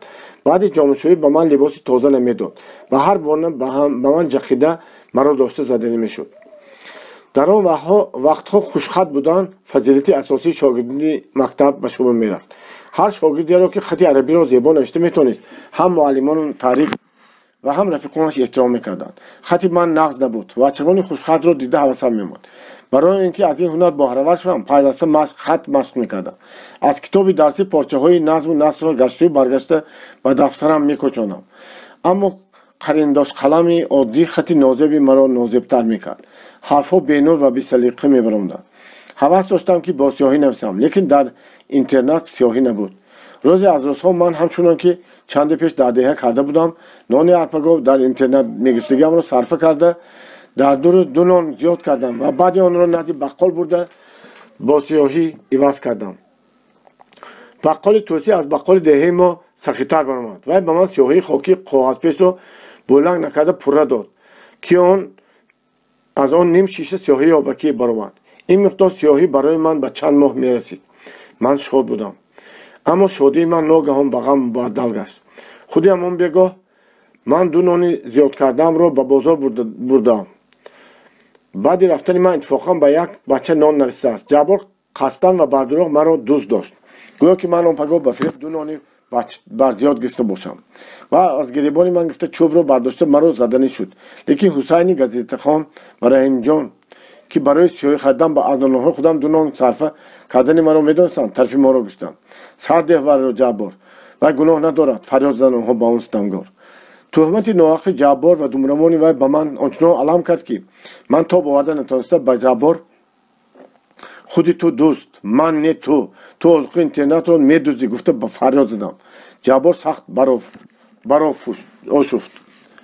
تهمت چی؟ اثبات کن. اگر دزدی مرا اثبات کرده ندی من تو را زده خونی بینی میکنم، اعضای بدنت را لخ میکنم. این را گفته وی به من حمله آورد. من گریختم. وی به من رسیدن نتوانسته. حالا نگاه کردید تو باز به دستم میافتی. گویان به من مشتش را نشان داده عقب گشت. واقعا هم من به دستش افتادم. شیشه سیاهی من به ناگاه گم شد. من آن را تمام روز کاف بعد معلوم شد که آن را برای دلخوشی و مرا عذاب دادن خدر گرفته پنهان کرده بود است. من به وی درفت دل داد زدم که تو پسری بای هستی، تو با فریب بو هیله به اینترنت در آمدی، تو را کیها از اینجا زده پیش کردن لازم بود. بیگاهی در وقتی حضور غایب کردن جبار مرا به پیش صف برآورده در پیش نظر همه به خیمچه زدن گرفت. میگفت که اغواگر کنی پسری بای را نشان ده. کی پسری بای؟ من گریسته به خوابگاه در آن وقت ما از بیرون به درون بنا کوچیده بودیم. در آمده کلپه را به سرم کشیده خواب کردم. جبار از من هم نقار خودش و هم نقار دوستی هم طبقش خدیر را گرفت. خدیر همیشه سوغاتی های از خانهشون میامدگی را به جبار هم میداد. پگاهی من از اینترنت برآمده رفتم. جای میرفتگی نداشته باشم لیکن دیگر در اینترنت ماندن نمیخواستم. من که حتی از پدرم هم کلتک نخورده بودم، اکنون آمده از یک نابکار که مرا خار میدارد و هیچ کس هم جلوی او را نمیکشید کلتک خوردم. نه خیلی زندگی آوارگی کوچه بهتر است. از آدم‌های کلام من به عزیز کریم احترام مخصوصی داشتم. آخر وقت خودش مرا آورده در اینترنت جایگیر کرده بود. من وی را ندیده از توس رفته نمیتونستم. چندی از این مقدم عزیز کریم مدیر شعبه معارف تعیین شده بود. من برای به نزد او در آمدن جرأت نکردم. مدت در تگی در ایستادم. بناگاه از این پای قبطی دوم خودی وی فرآمده آمد. مرا درف شناخت. تومی سلام. و با دقت برایم نگاه کرده پرسید چی گپ؟ تو را کس آزار داد؟ من در اینترنت نمیستم میروم جواب دادم من و خودم را داشته نتوانسته گریه کرده فرستادم. عزیز کریم از دستم داشته مرا به کابینتش آورد. بشین و مرا به نیمکت شناند. چی واقعه دارد؟ من اندک آرام شد و با عزیز کریم واقعه‌های در اینترنت روی داده را یک بیان کردم. بعد به سخن‌های من خاموشانه گوش داده در آخر با آهنگ ناخوشنودی چرا تو به من درباره جبار و خدیر پیشتر گام نزدی؟ گفت خیلی ضرر ندارد. از اینترنت رفتن تو لازم نیست. حاضر به آنجا برگرد. من چاره میبینم. پس از 2 روز عزیز کریم به اینترنت با همراهی مدیر ما آمد. آهنی به درخت آویخته شده صدا برآورده بود که همه تربیت گیرندگان در صحن اینترنت جمع موندند. صف کشیدند. عزیز کریم مدتی برای به لباس و پاهای برهنه بچگان نگاه کرد. من منتظر بودم که کی به طرف من هم نگاه میکند. مانند هر وقت من از آخری صف چهارم بودم. اما نگاهی وی به من قرار نگرفت. گویا که وی نمیخواست مرا بیند. با آوازی پس پرسید خدیر پسری اتوبای کیست؟ من گفت خدیر پیش برآمده. عزیز کریم به نزدیکی وی رفت. تو از کجا؟ از قرغان معلم. پدرت کیست؟ چی کسب دارد؟ پدرم یک دیخانی کمبغلی بطرک بود. اصیل یاقصول بود. عزیز کریم سر لبخند کردم. چند تناب زمین دارد؟ نمیدانم. اکا میگویند که زمینمان از 40 تناب زیاد نیست. азиз Карим якдам хомӯш стод ба ӯ гуфт: ту ба қурғон ба хонаи худтон баргард. Интернет ба ту чӣ лозим? Дар ин ҷо бачагони ятиму бекас меистанд, ки дигар ҷое мерафтагӣ надоранд. Ҳозир бирав. Хидир оҳиста оҳиста қадам монда бо сари хам ба тарафи дари берун равон шуд. азиз Карим ба ҳамин тарз бо се бачаро ки падару модар доштанд аз интернет берун кард. Пас аз он ба бачагони мондагӣ муроҷиат карда пурсид: ки ба ман ягон гап ё арз дорад? Ҳама хомӯш. Сардоратон хуб аст? Ҳама аз вай розӣ ҳастед? Боз ҳама хомӯш. Ин хомӯширо якум шуда Ҳусейн вайрон кард. Розӣ нестем муаллим, гуфт вай бо овози баланд. Ҷаббор моёнро мезанад, ба лафзҳои бад қорӣ мекунад. ҷаббор аз саф ба пеш баромад фарёд зад ки дурӯғ мегӯяд. Ман бесабаб ҳеҷ касро ҷазо намедиҳам. Ин худаш бачаи ганда аст. Ана аз мудир пурсед. Мудири сиёҳриши олуфтанамои мо ки то кунун ҳеҷ намаш намебаромад ва ман чӣ гунагӣ чӣ кори будани ӯро дуруст намедонистам. зеро вай дар интернет ҳафтае фақат як бор ё ду бор худро нишон дода боз ғоиб мегардад. сухани ҷабборро бурида гуфт: ту дамист, ба саф даро. ҷаббор дар ҳолате ки аз қаҳру оташинӣ рангу рӯяш канда буд, ба ҷои худ баргашт. дар ҳамин вақт азиз Карим рост ба ман нигоҳ кард, гӯё ки бо нигоҳаш маро ба гап задан даванд менамуд. Ман лаб ба шикоят кушодам. ҷаббор аз боиси Хидир маро зад. Хидир ба вай пора медиҳад. ҷаббор аз интернет озуқа медузад. инро мудири хоҷагӣ ҳам медонад. баъди ин ҳама ба сухан даромаданд. бачагон гапи якдигарро бурида ҳама ба якборагӣ кирдорҳои бади Сардорро шумурдан гирифтанд. ман ба ҷаббор нигоҳ мекардам. вай дар вай рангу рӯ намонда буд. вай ба бачагоне ки бо овози баланд айбҳои ӯро эълон менамуданд, аз чашми ягона шарораҳои хашму ғазаб мепаронд. вақте ки боз хомӯшӣ барқарор гардид, азиз Карим ғазаби худро ба зор нигоҳ дошта ба ҷаббор хитоб кард: гум шав, мин баъд дар ин ҷоҳо ба чашми ман нанамой. ҷаббор аз интернет ронда шуд. Сотим Улуғзода, субҳи ҷавонии мо. маро ба хондан мефиристонанд. тобистон рафт, тирамоҳ омад. ба интернет як ҷавони намангонии сурхмӯй ва чашмкабудро мудир таъин карданд, ки бо ғайрат ва кордон буд. мудири кӯҳна нисбат ба интернет чӣ қадар ки беғам бошад, мудири нав ҳамон қадар ғамхор буд. вай тартибу интизоми нав ҷорӣ кард. акнун ҳар кадом мо каравоти матраснок, кӯрпаи болишти нав, рӯйҷоҳҳои сафед доштем. ба ҳамамон мӯъиза сару либос ва ҷомаи пахтанок доданд. 1 сентябр пагоҳӣ баъд аз ношто моро дар саҳни интернет қатор карданд. мудир ба мо: ҳозир шумоён ба мактаб меравед, гуфт ва хоҳиш кард ки дар кӯча ва дар мактаб баодоб бошем, аз гапи муаллимон наборем ва нақс хонем. мактаби намунии 4 синфдор дар шаҳри кӯҳна воқеъ шуда буд. мо ба он ҷо саф кашида равон шудем. он рӯз барои мо ҳамчун ид буд. тамоми роҳ тарона мехондем. диламон мисли субҳи сентябр хуррам буд. ҳар қадар ки ба мактаб наздик мешудем, маро ҳаяҷони шодӣ фаро мегирифт. инак мо ба рӯи ҳавлии васеъ ва фарохи мактаб дохил шудем. моёнро мудири мактаб ва муаллимон пешвоз гирифтанд. ҳамаи шогирдон дар рӯи ҳавлӣ қатор карда шуда буданд. мо ҳам дар қатори онҳо ба саф истодем. азиз Карим моёнро бо сар шудани соли нави таҳсил муборакбодӣ карда ба хониши мо муваффақият талабид. ман бесаброна мунтазир будам ки кай ба синф даромада дар паси парта ҷой мегирем. лекин азиз Карим бо ҳамроҳи муаллимон ман бар ин бачагони аз ҷойҳои дигар ва аз мактабҳои дигар омадаро дар зал ҷамъ карда ба имтиҳонгирӣ даромаданд. онҳо дониши ҳар як шогирдро муайян карда ба синфҳо тақсим менамуданд. ман дар муддати хониши 7 моҳам дар мактаби деҳа аз арифметика фақат 2 амалро гузашта будам, чун ки он ҳам дар ҳудуди рақами 10 буд. чунончи рақами 11ро навишта наметавонистам. аз хониш ва иншо ман нағз имтиҳон додам, лекин аз ҳисоб 100ро навишта натавонистам. барои синфи дуввум ки шогирдони он аз 4 амал бохабар буда рақамҳои 100,000 ва миллионҳоро навишта метавонистанд, дониши ман камӣ мекард. лекин маро ба қатори абҷадхонҳои синфи якум ҳам нишондан мумкин набуд. азиз Карим фикр карда истода гуфт: майлаш, ба синфи дуввум нависед. собир бачаи хушзен аст, ба ҳамсинфҳояш раста мегирад. ман дар синфи дуввум ба хондан шурӯъ кардам. мактаби мо дар бинои калони сафед ҷой гирифта буд. синфҳо равшан ва озода, фаршҳо ҳама тахтагин, дар ҳар синф 2 қатор пардаҳои сиёҳ гузошта шудагӣ. мактаби деягии мо ки дар анбори 1 дараҷа таъмир шуда ҷой гирифта буд, ба мактаби намунии тус аъло баробар шуда наметавонист. рӯи ҳавлии калони мактаб ҳамеша обзада руфтагӣ, аз миёнаш ҷӯи оби равон, он тарафи ҷӯи боғ буд. дар саҳни мактаб ما درسی گیمناستیک میگذراندیم. در باغ باشد در وقت تنفس بازی میکردیم. ما مکتب خودمان را بسیار دوست می‌داشتیم و آن را با نوازش نمونه می‌نمودیم. عادتاً در اینترنت و در کوچه‌ها ما شوق‌کن و سرا می‌کردیم. بعضی بچگان حتی لفظهای قبیح می‌گفتند. گاه دست به گریبان هم روی می‌داد. اما همین که با استانی نمونه پای می‌نهادیم، مگر به نظر من همین طور می‌نمود یا در حقیقت همین طور بود که خلق و اطوار بچگان دیگرگون می‌شد. آنها غلاغله نمی‌کردند، با دیگرشان با آدم‌ها معامله می‌کردند. لفظ قبیح گفتن یا دست به گریبان شدن باشد حتی به خیال ما هم نمی‌آمد. پیش از به سینک در آمدن ما پایمان را پاک می‌کردیم. در وقت بارش و لایگری موزه ما را در آب جوی شسته به بنا داخل می‌شدیم.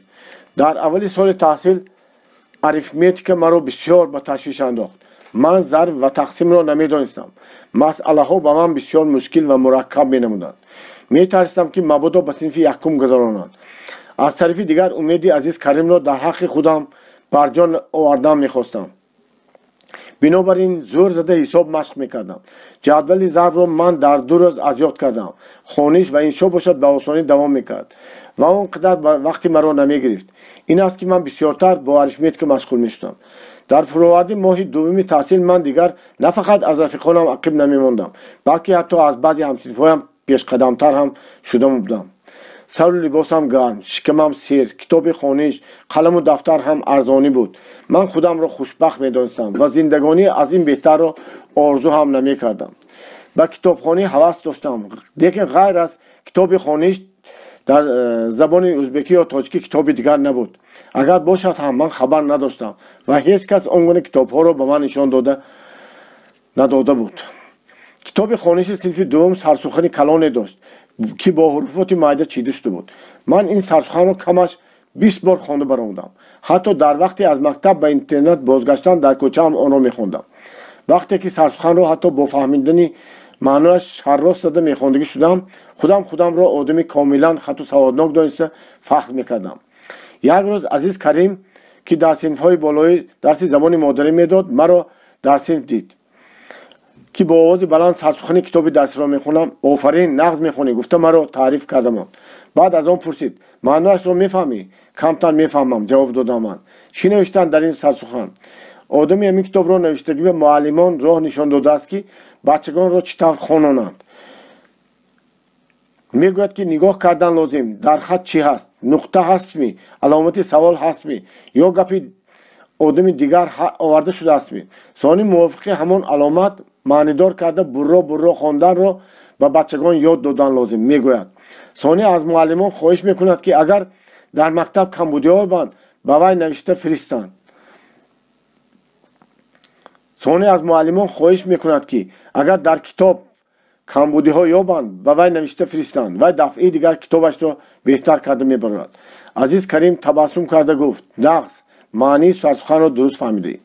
خوانش من همین طور دوام میکرد. من شاد بودم، اما بعضا مختار را که به یادم میآوردم خاطرم پریشان میگردید. کودک بیچاره به من کو نغز، اما به وی چی؟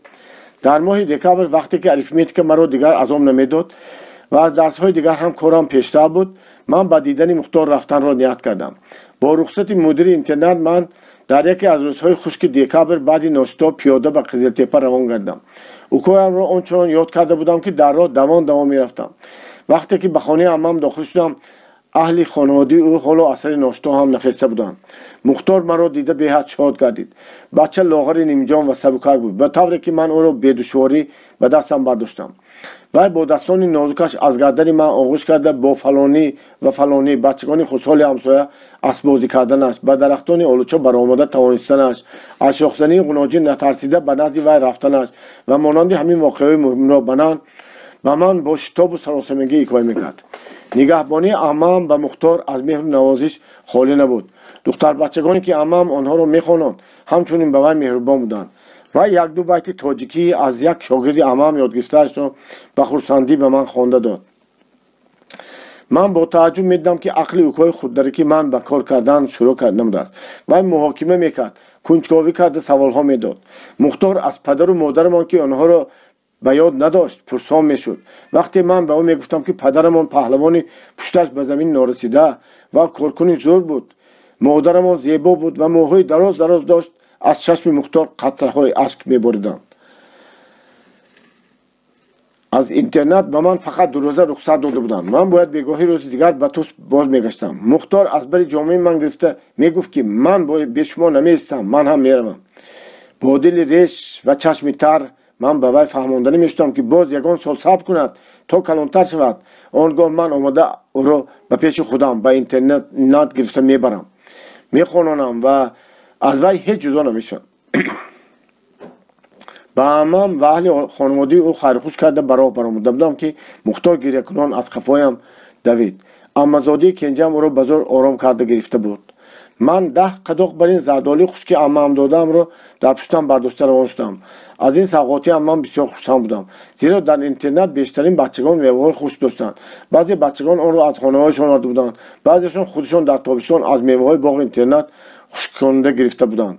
لیکن من نداشتم. یگانه شیرینی تا یک اندازه دسترس فقط میوه بود. من حتی به خیری و شوهری او مکتوب فرستاده خواهش نموده بودم که به من کمتر میوه خشک فرستانند که در زمستان دهان شیرین کنم. لیکن مکتوب من بی جواب مانده بود. اکنون عمم از غیر چشمداشت خودم مرا یک زمستان از شیرینی تامین کرد. پس من چرا خرسند نباشم؟ در نیمه راه از عقبم یک عربی پخته بار کردگی رسید آمد. با کجا رفتی استادی؟ پرسید عربکش کلوتریچ. با توس. مانده شده باشی به عربه برو، تکلیف کرد وی.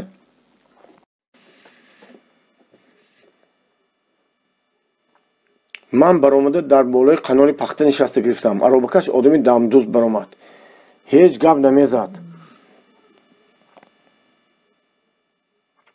با من غیر از این فکر رو خیال کنم کار دیگر نمانده بود. خاموشی اطراف و غژغژ یک ذله چرخ عربه مرا هم به فکر و خیال کردن مایل مینمود. من درباره مختار فکر میکردم. پدر و مادرم را، روزهای در تاشکند گذراندنمان را به یاد میآوردم. کاشکی به تاشکند میرفتم، میگفتم در دلم رفیقانم سرگئی و پاشا، توتماشا، توتلیوب را میدیدم. اگر آنها از وفات پدرم خبردار شوند و دانند که من و مختار غریب و بیکس ماندیم، البته ما آنها به تربیت خود میگیرند و میخوانندند. با همین خیالها من به توس رسیدنم را نفهمیده ماندم. راه از پهلوی مکتب ما میگذشت.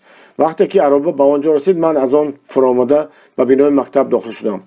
روز دمگیری بود. از چه سبب باشد که دلم میخواست که به صنفمان درآمده کمتر در پس پرده خود نشینم. در آمدم و نشستم.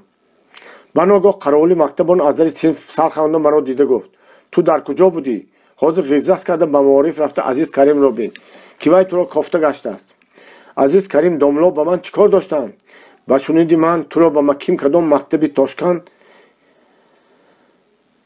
فرستادنش هستم. من جهیده از صنف به در رفتم. خلطه‌ام از دستم غلطیده قاق بتگی پرتوا پاش خورد. من به گذاشتن آن هم حوصله نکردم چون که حاضر قاق به نظرم نمی نمود. دوان به شعبه معارف رفته عزیز کریم را در آنجا یافتم.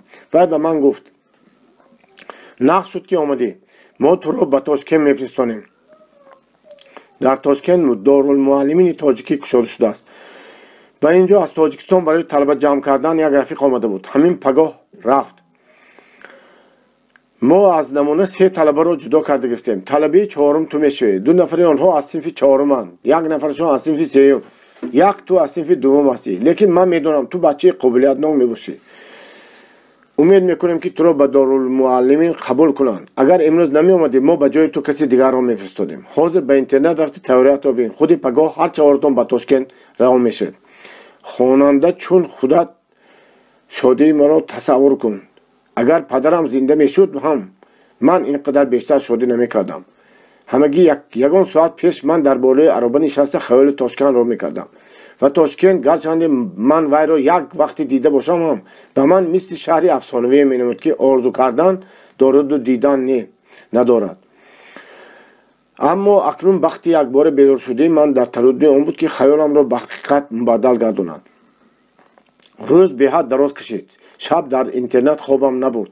در پیش نظرم یک زل شهری شناس، کوچه های آن، زوادی که آنقدرها یادداشت تلخ و شیرین من به آن تعلق دارد جلوه‌گر میشدند.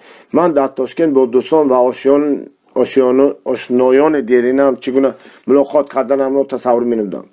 در اینترنت مالکتی من تنها یک شیشه سیاهی و یک پیروی نوک چوب بسته شده عبارت بود. من آنها را برای خاطره برهم جان بخشیدم. қоқи батаги партои пошхӯрдии ман дар намуна монд. Пагоҳ бовар рафиқони ҳамсинфам даҳон ширин хоҳанд кард. ниҳоят шаб ҳам гузашт, субҳ дамид. ман бо рафиқонам хайрхуш карда ба шӯъбаи маориф давидам. дар он ҷо барвақт омада будам. соате мунтазир нишастам. нам лозим шуд то Азиз Карим ва муаллими аввалини деҳагиам Сулаймонов бо 3 нафар шогирди намуна омаданд. 2 нафари ин шогирдон Калон ва Акрам ном аз синфи 4 буданд. 1 нафарашон Одил ном аз синфи 3. Сулаймонов роҳбари сафари мо таъин шуда буд. мо як аробаро киро карда ба роҳ даромадем. Сотим Улуғзода, субҳи ҷавонии мо, боз дар Тошкент. барфи тар меборид. замин дар паси пардаи ғуборолуди абрҳо пинҳон ва замин лой буд. бо вуҷуди ин шаҳре ки ман 4 сол пеш аз он рафта ва ҳоло ба умедҳои нав ба он бозгашта будам, ба назарам зебо ва пуршукӯҳ менамуд. дар ин муддат ҳатто дар намуди зоҳирии шаҳр ҳам дигаргуниҳо рӯй дода буданд. дар сквер он одамони чӯйне ки дар болои таккурсии баланди сангин истода ба қавли падарам шаҳрро дидбонӣ мекарданд, ғоиб гардида ҷои онҳоро досту болғаи азим мегирифта буд. мо аз сквер ба тарафи боло ба кӯчаи хушманзаре равон будем. номи ин кӯча пештар Соборная буд. ҳоло кӯчаи Карл Маркс номида мешуд. дар байни равандаи ояндагон одамҳои шинелпӯш ки гуфтугӯяшон ӯзбек, тоҷик ё қазоқ будани онҳоро нишон медод. ман онҳоро 4-5 сол пеш дар ин шаҳр намедидам. бисёр вомехӯрданд. инҳо аскарони сурх буданд. лекин ман аз ҳама зиёдтар ба занон ва духтарони ӯзбек ки озодона ва бефаранҷӣ мегаштанд ҳайрон монда будам. эҳтимол дорад ки аз рӯи пайдоиши ин шаҳр аввалин бор буд ки онҳо дар кӯчаҳои вай бо рӯи кушод гардиш мекарданд.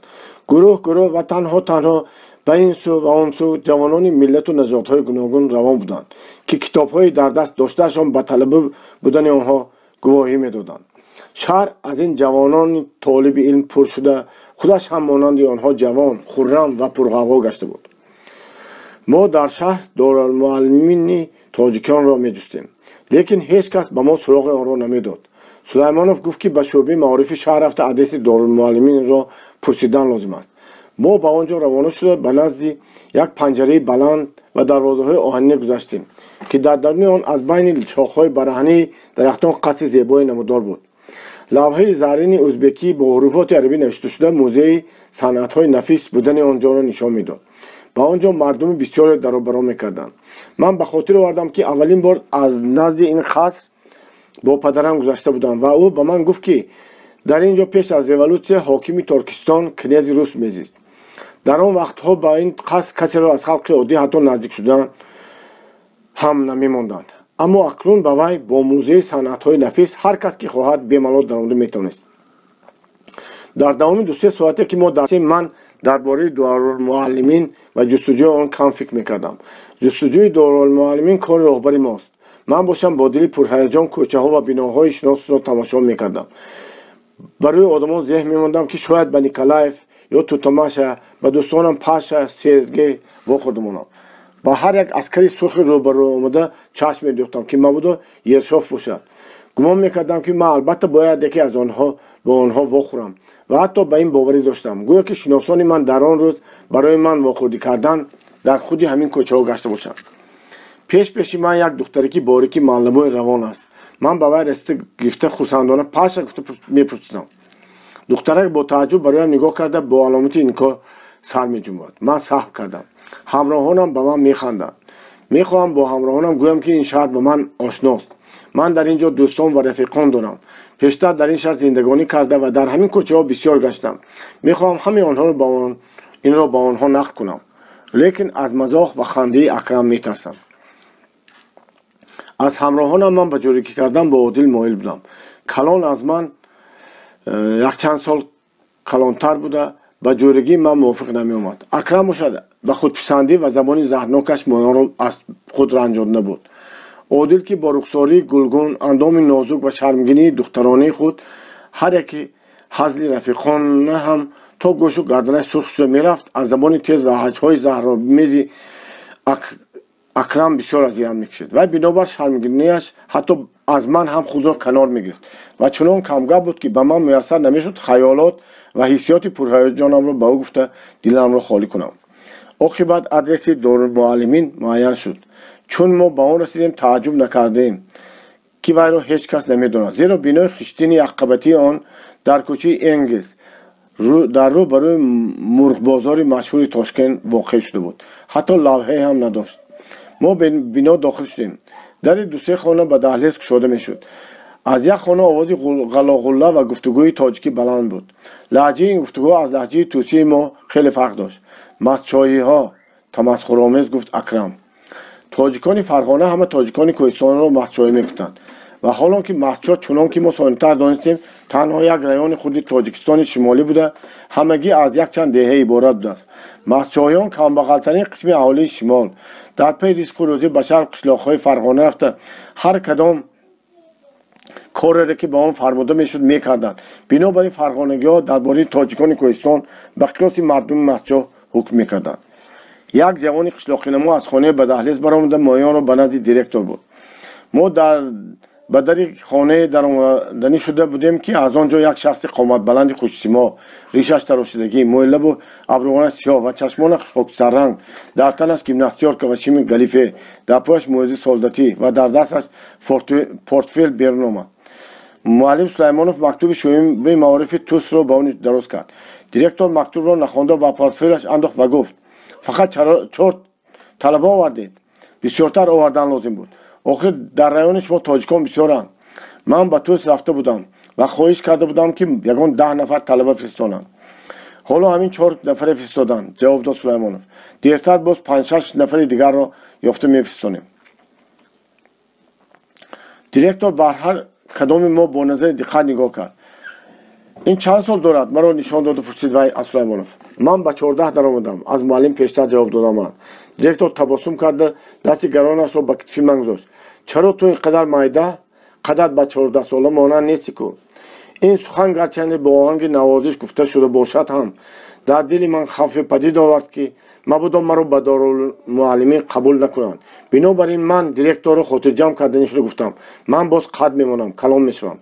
دیرکتور ضبط کرد خند. خوب میبینیم گفتمان. وای ما رو به خانه که از آنجا آواز غلغله بلند بود برد. خانه بسیار کلان بود. از طرف کوچه 3 تیرازی بلند داشت. به دروازه خانه به 2 قطار زیچش کراوات ها گذاشته شده بودند. به همدیگرشان رسته می‌ایستادند. راهروی تنگ در بین قطار کراوات ها یگانه جای خالی فرش تختگین بود. در بالای کراوات ها 10-12 نفر جوانانی که در تن لباس‌های قشلاقی و جامه‌های پختگین داشتند در حالت‌های گوناگون نشسته بودند. خانه از آتش پیشکه بسیار گرم بوده. بوی پاهای عرقین و پایتابه‌های چرکین به دماغ می‌زد. شمایان تا جمع آمدن طلبگان و سر شدن تحصیل انا در همین جا استقامت میکنید، گفت دیرکتور. و بعد باخشا گفت یکی از نشستگان مراجعت کرد. جوانی که از دیگران با جامعه خاکستر رنگ شنیل ماندن دست داشت شده می‌ایستاد از بالای کراوات فرو آمد. دیرکتور به ما را نشان داده فرمود اینها را برای خط گیر.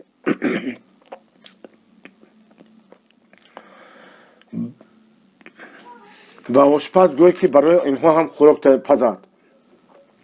دیرکتور به ما در همین جا استقامت میکنید گفته باشد هم کراوات های ما را نشان نداد. این چونین باخشا هم که وظیفه سرداری طلبگان را ادامه میکرده است چیزی نگفت. شب شده بود که و جای خواب ما را نشان داد. در جایی که دلتان خواهد خواب کردن گرید.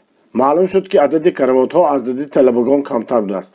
بنابراین طلبگان در هر جایی که راست شد گروه با هم جمع شده میخوابیدند.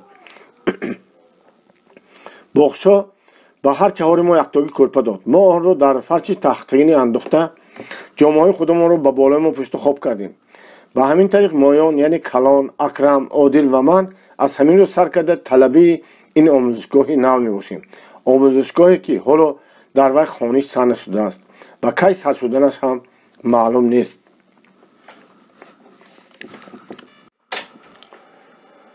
صوتی ملوغزاده صبح جوانی ما دارالمعلمین.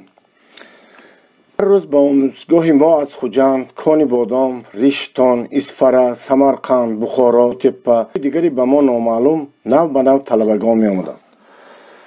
بنا آموزشگاه مانند خانه زنبرغ و وصل می زد. моён дар бобати сину сол ва дараҷаи дониш хеле мухталиф буда, аз якдигар бо шеваи лаҳҷаи худамон ҳам ки бо ин ё он гӯшаи кишвари тоҷик хос бошад фарқ мекардем. Албатта намояндаи ҳар як маҳалли тоҷикнишин лаҳҷаи худро аз ҳама беҳтар ҳисоб мекард ва бо лаҳҷаи дигар механдид. хуҷандиён лаҳҷаи бухороиёнро хуш намекарданд. бухороиён бо лаҳҷаи конибодон механдиданд. помириён ва ҳисориён ҳамаи лаҳҷаҳои дигарро ҳаҷр мекарданд. аммо аз ҳама зиёдтар лаҳҷаи тус ки вайрон ва беш аз ҳад омехтаи забони ӯзбекӣ ҳисоб меёфт, боиси ҳаҷу хандаҳои тамасхуромез мегардид. гарчанде ман на аз худи тус, балки аз деҳаи хурди дури он будам, ки дар он ҷо ба тоҷикӣ гӯё як дараҷа дурусттар гап мезаданд. бо вуҷуди ин баробари рафиқони тусиям ҳадафи ин хандаҳо мешудам. хонда истодаамро чустӣ, хондотакам, конибодомӣ, хондосиям, бурчимуллогӣ, хондохотакам мегуфт. хуҷандиён ва бештарин тоҷикони фарғона пешоҳанди маконии дарро бо анда пасоянд ифода карда хуҷанданда, бозори каланданда мегуфтанд. помириёни шух рафиқони хуҷандии худро бозори каланданда данданда гӯён ҳаҷр мекарданд. акрам, калон ва одил мувофиқи лаҳҷаи ватанашон баъзе рақамҳоро ба ӯзбекӣ мегуфтанд, ки дар дохили ҷумлаи тоҷикӣ хандаовар мебаромад. як рӯз одил дар вақти санҷидани термометр сифрдан то 80, аз 0 то 80 гуфтамонд. муддати чандин моҳ талабагон инро ҳар замон ба хотир оварда завқкунон механдиданд. вақти хониш наздик расида буд, ки ба санҷидани дониши талабагон ва аҳволи саломатии онҳо шурӯъ карданд. дорулмуаллимини мо як нав омӯзишгоҳи махсус аст мегуфтанд, лекин ҳеҷ кадом мо чигунагӣ онро равшан намедонистем. вақте ки имтиҳонгирӣ сар шуд, ман бесаранҷом шуда мондам, зеро ба қабул шуданам дилам пур набуд. сухани директор ки дар ҳамон мулоқоти аввалин ба хушҳолии ман ишора намуд, хотири маро парешон карда монда буд. ғайр аз ин ман ҳеҷ хату саводи русӣ надоштам. маро гардонда фиристонанд ҳам аҷаб нест, мегуфтам дар дилам. аксарияти талабагон 4-5 сол хондагӣ, маълумотшон аз ман зиёд буд. басо мешуд ки якчанд талаба дар як ҷо ғун шуда масъала талошӣ мекарданд. аз гаштани замин дар гирди офтоб, пайдоиши кӯҳҳо, баҳрҳо ва ғайра мубоҳиса менамуданд. ба назди харитаҳои дар девор овехта шуда рафти қитъаҳои оламро, шаҳрҳо ва мамлакатҳоеро ки ман дар умрам нашунида будам ном мегирифтанд. ҳатто масофаи байни шаҳрҳоро бо усули ба ман номаълум андоза карда муқаррар менамуданд. ё ки аз арифметика масъалаҳои касри оддӣ, касри ашъорӣ ва ё нисбати таносубро ҳал мекарданд. ман бошам дар ин гуна вақтҳо даҳонамро воз карда нишастам мегуфтам, зеро ки ба ман ҳатто худи калимаи касри оддӣ, касри ашъорӣ ё нисбати таносуб тамоман ношинос буд. ҳар қадар ки ман ин гуна мубоҳисаҳои талабагонро мешундам, ҳамон қадар ғамгинтар мешудам. худ ба худам гашту баргашта мегуфтам ки эҳтимол дорад маро қабул накунанд. дар он вақт ман чӣ кор мекунам? рафиқони тӯсии ман аз масъалаҳое ки мавриди мубоҳиса мешуданд як дараҷа хабар доштанд. онҳо аз ман зиёдтар хонда буданд. акрам ба қабул шудани худ боварии том дошт. калон хоҳ қабул шавад ва хоҳ қабул нашавад парво надошт. вай дар самовархонаи Тошкент дутор зада ба худ ёру ҷораҳо пайдо карда ба онҳо мегашт ва гоҳе 2-3 рӯз бедарак шуда мерафт. одил бошад ҳеҷ аломати бесаранҷомӣ зоҳир намекард. бинобар ин фикри ӯро донистан душвор буд.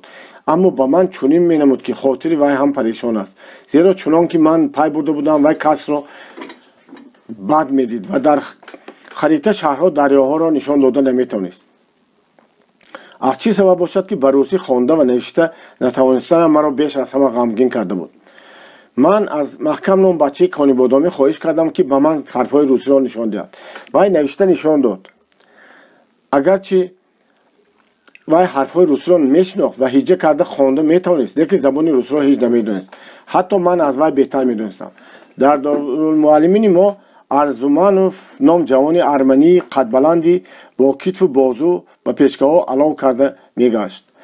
мегуфтанд ки вай дар университет мехонад ва барои таъмини маошаш дар ин ҷо хизмат мекунад. як рӯз вақте ки арзуманов ба пешка алов мекард, ман ва маҳкам бо якдигарамон донистаю надониста ба русӣ гуфтугузор менамудем. баъд аз он маҳкам ба ким куҷоҳо баромада рафт. арзуманов ба ман гуфт: تو با روسی بی اکسنت گپ میزنی. در کجا یاد گرفتی؟ من که چی بودنی اکسنت رو نمیدونستم، جواب دادم که با روسی بیسوادم و میترسم که مرا به دارالمعلمین قبول نکنم. با روسی سواد برآوردن دشوار نیست. گفت میخوای من به تو یاد دهم؟ من البته خرسندانه راضی شدم. اگر یاد میدادید نقض میشد. میگویند که طلبه به روسی خوانده نوشته نمیتونستگی را به دارالمعلمین قبول نمیکنم. من پدر و مادر ندارم، خانه ندارم. اگر قبول نکنن در کوچه میمونم. خوب من پگاه به تو کتاب الفبا میآورم. اگر غیرت کنی خواندن و نوشتن رو تیز یاد میگیری. حقیقتا پگاه روز دیگر ارزومنوف به من یک کتابی کنی مقاودریده الفبای روسی را آورده داد. بعد به پیچکا علاوه کردم و در دهنی پیچکا سری دو پا نشسته به من یک چند حرفی را نشان داد. در آخر گفت این را خوب خوانده همش رو به دفترت کوچان. پگاه به من نشان میدی. به همین طریقه وی هر روز به من از کتاب الفبا سبق نو میداد و دفترم را میدید. هر یک سبق نو از شناساندن یک چند حرف عبارت بود. من با شوق تمام به این کار صرف بودم. من متن‌های کوتاه را خوانده از روی خط دستی که نمونهش در کتاب الفبا بود همه را به دفترم می‌کشاندم. ارزومنوف نوشته‌های ما را از نظر گذرانده کمبودی‌اش را نشان میداد و معنای کلمه و عباره‌های جداگانه را می‌فهمم. من هر یک سبق را دوباره و سه باره به دفترم می‌کشاندم. ارزومنوف خرسند شده میگفت تست پیش رفتی سودی دارم. به دارالمعلمین البته قبول می‌شوی. 2 ماه وقتی من در دارالمعلمین تا سر شدن تحصیل بیهوده نگذشت. من هر چی را که از طلبگان دیگر میشوندم مثل آنکه افسانج آب را میکشد به خود میکشیدم و زور زده سواد روسی میآموختم. امتحان سر شد. از دیکتن و خوانش من بهای خوب گرفتم. اما در ارشمیت که چنان که این حال در وقت داخل شدن به مکتب نمونه توس هم روی داده بود، معلم امتحان گرنده از نادانی من به تنگ آمد. طلبگان دیگر مسئله های کسری عادی و اشعار را حل میکردم. من باشم 4 عمل را به زور میدانستم. بعد تمام شدن امتحان ما 2-3 روز را با انتظاری هیجان‌آور گذراندیم. نهایت نام قبول شدگان را اعلان کردند. ما توسیان هر 4 به صنف یکمی تیاری نوشته شده بودیم. در دارالمعلمین میباید 4 صنف اساسی کشاده میشد. لیکن در اول کار فقط یک صنف اساسی و صنف‌های تیاری یکم و دوم کشاده شد. از سر شدن تحصیل یک روز پیش دیرکتور در خانه کلانی که برای ما هم خدمت آشخانه، هم قرائتخانه و هم زال مجلس را ادا میکرد، همین ما را جمع نمود. طلبگان به خانه نخونجی در هر یک استول 2 کسی می نشستند. این چونین تاقچه‌های تیره‌زه ها و فاصله بین خطای استول ها هم پر از آدم بود. برای استول پرزیدیوم جای نمانده بود. بنابراین دیرکتور در تگ دیوار راست داده گپ زد. و نطق خود را با چنین سوال شروع کرد. معنای دارالمعلمین چیست؟ کی میداند؟ ناطق به حاضران چشم دواد. ما با دیگرمان نگاه کرده خاموش می نشستیم. بعضی کسان با هم پیچ راست می زدند، لیکن هیچ کس به سوال دیرکتور جواب نمیداد. معنای کلمه را گویا کسی نمیدانست یا دانست هم به گفتن جرأت نمیکرد. دارالمعلمین کلمه عربی است، فهمان دیرکتور. به تاجیکی خانه معلمان می شود. از این میباید که شمایان به خانه معلمان آمدید. اینجا خانه شمایان است. ما الکی معلم شدیم. یک روز یک هم نخوانده پرسید یکی از طلبگان. خنده قاقاه بلند گردید. ها شما معلمانید. یکی معلمان آینده با جدیت جواب داد دیرکتور. میدانم شمایان هر روز لهجه کی بهتر از گفته با هم مباحثه میکنید، لیکن همه شما فرزندان یک خلق هستید. خلق ما صدها سال از هم جدا بود، مظلوم بود، در تاریکی و جهالت مانده بود. وی را امیران، بایان، روحانیان، عملداران، پادشاهان به این حال آوردند. رفیق لنین، فرقه اشتراکیون، حکومت شوروی قرار دادند که خلق تاجیک را برای آب برآورده از علم و معارف بهره ور کنند. آنها دولت شوروی تاجیکان، جمهوریت شوروی تاجیکستان را تشکیل نمودند. حاضر به جمهوریت ما، به خلق ما کی در کار؟ معلم در کار. شمایان نخستین کسانی هستید که اولا خودتان و در اینجا تعلیم گرفته بعد از آن مشعل علم و معرفت را در سر خلق خود تابان میکنید. پیشتر کسی که چشم خط داشت اندر نوشته میتوانست ملا و عالم حساب می‌یافت، اما خوانده و نوشته توانستن فقط اولی کار است. کس باید بعد از آن علم طبیعت، ریاضات، جغرافیا، حکمت و کیمیا را یاد گیرد. زبان و خط و سواد روسی را یاد گیرد. انا در همان وقت و حقیقتا هم با سواد و دانا می شود. شمایان در اینجا معلومات نقض میگیرید. کوشش کنید عقل و هوشتان را به خواندن دهید. در خاطر داشته باشید که چشم خلق به شما معلمان آینده‌اش چهار است. از پگاه شما به خواندن سر میکنید. در وقت نطق دیرکتور سر تا پای من گوش شده بود. هر یک سخنی وی همچون وعظ یا شعار آتشباری مرا به هیجان می‌آورد. پگاه سر شدن خوانش را دانسته بسیار خرسند گردم و از جا برخاسته در دست بالا کردم. گپ زن تبسم کرده گفت دیرکتور ما چه میخوانیم؟ به ما کتاب ندادن کو؟ پرسیدم من. دیرکتور ابروانش را با هم کشیده به زمین نگاه کرد و به نظر من حتی یک آهی نامعلوم هم کشیده ماند. بعد از آن جدیانه گفت دشواری‌های کلان در پیش است. ما این را از شمایان پنهان نمی‌داریم. در زبان ما حالا کتاب‌های درسی نیستند. آن چی که است همش من همین. دیرکتور این را گفته از پورتفلیش دو کتاب برآورده نشان داد که یک تا کتاب خوانش و دیگرش کتاب اریتمتیک بود. کتاب خوانش با الفبای عربی که با اصول لیتوگرافی چاپ شده بود در روی مقابلش کمچی صورت‌ها داشت و آنقدر نازک نمی‌نمود.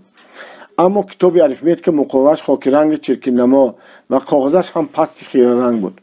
معلوم شد که مؤلف هر دو کتاب هم خود دیرکتور بود است. فنهای دیگر رو معلمان به شما دهنکی بیان میکنند. علاوه کرد دیرکتور. بعد از آن مضمون درس را مختصرا در تخته مینویسند. شما به دفترهایتان کشانده گرفته از یاد میکنید. هرگاه که شما زبان روسی را میفهمید شده خواندن و نوشتن آن را یاد گرفتید کارتان آسان میشود. در هر فن به شما با زبان روسی کتاب‌های درسی میدیم. در آخر دیرکتور به ما طلبگان خردسال شاگردان صنف‌های با تیاری مراجعت کرده گفت شمایان هم با خواندن خوب سعی و کوشش کنید. دو صنف تیاری را تمام که کردید به صنف اساسی گذاشته استودنتان حقیقی میشوید. بعد از مجلس طلبگان سخن‌های از دیرکتور شنیدهشان گرم و جوشان محاکمه می‌کردند. در دارالمعلمین با چشم بسیار طلبگان از جمله من هم گویا که یک جهان نو گشوده شد.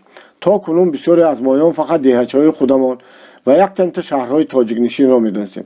اما اکنون فهمیدیم که مملکت تاجیکستان است. دولت سوویتی خلق تاجیک است. این که ما در آینده نزدیک معلمان خلق خود میشویم ما را حس افتخارمندی بخشیده و فکر و اندیشه‌های گوناگون میانداخت. راست است که در بین ما کسانی ناراضی هم بودند. آنها خواهشی معلم شدن نداشتند بلکه در اداره‌های دولتی خدمت کردن، سردار، مدیر، عملدار کلان شدن می‌خواستند. من باشم با معلم شدن هوس داشتم. در خیالم الکی خودم رو معلمی دهی خودم می‌دیدم. مانند عزیز کریم از شاگردان در پیش خلق امتحان می‌گرفتم و به تهمت‌های دشمنانه زین‌الدین بر این ملاهای اغواگر جواب‌های مناسب تیار می‌کردم. شمایان مشعل علم و معرفت را به سر خلق خود تابان میکنید. گفتن دیرکتور به من هیجان مخصوصی بخشیده بود. من پیشتر این گونه سخنهای عجایب را هیچ نشنیده بودم. مشعل علم و معرفت سخن پرجاذبه شعر آلوده بود که مرا مفتون و متأثر میکرد.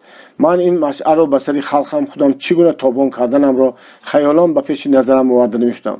چندی از آن مقدم در تاشکند به شرف تشکیل یافتن ریسپوبلیکای ملی سوویتی آسیای میانه نمایش برپا شده بود و نمایشچیان شبانه با مشعل‌ها میگشتند. من آن شب را به خاطر آورده تصور میکردم که مشعل به دست در دشت و صحرا روانم. مشعل من شعله‌بار، بزرگ، بلند، از سفیدارها هم بلندتر بوده. گویا مشعل علم و معرفت همین است. در پیش در تاریکی شب ازدحام عظیم خلق هزاران هزار آدمان می جنبند. آنها در روشنایی مشعل تعارف نمایانتر میشوند. روی آدمان روشن‌تر میگردد. ازدحام شاد و خندان به مشعل فروزان نگاه میکنند. روز دیگر سیل خلقی از پیرهی نزد دارالمعلمین جاری بود. مرا هم پیچانده گرفته بود. مردم برای پیشواز گرفتن رفیق کالینین به وокزال شتاب میکردند. آن وقت دوره تشکیل ریسپوبلیکای ملی سوویتی آسیای میانه بود. چطوری که به ما میگفتند میخائیل ایوانویچ از طرف پارتیا برای به خلق‌های آسیای میانه یاری دادن در این کاری کلانی و دشوار فرستاده شده بود. ما در مسئولیت‌های کرجاک سیاسی خودمان خوانده بودیم که رفیق کالینین کارگر زواد مشهور پوتیلوف بوده. از سین جوانی رولوسیونر بلشویک شده بر ضد پادشاه، پمیشکان و کپیتالیستان مبارزه برده است و حالا یکی از نماینده‌ترین ارباب‌های دولت سوویتی میباشد. من میخواستم که رفیق کالینین را ببینم. هوا گرفتگی بود. قرار سبوق خنکی بی برف аз ҳамин суруқҳои либосам дар омада аъзои баданамро мерасид. ман ҳанӯз ҳам ҷомаи чити пахтано ки дар интернети тӯс гирифтамро пӯшида мегаштам, ки кӯҳна шуда буд. дигар маро он қадар гарм намекард, лекин ҳозир ман ба ин аҳамият намедодам ва дастонамро ба остинам халонда тез қадам монда худро гарм мекардам. дар вокзал замин кафида одам рӯида буд. дар майдони васеи назди вокзал аз бисёрии халқ ҷои сӯзанзанӣ набуд. ман ба анбӯҳи издиҳом афтода мондам. ба ман аз ҳар ҷониб фишор меоварданд. қадам ки паст буд, ғайр аз нӯги байрақҳои сурх ва шилшилаҳои лампочкаҳои электрикии бинои вокзалро зиндадиҳанда дигар ҳеҷ чизро намедидам. фишор ва моломол то рафт сахттар мешуд. поезде ки бояд рафиқ Калинро оварад ҳанӯз наомадааст. ман ҳеҷ наметавонистам тасаввур кунам ки ин қадар халқ ӯро чӣ тавр пешроз мегирифта бошад.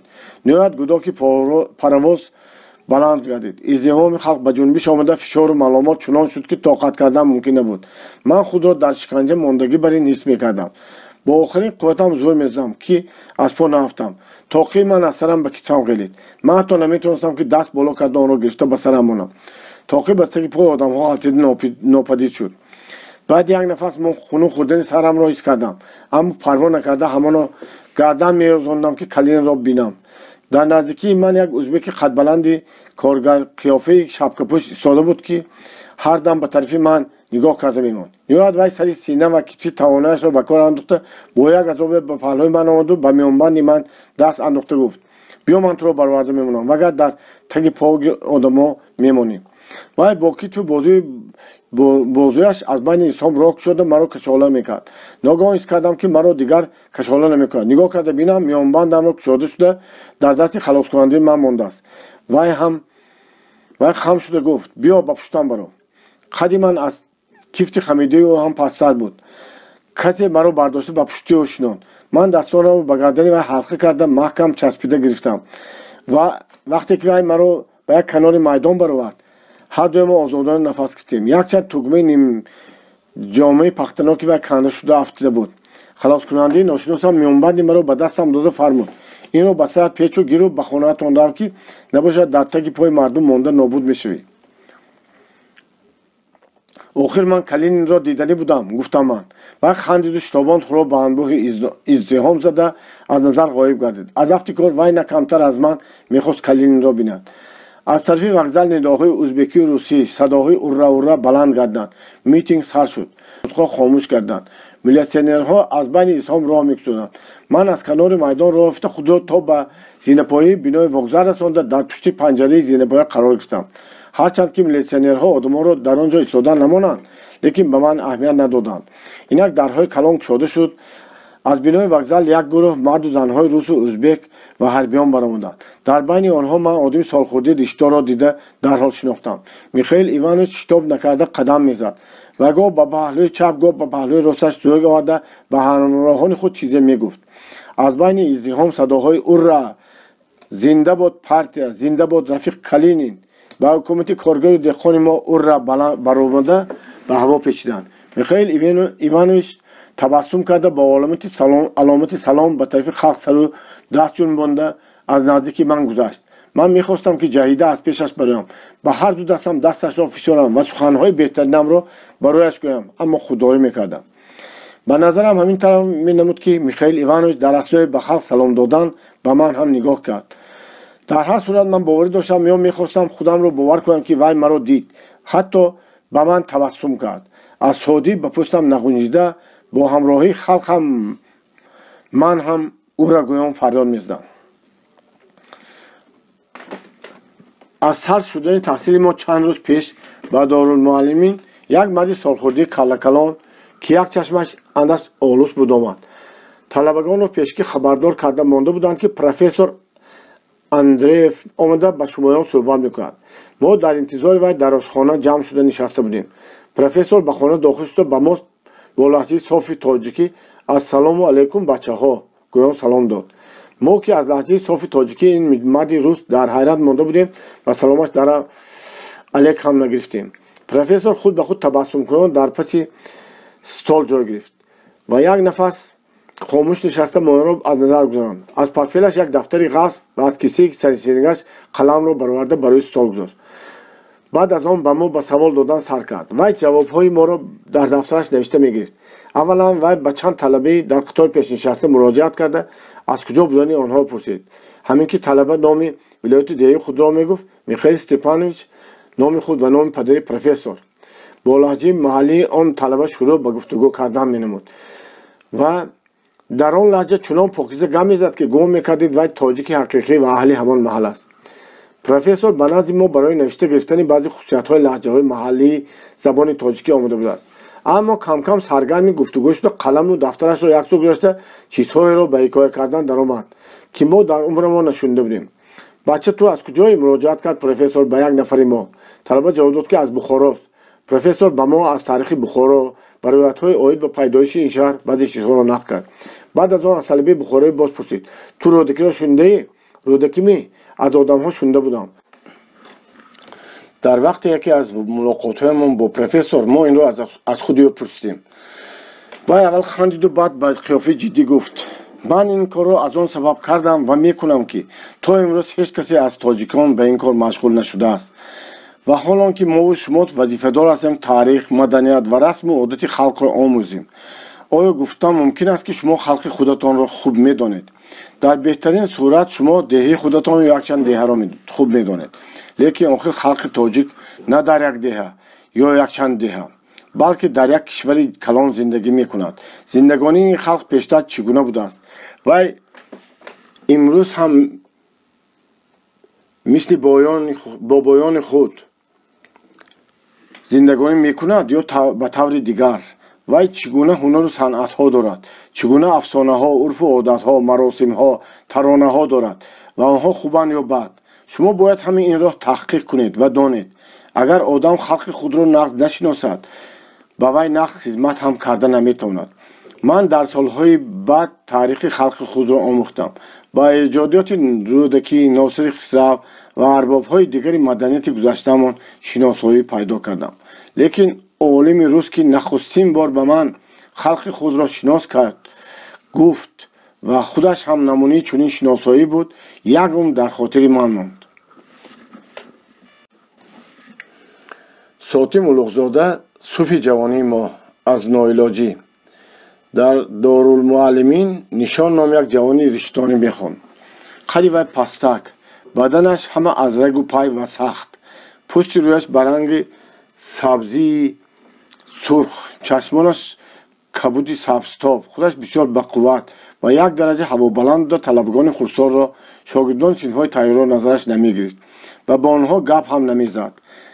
مرا وی به گمانم حتی که نمیشناخت و حالان که با ما در یک خوابگاه استقامت میکرد. اگر کسی نسبت به وی اندک بی‌حرمتی میکرد نشان تیار بود با اون کس دست به گریبان شود. وی دائم کله جنگ میکرد، کله‌اش سخت بود. یک نفر طلبه با او جنگ طلب شده را با کله‌اش زده تعزیر داده بود که همه از وی ترسیده ماندند و دیگر هیچ کس به وی بی‌حرمتی نمیکرد. نشان قلیق‌های غلطی داشت، گاه ما را در حیرت میماند. مثلا در کوچه گاه آدمی روسی جدی قیافه، در دستش پورتفل و در چشمش عینک رفته ایستاده از نشان بر رفیقان خود میگفت من حاضر انا همین کس را نگاه داشته گپ زنان میکنم. ما باشیم این را یک کاری تماما ناممکن حساب میکردیم. نه زبان روسی را درست میدانستیم، من نه جسارتی داشتم که آن گونه شخص جدی و سپاه را از راه باز داشته گفتگو کنیم. نشان باشد در حقیقت پیش راه آن شخص را گرفته چیزی میپرسید و استفاده یک چند دقیقه با وی گفتگو میکرد. ما با رفیقان قائل و از کار او مات شده نگاه کرده میایستادیم. روزی از روزها نشان به خوابگاه یک بوله کلباسه گرفته آورد. مایان موافق اعتقاد کهنه کلباسی از گوشت و روغن خوک تیار شده را حرام میدانستیم و باور داشتیم که اگر مسلمان آن را خورد البته قی میکند و بیمار میشود. بنابراین حیران مانده بودیم که نخود نشان این کلباسی سیر روغن را که غفشش با امجام برین میآمد میخورده باشد. تو جینی شدی چی نشان؟ برآورده پرتو وی را حذر کرده میگفتم بعضی طلبگان. برای چی برآوردیم پرتویم؟ میخورم میگفت نشان. نخود که کلباسه را خوری، آخر وی از گوشت و روغن خوک است. خی باشد چی؟ خورده نمیتوانی، همه‌اش را میخورم. نشان با کارچه‌اش کلباسه را بریده خوردن گرفت. баъзе рафиқони нозуктабиати мо дилашон беҳузур шуда аз хобгоҳ баромада рафтанд. Дигарон бо тарсу ҳарос ба вай нигоҳ карда менишастанд. нишон калбасаро покиза хӯрда тамом кард. мо мунтазир будем ки қайд мекунад. қайд накард. гуфтем ки то бегоҳӣ ё агар дер монад пагоҳ касал мешавад. лекин вай на бегоҳӣ касал шуд, на шаб ва на рӯзи дигар. дар рӯ ба рӯи Дорулмуаллимин дар он тарафи кӯча як рӯзданаки солхӯрда доим рӯи сандаличаи пастакак нишаста семишка мефурӯхт. рӯзи нишон ба мо гуфт: ана бинед, ман ҳозир ба пеши он занак рафта вайро хезонда худам ба ҷояш менишинам. мо нишонро наметавонӣ гуфта барангехтем. нишон ба он тарафи кӯча гузашта як нафас дар назди занак рост истода ба вай дар чӣ хусусе гуфтугӯ кард. баъд зан аз ҷояш хест ва ба хонаи худ ки дараш рост ба кӯча кушода мешуд равон шуд. нишон бошад рӯи сандаличаи ӯ нишаста ба тарафи мо нигоҳҳои фотиҳона мекард. ба наздаш харидорон омада буданд ки вай ба онҳо 2 стакан семишка ҳам фурӯхт. зан зуд баргашт. нишон пули семишкаро фурӯхтаашро ба вай дода даст ба пеш гирифта нимтанзимкунон аз вай дур шуд. аммо нишон дар як коре ки барои талабагони Дорулмуаллимин хеле муҳим буд, далерӣ ва мулоҳизакории ҳақиқӣ нишон дода моро тамом ба худ қоил кард. воқеа чунин буд. як рӯз сару либоси шусташудаи талабагон ки барои хушкондан дар боғи Дорулмуаллимин овехта шуда буд, ба ногоҳ гум шуд. мо бисёр ғамгин шудем, зеро ки аз кӯтои эзор хеле камбағал будем. ки гирифта бошад? гуфта ба фикру хаёл рафтудем. як талаба гуфт: самарскиҳо дуздагӣ. самарский гуфта бачагони бепарастиро номида мешуданд ки дар солҳои ҷанги гражданӣ ва гушнагӣ тӯда аз Волга ба Осиёи Миёна омада буданд. дар байни боғи Дорулмуаллимин ва кинотеатри тобистонӣ як шпанги дароз буд ки дар он оркестр бозӣ мекард. ҳозир вақти зимистон дар зери фарши тахтагини ин шпанг яктода самарскиҳо истиқомат менамуданд. мо аз онҳо метарсидем ва дар куҷое ки онҳо бинем мегурехтем. мо дар гум шудани сару либосамон аз онҳо гумонбар шудем. аз ҷумла талабагон баъзе азаматҳои боғайрат дар байни мо ғавғо андохта талаб намуданд ки мо ба болои самарскиҳо ҳуҷум карда онҳоро саркӯбӣ кунем. 40-50 нафар талаба шӯрида чӯбу тайёқ дар даст аз болои девори боғ ҷаҳида ба манзилгоҳи дуздон ҳамла карданд. ба ногоҳ нишон пайдо шуда пеши рӯи онҳоро гирифта фарёд зад: истеҷ! шумоён бо ин тариқ либоси гумшударо намеёбед. милитсия омада очи ҳаматонро аз учқӯйғон нишон медиҳад. дафт шавед. муддао либоси гумшударо ёфта бошад, ана ман ёфта медиҳам. агар ин гапро ягон каси дигар мегуфт, эҳтимол дорад мо гӯш намекардем, аммо ба гапи нишон гӯш карда ақиб гаштем. нишон худаш танҳо ба қароргоҳи самарскиҳо рафт.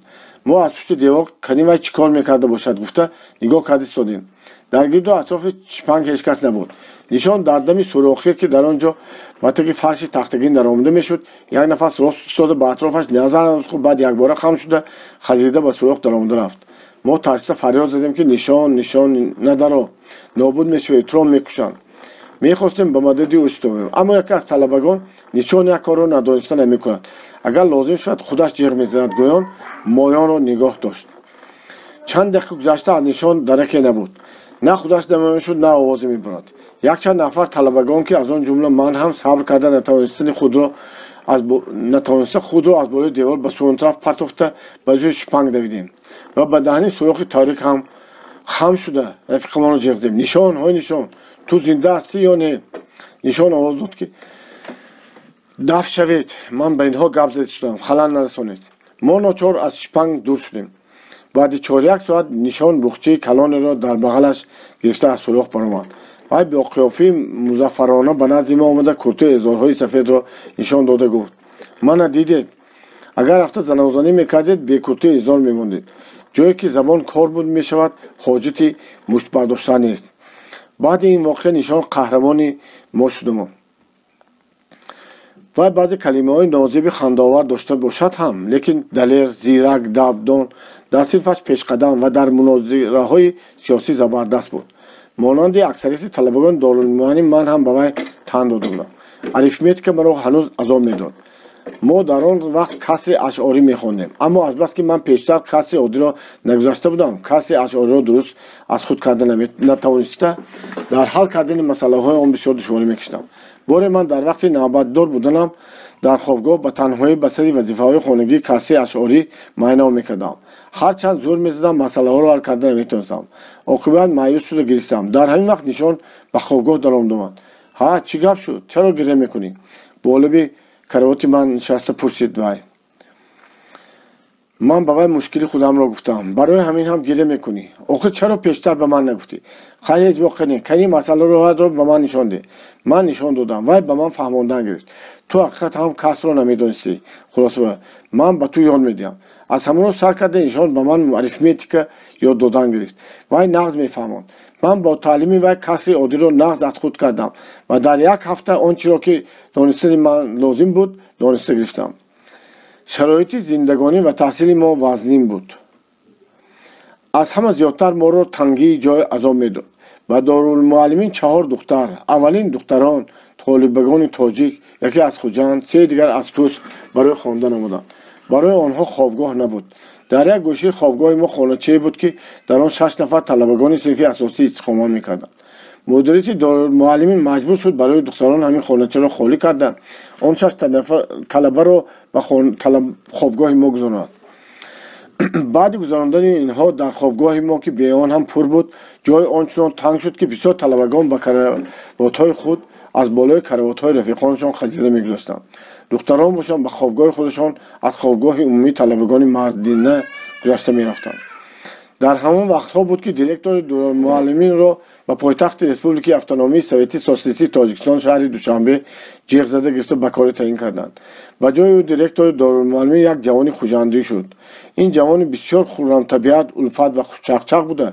بیش از همه ترانه‌گویی و گوشتنگری را دوست می‌داشت. حریفان او در گوشتنگری آشپزی ما رحمتکا و بعضی طلبگان کلانسا بودند. و برای دارالمعلمین بینای علاوگی طلب کرده به کدام اداره ها میرفت، اما از رفتنش نتیجه نبود. هر باری که ما از تنگی جای و شرایطی از این شکایت میکردیم و با اینکه خود را کشیده پای خنک زده‌اش را نشان داده میگفت من این را در وقتهایی که من هم شما برین در همین شهر میخوندم خنک زد. من در راه تحصیل علم و دانش از شما زیادتر عذاب کشیدم، حتی که در برف پایلوش میگشتم. گپی منزل خوابگاه با همین تمام میشد. چرا با دارالمعلمین بنا نمیدهند؟ ما حس میکردیم که در اینجا یگان سیده است. بار من شنیدم بودم که دیرکتور پسرمان و یک نفر دوستانی از دوشنبه آمده است از کدام شخصانی در سویت کمیسران خلقی ازبکستان بوده شکایت کرده. میگفت که آنها نمیخوان دارالمعلمین ما را از بنا تامین کنند. ایشان جان تو فقط وعده میدهد و بنا نمیدهد. به گمان من وای عموما نمیخواد که در تاشکند دارالمعلمین تاجیکان باشد، میگفت دیرکتور.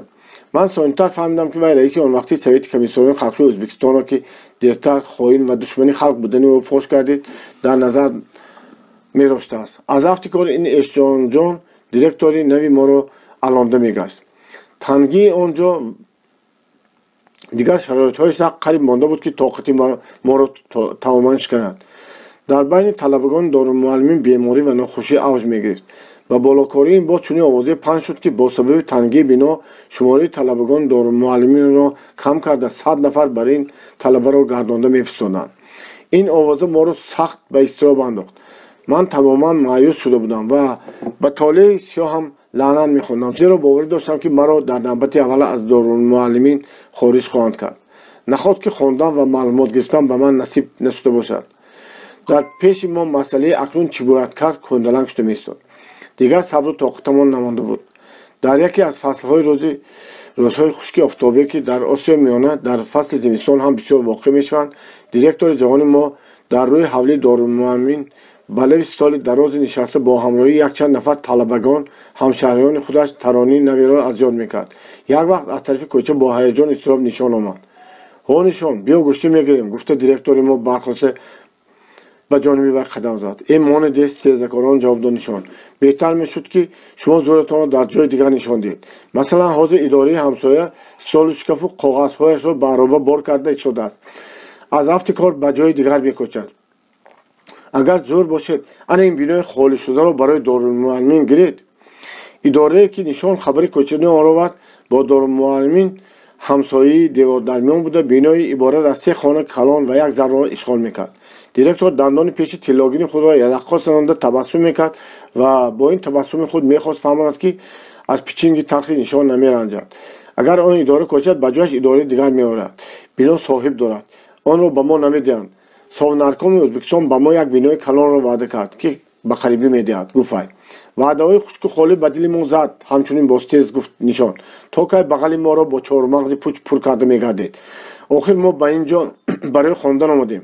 шумо чӣ ҳақ доред ки моро ин қадар азоб медиҳед? чӣ ҳақ доред ки моро дар Дорулмуаллимин хориҷ кунед?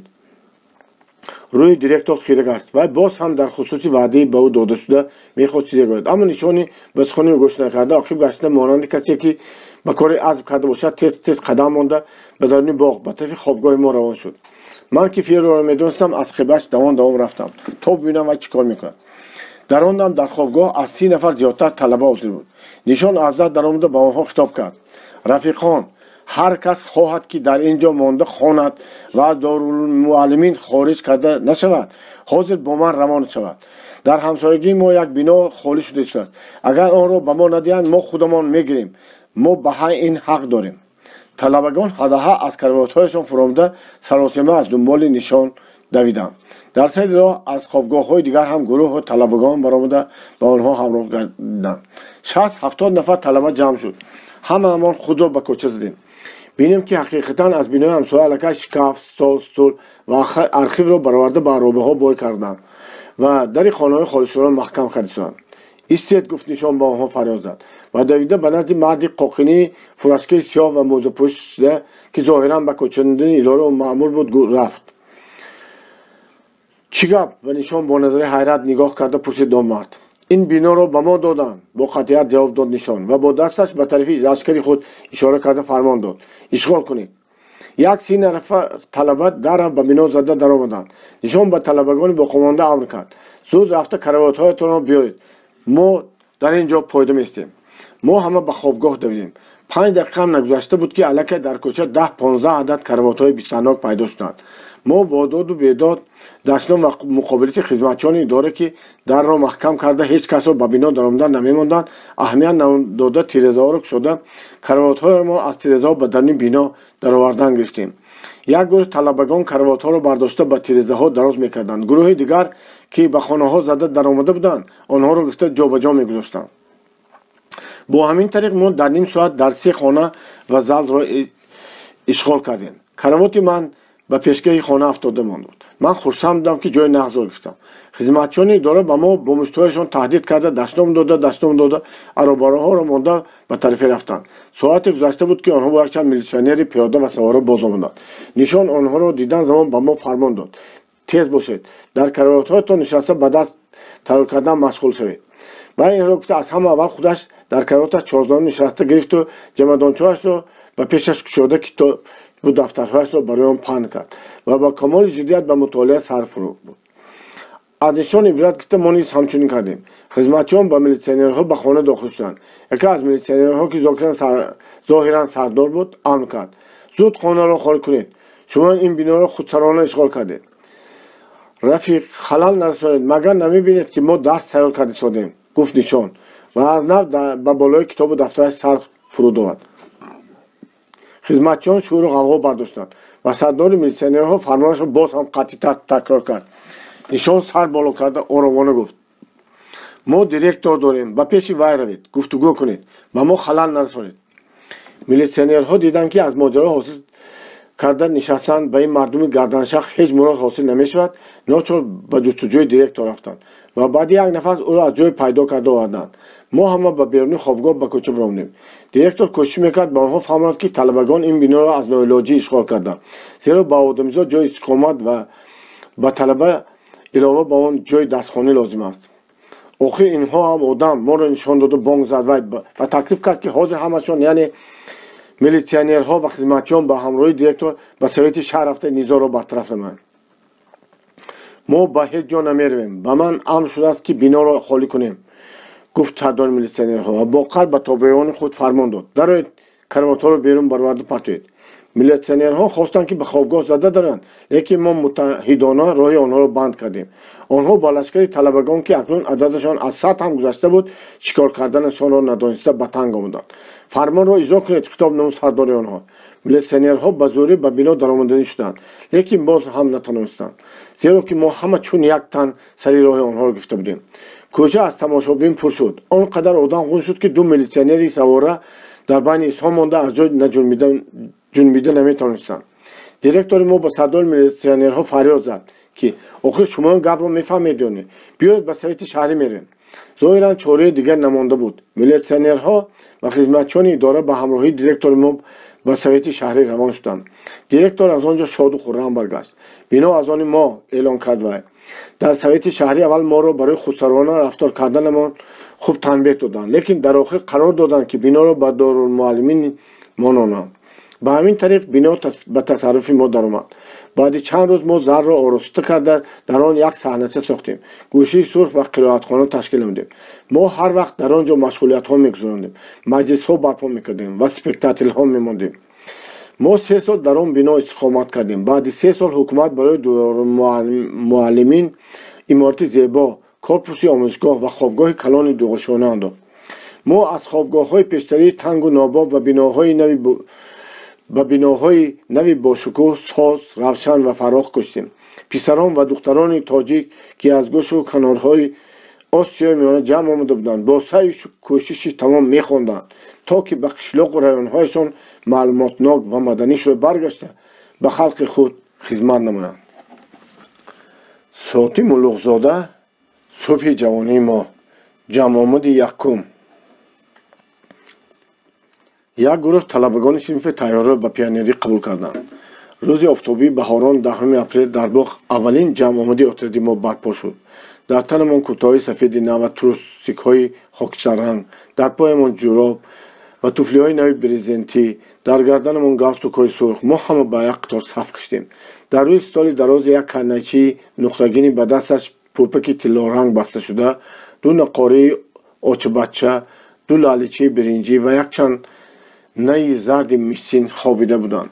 کتابی کاتب یچیکی کمسمال با یک دختری روس آمده او را با ما شناسانده گفت من این کس وجهت شما میشوند.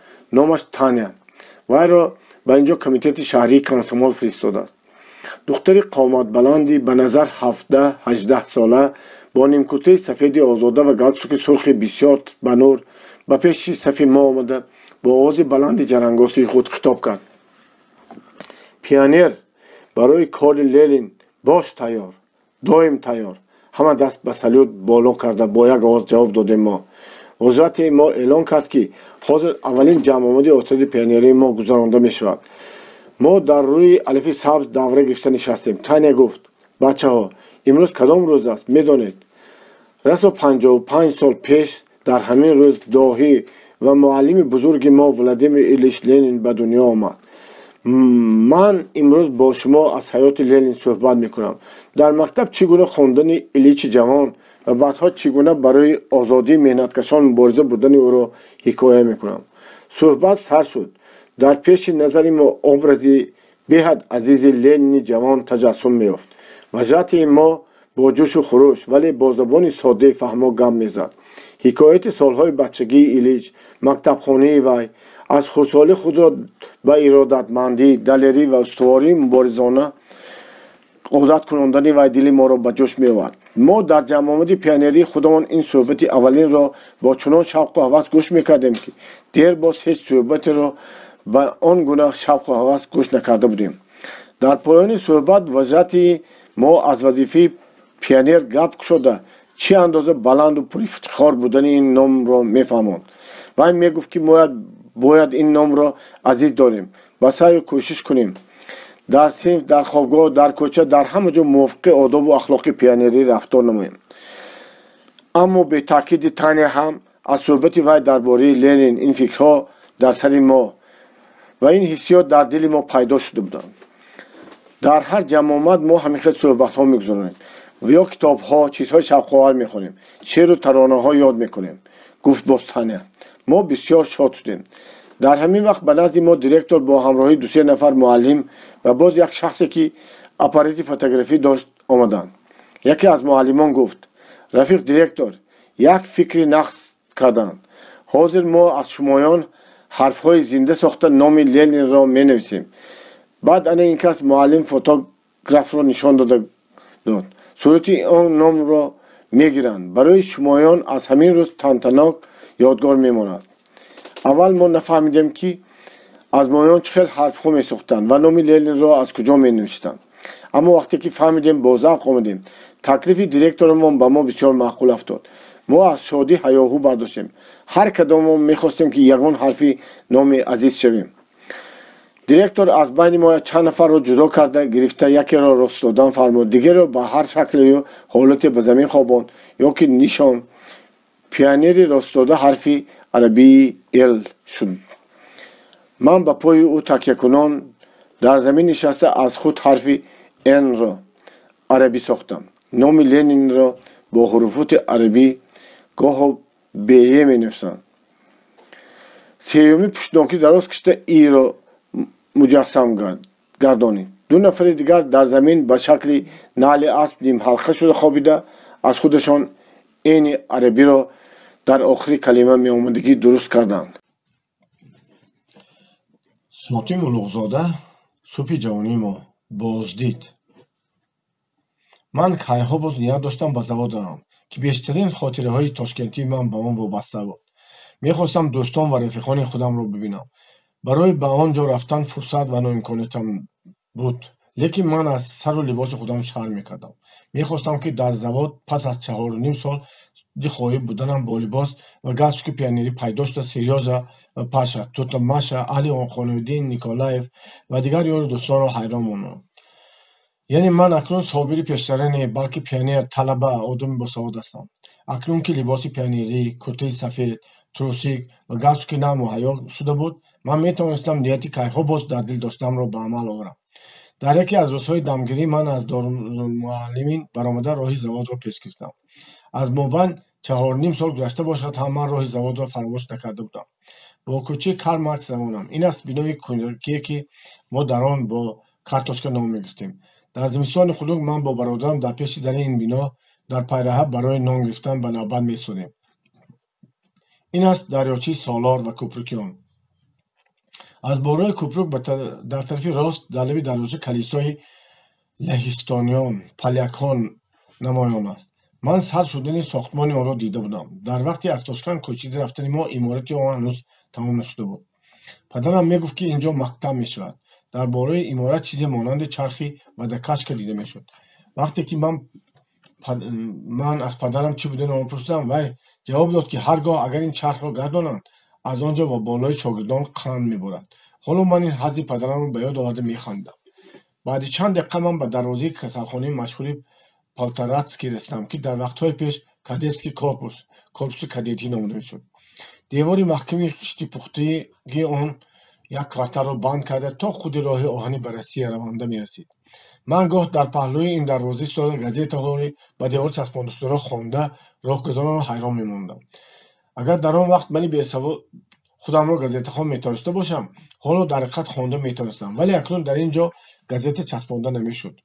ба завод ман аз болои қабристони Русия ба худам шинос рафта шудам. аввалин касе ки ман дар даҳани дарвозаи оҳани қабристон дидам ва шинохтам, маро ба ҳаяҷон овард. вай пирзани гадо буд ки 4.5 сол пеш ҳам дар ҳамин ҷо истода гадоӣ мекард. дар даруни дарвоза баки об ва кружкаи занҷирбанд ҳам монанди пештара дар таги дарахт истода будам. дар кӯчаи фарохи рекпошида ки дар охираш калисо намудор буд, бачагон бозӣ мекарданд. ҳама чиз 4.5 сол аз ин муқаддам дар чӣ ҳолате ки бошад дар ҳамон ҳолат монда буд. ва ҳолон ки ба ман чунин менамуд ки ман дар ин ҷо дар замонҳои хеле дур будам. аммо ман вақтро аз рӯи дигаргуниҳои дар худам рӯй дода қиёс мекардам. дар давоми 4-5 сол ҷоҳҳои ба ман шинос, албатта он қадар тағйир ёфта наметавонистанд. пайравие ки аз байни қабристон гузашта ба завод мерафт низ ҳамон. ҷои ғалтиди девор ки мо аз он ба завод ва аз завод ба қабристон мегузаштем ҳамон буд. наход ки ҳеҷ дигаргунӣ рӯй надода бошад, фикр мекардам. охир дар ин муддат аз сари ман чиҳое ки нагузашт. дар саҳни ҳавлиҳои поён дар таги дарахтони баланди чормағз яктуду бачагони хурдсол машғули боз буданд. ман ба назди як духтарчаи нозуки озодалибос ки рӯяш ба назарам шинос байни намуд рафта пурсидам: номи ту Леночка неми? ҳа шумо ки? ман духтарчаро ба дастам бардоштам. дадод ва бибият дар хонаанд? ҳа дар хона. шумо ки? ту майдаҳак будӣ, роҳ рафта наметавонистӣ, ман туро бардошта мегаштам. не ман шуморо ба ёд надорам. дар ҳамин вақт аз дари хона модари Леночка намоён шуд. ин зан ҳоло ҳам монанди пештара зебо ва латиф буда, фақат андак фарбеҳтар шуда буд. و چشمان شعلای آسمان رنگش را نیمپوش کرده برای من دوخت. سلام توتالوبا. او نخود این تو باشی. دستانش را به هم زده ندا کرد زنم. تماشا کنید این پسرکی نقص پیانیر هم شده است. گفت و مرا به آغاز کشیده. از رویهایم بوسیده. بیا به خانه درآ. گفت توتالوبا دخترچه‌اش را از من گرفته و دستش را به کیسه‌ام گذاشته مرا به خانه‌شان برد. میشه میدانی کی آمد؟ کنیو؟ هیچ یافته نمیتونی. خوشحالانه گفت وی به شوهرش. نیکلایف کاستوم کاندیلی در تن و کفش خانه پوشک در پای مرا همچون خرسندانه استقبال کرد. بارکالله هیچ منتظر نبودم. کلانکک یگیچه شده موندی. خوش بنشین گپ زن. چطور تو باز به توشکان آمده موندی؟ پدرت صحت سلامت است؟ پدرم مگر شما خبر ندارید؟ وقتی که من وفات پدرم و برادرم را نقل کردم نیکلایف خیلی متأثر شده با افسوس خود سر جماند. ای ای ای ای برادرت هم چرا پدرت به پیش من نیامد؟ احتمال فرصت نیافته باشد. وی بعد 3-4 روزی به اینجا آمدنش وفات کرده است. توتالوبا از پشت من آمده سرم را سیله کرده گفت پسرکی بیچاره تو تنها ماندی. خوب است که میخوانی. مختار در کجاست؟ من روزهای پس از وفات پدرم و عمکم از سرگذرانده ما را حکایت کردم. من در همان وقت به پدرت گفته بودم که در همین جا مان نرو. به تأسف کرد نیکلایف. اگر نمیرفت شاید که این خیلی نمیشد. البته بیجا کوچیده رفتیتون علاوه کرد توتالوبا. بعد گفتگو در سری شناسهای زوادی من آمد. معلوم شد که یلچاف‌ها در زواد نیستند. به روسیه بازگشتند. رفیق من سرگئی هم نیست. اویله آنها به شهر دیگر کوچیده رفته است. من خیلی مایوس شدم زیرا به دیدن سرگئی و پش اشتیاقمند بودند. نیکلایف را درباره تحصیل من پرسان شدند و سوادناک بودنم از طلبگی من در دارالمعلمین اظهار خرسندی کردند. بارکالله. نقص میبینم که تو با روسیه هم بد گپ نمیزنی. کوشش کن شاید که از تو یگان متخصص برایت. گفت نیکلایف. همین طور ما ساعتی رو با صحبت دوستانه گذراندیم. توتالوبا مرا با قنچای و سمبوسهای بامزه ضیافت کرد. بعد از آن من برخواسته به آنها خیر خوش نمودم. صبر کن شاید که تو محتاج آرمندی باشی. احوالت چطور است؟ پرسید نیکلایف و گویا که مرا نمکک دیدی شد سر به پای نظر انداخت. رحمت اولا نقص جواب دادم من. از خانه نیکلایف برآمده من راست به خانه استقامت کردم رفتم. در آن خانه هیچ کس زندگی نمیکرد. چطوری که ما پرتفته رفته بودیم همان طرف خالی شده بود. گویا منتظر بود که ما باز کوچیده میایم. من به همان جای فرش خانه که مادر بیمارم در آنجا خوابیده و جان کنده بود نگاه میکردم. اما دیر نگاه کرده نتوانستم. از گریستن ترسیده زود برآمده رفتم. در بازگشت من 2 کوارتل از با راه آهن نرسیده از طرف راستی کوچه که در آنجا سماورخانه و کیمچی گونه استخوان‌ها واقع شده بودند آواز مردی را شنیدم که نام مرا جیغ میزد. اوه صابیر. چون نگاه کردم در دم در یک کلبه پستی لاین چشمم به پیرمردی افتاد که من او را از سین کودکی هم نغز میشناختم. اون مرد همدیگی من در دبای دولتگر بود. وی از کوچیده رفتن ما 1 سال پیش به تاشکند مانده بود. من دوان به نظرش رفته واخوردی کردم. وی شورکی تو را دیدم. گفته مرا به خانه‌چه خود درآورد. خانه‌چه را به دیواری بلندی کیم کدام حولی گویا که چسبانده شدند. وی نه فقط تیرزه بلکه حتی رفزنی هم نداشت. نیم تاریک و چنان پست بود که سری من به شاخه‌های خشکیده قرمی دو نشسته که شیفتی آن زده برآمده می‌ایستاد میرسید. نیم این کلبه درویشانه را سوریچی تختگین اشغال میکرد که برای آن کورپکانه‌های علوچی انداخته شده بود. در کنجی که تاریک دیگچه آبدستی چوینی و 1-2 سفال کاسه به نظر می‌رسیدند. دادابای ما پیرتر شده باشد هم حالا به قوت بود. چون آگاهی یافت که من چند ماه باز در تاشکند هستم معلول شده گفت دادابای امکت را از یادت برآوردی. هموطن گفته یک سری قدم آمده نمیبینی نمیپرسی. مایلش من هموطن نباشم فقط 1 نفر شناسی تو باشم. در همون وقت تو هم 1 بار آمده و پرس کردن لازم بود. من در اینجا بودن شما را نمیدانستم نباشد میآمدم. گفتم من. پیرمرد خانم را نشونده به پند و نصیحت کردن درآمد. تو حالا خورد هستی. مهر و عقوبت یاد گیر و یارو دوستت وفادار باش. قدر آدم را دان. بطگی در اگنشک را موسیقی پیدا آمدند. ارزنی پشتماندی پیرمرد را چیده خوردن گرفتند. عادت کردند. هر روز 1 بار آمده از من خبر میگیرند. خندیده گفت دادابای و بعد اندک خاموشی نصیحت خدا دوام داد. در کجایی که باشی از اهل خودت دور نشو. انا از این گنجشک‌ها هم عبرت گیری می شود. گنجشک‌ها خودش چیست؟ یک پرنده مخلوق بیزبان لیکن همین هم از گله خودش جدا نمی شود. اگر جدا شود گله ضرر نمی بیند اما گنجشک‌ها را به خودش بد می کند. پیرمرد گبز استاد و پیش من در لالیچه نان در طبقچه گوشت یخنی گذاشت و گوشت نان رو ریزه کردم اون رو به من کنی گیر خودش این گفته خودش با ترددی چای جوشانی افتاد. رحمت شکمم سیر اوور نشد گفتم من. دادابای رنجیدگی بر این شده چایجوش در دست به زمین نگاه کرده کمی خاموش شد و گفت اکنون تو ملا شدم دونا شدم گفته از خوراک ما حذر میکنیم. من از گفتم پشیمان شدم. مقصدی من پیرمرد و زحمت ندادم بود اما از سخن من به طور خود معنی دیگر برآورد. حس کردم که دورتگری کهنسال مرا به اعتبار ملا بودنم و سر و لباس پیانیری داشتم که چقدر آدم بلند مرتبه میپندارد. بنابراین چی جای تعجب نبود که از یافتش روی گرداندنم و نسبت به خودش نظر ناگیری و هوا بلندی میدارد. من اون روز از این گمانی به جا برآورده شده گفتم نیامک من اصلا این خیلی فکر نکردم. من تشویش کشیدن شما را نخواستم. چرا من حذر میکردم آخر خودی من کیستم مرا شرم ندارانیدم.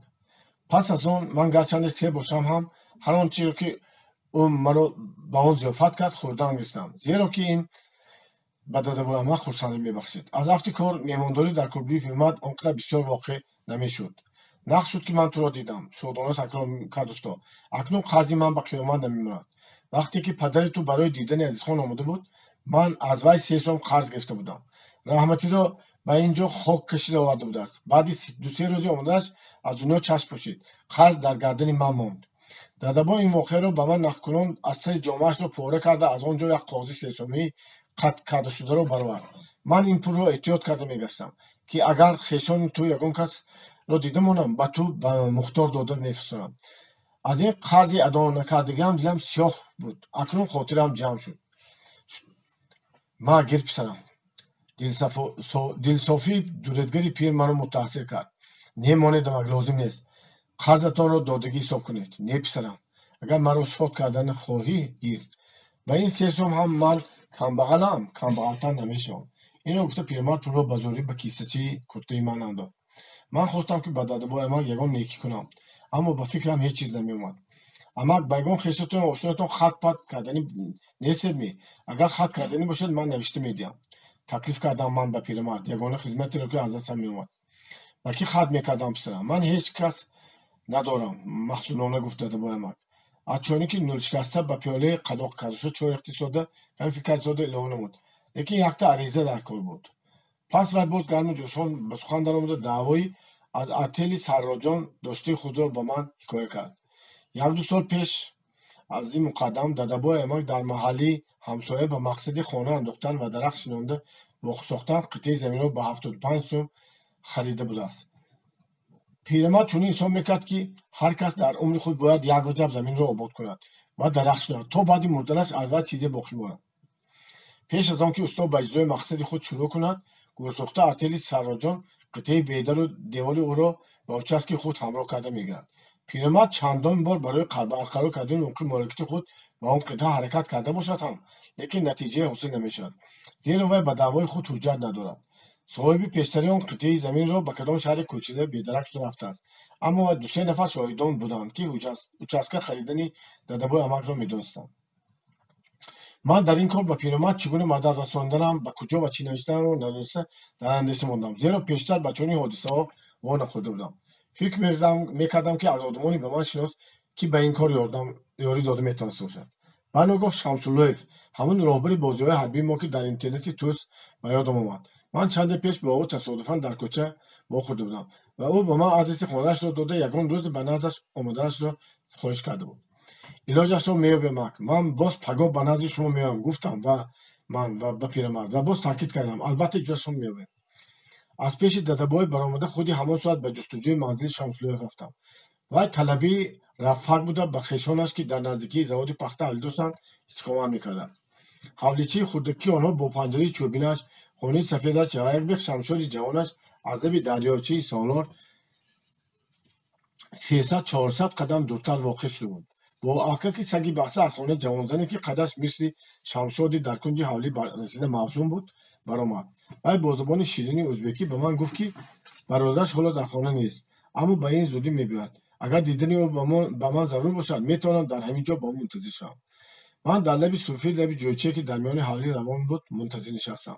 خیلی نشستم و یک چند بار جایم را هم عوض کردم زیرا آفتاب سوزان سایه را کم کم ولی متصل اصلا صوفه میراند. از شمس‌اللوف درنگ نبود. آنگاه من از خواهری و در کجا بودنی رفیق را پرسیدم. معلوم شد که آن از دارالمعلمین ما 2 کوارتر آنسوتر بود است.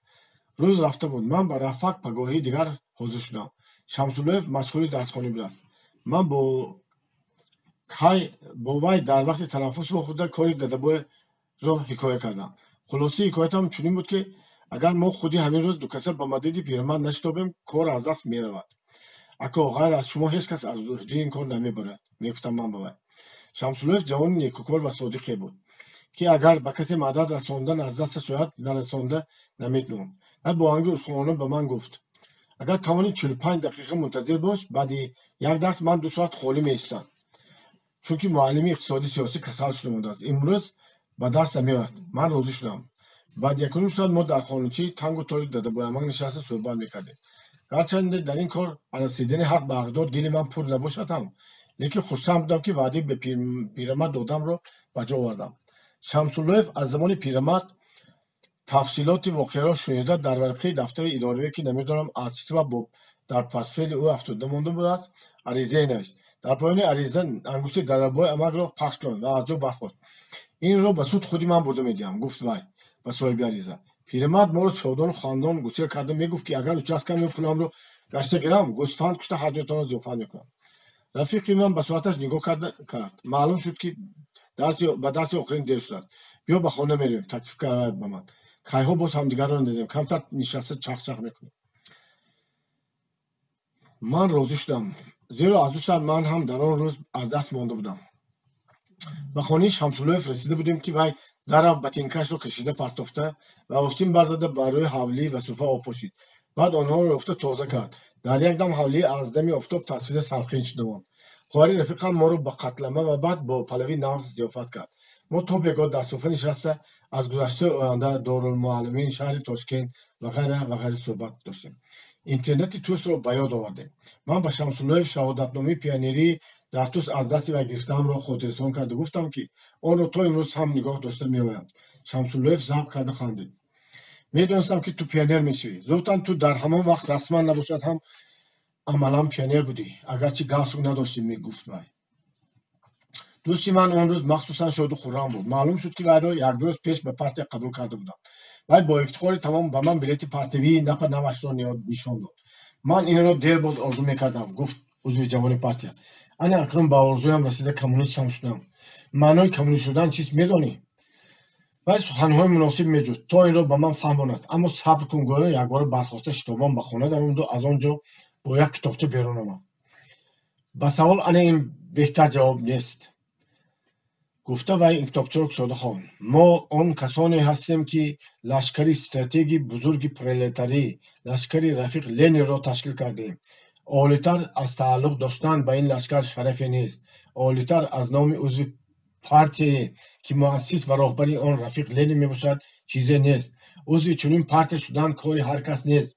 برای ریاضت‌ها و بحران‌هایی که با عضویت این پارتی علاقه‌مند میباشند تا آوردن کاری هر کس نیست.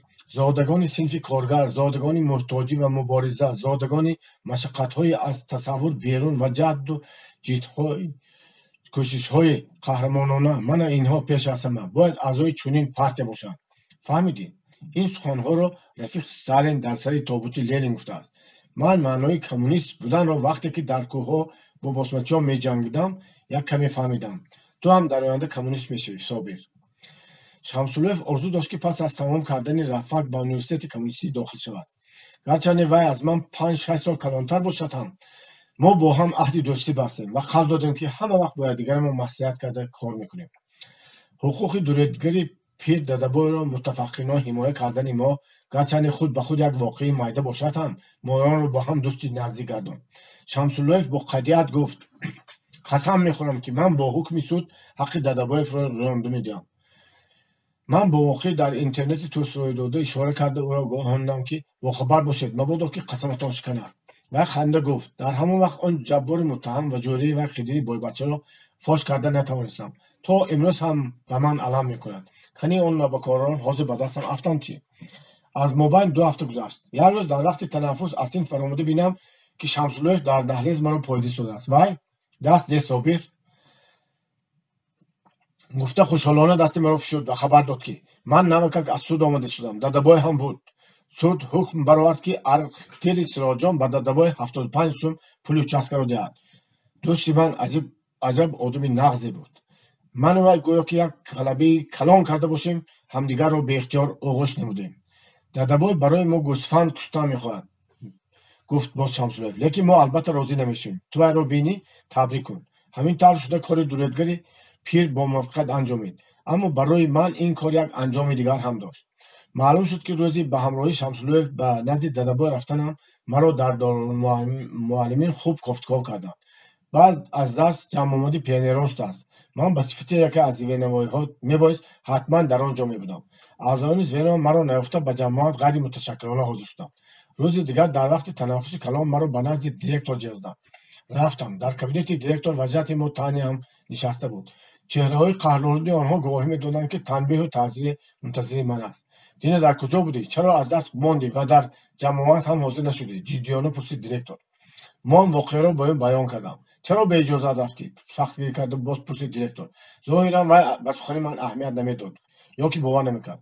پیش از آن که من به سوال جواب دهم تنه برخواسته نزد من آمد و به دیرکتور گفت به اجازه رفتنش البته نقض نبود. من باور دارم که وی من بعد این طور نخواهد کرد. اما وی از پی کاری مهم رفته قولی به پیرمرد داده‌اش را به جا آورده برای حقیقت مبارزه برده است که ما باید این کاری را تقدیر کنیم. همچون پیانیر وی درست رفتار کرده است. آنگاه دیرکتور از جهلش فرآمد و حتی تبسم کرده مرا رخصت داد. ساتی ملوغزاده صبح جوانی ما عینی اولین گازیت را در زبان مادری خودم من در دارالمعلمین خواندم. این گازیت آواز تاجیک بود که در سمرقند میبرآمد. از شماره اولین گازیت به دارالمعلمین ما فقط یک نسخه آمده بود. ما آن را در دوام چندین روز دست به دست داده خواندیم. زبان گازیت به من مانند شعرهایی که مادرم از خواجه حافظ میخواند شیرین و زیبا مینمود. پیشتر من گمان میکردم که با چنین زمان فقط کتابهای کهنه را نوشتند و در زمان ما کسی به این زبان گفتگو نمیکند و نمینویسد. اما اکنون میدیدم که شناسهای خودم به این زبان مینویسند و حتی گفتگو هم میکنند. دو نفر از معلمان ما، یکی سمرقندی و دیگری خوجندی، با آواز تاجیک مقاله ها مینوشتند. ترانه های نو را هم با زبان مادری خودم اولین بار در اینجا شنیدم. اینترنشنال را که ما در اینترنت توس با زبان ازبکی میسردیم و ما آن را عزیز کریم یاد داده بود و تاجیکی در دارالمعلمین یاد گرفتم. بعضی طلبگان سمرقندی سرود را میخوانند که هم سخنهایش و هم آهنگش دل را به طغیان و روح را به هیجان میبرد. ای ستم دیدگان، ای اسیران، وقتی آزادی ما رسید، مژدگانی دهید ای فقیران، در جهان صبح شادی دمید. درباره لنین زنده باد نام ترانه تاجیکی را من بار اول از دهان رفیق پیانیریم محکم شنیدم. نظر به قول وی این ترانه اولین بار در وطن او یعنی در کانی بادام پیدا شده است که از مایان آن را فقط محکم میسرد. در دارالمعلمین کسی دومی که زنده باد را از محکم یاد گرفته حتی در صحنه ها هم برآمده میخوانده شد من بودم. ما به خواندن حکایه، پاوست و رمان ها عادت نکرده بودیم. در زبان ما این چیزها نبودند. به کینو و تئاتر هم به سبب بیپولی فقط احیان میرفتیم و رویم هم آنقدر ضبط نمیبردیم زیرا که زبان روسی را نمیدانستیم. برای ما خدمت این همه غذای روحی و استراحتی مدنی را ترانه ادا میکرد. ما آن را نغز میدیدیم. در همه جا، در کوچه هم، در خوابگاه هم، در مجلس هم میسردیم. بیشترین طلبگان دفتر ترانه ها داشتند. هر ترانه نو را به آن نوشته میگفتند. گفتم ممکن است ترانه یا اشعله نبود که کم و بیش پنج شده باشد و ما آن را ندانیم. تقریبا هر یک شعری به دستمان افتاده و معقول شده را البته بیگان آهنگ به خودمان معلوم در آورده میسردیم. شعر مشهور لاهوتی تو کان در بزم وصلی درد هجران را چی میدانی؟ اولین بار در دارالمعلمین ما از طرف پیانیران به آهنگ ترانه در آورده شد. ما تشنه کتاب بودیم. محابات نمی شود اگر گویم که جوری به کتابی برای ما از جفای تنگی خانه و جا و نارسی سر و تن هم جان کافتر بود. کتاب های کهنه هستند لیکن آنها یا دست رسی ما نبودند یا که ما حالا آنها را خوانده نمیتونستیم. کاش که به زبان مادری ما با خط چاپی ҳикояте, қиссае, достоне бо истилоҳи имрӯз повест ё романе мебуд, ки мо мехондем. Як нафар талаби кӯлобӣ, ки саводи кӯҳнии хубе дошт, аз ким куҷо муш ва гурбаи Убайди Зокониро ба даст оварда буд. Як рӯз ба мо аз он порчаҳоро хонда доду ба бало монд. мо ҳар рӯз ба гирдаш ҷамъ шуда ӯро ё ба зӯрӣ ё ба зорӣ китобхонда безор мекардем. Оқибат китобашро гум карду аз мо халос шуд.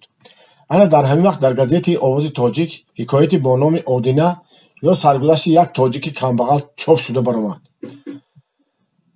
ҳикоят давомнок буд. Мо ҳама ба газета ҳамчун гуруснагоне, ки ба хӯроки муфт расида бошанд, дарафтидем. газета ба Дарулмуаллимин ду-се нусха беш намеомад. Бинобар ин мо онро талош карда мехондем. баъди хондан бесаброна ба шумораи оянда ба давоми ҳикоя нигарон мешудем. бисёр вақтҳо чунин манзараро мушоҳида кардан мумкин аст, ки дар хобгоҳ паша пар намезанад ва талабагон ҷомаҳои айолчии пахтанок дар бар ва баъзеҳо ҳатто салла ба сар рӯи каравотҳои худ нишаста сар ба мутолиа фурӯд оварданд. онҳо Одинаро мехонданд. дертар ин ҳикоят китобчаи алоҳида шуда аз чоп баромад. дар рӯи муқоваи он чунин тасвире буд: чӯпони кӯҳистони салла ба сар ва таёқи чӯпонӣ дар даст рӯи харсанге нишастааст ва дар гирду пеши ӯ гӯсфандон мечаранд. ман, ки дар газета фақат баъзе қисмҳои ин ҳикояро хонда будам, ҳоло имконият доштам онро аз як сар мутолиа кунам. китоб аз саҳифаҳои аввалина сар карда маро ба худ мафтун кард.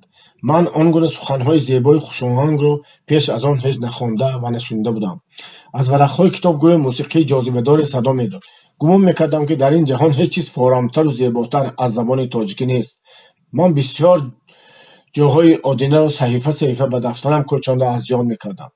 ҳар гоҳе ки кас як китоби нағзро мехонад, фикру хаёлаш беихтиёр ба сӯи нависандаи он равона мешавад.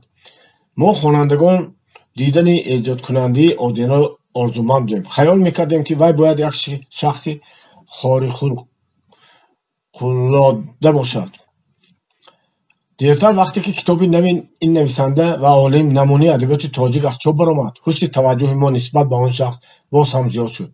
дар варақҳои аввалини китоб акси нависанда боз ду сурати дигарро дарҷ карда буданд. аз сурати якум ба хонанда шахси миёнсоли ҷафодидае нигоҳ карда меистод. дар сурати дуввум мо тахтапушти маҷрӯҳи хуншореро мушоҳида кардем, ки гӯё пӯсташро канда гӯшташро пора пореза бурида гирифта буданд. аз муаллимони худ фаҳмидем, ки бо ҳукми амири Бухоро ҷаллодони ӯ ба пушти айни 75 чӯб зада буданд ва ин ҷароҳати даҳшатнок осори ҳамон зарбаҳои хунин будааст. ба пеши назари мо як риёзаткаши кори халқ ва маорифи халқ, коре ки онро мо муаллимони оянда бояд иҷро менамудем, арзӣ вуҷуд кард. ман аввалин бор Садриддин Айниро тирамоҳи соли 1928 дар конференсияи забоншиносӣ дидам. дар он вақт ман дар курси охирини Дарулмуаллимин мехондам ва бо ҳамроҳии як рӯз талабагон дар конференсия иштирок кардем. конференсия дар бинои нави Дарулмуаллимин дар зали бошукӯҳе, ки тирезаҳои баландаш ба боғ кушода мешуданд, барпо шуд лоиҳаи алифбои нав ва масъалаҳои забони адабии тоҷикро муҳокима мекарданд. ба конференсия аз Душанбе, Хуҷанд, Самарқанд, Бухоро ва шаҳрҳои дигар олимон, адибон, ходимони матбуот ва нашриёт, муаллимон омада буданд. гуфтанд, ки Айнӣ ҳам меояд. ҳама дар зал ҷамъ шуда буданд. мо талабагон бошем харидорҳоро пур карда ба омадани Айнӣ интизор мекашидем. ниҳоят Айнӣ ҳамроҳи якчанд вакилон дар ҳолате, ки бо як нафари онҳо гарми ҷӯшон гуфтугӯ мекард, ба бино дохил шуд. вай як шахси миёнқади бо салобат буда, риши кӯтоҳи мошу биринҷ дошт. ба сараш тоқии сабзи махмалин, ба танаш палтои сабуки сиёҳ пӯшида буд. мо ӯро аз рӯи сурати дар намуни адабиёти тоҷик дарз шудааш зуд шинохта дар баробари намоён шудани ӯ қарсак задем. зоҳиран устод мунтазир набудааст, ки вайро чунин истиқбол хоҳанд кард. бинобар ин аввал ба кӣ барои чӣ қарсак задани моро нафаҳмида андак саросема шудам. аммо вақте ки ба худаш нисбат доштани қарсакҳои моро донист, ба ҳаяҷон омда даст ба сина гузошта ва сарҷун монда изҳори ташаккур намуд. конференсия сар шуд. Айнӣ дар президиум нишаста буд. мо аз вай чашм намекардем. дар қиёфаи ӯ, дар муомилаи ӯ бо дигарон ҳеҷ гуна осори такаббури бузургворона мушоҳида карда намешуд. ва ҳолон ки мо хонандагони китобҳои Айнӣ ӯро одами бокару фар ва сипоҳ тасаввур менамудем. чашмони зираки вай ба ҳама кас ва ҳама чиз диққаткорона нигоҳ мекарданд. дар музокираҳо ба ӯ сухан доданд. вақте ки қарсакҳо хомӯш шуданд, Айнӣ аввал оромона бо овози паст ба сухан даромад. Аммо ба зудӣ аз ҳаракатҳои асабиёна ба зуҳур омада, нутқаш пуршӯр ва тезу тунд шудан гирифт. худи устод ҳам инро ҳис карда урз хост, ки ман одами асабӣ ҳастам ва аз ин асабияти ман натиҷаи 75 ҷоби амир ва бемориҳои пас аз он рӯй дода мебошад. Бинобар ин ман дар маҷлисҳо тавре гап мезанам, ки гӯё бо касе даст ба гиребон шуда истода бошам. ба муҳокимаи конференсия ду лоиҳаи алифбои нави бо ҳуруфоти лотинии асосёфта пешниҳод шуда буд. тартибдиҳандагони лоиҳа якум таклиф мекарданд, ки овозҳои ҷудогонӣ ба мисоли баъзе алифҳои Европаи ғарбӣ бо ду сӯи аломат ифода карда шаванд, ки ин ба фикри онҳо алифбои нави моро зебо ва маданӣ мекарда, ба вай тамомияте мебахшид.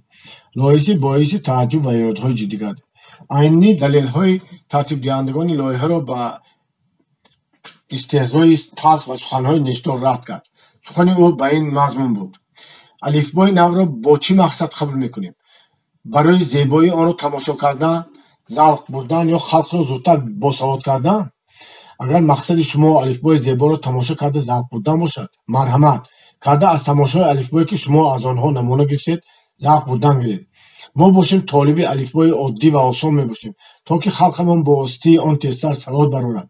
ба фаҳми мо зебоӣ, маданият ва тамомияти алифбо дар он аст, ки бачагон онро ҳарчи осонтар ёд гиранд ва халқи тоҷики мо ҳар чӣ зудтар саводнок шавад.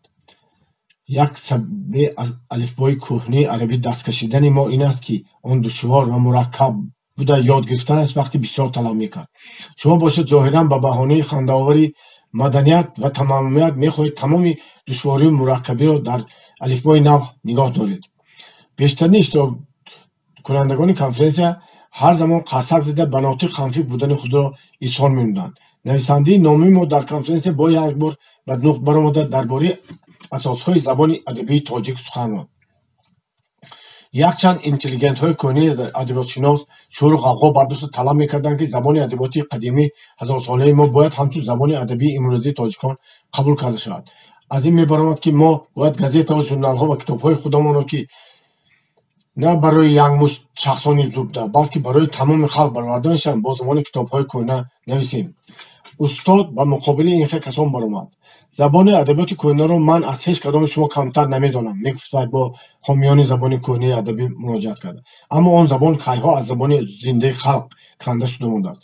ҳозир онро гирифта забони адабии имрӯза қарор додан кори бемаънӣ ва зарарнок мебуд.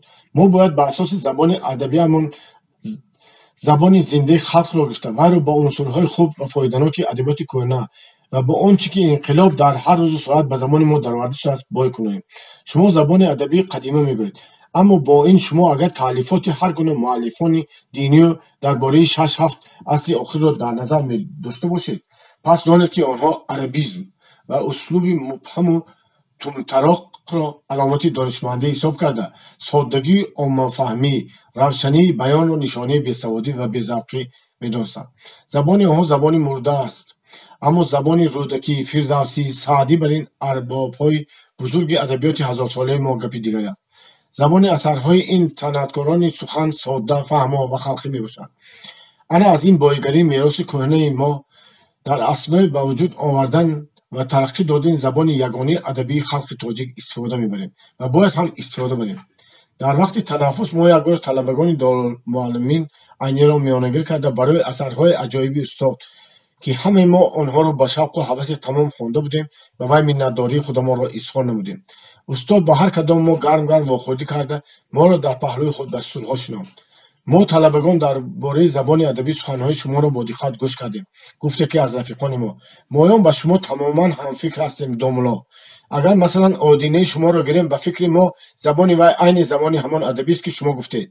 ман хурсандам, ки ин гапро аз шумо, аз ҷавонон мешунавам. табассум кард устод ва баъди андак таъаммул суханашро давом дод гуфт: ҳар касе, ки ба дасташ қалам гирифта чизе менависад ва ё дар пеши халқ баромада нутқ мекунад, хоҳ адиб бошад, хоҳ мухбир, хоҳ мақоланавис, хоҳ коркуни фирқаи шӯро, бояд кӯшиш кунад, ки забони вай ба хонандагон ё шунавандагон фаҳмо бошад.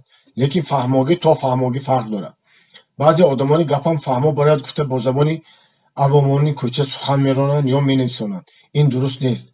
забони китоб, мақола ё нутқ бояд содда, лекин соддаи адабӣ бошад. ман барои он ки асарҳоям ба халқ фаҳмо бошад, дар болои забони онҳо бисёр кор мекунам. Ман ба гуфтугӯи одамон бо диққат гӯш меандозам. Агар аз онҳо ягон калимаи ибории нағз, бурро ва пурмаъноро шунда монам, дар хотирам нигоҳ медорам.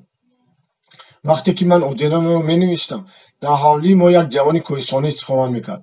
ман ҳар як боби асарро навишта тамом ки кардам, ба он ҷавон хонда мешунавондам ва тафтиш мекардам ки забони асарам ба вай фаҳмост ё не.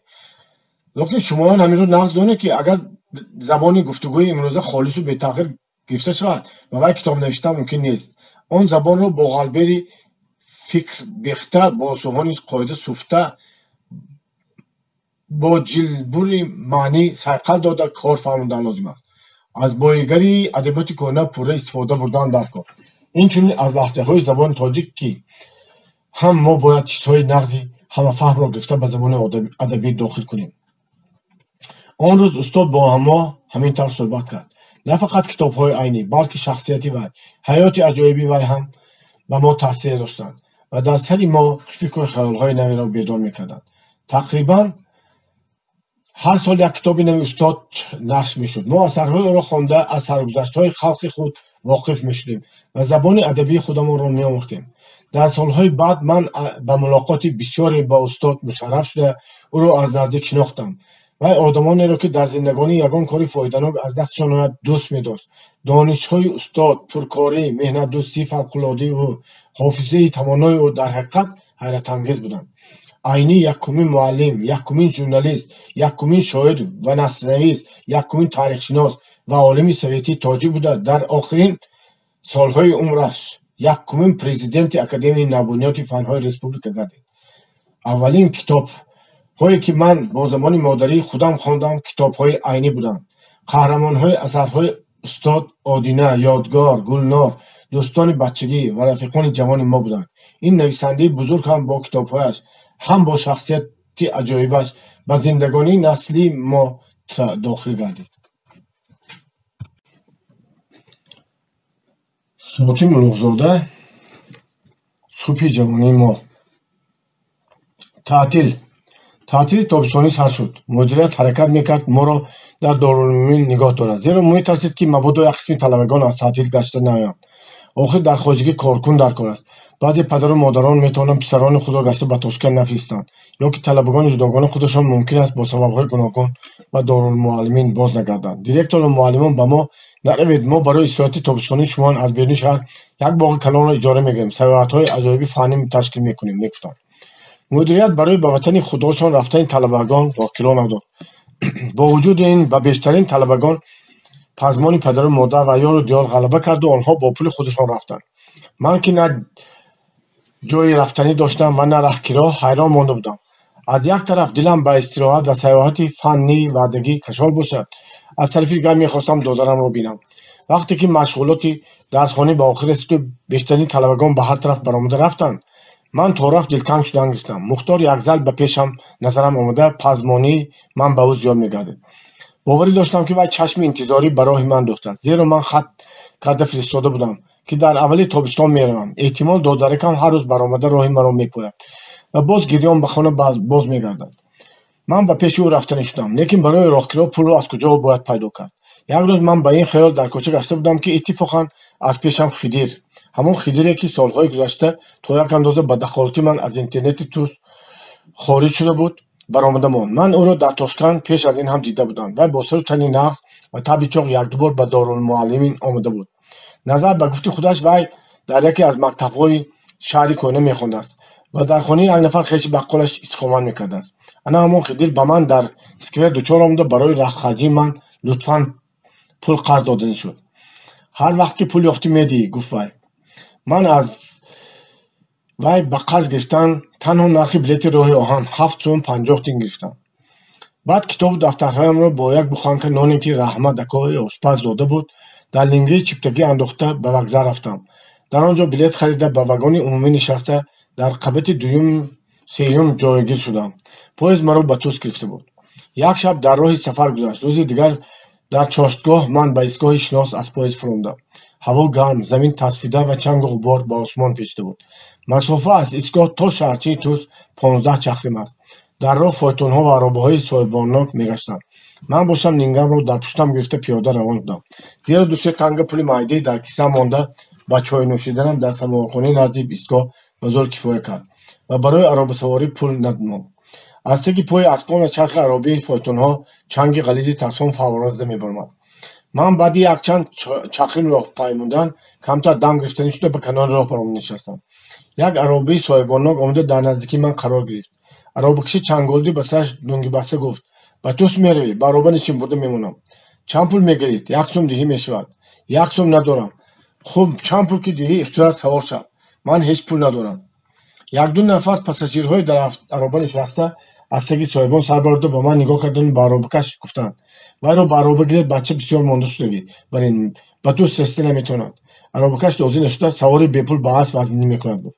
یکی از پاساژیرها تکلیف کرد سوال کنید من از جانب وی به شما 40 تی میدم. همین طور با مرحمتی آن پاساژیر ناشناس من به توس سستی رفت گرفتم و خود همان روز به قزلتپه روان شد کردم. به حوالی عمه داخل شده بودم که پسری کنجی وی مختار دو اکات آمد گویان دادری مرا جیغ زد. مختار از کیم کجا پیدا شده خود را به من هوا داد. وقتی که من او را در آغوش گرفتم گفتگی های راه از دماغم برآمد. اگرچه وی به من در سری راه انتظار نباشد هم من خفه نشدم. مختار کلانکک شده مانده بود و دماغش هم چاق بود. وی در این لنگه مرا کافته پرسید از تاشکند به من چی آوردید؟ دل من تاب خورده رفت زیرا من نمیتوانستم به او یگان سوغاتی آورم. با خوشحالی ساخته یک چیز آوردم که تو آن را هیچ وقت نداشتی. من گیر گفته به وی یک تو قلم دادم. این سوغاتی من به وی هیچ جای در کاری نداشته باشد هم وی بسیار خرسند شد. من خواستم مختار را به توس برده یک دو سیر و سیاحت تماشا کنم که دلش گشاده شود و طالع وی آن روزها به توس سیرک سیار آمده و داربازها آمده بودند. در شعبه معارفی توس به من 5 سوم دادند و گفتند که این از فاند یاری به طلبگان محتاج است. ما با مختار در خانه مرادخان که من یک وقتی به وی از غوا عروس آورده بودم منزل کردیم. در آنجا ما 3 روز ایستاده هر روز داربازها را تماشا میکردیم و بیگاهی به سیرک میرفتیم.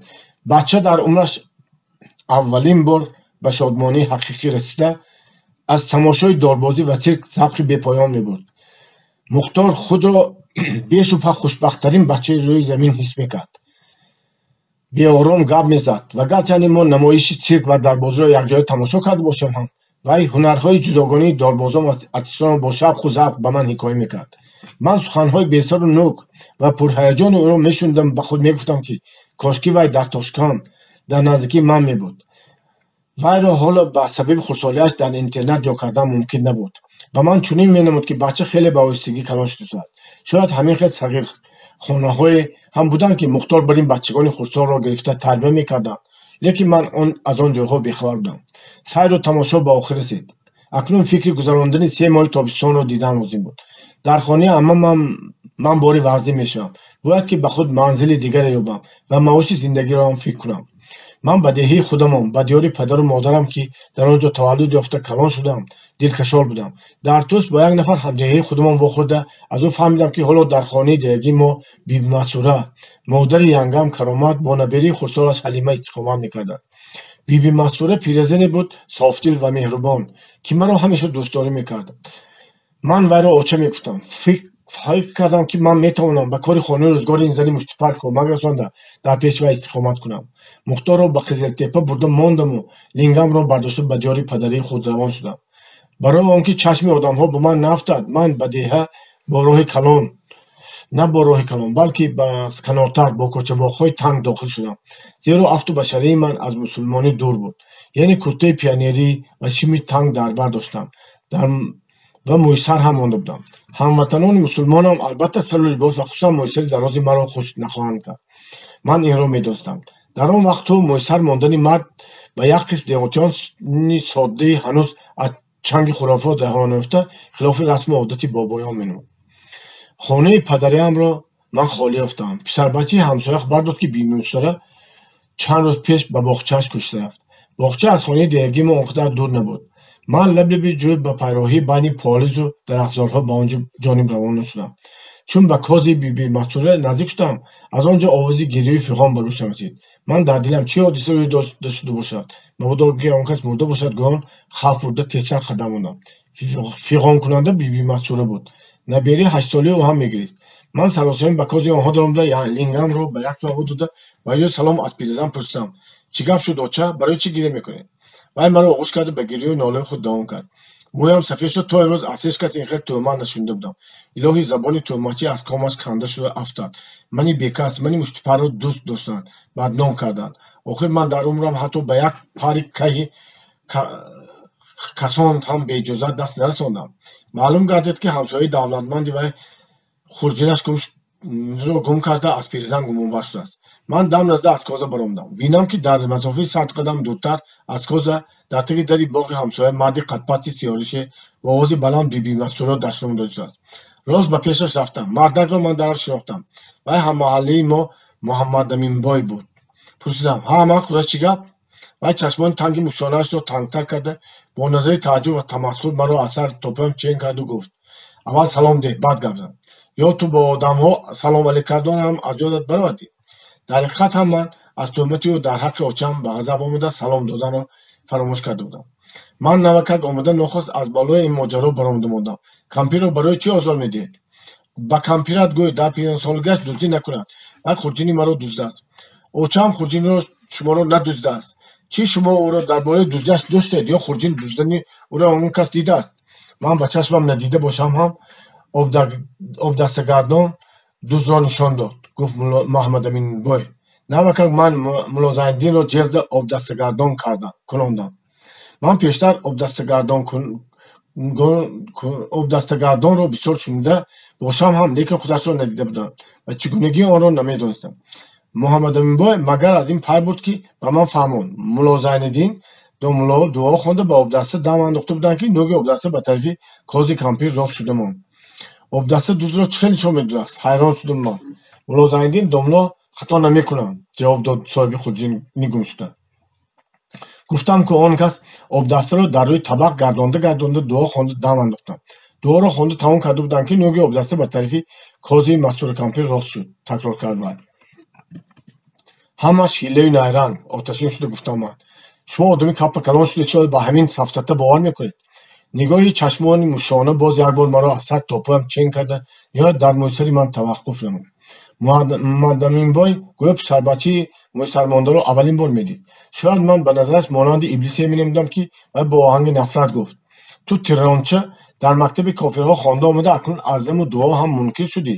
мулло Зайниддин: домулло агар дуо хонда ба пиёла суф гӯянд, пиёла тарс мекафада, ту ҳоло чӣ гуфта истодӣ? ман аз хурдхолиям чӣ гуна ҳунару қобилиятҳо доштаи мулло Зайниддинро медонистам, лекин гумон накарда будам, ки вай рафта бо даму дуои худ пиёларо ҳам хоҳад кафонд. маълум шуд, ки вай хеле пешрафта аст. ман ба ин бои ҷоҳили мутаассиб чӣ гӯям? ҳамин қадар гуфта тавонистам, ки қонуни шӯро гувоҳии обдаstaро қабул намекунад.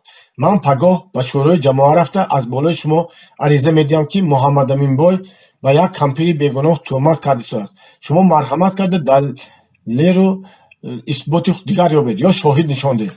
ҳамин ки ман шӯрои ҷамоаро ба замон гирифтам, Муҳаммадаминбой якбора мулоим шуда, ҳатто табассум карда забонашро хоида гуфт: не аз болои як хурҷин шуда ба шӯрои ҷамоа рафтан чӣ лозим? хай ана хурҷин садақи сарам. майлаш, ман аз давоям гузаштам. чарх зада ба хонаи мо ҳам биё охир. хуб ми? бо ин суханон вай ба боғаш даромада дарашро пӯшид. ман ба коза баргаштам. гирья накунед оча, Муҳаммадаминбой дигар шуморо безобита намекунад. гӯём пиразани тӯҳматзадаро тасалли додам. козаи пастаки хурдакак дар пеши хоначи похсагин мисли айвони он аз ҷуворипоя сохта шуда буд. ин хоначаро ҳанӯз мо бо Амакам дар солҳои охирини умри вай андохта будем. агар ҳаво абр шавад ё борон борад, биби Мастура бо набираш ва бузаш ба даруни хонача паноҳ мебурданд. боғчаи пиразан танҳо ба номаш боғча аст. як вақтҳо он ҷо ҳақиқатан мевазори тогзор бошад ҳам, лекин ҳоло аз онҳо ғайр аз як бех зардолу ва се бех сафедор чизе дигаре боқӣ намондааст. хонача ва кози биби Мастура дар таки сафедорҳост. дер боз шудгор ҳам нашуда, ҳар ҷояшро шӯраву янтоқ пахш кардааст. дар канорҳои қитва ҷо осори девори пештара, хокпуштаҳои паст ба назар менамад. ин қитъаи кушод акнун сайронгоҳи шамолҳо ва чарогоҳҳои гову гӯсолаҳои ҳамсояҳост. биби Мастура ба ин ҷо фақат барои соянишинии таги сафедор ва осонии чарондани бузи худ кӯшида омадааст.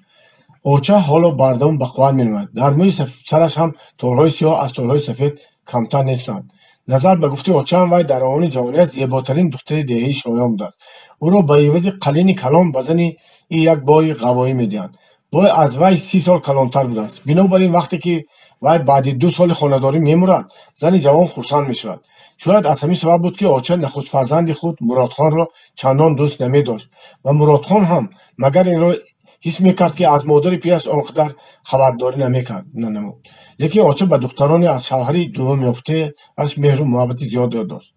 шавҳари дуввуми дӯстдоштаи биби Мастура амон полвони шоёнӣ будааст, ҳамон паҳлвоне ки падари ман ӯро дар гӯштингирӣ мағлуб карда буд. ба қавли пиразан офтоби бахту иқбол фақат як бор ба сари ӯ тобон шудааст, ки ин ҳам офтоби ҳамон амон будааст. амон полвон 20 сол пеш вафот карда бошад ҳам ёди вай ва муҳаббати вай ҳанӯз аз дили зани бевамондааш нарафтааст. оча баъзан ба сари чокдӯзӣ ё чархресӣ баногоҳ як оҳи сард кашида худ ба худ таронаи зернии ӯзбекиро замзама мекард. буиндин айланай ёрим сани қазринг ямон утди қизил гулдек юзинни соғиниб рангим самон улди. ту аз куҷо пайдо шудӣ ҷони оча? ман туро кайҳо боз надида будам. калонакак хуштӯякак йигичӣ шуда мондаӣ. сиҳат саломат омадимӣ? тану ҷонат соқми? чаро духтарча бача бар ин мӯйсар мондаӣ? кани биё ҷони оча, мана инҷо чита гап зан. биби Мастура фақат акнун баъди ором шудан ба хотир овард ки ман аз роҳи дур омадам. бо ман бояд пусупос кард. вай маро ба чой ва нони нимхушкида зиёфат кард. ҳалимаи хурдакак мисли он ки бародари ҳамтани худро дида бошад аз дидори ман шод гардид. ману вай Равшан, Ҳасан ва Мухтор беш аз 2.5 сол дар як оила дар хонаи амакам ва модари Ҳалима Каромат зиндагӣ кунӣ карда будем. ҳалима он рӯзҳоро нағз дар хотир дошт. куртаи сафеди озода, кӯкӯчаҳои покизаи майда майда бофтаи ӯ аз меҳрубонӣ ва ғамхории модаркалонаш гувоҳӣ медоданд.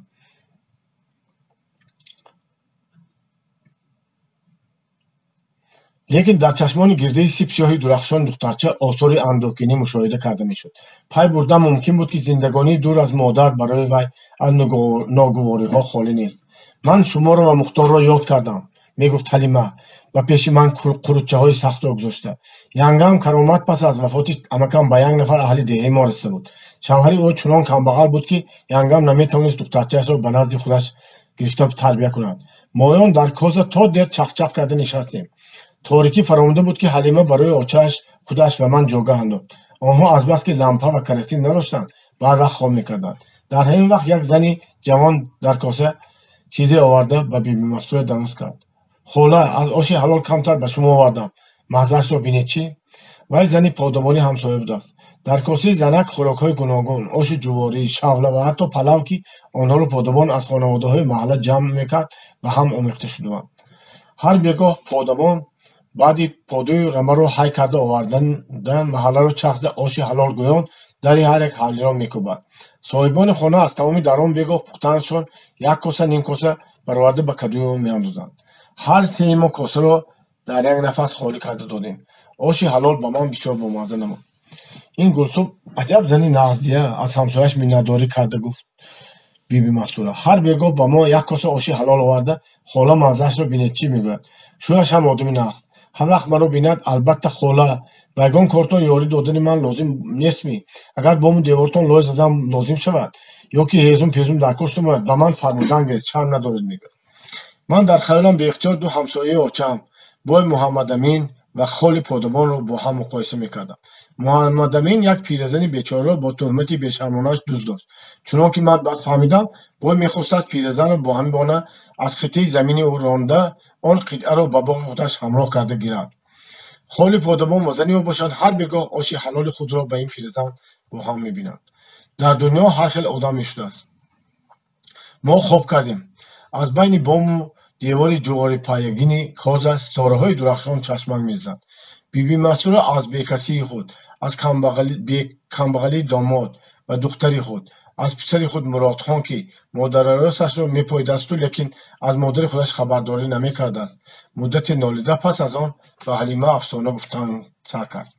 духтарча шабона дар коза метарсидааст ва мехостааст ки то хобараш бурдан овози модаркалонашро шунда сад.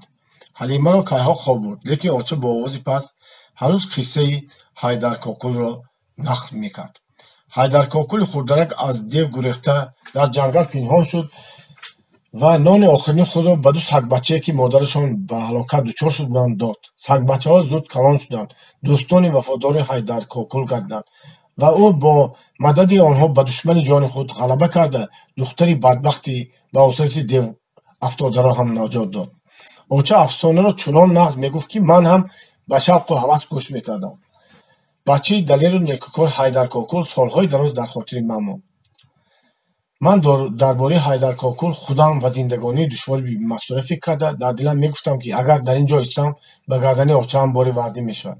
Тамоми шаб хобам набурд. Дар паҳлӯи ман бузро баста монда буданд, ки ин ҳамсоягӣ ҳам ба хоби ман халал мерасонад. Бузак ҳар замон аз чизе намида патар-патаркунон ба по мехест ва ҳар боре ки мехест, аз чаги вай ба таши ман пискҳо мепариданд. вақти саҳар ман пеш аз очои набера бархоста, арғамчини дар чифти коза овехташударо гирифта ба сафеддорзоре, ки дар он наздикӣ буд, рафтам ва аз он ҷо як манд ҳезум чида бардошта ба коза овардам. баъд аз он ба таги қалъа, ки идораи ҷамоат дар он ҷо воқеъ шуда буданд, равон гардам. вақте ки аз паҳлӯи боғи Муҳаммадиминбой мегузаштам, аз пешам як нафар ҳамдиҳаи шиносам баромада монд, ки дар дасташ як хурҷини холии қатъ кардашуда гирифта меомад. хурҷини ӯ чизи гумкардии Муҳаммадиминбойро ба хотири ман овард. ба куҷо рафтӣ Соед? пурсидам ман баъди салом алейк кардан. писари Муҳаммадиминбой ҷавоб доду: парирӯз дар кӯчаи мо бозӣ карда гашта буд. ман ин хурҷинашро фаромӯш карда дар таги дарахт монда рафтааст. духтарчаам дини бегоҳӣ ёфта ба хона гирифта овард. ҳаминро ба соҳибаш бурда истодам. ман тантании худамро пешакӣ ҳис карда, аз роҳам гашта ба он мард ба таги Муҳаммадиминбой омадем. мардак дарро тақ-тақ карда буд, ки худи Муҳаммадиминбой даромад. пеш аз ба гап даҳон кушодани ҳамроҳам ман ба бой хурҷинро нишон додам. дидедамак Муллозаиддин ва обдаста ҳар ду дурӯғгӯй буданд. мин баъд обдастагардон карда ба одамҳои бегуноҳ тӯҳмат назанед гуфтам, ба роҳи худ равон шудам. баъди ин воқеа Муҳаммадиминбой дар куҷое ки маро бинад, ба замин нигоҳ мекарду саломамро нимғурума алейк гирифта гузашта мерафт. Хотиму Нуғзода, субҳи ҷавонии мо, дар хизмати давлат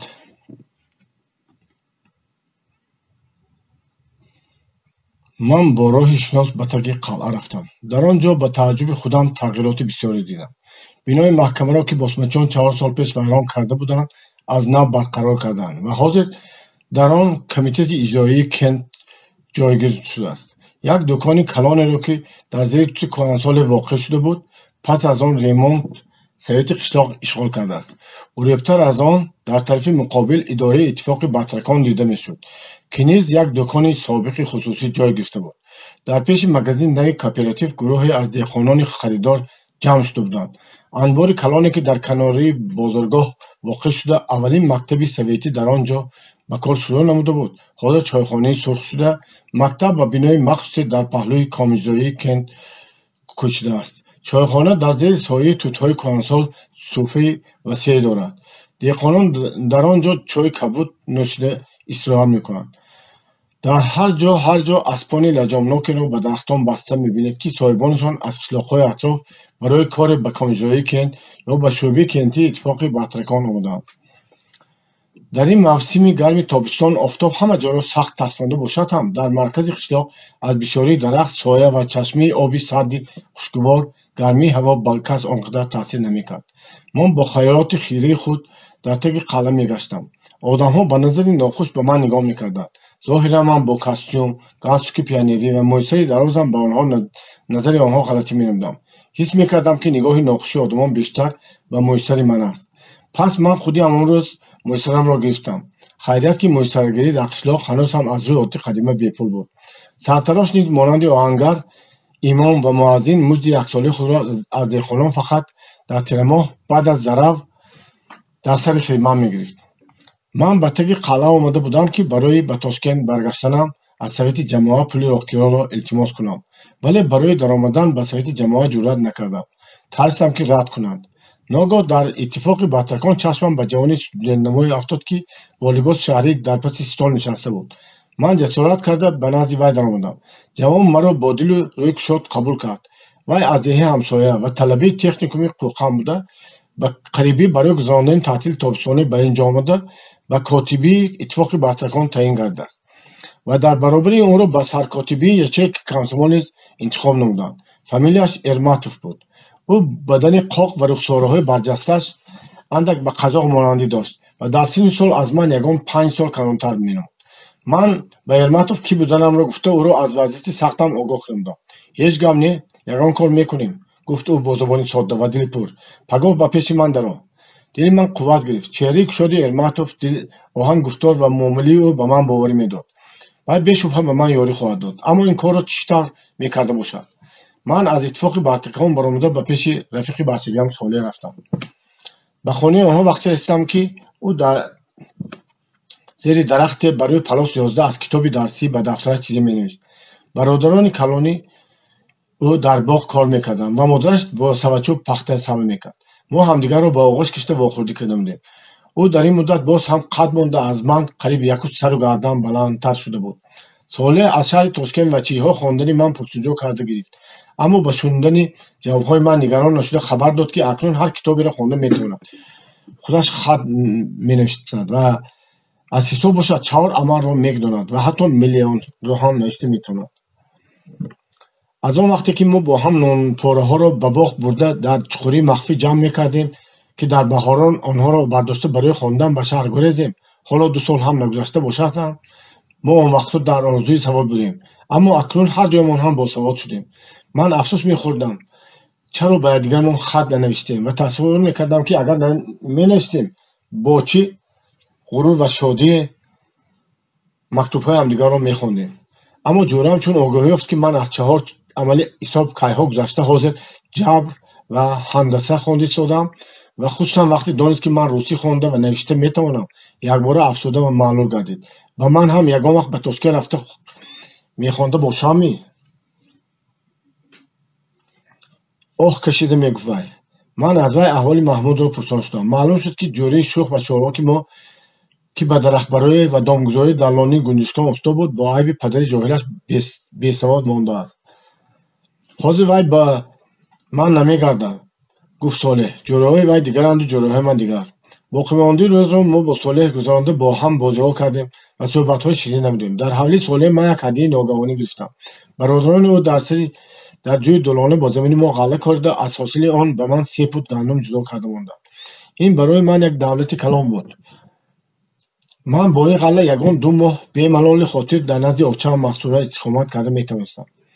гандуми ба ман дода шудаашон бисёр ифлос буд. баъд аз бехта тоза кардани он вазъаш ягон ним пуд кам шуда бошад ҳам, вале аз ин хурсандии ман кам нашуд. ними оддии гандумро ман барои Мухтор ба Қизилтепа бурда додам ва ними дигарашро ба овчаам Мастура супурдам. фардои он рӯз ман ба назди Эрматов рафтам ва ӯ маро ҳамроҳи худ ба комиҷои Кент бурд. дар яке аз хонаҳои комиҷоӣ як аппарати телефонро ба девор овехта монда буданд, ки барои пайвастани телефони қишлоқҳои ҳамсоя 5 патрон дошт. баъзе қишлоқҳои атроф бо якдигарашон ва бо шаҳри Тӯз бо воситаи қишлоқи мо алоқаи телефонӣ доштанд. Эрматов дар комиҷоя гуфтугӯ карда будааст, ки маро ба 5 сум моҳона ба телефончигӣ таъин кунанд. ин кор ба ман душвор нанамуд ва ман ҳамон дам ба иҷрои вазифаи худ шурӯъ кардам. дар хонае ки телефон буд, мудири шӯъбаи маъмурӣ менишаст ва он ҷо одамҳо паи ҳамдигар барои шикоят мемуданд. мудири камсавод рӯза чандин соат тергав ва протоколнависӣ карда як зал аз ман ёрӣ металабид. обуначиёни телефони ман рӯзе зиёда аз 8-10 бор маро бесиришта намекарданд ва ҳамаи муроҷиатҳои онҳо бештар аз 15 дақиқа вақти маро намегирифт. аммо тамоми рӯзи меҳнатии ман ба протоколнависӣ мегузашт. ҳар рӯз баъд аз пешин ман одатан барои ба деҳқонон газета хонда додан ба чойхона мерафтам. ин корро низ ба ман худи ҳамон Эрматов супурда буд. вай ҳам роҳбар ва ҳам рафиқи наздики ман шуда буд.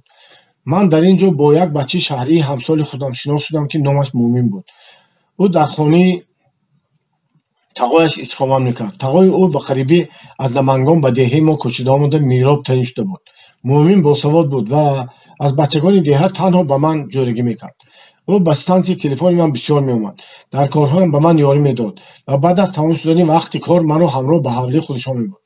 дар хонаи онҳо китобҳои шавқовари ӯзбекӣ буданд, ки мо бо ҳам онҳоро мехондем. ғайр аз ин, дар он ҷо граммофон ва боз асбоби музикавӣ буд, ки барои навохтани он дасташро тоб медодам. мо музика гӯш карда ва гоҳо худамон ҳам таронаҳо хонда вақтхушӣ менамудем. тағои тануманди ӯ ки мӯйлабҳои дурусти дошт зоҳиран аз дӯстии мо хурсанд буд ва хеле вақтҳо бо мо дар рӯи кард нишаста ба китобхонаи мо гӯш мекард ва чизҳои нофаҳмидаам моро фаҳмода медод. хуб шуд ки шумо дар ин ҷо пайдо шудед, гуфт ӯ ба ман рӯзе. маро шумо хитоб кардад. мӯмин дар ин ҷо берафиқ бисёр зиқ шуда буд. лекин рафтуомади мо бо мӯминин бисёр давом накард. ягон 2 ҳафта гузашта буд ки ҷойрагии мо ба нохост бурида шуд. сабабаш ана ҳамин ин буд. як рӯз вақте ки ман дар назди солеҳ будам, чанд нафар аз деҳқонон ба ҳавлии онҳо омаданд. бародарони солеҳ ва ин деҳқонон ба назди ман аз мироб забони шикоят кушоданд. мироб аз бойҳо пора гирифта обро аз камбағалон бурида ба онҳо медодааст. ман рӯзи дигар ин гапро дар иттифоқи батракон ба Эрматов гуфтам. о, ман ҳам дар ин хусус баъзе чизҳо шунидам, гуфт Эрматов. маълум мешавад ки ин мироб ба зоҳир одами нағзбарӣ намояд ҳам дилаш каҷ ва дасташ қалб будааст. комизоя дар ин рӯзҳо маърузии онро мешунад ва фаъолонро ҳам даъват мекунад. ту бояд дар маҷлис баромада гапҳои шунидаатро гуфта диҳӣ. ин корро ман рад карда шудам. ман ҳаргиз дар маҷлисҳо баромада гап назадаам. корҳои ин ҷоро нағз намедонам. ман наметавонам. Эрматов маро коҳиш дод. ту чӣ хел пионер ҳастӣ, ки аз мироби порахӯро танқид кардан метарсӣ? ту албатта бояд баромада гап занӣ. супоришҳои роҳбарам саркотиби ячейки комсомолиро ба ҷо овардан ба ман бисёр душвор буд. ман ба ҳавлии мироб хеле рафтуҳое карда будам. ба хоҳарзодаи ӯ ҷӯра будам ва худи мироб ба ман муомилаи нағз мекард. Эрматов маро ба маҷлиси президиуми комизоя бурд. дар он ҷо 10-12 нафар фаъолони қишлоқ ҳам ҳозир буданд. мироб бо овози ғулғуладори худ ба сухан баромад. баъд ба вай саволҳо доданд ва сонӣ ба музокира сар шуд. баъзеҳо миробро танқид карданд, баъзеҳо таъриф. ман бисёр бесаришта нишаста будам. дар таҳти дилам эътиқоди том доштам, ки бояд дар ин маҷлис хиста норозигии деҳқононро аз мироб ва беинсофии бевиҷдониро гуфта диҳам. аммо кас чӣ гуна ба рӯи касе ки борҳо дар хонааш меҳмон шудааст равшони ошкор ин гапро гӯяд? Эрматов бошад дар рӯ ба рӯи ман нишаста якзайл имон мекард, ки зудтар хиста гап зан. ман як ду бор беҷуръатона даст бардошта иҷозати сухан хостам, вале раис пайхаст накард, зеро ман дар дуртарин гӯшаи хона ҷой гирифта будам. кошки ягон кас аз аҳли маҷлис баромада гапҳои ман мегуфтагиро мегуфту маро аз ин вазифаи мушкил халос мекард. лекин афсус, ки танқидҳо аз як то нимто камбудиҳои кори мироб онтарафтар нагузаштанд. он гоҳ ман аз дилам ҳарчи боду бодгӯён ҷазб карда аз ҷо бархостам. дар байни деҳқонон ман баъзе гапҳоро шунидам. гуфтам шармгирона ба рӯи касе нигоҳ накарда, дар ҳолате ки аз нигоҳи оташини мироб рӯи худам ҳам дар гирифта месӯхт. мегӯянд, ки рафиқ мироб обро аз камбағалон бурида бисёртар ба бойҳо медоданд. гӯё рафиқ мироб аз бойҳо пора мегӯстанд. дар байни аҳли маҷлис ҷунбише пайдо шуд. одамҳо ба пичопишӣ рафтоданд. ман дигар чизе гуфта натавониста нишастам. мироб ба ман хитобкунон дод зад, ки ту ҳозир бояд гуфта диҳӣ, ки ин гапҳоро бар куҷо шунидӣ ва аз кӣ шунидӣ. ман аввалин бор ба ту гуфтан хитоб кард ва ин аломати некӣ набуд. набошад барои тӯҳмати кардият ҷавобгар мешавӣ. рост мегӯям, ин гапҳоро худам шунидам. аз худ намебафам, ҷавоб додам ман. албатта ман намехостам, ки номи бародарони солеҳ ва деҳқони дигарро фош кунам. не ту онҳоро аз худат бофтӣ мегӯӣ. душманони ман ба ту ёд доданд. фарёдкунон мироб аз ҷояш барҷаста боз нишаст. Эрматов зуд ба ёрии ман шитофт. ӯ сухан гирифта ба таври қатъӣ ва ҷиддӣ гуфт. вай рост мегӯяд. Эрматов маро нишон дода. шикоят ва фактҳо ҳастанд. ҳар вақте ки лозим шуд, ман онҳоро барояда ба миёна мегузорем. ман таклиф мекунам, ки мироб аз вазифааш гирифта шуда кораш ба тергав супурда шавад. аз байни фаъолоне ки ба маҷлиси президиум даъват шуданд, чанд кас ба тарафдории Эрматов баромада гап занд. раиси комизо пеш аз исботи айби каси аз кор гирифта шуданиро талаб кардан дуруст нест гуфта, мухолифонро ба мулоиматӣ фурӯ нишонд. мо айбҳои ба мироб мондашударо тафтиш мекунем ва натиҷаи онро дар яке аз маҷлисҳои навбатии президиум дубора ба музокира мемонем, гуфт. гапро ба поён расон раис. рӯзи дигар муъмин дар кӯча ба ман дучор шуда бесалому сухан гузашта рафт. аз бурида шудани алоқаи дӯстӣ бо ӯ ҳайфи ман меомад, аммо дубора барқарор кардани алоқа мумкин набуд. ман бо Эрматов гуфтам, ки муъмин аз ман қаҳр кардааст. қаҳр карда бошад, бинияшро газад, гуфт Эрматов абрувонашро ба ҳам кашида. вай ба зудӣ чӣ хел одам будани тавайашро мефаҳмад. худи вай бачии бад наменамояд, лекин бинем чӣ канӣ баъди исбот шудани ҷинояти тавайаш чӣ хел рафтор мекарда бошад. ту дар пеши вай сар хам накун, умуман далертар бош. чӣ магар ту ғами деҳқонӣ аз мироб озодидаро нахӯрда бишортар раҳми муъмин ва тавайашро мехӯрӣ. мироб баъд аз тафтиши кораш аз вазифа бекор карда шуд ва аз деҳаи мо бедарак шуда рафт.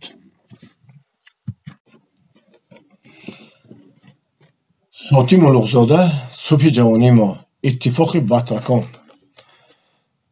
дар хонаи эшони деҳаи мо Ҳамроҳхон ном як бачаи ятим мезист. вай духтарчаи якумсолаи эшонро рӯзи дароз бардошта мегашт. ман дар хотир надорам ки ӯро ягон бор дар кӯча ё дар саҳни масҷид, ки мо бачагон дар он ҷо бозӣ мекардем, дасти бекӯдак дида бошам. Ҳамроҳхон бачаи хушсурати камгап, вале доим дар табассум буд. вай мегуфт, ки модараш дар шаҳри Қӯқан иstiqомат мекунад, падар надорад ва эшон Ашрафхон ӯро аз рӯи раҳму шафқат ба ҳавлияш овардааст. ҷавон аз худдӣ намозхон буд ва ҳаргиз онро қазо намекард. намози бомдодро бо калонҳо ба масҷид омада сала ба сар адо мекард ва намозҳои 4 вақти дигарро дар ҳар ҷо ки бошад бо шундани азон ба ҷо меовард. гоҳ медид, ки ӯ бачаро бардошта гаштасу баногоҳ овози азон гуфтани суфиро шунида дарҳол нишаста хомӯшона нигарон мешавад, то суфӣ азонро ба поён расонад. баъд вай кӯдакро ба замин менишонад ё ба дасти ягон бачаи дар он ҷо будагӣ дода худаш ба хок таяммум таҳорати беоб мекунад ва дарҳол миёнбандашро кушода ба замин паҳн карда дар рӯи он ба намозхонӣ шурӯъ менамуд. аз дидани инкисори ӯ хандаи мо меомад, лекин мо ба ин кӯшишҳои худоҷӯёнии ӯ монеъ намешудем. як тобистон амакам ба деҳаи ҳамсоя сари ҷӯя ба даравгарӣ рафта маро ҳам бо худ бурд. вай дар замини дар сари ҷӯй будаи Ашрафхон ғаллаи ӯро медаривид ва ман хӯша мечидам. ман бо Ҳамроҳхон дар ҳамон ҷо ҷоре шудем. вай барои даравгарон обу ном мекашонд.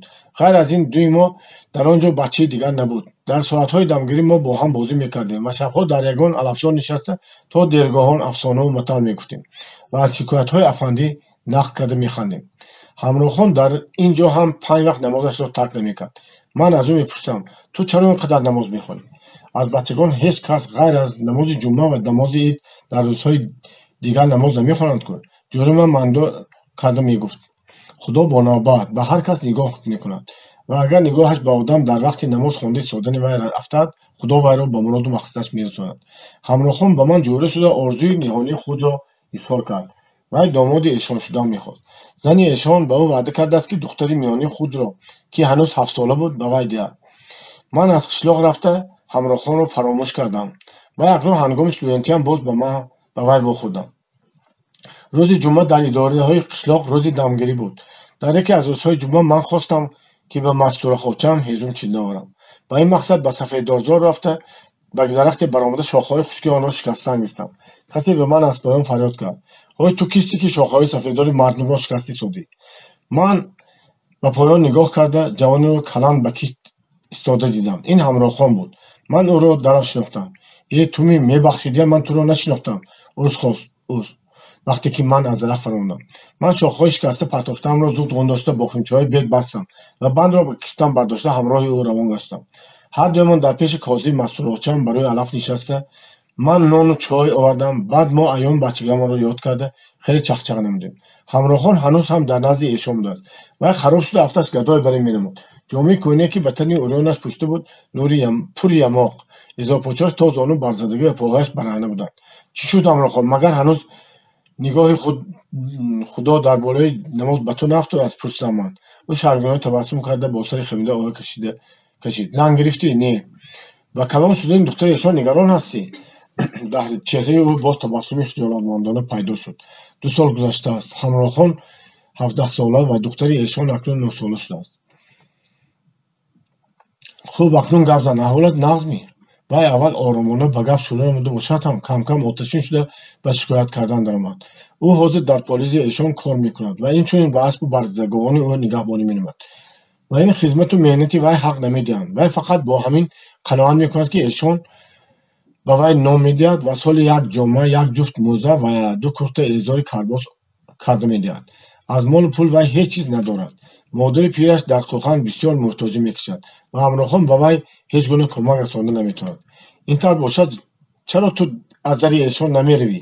ё умедворӣ, ки як рӯз эшон туро ба худаш домод мекунад? Ҳамроҳхон сарашро боз пасттар фурода то хеле вақт хомӯш нишаст ва баъд гуфт: чӣ умедворӣ? магар эшон духтарашро ба ман медод? набошад чаро хизматашро мекунӣ? магар туро ба дари ӯ баста мондаанд? вай сонитар ба ман замин додани, ё дар ин ҷо ё дар сари ҷӯй. ту ба ваъдаи эшон бовар мекунӣ? он қадар ҳам намекунам кӯ, бовар намекунам кӯ, лекин чӣ кор кунам? ҷои мерафтагӣ надорам. вай ба ногоҳ телба шуда ба ман хайрхуш карду гуфт, ки полис омонда буд, шояд бояд об рафта хабар гирад, мабодо ки обҷоякро зада гуфта бошад. ман дар хусуси Ҳамроҳхон ба Эрматов гап задам. میدانستم که کار کوشش اساسی ارماتوف در آن روزها کودکان استثمارچی یافته بطرکان آنها را به اتفاق جلب کردن و بین آنها و خوجانی‌هاشان شرطنامه مهنتی بنداندن بود. چنانکه که من نگران بودم ارماتوف به تقدیر همراهان زود و جدیانه اعتبار کرد و وعده داد که به کار او مشغول شود. بعد یک دو روز من به اتفاق بطرکان درآمده در آنجا همراهان دچار شدم که در نزد ارماتوف نشسته بود. همراهان در تنش کرته ازار و جامعه نسبتا پاکیزه‌تری داشت، اما پایش برهنه بود. ما اشرف خان را مجبور میکنیم که با تو شرطنامه بسته حق تو را هر ماه در سری وقتش داده استد، میگفت به او کاتب اتفاق بطرگان. همراه خان چشم از فرش خانه نکنده از روی دلگی و بیقراری گفت ایمان درکار نه، من از شما التماس میکنم. ایشان همین خیلی آدم است که قهرش میاد. درکار نه، آخر وای حقی تو را خورده گشته است و داری وای احوالی تو نقد نیست کو. نه آخر به شما کی گفت احوالم بد نیست؟ این طور باشد چطور بد نبوده است؟ خطاب کردم من. همراه خان خودی تو به من شکایت کردی که با مهنتت حق نمیگیری، حتی با مادر پیرت هم یاری داده نمیتونی. من هم تو درآمد گپ گفته بودم. گوش نشو همراه خان، این خیلی شکایت ها را در آمد گپ نمیکنند. ما با ارماتوف هر قدر با او تشویقات کنیم هم سوده نبخشید. او یاری اتفاق را رد کرد و با شرطنامه بستن راضی نشد. ارماتوف او را جواب داد و آهی سر کشید و گفت حادثه شناس بچه را ترساندند. کودک‌ها از سادگی بطرک‌هایشان استفاده بوده آنها را فریب میدهند. اتفاق ما هنوز چقدر ها باید کار کند که شعوری بطرک‌ها بیدار شوند. آنان حقوق خود را شناسند. من اصلا با این ایشان کار را در یک جا نرسانده نمیمانم. خود همان روز ارماتوف قراولی سیاست جماعت را از پی ایشان فرستاده فرمود که وای زود به اتفاق بطرکان حاضر شود. حس کنجکاوی غلبه کرد و من به استانسی تلفن خودم نرفته به مدیر شعبه ماموری گفتم که کار تعجیل دارم و خواهش نمودم که از زنگ تلفن با خبر شده است. ما با ارماتوف نگاه کردیم نشستیم. اشرف خان از پکی آمد. او یک مرد تنومند گندمگون، خوش‌سیما و خوش‌چالش بود، قد و قامت موزون و رفتار مغرورانه داشت و به سرش دستار سفید بسته بود. وقتی که وی آمده در نزدیکی اتفاق بطرکان اسب خود را نگه داشت، قراول خواست که دویده رفته جلوی اسبش را گیرد و او را از زیر بغلش داشته از فرو رفت. اما ارماتوف از ایران برآمد و با نگاه خشمآلود او را از این نیتش گرداند که یعنی حاجت یاری دادن نیست، خودش هم فرومده میگرد. قراول خجل شده که خود را عقب کشید. احتمال اولین دفعه بود که ایشان بی یاری کسی از اسب میفرومد و اسبش را با دست خودش به درخت میبرد. اشرف خان دستان خود را در آستین دراز جامعه ابراسترش روز کرده به سینه‌اش گذاشت. به طرف ارماتوف قدم زد. السلام علیکم. مرا به اینجا جذب. ولی مرحمت. ایشان به اداره درآمده در روی نیمکت نشست و ارماتوف در پس استول خود گذاشت. اشرف خان با نظر التفات به سوی من نگریسته مرا شناخت. اوه، تو هم همینجا بودی؟ همراه خان به من گفته بود که تو در تاشکند خوانده ایستادی و حاضر برای گذراندن تعطیل تابستان به اینجا آمدی. بارک الله، بارک الله. چرا به حولی نمیایی؟ ایشان فوق‌العاده مهربانی کرده به زبان نرم و چنین گپ میزد. رحمت، فرصت یافته میروم، جواب دادم من که از نظر دقت و التفات این آدم کلان شرم داشته نشسته بودم.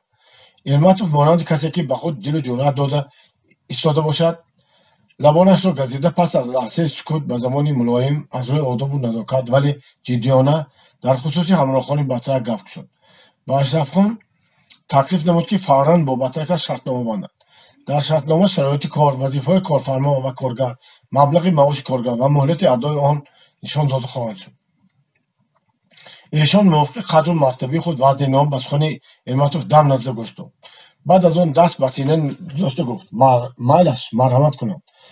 من از این قاعده و قانونها خبر نداشتم، اما آنها همه درستند و به خداوند هم مقبول. من بچه یتیم را کلان کرده حدالامکان به وی دایم غمخواری و دلسوزی نمودم.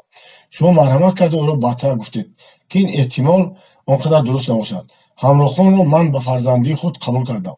وی از تمام حقوق فرزندی من استفاده میکند. آنچه که من دارم از آن اوست.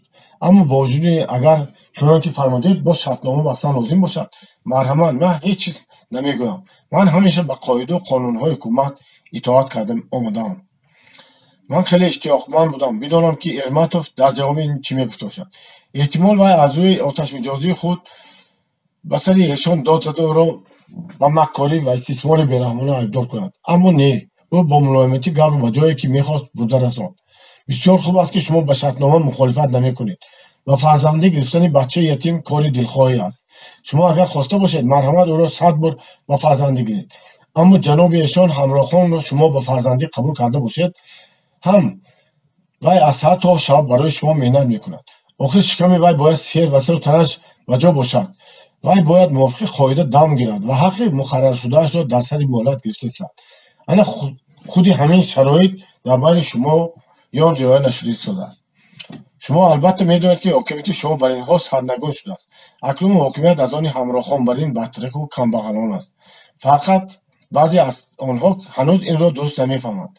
شما بر این کسان بدترک ها خود را مجبور میکنند که شب و روز برای یک بوده نان و یک کاسه خوراک محنت کنند. شما با بدترک خود فرصت نمیدید که درباره حقوق خودش و احوال خودش فکر کنند و هر گاهی که او شکایت میکند شما با وی میگویید تو پسر من هستی، هر چی که من داشته باشم از آن توست. مگر در حقیقت همین طور است؟ خود شما تقصیر از من بهتر میدونید که این طور نیست.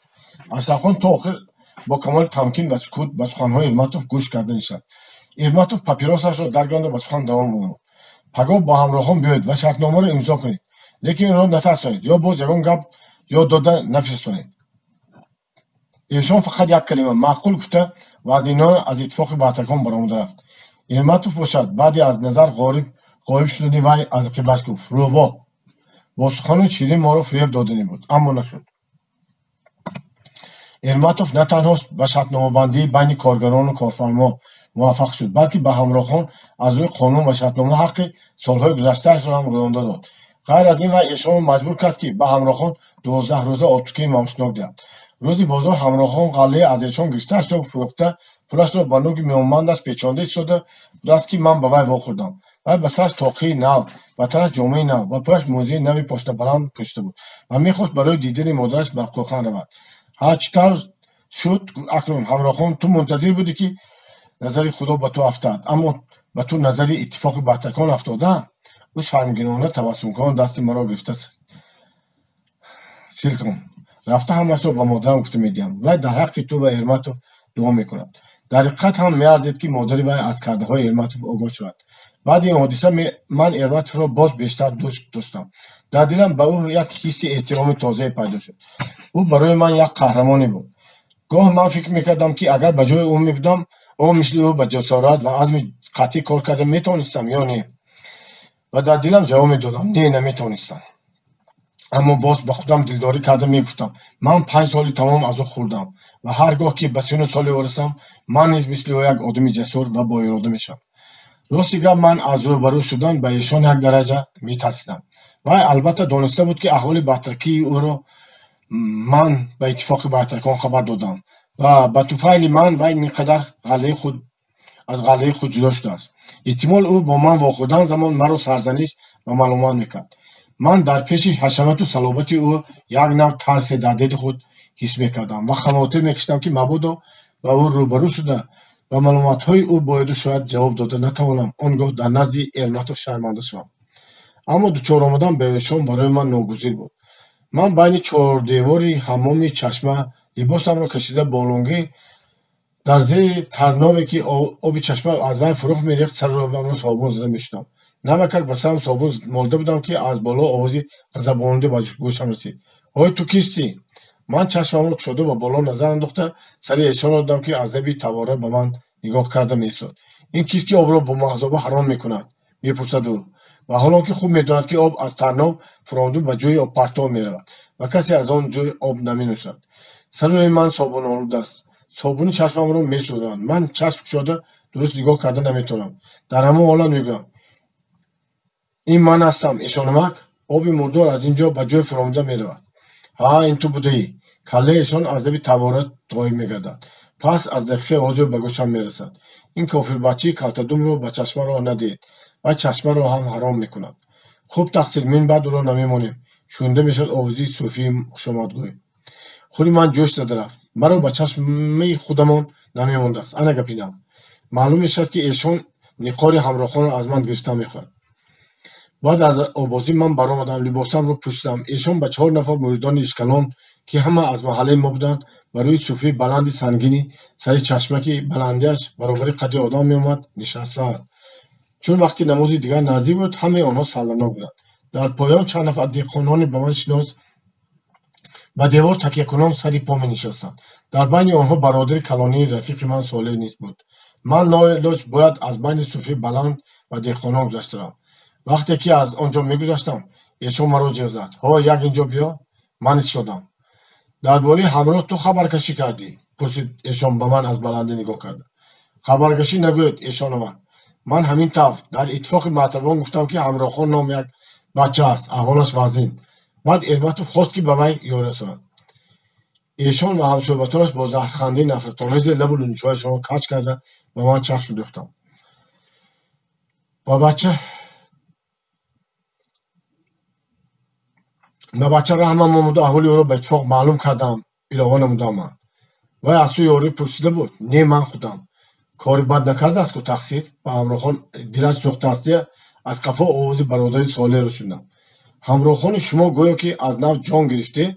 راست این کاری خوب شده؟ بعضی از دهقانان گپی را قوت دادند. این به من دلیری بخشید و من راست بر روی ایشان نگاه کردم. او روی خود را گرداند. ها، در این زمانه وقتی که جلدرپوش‌ها کلتدوم‌ها بر روی کس می‌تازند غیر از خاموش ایستادن چاره نیست، گفت وی با آواز پست. یکی من هم و هم دهقانان گفتگو را شنیدیم. آتش خشم من شعله‌ور شد. این سخنان حقارت‌آمیز ایشان به علاوه فرمان او درباره اینکه مرا به چشم راه ندهند نیشتر بر این به دل و جگری من خریده مرا سخت به شور و هیجان آورد. من قلباً حس میکردم که دهقانان هم آزرده خاطرند. جلدرپوش گفتن ایشان البته با آنها دخل داشت و انتظارند که من به ایشان جواب مناسبی دهم. شما تقصیر در اتفاق بطرکان اینطور گم نزده بودید، گفتم من.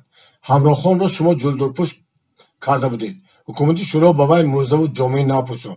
اگر حکومت در دست شما می بود شما همین ما را همراه بر این غلام و خدمتگار خود کرده مانند شلوک شیری بدن ما را میمکیدید. اما اکنون این کار از دست شما نمی آید. آدم ها را به چشم راه دادن یا ندادن هم در اختیار شما نیست.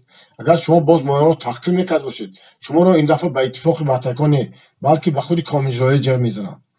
همین سخنها رو من با یک نفس گفتم و روان شدم و گشته به قفایم نگاه نکردم. و گوشه ای چشم دیدم که دهقانان با کف دست ریش و موی-لب‌هایشان را رس کرده لبخند میزنند. من البته این تصادفی سر چشمه را به ارمتوف نقل کردم.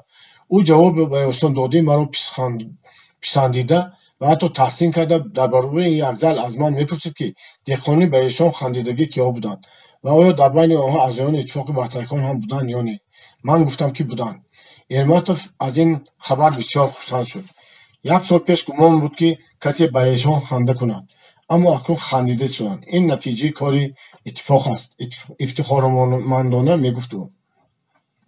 بعد این حادثه به نظرم ارمتوف به من تماما رفیقانه گامیزده شده بود و حتی مرا از نقشه های اصلاحات زمین که در قشلاق به گذراندن آن طوری میرفت آگاه کرد. به قریبی ما اشرف خان و دیگر مانندی و بای ها را مجبور میکنیم که پر و بال خود را غون داشته نشینند. زمین و آب را از آنها بریده به همراهان بر اینها میدیم.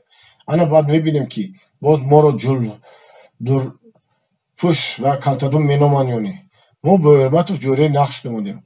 و به کمال رغبت از کارهای اتفاق بطرگان درباره خودش و با من حکایت میکرد. حیات او مانند حیات من بود. او بی پدر و مادر کلان شده نیز مثل من دادر خردسالی داشت که به وی ساربانی میکرد. نیز مثل من برای خواندن از دهی خودشان برآمده رفته بود.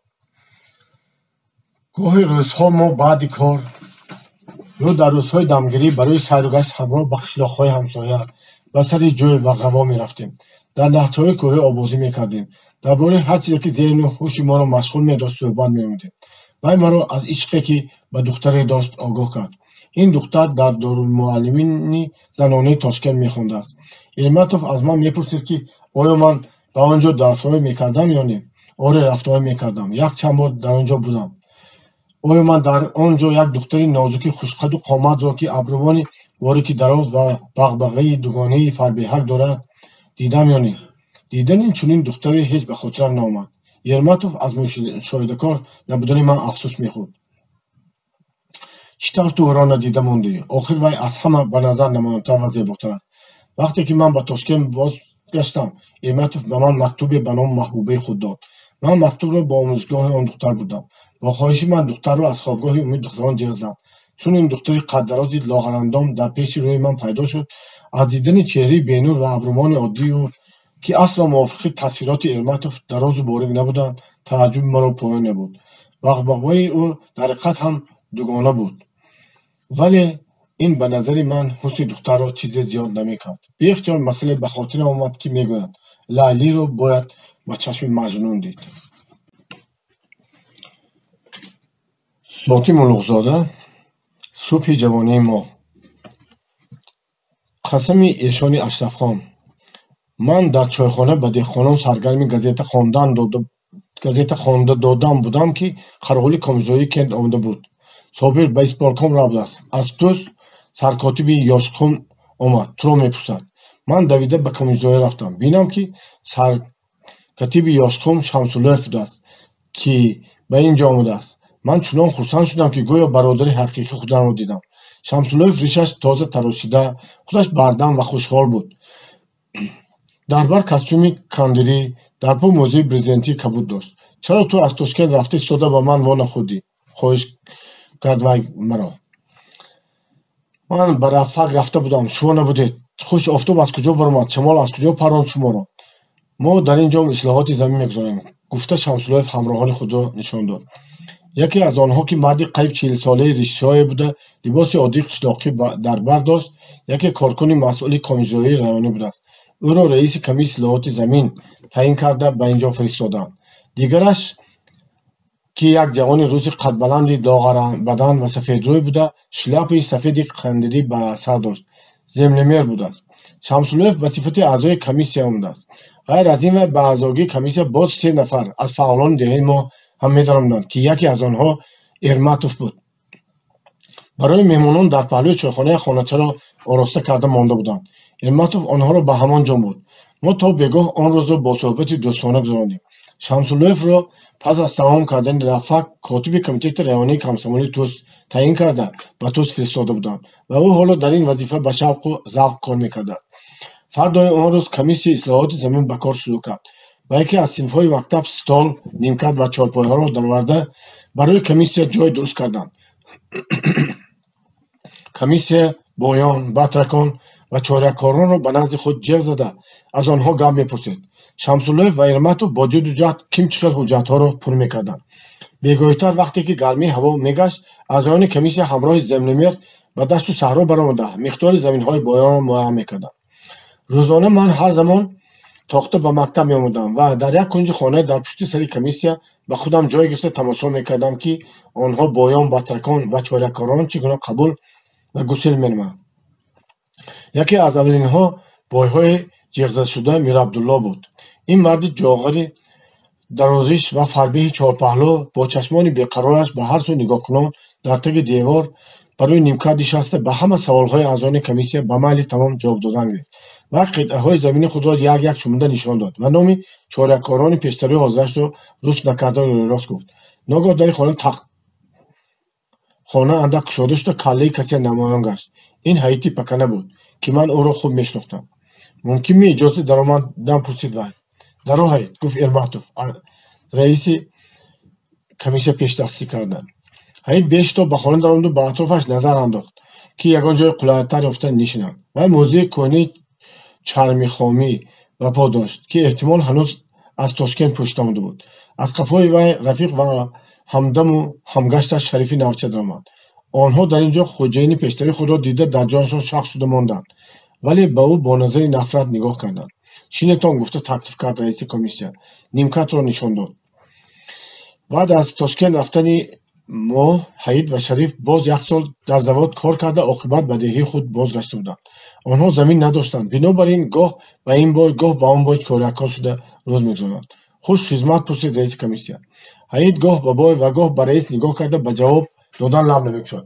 аз кӣ ибо мекунӣ Ҳаид? гап задан гир, гуфта Ерматов ба дили ӯ қувват дод ва худаш дар ҷавоби раис гуфт, онҳо аз Мир Абдулло шикоят доранд. ها ما از دست این ظالم شکایت داریم گفت تایید و انگشتش بوی را نشان دادم. عاقبت او جسارت کرده گفت داد که چی نوع بوی در سال گرسنگی از احتیاطمندی بینهایت شریف وحید استفاده بوده قطعه های زمین و باغهای آن را در بدل 1 فوت 2 فوت آرد جغل مکه به دست خود درآورده است. آنها بعدی افسوسکن برگشتنشان چند بار به بوی جاغر مراجعت کرده نام خدا و رسول را شفیع آورده و التماس کردند که زمینشان را گردان دهند. حتی پول آرد جغل مکهشان را دهچند کرده دادنی هم شدند، لیکن میر عبدالله به سخنان آنها اعتنایی ننموده آنها را از درش پیش کرده است. ҳаид маро нишон дода гуфт: ана ин медонад худорахмати падари вай ба мо гуруснагон дар Тошкент ҷой дод, нон дод, ба кор даровардамон. Аммо ин золим, ту дар ин ҷо бисёр дод назан. Сухани ӯро бурида гуфт Мир Абдулло: ҳукумати коргоҳи деҳқон худаш аз рӯи ҳаққу инсоф ҳукм мекунад. ва ба аъзоёни комиссия муроҷиат карди илова намуд: ҳаид ва Шариф аз ман қарздор буданд. Инҳо бо розигии худ заминашонро ба ҷои қарзшон ба ман гузаронданд. ман ки як мусулмони покдин ҳастам, дар он соли гушнагӣ ба инҳо ёрмандӣ кардам. фурӯши замин дар қозихона бо гувоҳии шоҳидони холис ва розигии худи ин касон васиқа шудааст. ман агар замини инҳоро намехаридам, аз ду сар вайро алаф зер карда мерафт, чунки қуввати худи инҳо ба коридани заминашон намерасид. дурӯғ мегӯӣ, ту замини боғи моро бо ҳилаву найранг аз дасти мо зада гирифтӣ, фарёд кард Шариф. ғаллаи ту дар чаҳорҳо пӯсида хоб карда буд. мардум бошанд аз гуруснагӣ ҷон медоданд. ту ҷумормакӣ худат намехӯрдагиро ба гуруснагон дода бо фиреб замину боғи онҳоро аз они худ мекардӣ. аз комиссия илтимос мекун ки замини моро аз вай гирифта ба худамон диҳад. хуб мо тафтиш мекунем, шумо ариза диҳед. пас аз он раиси комиссия ин гапро гуфта Шамсуллоев ба сӯи ман нигоҳ карда хоҳиш намуд: ба инҳо ариза навишта диҳ. ман бо Ҳаид ва Шариф ба яке аз синфҳои мактаб даромада дар паси парта нишаста барои онҳо ариза навиштам.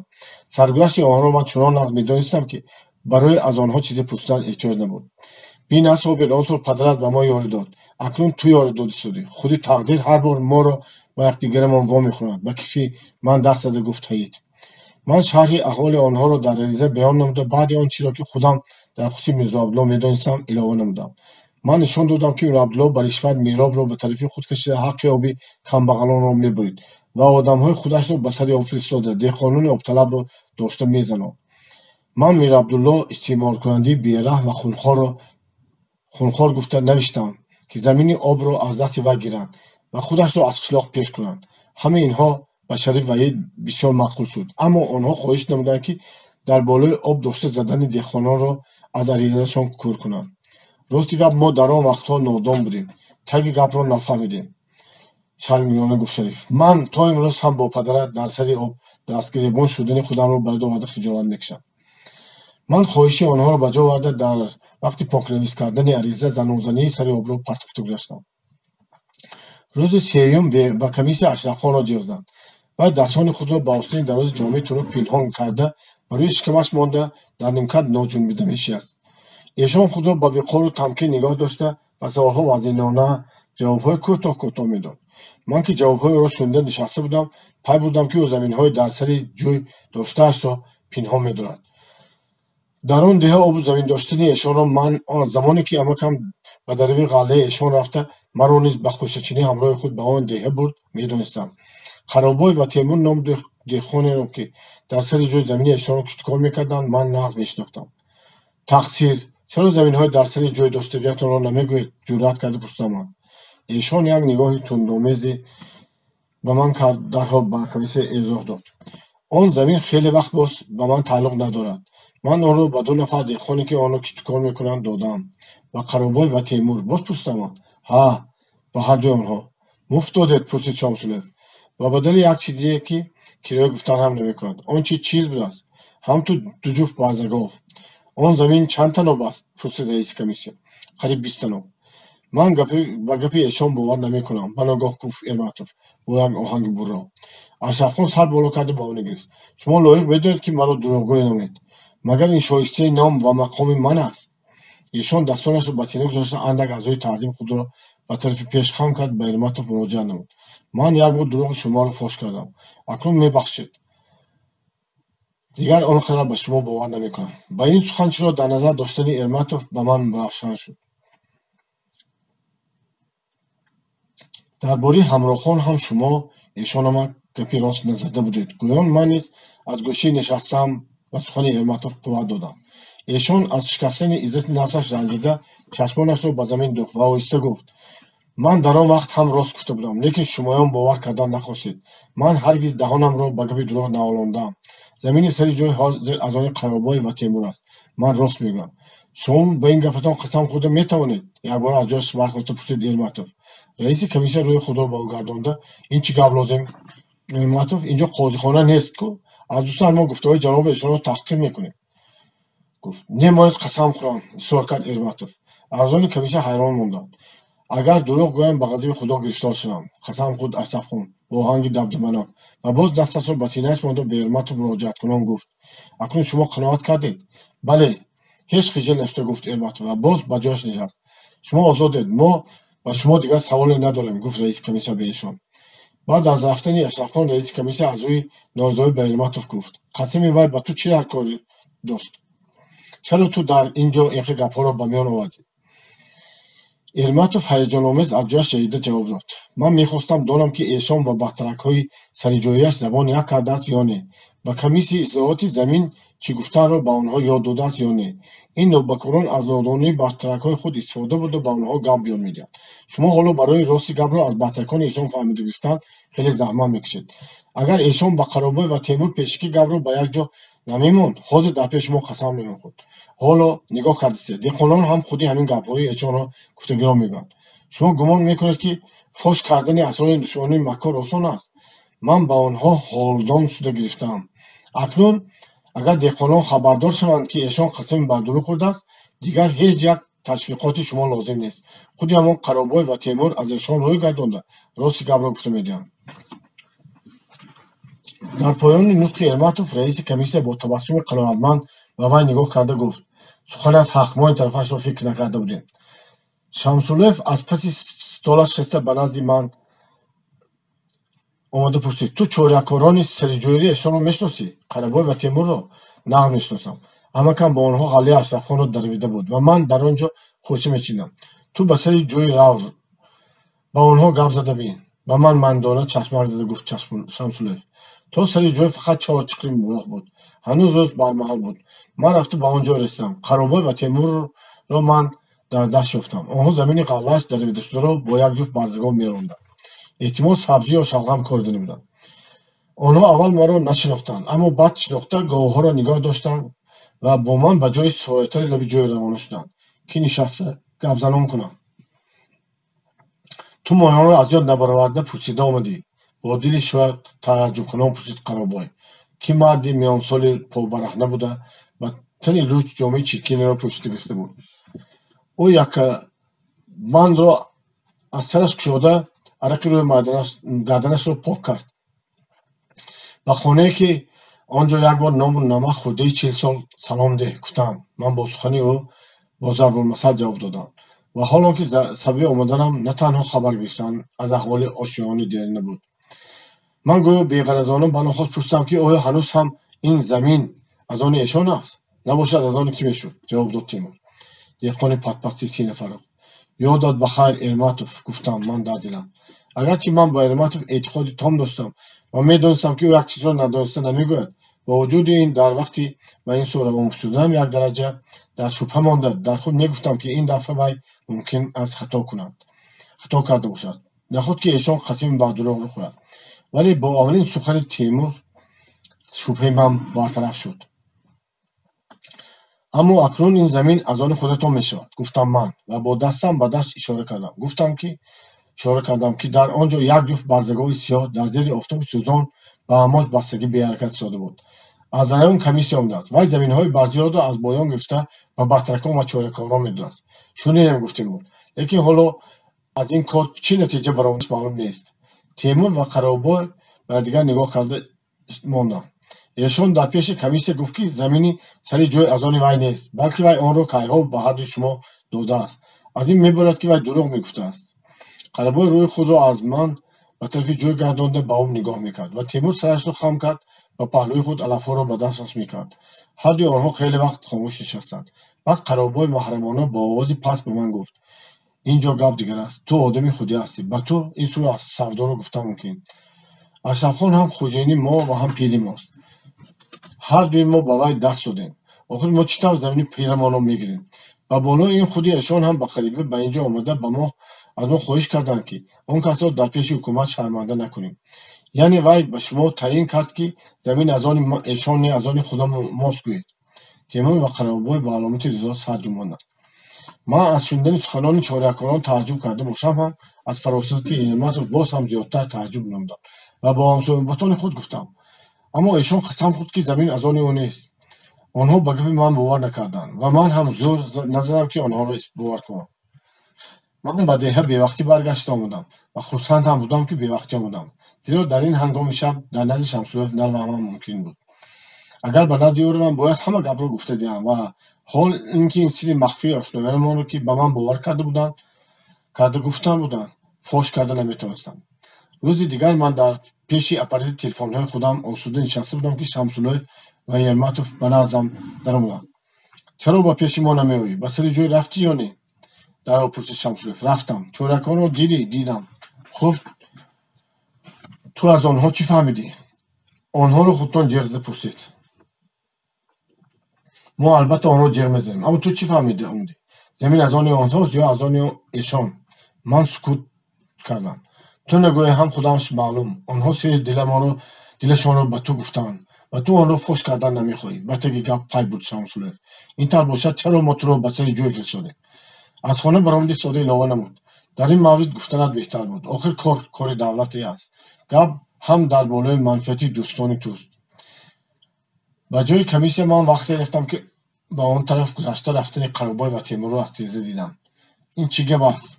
در اخبار انداز شما خودتان را چورکار گفته مینویسانید و حالا که زمین از آن خودتان بوده است. چرا شما دولت رو فریب داده میشوید؟ پرسید یرماتوف از چورکاران سر جوی. پس از آن که آنها برای نیمکت نشستند. این سوال برای آنها تماما نگرانی بود.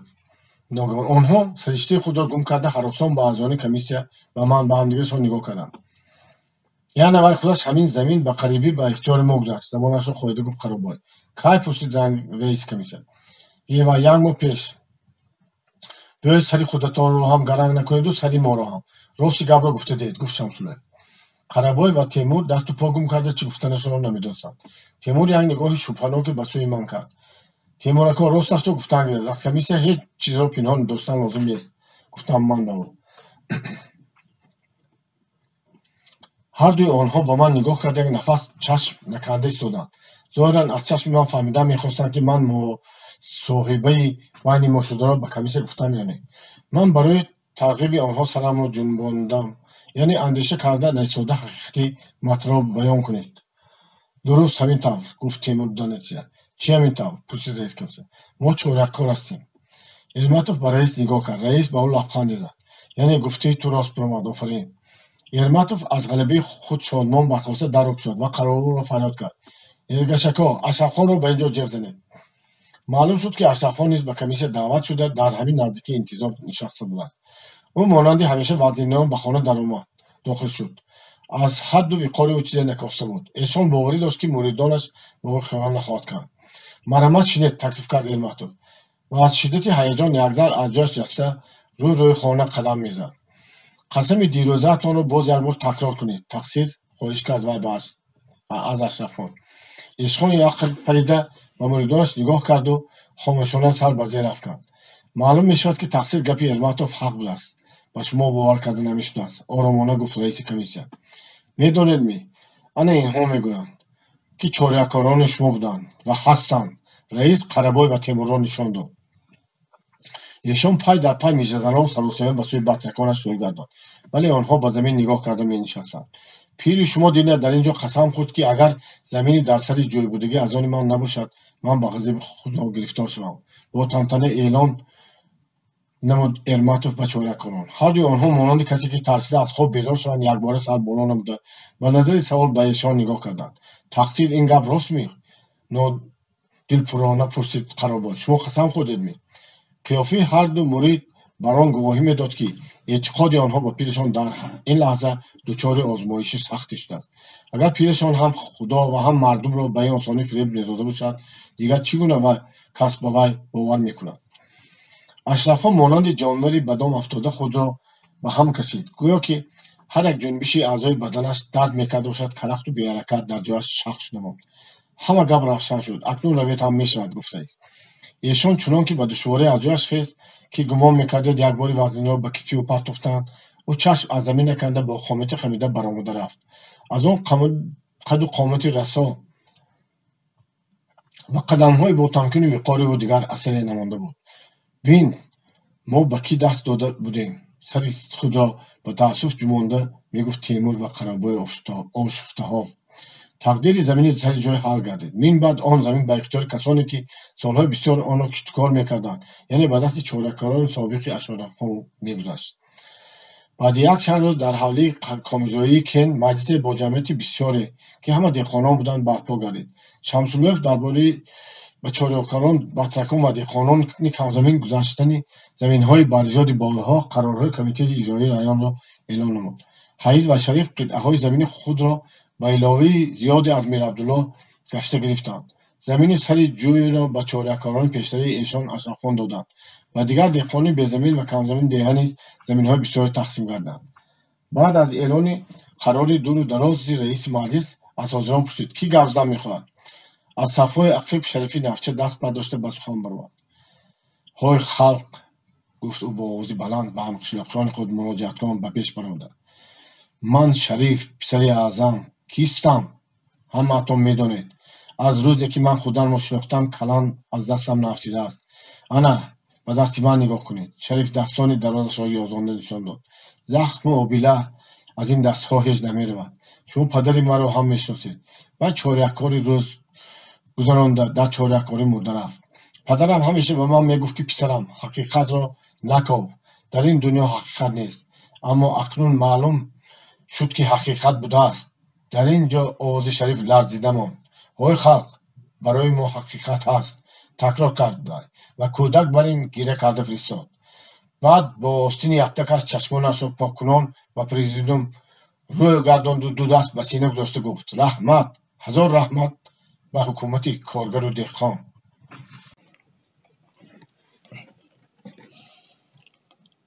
Motivo Lug'zoda صبح جوانی ما سپکتاتل کمسمالی.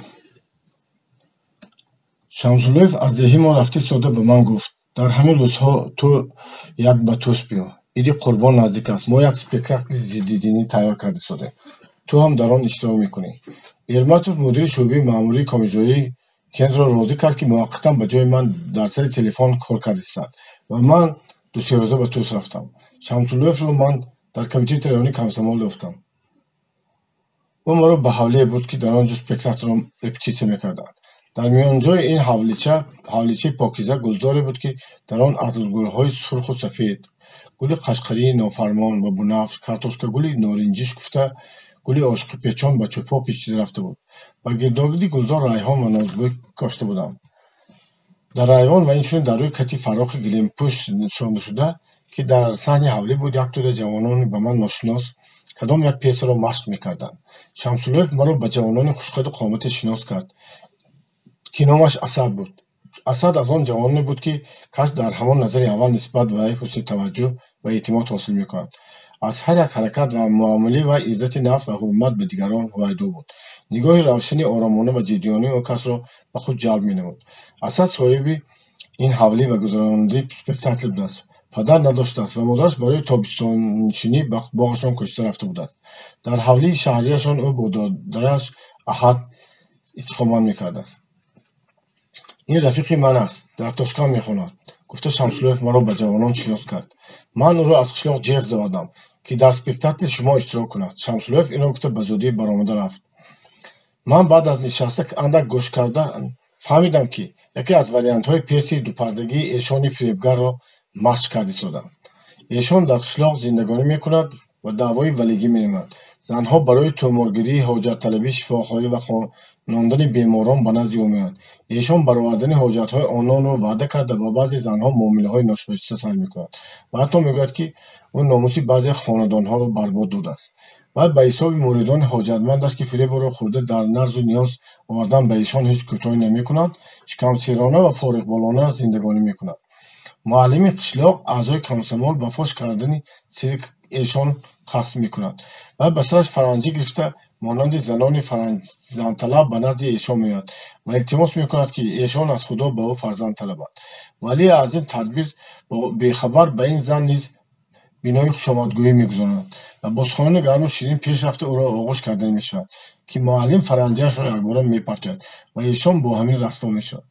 дар худи ҳамин лаҳза рафиқони муаллим комсомолисои дигар, ки бо ӯ забон як карданд, якбора зада ба хона мераванд. ролҳоро тақсим карда буданд ва ба ҳамаи ин, ки ман иштиёқманди бозӣ кардан дар ин намоиш будам, барои иштироки ман ҷои холӣ набуд. Ташаббускори спектакл Шамсуллоев буда, дар он монанди ман талабагони тӯсия, ки аз омӯзишгоҳҳои шаҳрҳо ба таътил омада буданд, иштирок мекарданд. баъди ягон 2 соат артистон ба хонаҳои худ рафтанд. ман низ рафтанӣ будам, аммо Асад маро намонд. мо нишаста бо ҳам гуфтугӯ кардем. ӯ кӣ буданд ва аз куҷо омадани маро дониста ба ман таклиф кард, ки дар хонаи ӯ истиқомат кунам. бо ин таклиф ман чӣ гуфтанамро надониста ҳайрон мондам. ба ҳамсӯҳбатӣ ва ҳамнишинии Асад дилкашор будам, вале аз бори гарон шудан ба касе андеша мекардам, зеро пул надоштам. эҳтимол Асад аз ин андешаи ман пай бурда гуфт, ки ту аз ин ҳеҷ чиз ғам нахӯр. ин ҷойро хонаи худат барин дон. Модарам ба мо аз орду биринҷу равған он қадар монда рафтааст, ки барои тамоми тобистон мерасад. ман китобҳои нағз дорам, ба ҳам мехонем. хуб ми? тири Асад ба нишон хӯрд. ба шунидани номи китоб дудилагии ман бартараф шуд ва ман дар назди он 2 бародар мондам. ҳар гоҳ артистон омада пьесаро машқ мекарданд. машқ ба хушӣ ва хурсандӣ мегузашт. дар аснои бозӣ шӯхиҳо, ҳарҳо, базлагӯиҳо мекарданд. ба пьеса тағйирот медоданд. гуфту шунидҳои нав, гаппаронӣ ва дигар ҷузъиёти аҷиб меафзуданд. ман ба баъзе иштироккунандагони ролҳоро навишта медодам ва гоҳо вазифаи сулсулаҳоро ба ҷо меовардам. оқибат спектакл тайёр шуд. мо якчанд рӯз пеш аз Иди Қурбон эълонҳо навишта ба ҳар ҷои шаҳр часпонда, мардумро ба тамошои бепул даъват кардем. саҳнаро мо дар клуби комиксҳои раён ба хеле душворӣ аз асобу анҷоми зарурӣ таҷҳиз намудем. дар ин клуб аввалин дафъа буд, ки спектакл гунда мешуд. бинобар ин мо як дараҷа дар хавотир монда будем, ки оё тамошобинон меомада бошанд ё не. аммо хавотир кашидани мо беҷо баромад. ҳанӯз хеле пештар аз сар шудани тамошобин зал лаболаб пур шуда буд. тамошобинон ҳатто дар роҳравҳои байни нимкатҳо истода тоқчаҳои тирезаҳоро низ банд карданд. дар байни тамошобинон аз ҳар табақа мардум буданд. ба тамошои спектакли мо деҳқонон, муаллимон, ходимони идораҳо, ҳунармандон, аҳли касабии бозор ва дукондорон омада буданд. тамошо сар шуд. гаппартоиҳои пухтаву ба маънӣ ва базлагӯиҳои ширину дилчасп чунон ба дили мардум фориданд, ки ҳар замон чапакзаниҳои пуршӯр ва фарёдҳои таҳсину офариншон ба осмон баланд мешуд. хеле вақт баъзе аз тамошобинон ба сухани артистҳо ва аз худашон чизе зам карда мефиристоданд. вақте ки эшони фиребгар ба саҳна баромад, ҷавонон бо овози баланд ба вай механданд.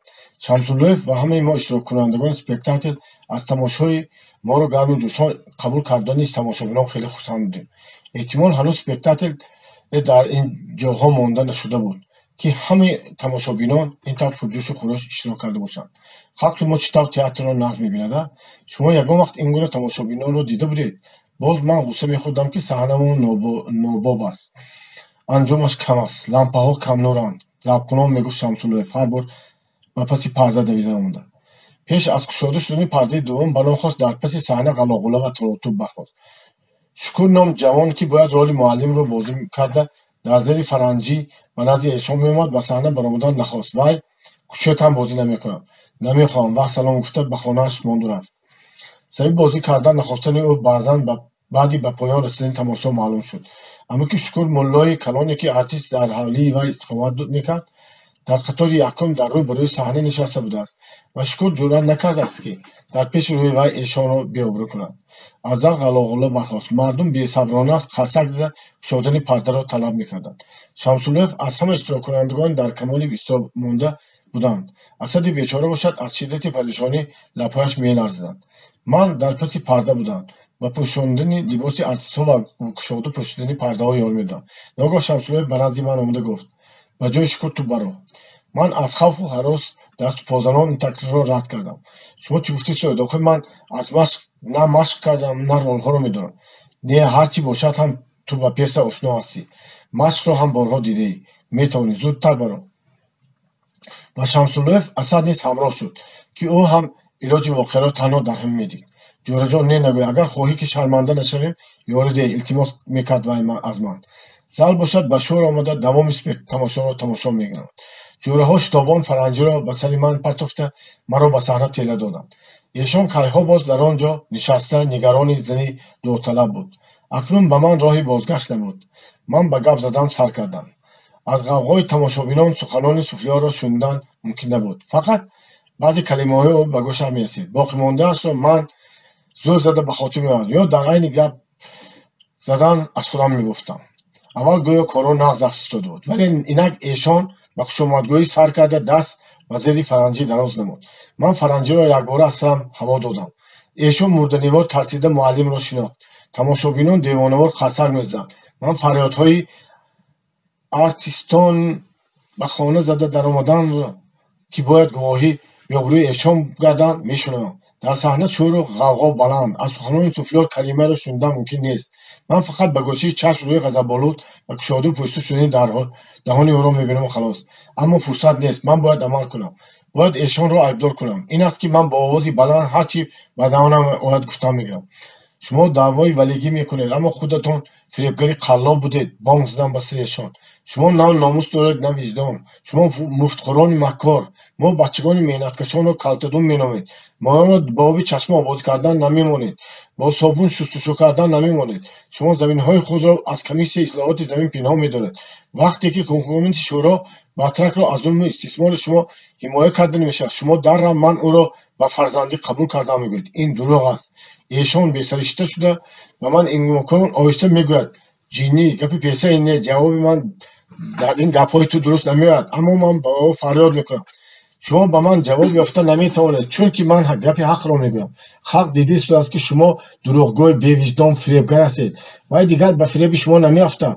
шумо ҳоло нигоҳ кардастед, ҳукумати шӯро заминҳои шуморо бурида ба камбағалон медиҳад. ана дар он вақт мо мебинем ки шумо боз дар сари чашма нишаста моёнро калтадум мегӯед ё не. аз байни тамошобинон ки бо шиддат қазак мезиданд, пой ба замин мекуфтанд, садоҳои рост гуфтӣ, эшон нашуда мурад вай. муттаҳамро маҳкам аз гиребонаш гир ва милитсия кашола кун, баланд гардан. оқибат суханони суфлёр ба гӯшам расид, ки бо хашму ғазаб мегуфт: бас кун, ҳамаро вайрон кардӣ. парда фаромадан гирифт. аммо ман ҳанӯз ба сари эшон дод мезадам, ки даври шумоён гузашт. акнун даври коргару деҳқон аст. боз қарсакҳо гулдурост зада рафтанд. парда боз бардошта шуд. суфлёр девонавор такрор мекард: парда. ман аз саҳна рафтам. дар паси саҳна Асадро дидам, ки якзал даст афшонда сарашро меҷунбонид ва забонаш қуввати гап задан надошт. ҷавонони дигар шикамҳои худро дошта механданд. оқибат Асад маҷоли гап задан пайдо карда ба сари ман давид: ту чӣ кор кардӣ? дар пьеса гапи ту дигар буд ку. ту намонди ки эшон роли худашро то охир ба ҷо оварад. ҳама бозиро вайрон кардӣ. он сафсатаҳоро ту аз куҷо ёфта даровардӣ? чашмат дар куҷо буд? калтадумҳоро аз куҷо гирифтӣ? ахират дар сарат ҳаст ё не? артистҳо низ норозӣ буданд. онҳо ҳама як шуда маро маломат ва сарзаниш мекарданд, ки ту ҳамаро расво кардӣ, ба мо навбати гап задан надодӣ. агар дар ин дам Шамсуллоев омода намемонд, шояд кор ба занозонӣ ҳам мерасид. ман бо як назар кардан ба ӯ фаҳмидам, ки ӯ розӣ ва хурсанд аст. хомӯш, фарёд накунед, гӯён Шамсуллоев иштироккунандагони ба шӯри ғавғо омадаи спектаклро ором намуд. шумо чӣ мехоҳед? аз чӣ норозӣ ҳастед? бинед тамошо ба халқ чӣ тавр маъқул шуд. мешунавед, ҳанӯз ҳам қарсак мезанам. эшон расво шуд. ҳама айбҳои ӯ гуфта шуданд. мақсади спектакл ҳосил шуд. боз чӣ? аз ин зиёда ба мо чизе дар кор ҳам набуд, гуфт вай ва бо дасташ ба китфи ман зада хандакунон илова намуд: офарин. ман гумон накарда будам, ки ту роли худатро ҳамин тавр нағз ба ҷо меорӣ. бо вуҷуди ин ки Асад ва бисёре аз рафиқонам аз ин бозии аввалини ман дар саҳна норозӣ буданд ва қаҳрашон омада буд, худи ман хурсанд будам. من از ایشان قصاصم رو تا آخر گرفتم. هرچند که در توس به من نقض بود، زیرا من در اینجا با خود رفیقان نو پیدا کرده بودم. دوست جان و جانم شمس‌اللویف هم در آنجا کار میکرد. با وجود این من میبایست خیلی‌ها به دهه خودم برمیگشتم. آخر من در خدمت دولت هستم. مدیر شعبه ماموری تا که به جای من وظیفه تلفنچی را ادا میکند. من در دلم وای در دلش مرا خوب دشنام داده ایستاده باشد هم عجب نیست، زیرا من 2 هفته باز در توس گشتم و هر هفته تلفنچی خودم را دوام میدم. بعد از آن ماهانه‌ام را گرفته به تشکیل میروم. قرار دادم من به خود. اما شمس‌اللویف نقشه مرا ویران کرد. تو صبر کن گفت وی. ما در اینجا باز یک اسپکتاکل نو تیار میکنیم. در دهه یگان روز مییابند. کار معطل نمیماند. اکنون مهمترش این است که تو باید حالا فکری به کانسمال در آمدن را کنی. ячейка аризадеҳ ба Дарулмуаллимин комсомоле шуда мегарди. оё ман ин таклифро рад карда метавонистам? оё монанди Эрматов комсомолец шудан, монанди худи Шамсуллоев шудан орзуи ман набуд? дуруст аст ки ман метавонам ба комсомол дар деҳаи худамон дохил шавам, аммо инҷо ячейки районӣ аст. ба ман худи котиби комитети районии комсомол овоз медиҳад. ман дар Тус мондам. комсомолецҳои Тус дар худи клубе ки чанд рӯз пеш дар он ҷо халқ ба ҳама шӯру ҳаёғӯ ва аввалин спектакли комсомоли мо чапакзанӣ карда буд, ҷамъ гардиданд. маҳдис пеш аз ҳама Шукурро аз комсомол хориҷ кард. Шукур дар шаби спектакл роли фошкунандии эшони фиребгарро бозӣ кардан нахоста, қариб буд ки намоиши ташвиқотии моро барбод диҳад. тарсончикии Шукурро ки ҷуръат накард дар пеши амаки рӯҳонияш эшонро шарманда намояд, ҳеҷ кас афв кардан намехост. комсомолецҳо рафиқони пештарии Шукур як баромада ӯро думрави кӯлакҳо, хоин, душмани синфӣ гуфта айбдор намуданд. спектакли мо барои Шукур танҳо як бозӣ ва дилхушӣ, лекин барои мо майдони мубориза буд. чӣ ҷои раҳму шафқат аст ба дезертире ки дар байни муборизаи тан ба тан бо душман аз майдон мегурезад. маҷлис инчунин қарор кард ки аз мудирияти техникуми хоҷагии қишлоқи Андиҷон ки Шукур дар он ҷо мехонад хоҳиш карда шуд ӯро аз техникум хориҷ намояд. масъалаи дуввум қабули аъзоён набуд. аввал аризаи маро ба муҳокима гузоштанд. он рӯз ҳамчунин яке аз дурахшонтарин ва босаодаттарин рӯзҳои ҷавонии ман дар хотирам нақш баст.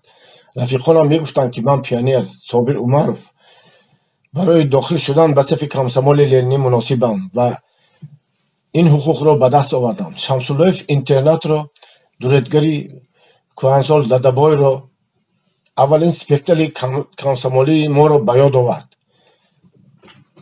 яке аз кафилони ман, Эрматов, ки аз деҳа махсусан ба ҳамин маҷлис омада буд, кори ҳамроҳхонро, моҷарои дар сари чашма байни ману эшонрӯйдодаро дар чойхонаи Сурх ба деҳқонон газета хонда додани маро ҳикоя кард.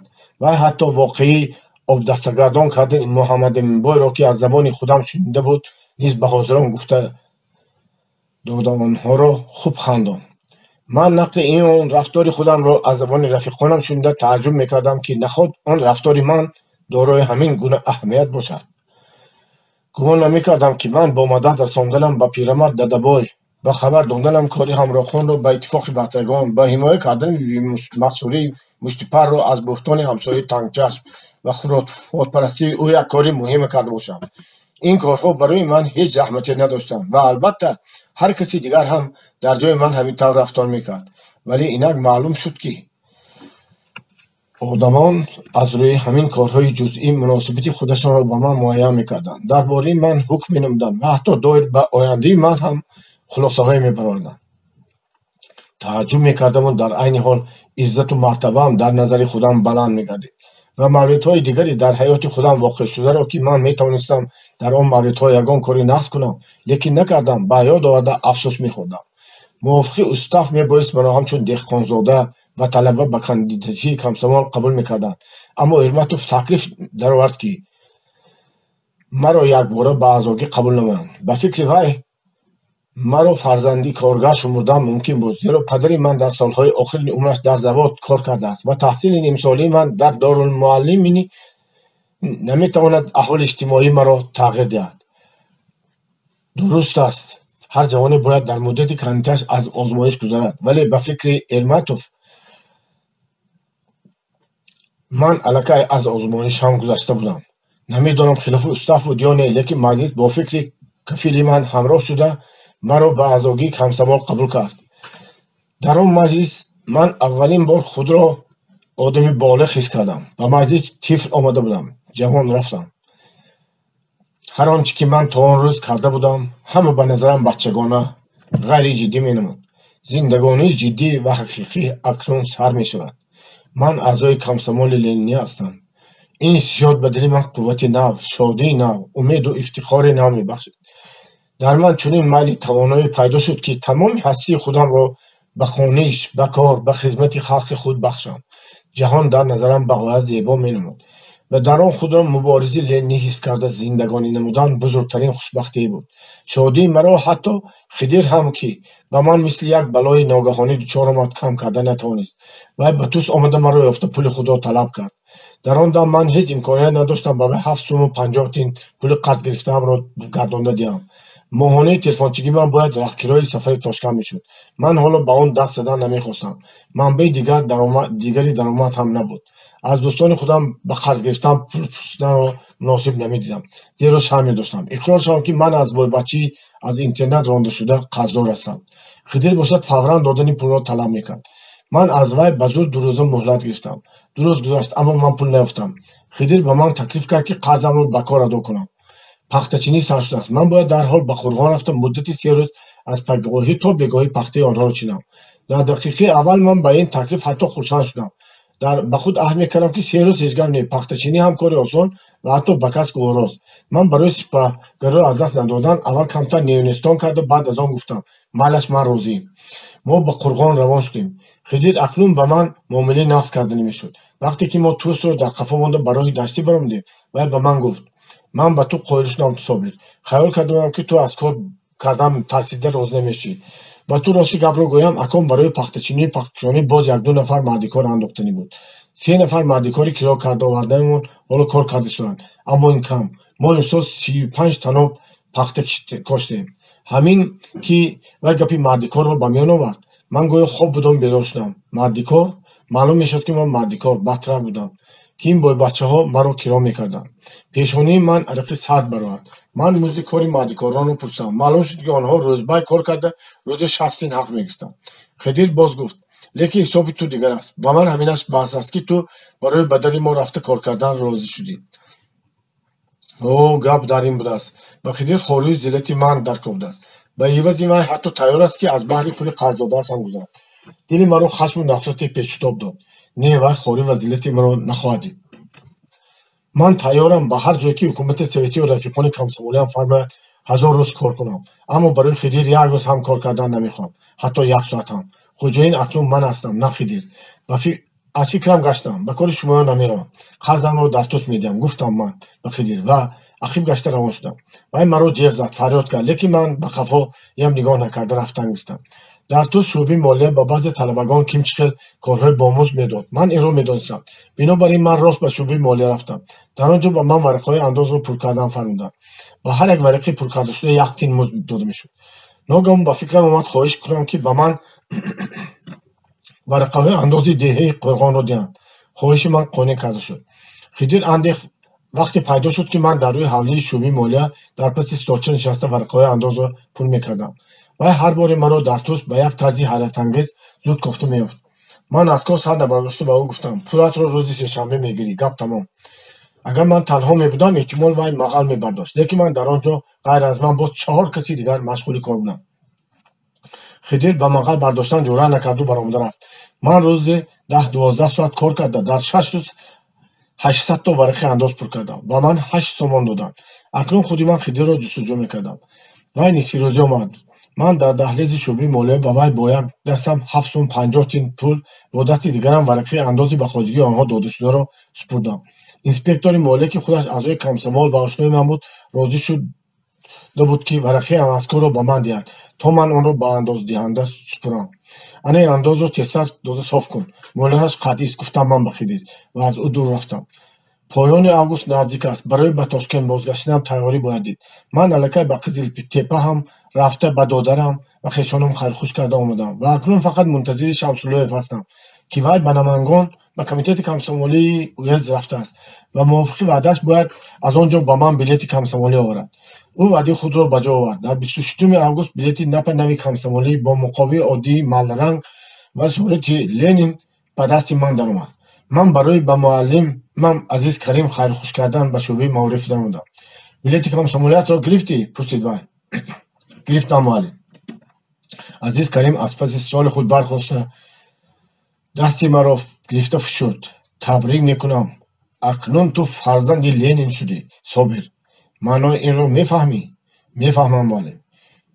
Илич ба ҷавонон васият кардааст ки хонед ва боз хонед. инро дар хотир нигаҳ дор Собир. васияти падар ва муаллими бузургамонро ба ҷо ор. инро гуфта Азиз Карим ба ман хайрхуш кард. дар кӯча фойтоне бо 2 нафар ҳамроҳон мунтазири ман буд. Шамсуллоев ва Асад барои маро гусел кардан омода буданд. ман дар болои фойтони равон рост дода то аз назар ғоиб шудани дӯстонам ба тарафи онҳо даст меафшондам. офтоби пагоҳонӣ ба ҷаҳон нур мепошид. аспон бо кӯчаи обпошида ва руфташуда медавиданд. қатори сафедорҳои баланд сояҳои худро ба рӯи кӯча афканда, онро бо матои рахрахи абришименӣ монанд карда буданд. оби зулоли сойча кафкҳои блурини худро бозӣ доронда, дар давутоз бо фойтони мо мусобиқа менамуд. аз ду бари роҳ то домани талҳои дур, киштзорҳо ва боғҳои забз гилеми пурнақшу нигори худро густронидан. ман ҳар замон аз онҳо чашм карда ба пеш ба кӯҳҳои дуродур нигоҳ мекунам. қуллаҳои дудмонанди онҳо ба назарам чунин ҷилва мекунад, ки гӯё наққоши табиат нақши онҳоро ба рӯи оини шаффофи осмон кашида мондааст. он дуриҳои аз тобиши офтоб дурахшонгашта касро ба сӯи худ даъват мекунад. тамом.